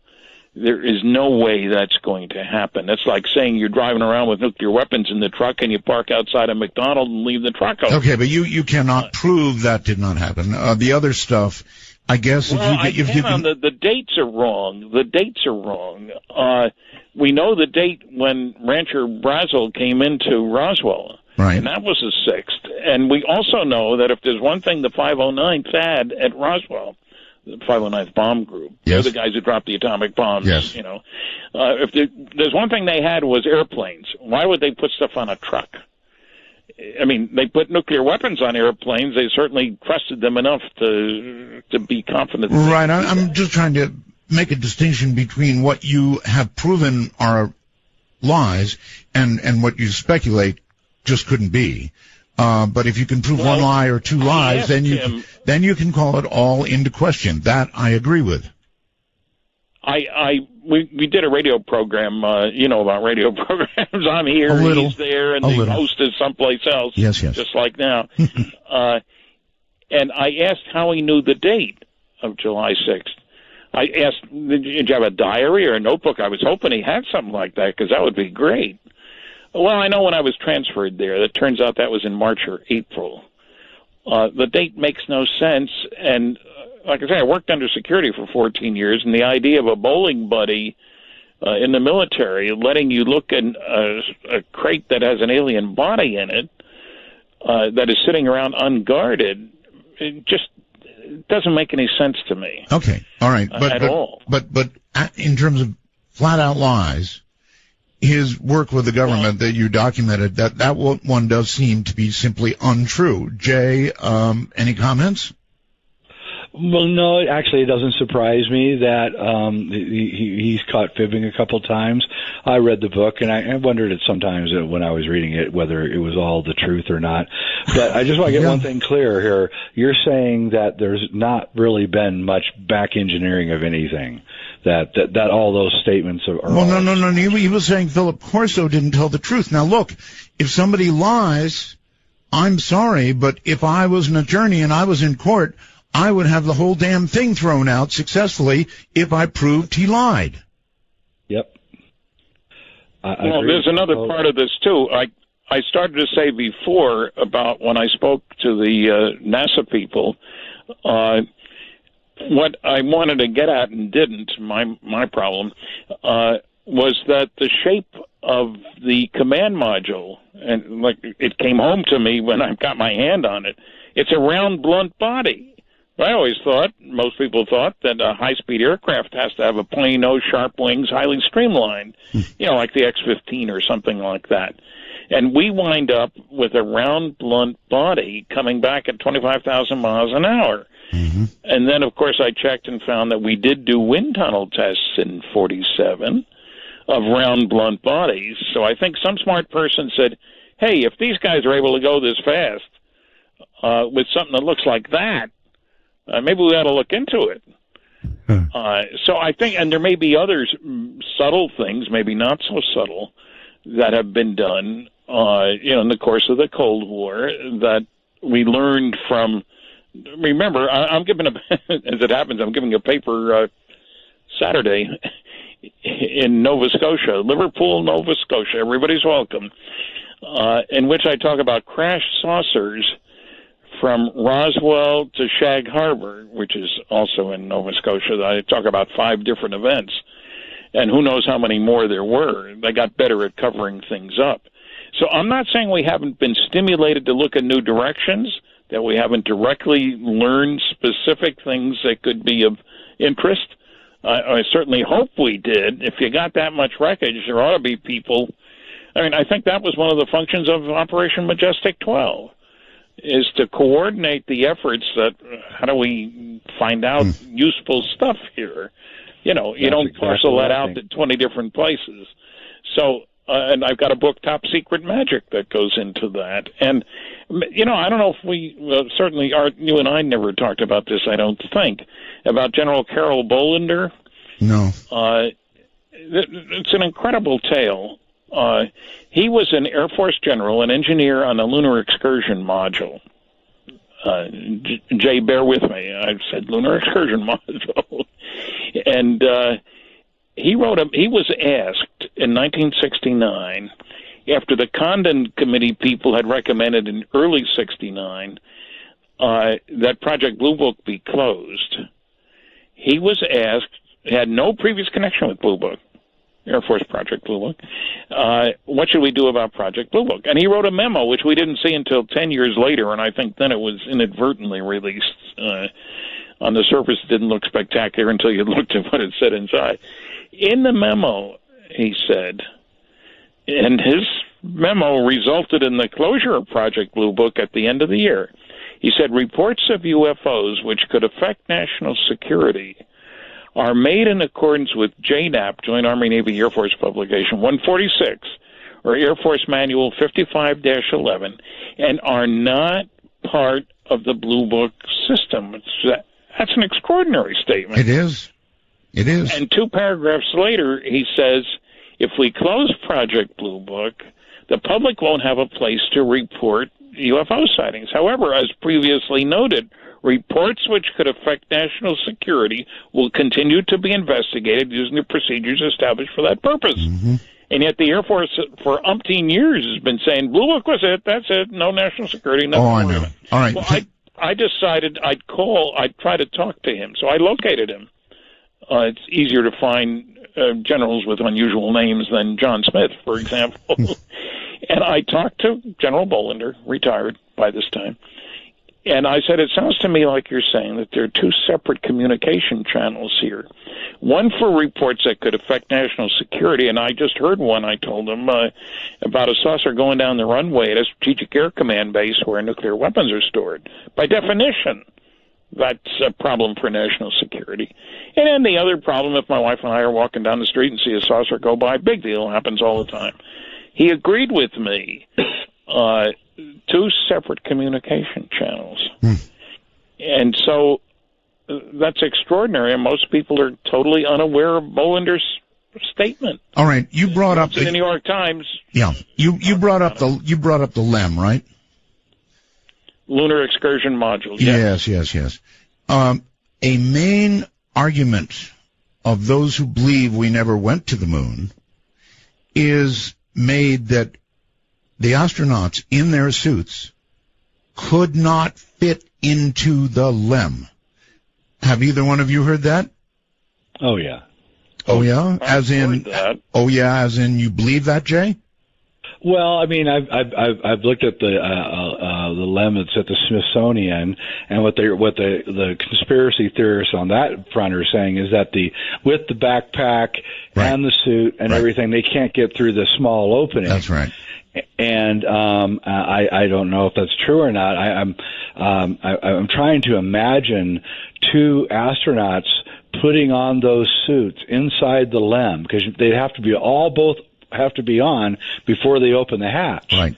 And I've been inside and looked inside that. I can't imagine 2 6-foot men with backpacks in that room. I mean, it's so small. I can't even hardly imagine one guy, let alone two. Yet they're telling us that they had two. There's another thing about the Apollo missions which needs to be brought up, besides the improving production values and all that. And that is the fact that and Stan, you're going to appreciate this one, I know. I'm a former computer programmer. Besides being a filmmaker, I've always wanted to learn how to program computers. I learned COBOL and assembly and all this. And I know one thing about that word in a long time. Yeah. I know one thing about technical things. They never go right the first time. I don't care what anyone says. They never go right the first time. The only incident that I can ever think of where everything sailed perfectly the first time is Apollo 11. We have over 500,000 technical things that had to be done between launch and the set down in the ocean, and all of them functioned perfectly. They all functioned perfectly on Apollo 12. They functioned perfectly on 14, 15, 16, and 17. No glitches, nothing. The only glitch in the entire thing was Apollo 13. And I just don't buy it. I just don't buy it. I work with technology all day long. I know it is prone to every kind of glitch possible. So you're saying what? Just too amazing? Too amazing? Wait a minute. Okay. Too amazing. Too amazing. The first atomic bomb worked. That was very complicated too. Never been done before. Not as complicated as launching into Earth orbit, going from the Earth to the Moon, then going down and never tested, taking a soft landing. The only soft landing test that was ever tried was by Neil Armstrong in New Mexico, and he almost killed himself. And yet the next time they do the soft landing on a planet they've never been to, it goes absolutely perfect. It's unbelievable. I'm sorry. I just don't buy it. Not at all. Well, as I say, the atom bomb worked. Admittedly, to some people's surprise. Well, he is making a fair point. There's a lot more moving parts and things that had to go right once they figured out the atomic bomb. It was probably physically simple compared to going to the moon, setting down, walking around, getting back in, and coming home. Yeah. The number of technical issues that face you trying to just get to the moon and not miss by a 500 miles. It's astounding what you have to go through, and they did it. They did it perfectly, absolutely perfectly, no glitches at all, and I can't buy it. Remember, there was a fire that killed 3 astronauts too. In 1964, in 1964 there was a fire, and 5 years later they got to the moon, but. Even the fire itself is like, you talk about stupid. They've got open electrical circuits inside a pure oxygen environment, and no one can figure out that this may not be a good idea. I mean, that fire that killed those 3 astronauts is absolutely one of the most stupid things I've ever seen in my life. I cannot believe it's as stupid as taping over the tapes. And yet you got another one. and these are the guys that got us to the moon. I don't know. I don't see a whole lot of intelligence going on. We don't live in a perfect world, that's for sure. No, I think there are a number of remarkable things that we're talking about here. And I'm convinced we did go to the moon. And I've met several of the astronauts, and I'm convinced they weren't off on a soundstage someplace else. Because remember, it isn't enough to say that what the public was shown was fraudulent. but the astronauts had to be involved in that. You're saying we don't know who was in the suits. No, we don't. So well, even that means that it was a lie as well. I mean, it's deeper than that, Stanton. It's deeper than that. That's why I brought up the incidences with Edgar Mitchell and Buzz Aldrin. There's some kind of psychological operation going on where these guys, there's no way in the world that I'm going to go to the moon and not remember it, period. I don't care what you say. I'm going to remember every second. I'm going to relive those moments my entire life. And neither Buzz Aldrin or Edgar Mitchell can even say it. They can't even talk about what happened to them on the moon. They just can't say it. Neil Armstrong never did an interview. He stayed on his ranch in Ohio and never went out, never did anything. It's over and over again. You find these odd reactions by the astronauts, and again, I don't think they're lying. I think it's much more complicated than that. I think it's. I don't know. Brainwashing, if you will. Well, I was at a party with a bunch of NASA people, and this is in '94 in Cody, Wyoming. And if Richard Hogan's listening, he knows what I'm talking about. Got to be a quick story here. We're coming up. Yeah, and I met the psychiatrist that debriefed the astronauts, and I was so happy to meet her. And I said, "So what was the debriefing like?" And she looked at me with this puzzled face, and she said, "You know what? I can't really remember what they were like." That's a great line. You know, there is a lot of this. There is a lot of unusual behavior on the part of the astronauts. And then there's this clown running around holding Bibles up in front of them. Yep. I think he's been clocked by astronauts a few times. Buzz Aldrin clocked him. Yeah, he knocked his clock out. Yeah. Buzz did, yes. All right, you Buzz two. got quite a temper, so you don't want to. Hold tight, you two. We'll come back and we'll start to take questions from listeners, okay? Yep. I need another yup. Stanton, that all right? Yes. I said yup. Okay. All right. See ya. This is Midnight in the Desert. I'm Art Bell.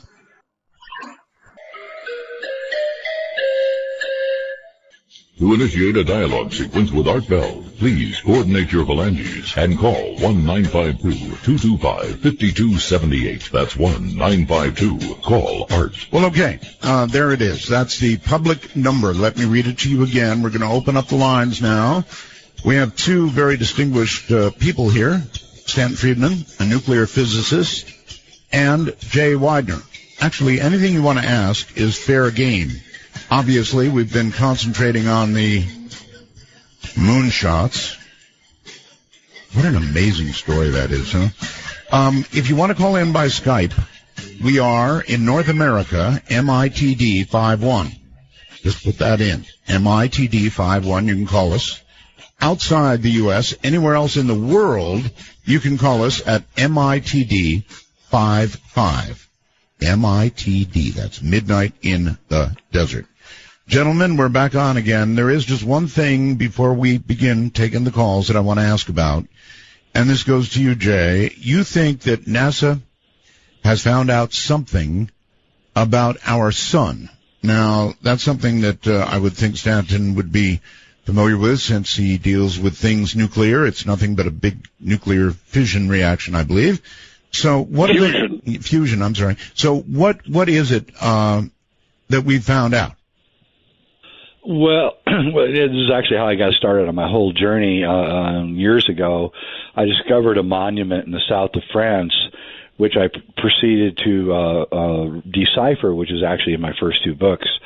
And it appears to be about a 400-year-old monument in which a secret society or some group of men has inscribed a series of symbols, which no doubt, after you see my interpretation, say that there was a gigantic CME, or coronal mass ejection, at some point in the past, which killed a lot of people.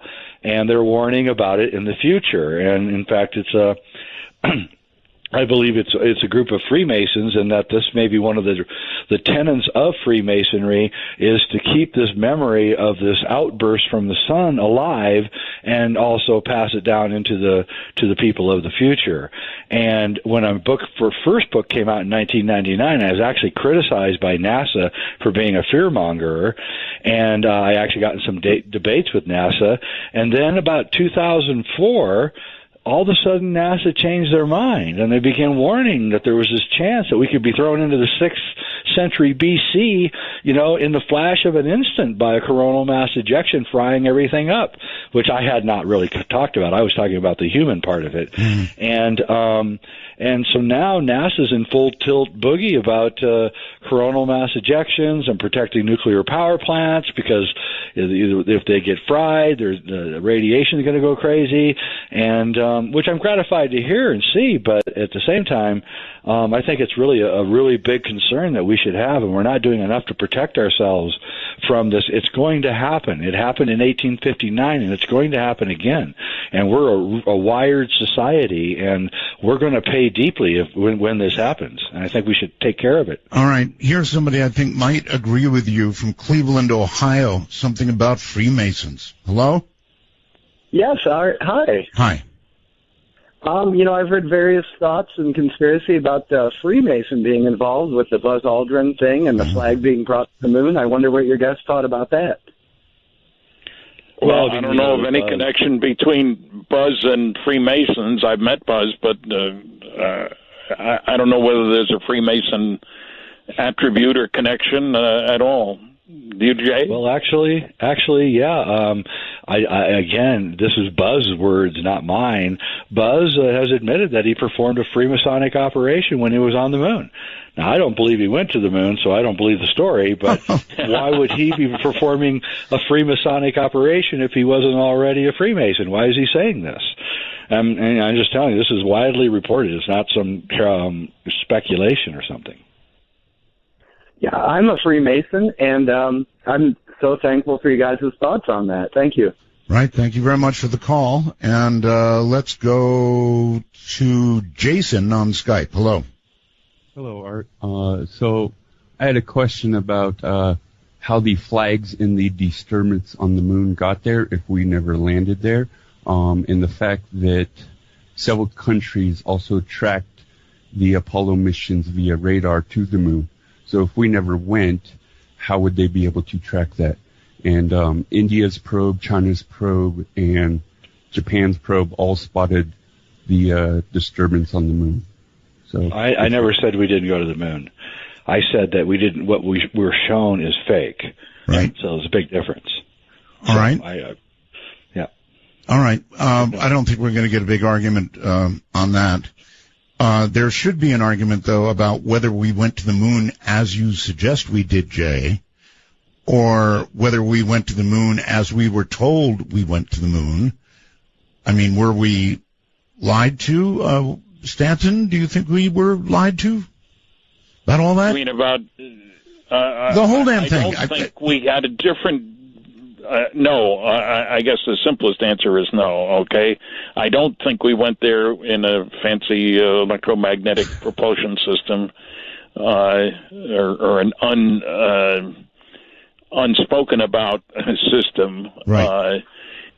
There's several different questions here. I do think we went there. I don't think the astronauts worked on a soundstage somewhere somebody impersonating astronauts, which makes it sound even worse, I guess. But it does. So there's a whole gray area here, if you'll pardon the expression. Okay. Speaking of gray, Stanton, I'd like to point something out. I'm glad you brought that up.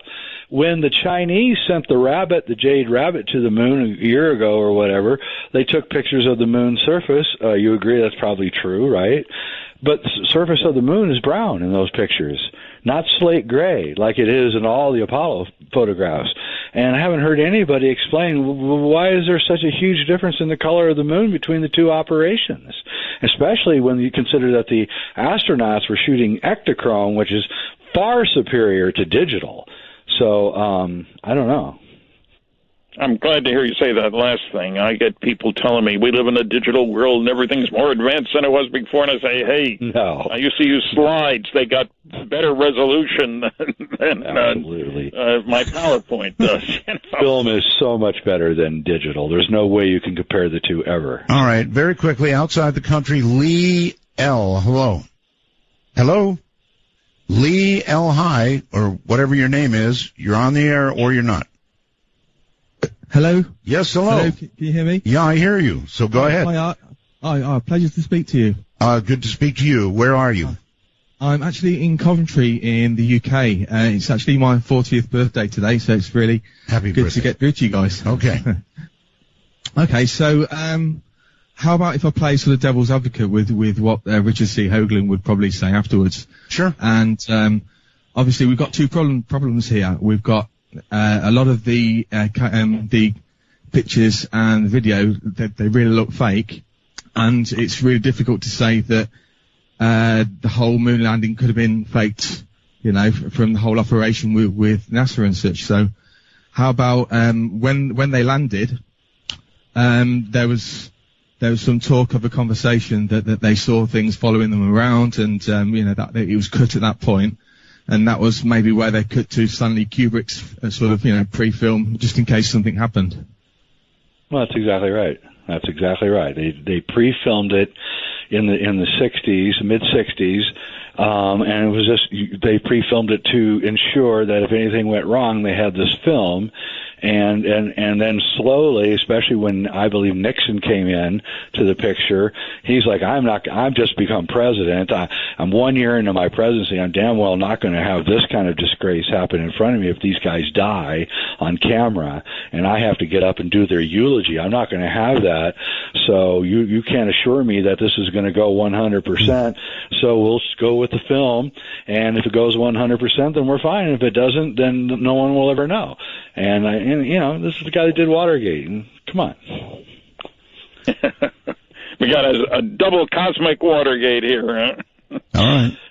Thank you, caller. I appreciate it. All the way from Great Britain. Well, if you two are going to sit here and agree that all this possibly could have been faked, then who's to say that some of the other things that people like Richard Hoagland have said about things that are on the moon, he believes, might not be true?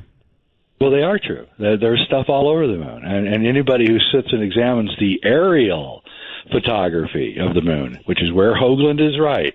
When Hoagland is sticking with the lunar orbiter stuff, with the Apollo stuff from the air, wherever it was taken, with the stuff taken in orbit, that stuff is real. And what he's finding is, it's jaw-dropping. There's domes, there's square-shaped buildings, looks like even highways in some cases. So, I don't know where it's from. I'm not going to speculate. I think he's right. It's ancient, and it's been there for, maybe millions of years. Stanton, are you ready to agree with that?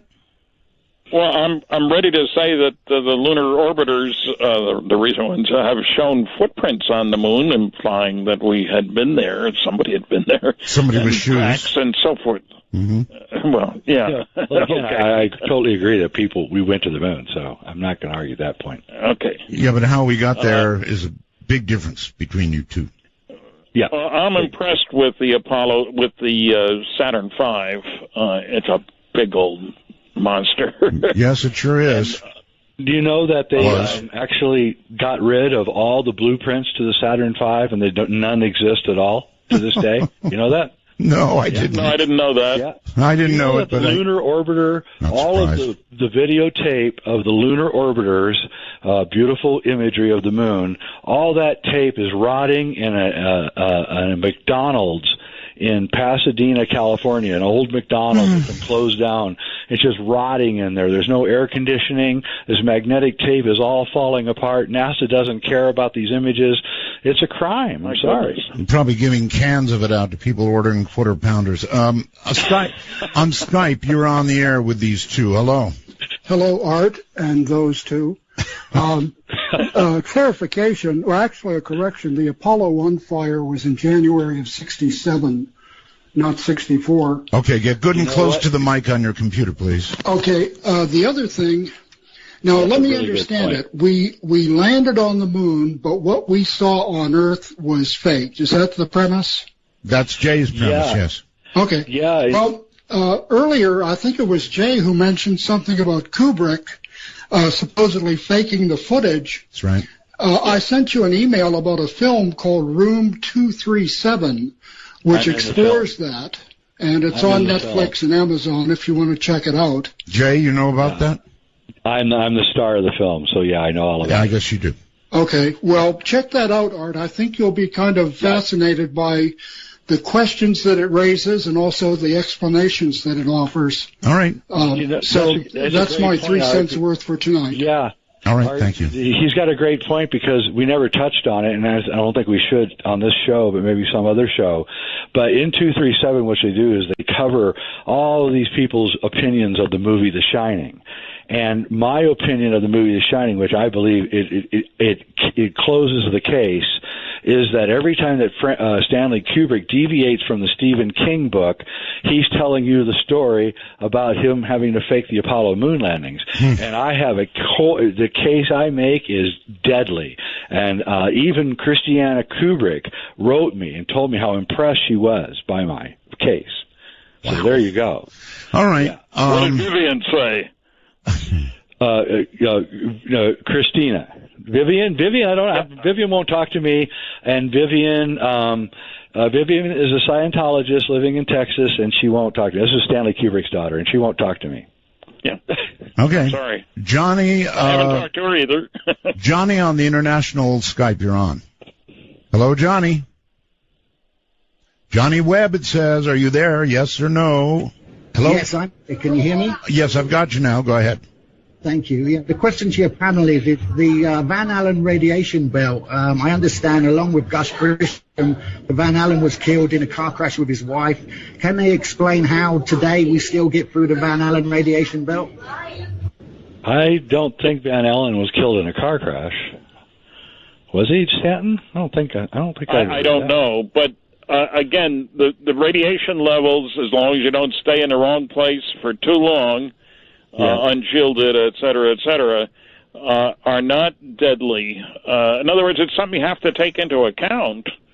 It's something, but, I've worked around radiation for a lot of years, and you can tolerate a good amount of it.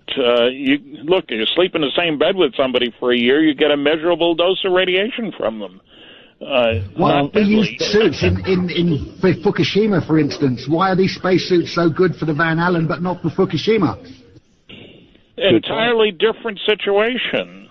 The kind of radiation, the energy levels of the radiation, and the duration of staying there, living there, I was going to say. But Fukushima is entirely different kind of situation. High-energy gamma rays from nuclear fuel, that was a mess. No question. Even then at Fukushima, there's a farmer that only lives 2 miles away. He's still there because he wanted to take care of his animals, and the animals are all still alive, and he's still alive. Just saying, he's only two You're miles right. away. It's not totally deadly because there's an accident and a large release of radiation. Doesn't mean everybody keels over. This is not Hiroshima or Nagasaki. Entirely different situation. All right, I agree with you on the Van Allen belts, and I don't usually ever use it in any arguments that I make. So. Good. Okay. All right, you two, hold tight. We're at a break point. Stan Friedman, Jay Widener, my guests. We're discussing now all kinds of things. At the moment, it seems, radiation levels. I'm Art Bell, and this is Midnight in the Desert. Overnight is the world with delight. Ain't it good? In the day, nothing matters. It's the night, uninterrupted. In the night, no control. Through the wall, something breaking.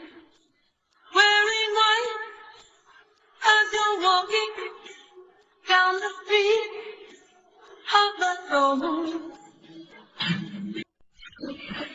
And if it's bad the way it gets you down, you can take it. And if it hurts, don't let them see you cry. You can make it. What's said in the dark stays in the dark. Call Midnight in the Desert at 1-952-CALL-ART. That's 1-952-225-5278. Nuclear physicist Stanton Friedman and film guy and a lot more, Jay Widener, are my guests. If you have questions for them, You can come in by phone. You can come in by Skype. And I want to drop this on you. If you're on Skype and we answer and you hear audio, that means you have gotten through. Wait. Do not hang up. Wait. And your turn will come. So just want to let you know that if you suddenly start hearing audio, as in, you're hearing the program, bingo, you have made it through. So do not at that point hang up. All right. Back to our two distinguished guests. And I must say you've both done a very, very good job this night. I've got a call for you from, I think, all the way on the other side of the world in Bangkok. Hello. Wow. Hello. Hello, this is Charlie in Bangkok, and I've got a delay on one of the signals. That's quite all right, Charlie. Proceed. I'm with you. Real quickly. Two comments. Gus Grissom, the Lemon Man, was murdered. And two things that Art knows about. Many things Art knows that he's smarter than his guests. A lot of the time. No, I'm not. He keeps asking, why do the astronauts who went to the moon keep saying they have no memories? Last thing, question. Are you two gentlemen exasperated with people who will not just build a door the same size as the ship, put on the suit, and try to get through it? All right, one at a time. You want to answer? Yeah, well, I've actually asked myself that question. The problem is that you can't find a suit. I mean, there's one at the Smithsonian, but they won't let you use it, so you can't do a proper measurement on it. And it's amazing. You can't. All these suits have just disappeared. You can't find any of them. Just like the blueprints to Saturn V, you can't find them. They're gone. So this is very frustrating, I must admit. Stanton? Well, I feel the same frustration. My first thought is I want to talk to a bunch of astronauts, and they're going by the wayside too. And where do you get a straight answer? And it's hard to tell. Guys can do all kinds of strange things. There's some very crowded airplanes where you say, how the heck did the pilot get in there? Mm-hmm. Single-seater kind of things. And I don't know. People will work hard to get certain things done. And what we are dealing with here also is a failure of NASA to look at things from the public's viewpoint. I've felt that NASA has lacked leadership for a very long time. What they needed was an Admiral Rickover, the nuclear submarine, nuclear aircraft carrier, et cetera, who said, that's where we're going, folks. You don't want to go there? Get off the ship. Richard's coming up next, and I can see him smiling right now. I would like to address that, actually, what he just brought up. Go ahead. James Oberg was incensed by the 2004 documentary on Fox called We Never Went to the Moon. He was totally incensed. I think you guys know who James Oberg is. He's a science writer, really good science writer. Yes. And huge man, too, by the way, like 6'8". But yes. He went to NASA and he got a $25,000 advance to write a book proving that they went to the moon. He became exasperated because he kept asking NASA for this file and this picture and that picture and this video and that video, and they would never help him. Finally, he returned the advance and gave up writing the book. Not because he didn't want to write the book, but because NASA wouldn't cooperate with him. Think about that. Stanton? I'm not surprised. As I say, I've worked on the space program, and everybody I worked with thought we'd have a base on the moon before the end of the last century. Boy, no kidding. And it sure as heck hasn't happened. And so that's what I mean by leadership, guts, if you want to put it that way. All right. Well, Jacob. Hold on, guys. We're in calls. Jacob on Skype. You're on the air. Good evening. I had a question for Jay. If you believe that we had been to the moon, but what we were shown on video was not in fact what happened, then what would have happened with all the astronauts who actually went up there? Were they the same people, but under different circumstances? Or did they just kind of disappear out of history and never get heard from again? I don't know. I'm not really much of a speculator, but all I have to do is look at that press conference on YouTube with Buzz Aldrin, Neil Armstrong, and Michael Collins to know. I can read body language. I'm a former investigative journalist also. I can tell when somebody's lying, and these guys look like their dog just died. I mean they don't look happy or elated or feel like they look successful. They look like they're kind of ashamed. And watch it and make up your own mind. Don't let me influence you. All right, Columbus, Ohio, you're on the air. Hi, Art. Awesome show. I'm finding it wildly entertaining. The two things I called about, one, you guys keep calling the alternative propulsion electromagnetic. It's actually electrogravitic. Yes, it is. Okay. Well, there is even argument about whether it exists, so whatever we call it.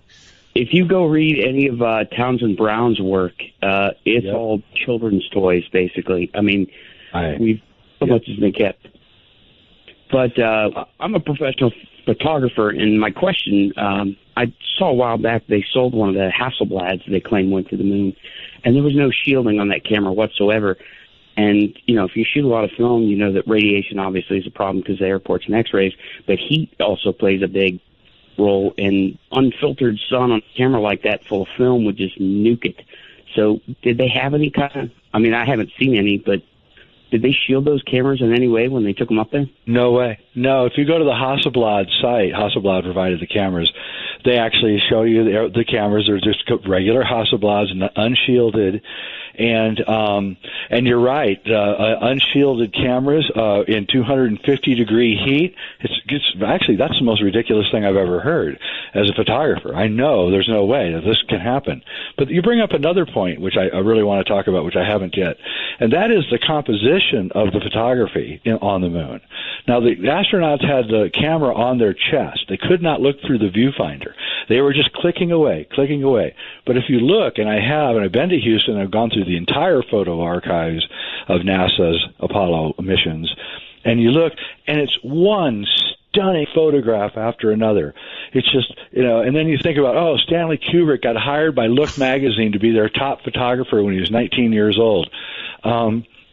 And you look at these photographs, and there's no way. These are amateur shots by guys who aren't looking through the lens. These are carefully composed and lit shots. And as a photographer, they're just very well done. That's all I can say. Well, I always wondered who set up the cameras to, initially, to show them getting out, and the thing tilted, to watch them go away. I always kind of wondered how they did that stuff. But like even now, there's a. You're bringing up a great point, because there's a 4-second delay between the video camera on the moon and Houston because of the miles between.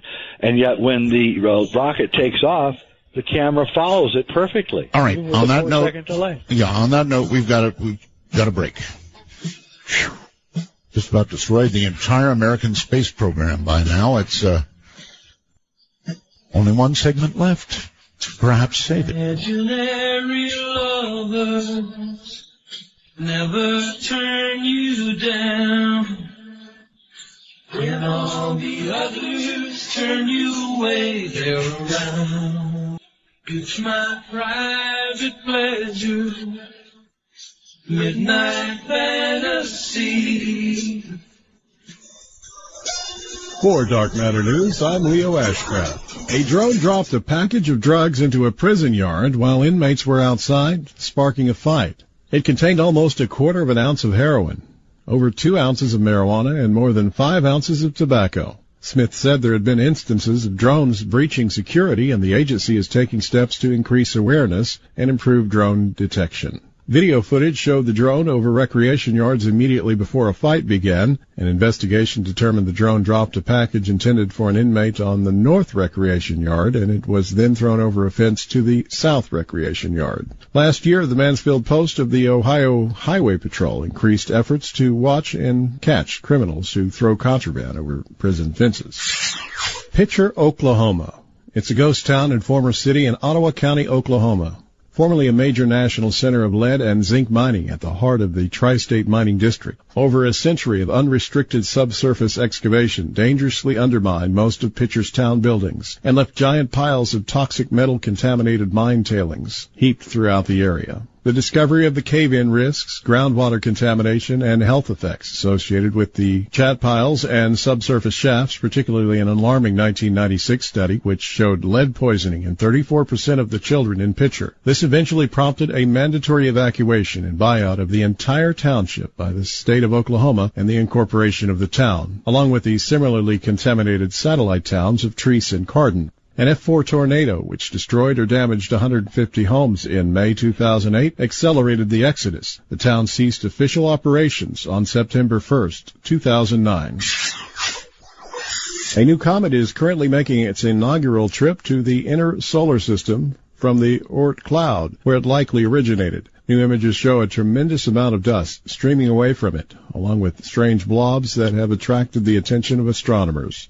The comet, in addition to being unusually dusty, appears to be jetsoning weird clumps.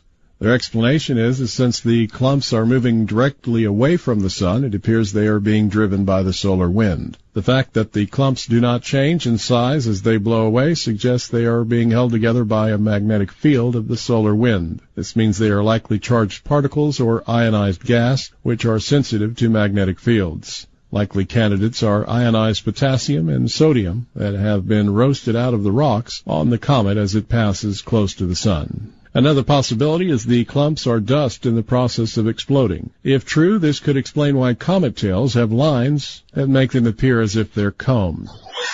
Surgeons in Manchester have performed the first bionic eye implant in a patient with the most common cause of sight loss in the developed world. Ray Flynn, age 80, has dry age-related macular degeneration, which has led to the total loss of his central vision. He is using a retinal implant, which converts video images from a miniature video camera worn on his glasses. He can now make out the direction of white lines on a computer screen using the retinal implant. Mr. Flynn said he was delighted with the implant and hoped in time it would improve his vision sufficiently to help him with day-to-day tasks like gardening and shopping. The images from his glasses are converted into electrical pulses and transmitted wirelessly to an array of electrodes attached to the retina. The electrodes stimulate the retina's remaining cells, which send the information to the brain. In a test 2 weeks after surgery, Mr. Flynn was able to detect the pattern of horizontal, vertical, and diagonal lines on a computer screen using the implant, with his eyelids closed. Macular degeneration can be a devastating condition, and many people are now affected as we live longer. These are early trials, but in time, this research may lead to a really useful device for people who lose their central vision. I'm Leo Ashcraft for Dark Matter News.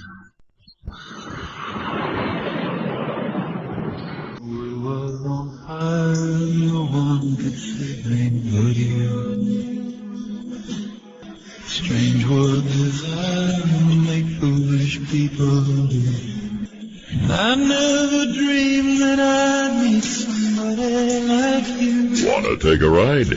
Your conductor, Art Bell, will punch your ticket when you call 1-952-CALL-ART. That's 1-952-225-5278. You're on a ride, all right. I have these wormhole messages, and Jay, somebody named Lone Boy, says, what Jay said about not being able to find the Saturn V blueprints just simply isn't true. They're in Huntsville, Alabama. Oh, really? That's what he says. I went there and I asked, and they wouldn't give them to me or show me copies. So. Okay, that doesn't mean they don't exist, does it? Well, I guess it could mean that. Not sure. I know this. Bill Wood, the rocket scientist, told me that a guy was told he was working at NASA and he was told to destroy all the blueprints for the Saturn V, and he was really upset by the order. And he did destroy all of the blueprints of the Saturn V but one, and he kept it, and he took it home with him to keep it. And about 2 weeks later, he got a knock at the door, and it was the FBI telling him to give up that set of blueprints. Good Lord. Yeah. As I mentioned, we pretty well destroyed the space program tonight. Well, but think about it, Stanton. The Russians are launching our guys into space. We don't even have a launch vehicle. I am very well aware of that, and it bothers the heck out of me. Me too. I'm sick. Let me give you another example. I worked on nuclear rockets, and people think, oh, that's science fiction stuff. Well, Westinghouse Astronuclear Lab, Aerojet General, and Los Alamos each operated a fission nuclear rocket reactor propulsion system on the ground back in the 60s, mind you. The Los Alamos one operated at a power level of 4,000 megawatts. That's twice the power of Hoover Dam, incidentally. And we had our great test. It was my high point in my career, and they canceled the damn program. In other words, did they take it dark? Did they take it dark? Yeah, that's what I'm contending. I don't know. Well, I'm contending that they're taking. You're contending what? One at a time. Well, Paul LaViolette, yes. a good friend of mine, and he worked in the patent office for a few years, and he kept noticing that he would approve a patent, and then that it would not, people above him would stop it. And then he would notice that the patent would go dark. And I'm contending to you that every time one of these inventions comes up, it makes a brief flurry in the news, and then it goes dark. Everything seems to be happening like this, and I'm contending to you that that's exactly what's going on. They're going dark, and they're contributing to this overall mission of creating this kind of breakaway civilization, as Richard Dolan puts it, where they're 60, 70 years ahead of us, and that means a lot. Think about technology 70 years ago and now, and there was no transistors, no computers, and so if they are that far ahead, and the reports I get from my insiders is that this is the correct view, that they are that far ahead and that they're really advanced, and they have all sorts of incredible gizmos that, including a box the size of a shoebox that apparently can create energy out of nothing and run huge machines, and they have free energy, and they have all these things, and they're hiding it, and I think it's time for this stuff to be released. I think the Earth, we don't need any more Fukushimas. We don't need any more oil burning. We can, if they really have this technology, I think we have to really start kind of forcing the issue. And that's one of the reasons I'm doing this whole thing about the moon and Stanley Kubrick, is I'm trying to get these issues forced out into the open, because my insiders tell me they have amazing technologies. All right, we're supposed to be at the phones. Kokomo, Indiana, hello. Hi, it's Steve from Indiana. Yes.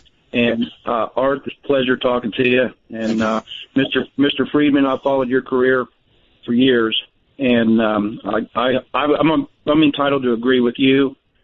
And the reason I say that is, how would you explain, if we had such advanced technology at the time and we were using it, how would you explain the Apollo 13 that Tom Hanks brought to light?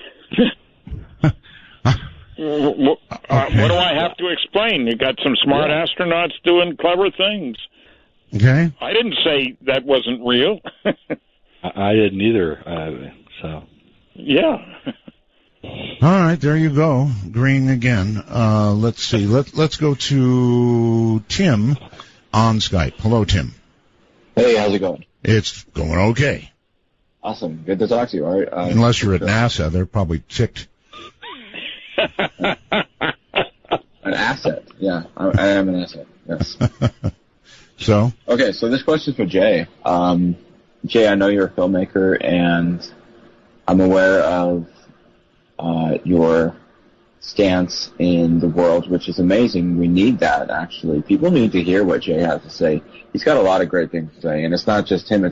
It's information that's on this planet that he has in him, and many people have in them, but they're keeping quiet. Okay, do you have a question? Yeah. How do we see your new film, Jay?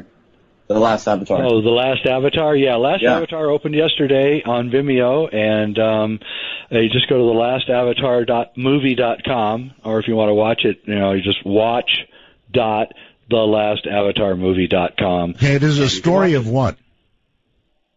It's a story of a guy who is pretty much a failure in life, who realizes that he's actually a dynamic, special human being and he tries to change the world, which is what I think all of us should be trying to do right now, because the world's in pretty bad shape. That it is. Yep. All right. It's a good movie. I think people would like it. I think you'd like it, Art. I'll send you a free link, and you can watch it in your spare time. All right. Montreal, Quebec, You're on the air. Yes, hello. I'm looking at a Freemasonry page for British Columbia and Yukon, and they've got Buzz Aldrin belonging to the Clear Lake Lodge in Seabrook, Texas. And they also have Grissom, who died in 1967, as belonging to the Mitchell Lodge of Indiana, Mitchell, Indiana. And then what does that mean? What do you think that means? They were all Freemasons, Art. Just like all the people that worked on Trinity were Freemasons. Okay, no, my question was, what does that mean? Well, it means that you'll keep a secret. That's really what it means. You take an oath as a Freemason to protect your brothers, and if you make everybody on the project a Freemason, then everybody has to be quiet. Then you keep the secret. Oath. Okay. Yeah, that's how they do it. Stanton, you have any argument with any of that? Well, there have been people keeping secrets for a very long time. Look, I don't know if you've had anybody on from NSA, but they have released 156 top-secret Umbra UFO documents, the problem pages of documents. The only trouble is you can only read one sentence per page. It hasn't had any impact anywhere. Are they lying to us? I mean, are they keeping secrets from us? No question about it. So it's not just Freemasons who keep secrets. It's NSA types and CIA types, blacked out documents. Where you can read 3 words a page, you know. And the media ignores it. Redacted. All right, here's somebody on Skype. It says Truth up there. Let's see what he's got. Good morning, Art, to your guests as well. Roswell's from Virginia. Thank you. Michael. All right, this has been an interesting, if disjointed program. I'm not entirely sure what Mr. Widener is getting at. So far as I can tell, he claims that NASA did in fact go to the moon, but the footage we were all shown was a fakery produced by, I guess, Stanley Kubrick. Yeah, you've got it. That's right. Okay. All right, so I got that covered. What I'm struggling to understand then is for what purpose did NASA produce this cover-up? What was it they were trying to hide? Thanks, Art. Shout out to Belgab, and I'll take the answer off the air. Okie-dokie. They were trying to hide many things. One, they were trying to hide their real technology, I believe, from anybody and everybody. Two, they didn't want to. It was too chancy to take the photographs on the ground where they may actually get alien artifacts, which are all over the place up there. And three, they wanted to make sure that the news was always good and it was never bad. And so they faked it also to make sure that everybody in the space program looked good. And believe me, they do those kinds of things. Also, Edgar Mitchell told James Fox, the filmmaker, who's a friend of mine, he confronted Edgar. He's friends with Edgar, and he said, "Hey, Edgar, do you think there's any possibility that some of the stuff was faked, like Widener is saying?" And Edgar said, with a twinkle in his eye, I quote, he said, "Oh, we might have faked a few things." Oh, did he really say that? Yeah, that's what he was told me. Do you have? I don't suppose you have that on tape.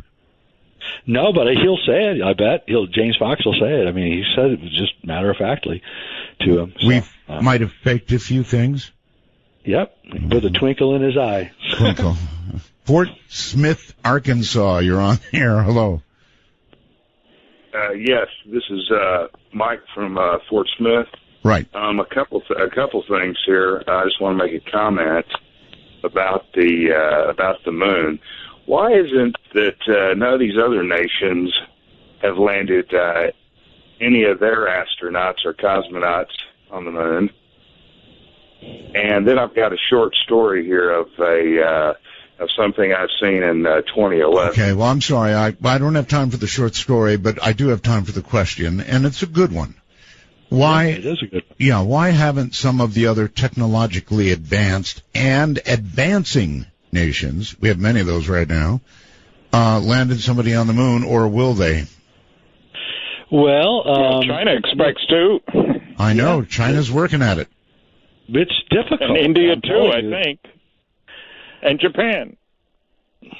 Probably, but again, it's very difficult. The radiation problems, the solar radiation, the synchrotron radiation, there's a lot of problems being on the surface of the moon that no one is actually talking about. NASA has put out many papers recently warning about how dangerous it is out in outer space and on the moon and going to Mars without actually ever considering that they actually went there and everybody was fine. So there's a great contradiction within NASA about the whole thing. Okay, let's go to Ken on Skype. Ken, hello. Hi, Jay. Hi, Stan. I talked to you, the last caller last night. I hope I'm not the last caller tonight. I'm a retired aerospace engineer. I'm also a Mason. And well, then you obviously can't talk to us, right? Yeah, I can. And I'm also certified in metallurgy and aluminum non-ferrous alloys and optical emission spectroscopy.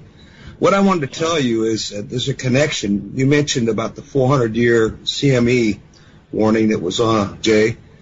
And I've come up with a premise I think that is really shocking. It's about the valve vortices. There's 12 of them on this Earth. And they're made up of aluminum alloy that is isotope 26. And they're placed around the globe at north and south hemispheres in an even pattern, almost like a stator on a motor.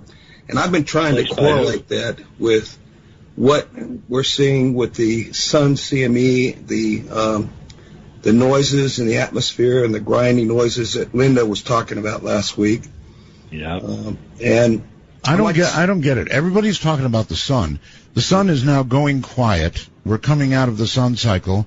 You have to look really hard to see any sunspots at all, much less major eruptions. But well, the point is, what we're looking at here with this reduction in the magnetic fields of the Earth is a potential for a magnetic flip.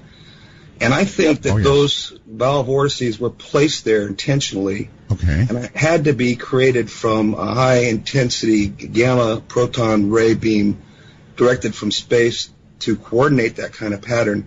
So I believe that there was a civilization here before, and maybe still here, that we're dealing with the secret societies that we're talking about that are really directing humanity, and they may have actually placed them there to prevent a pole flip. And I'd like to get some comments, Mr. Freeman, from you on that. Okay, about a pole flip. I'm sure he's about to be killed for what he just said, but go ahead.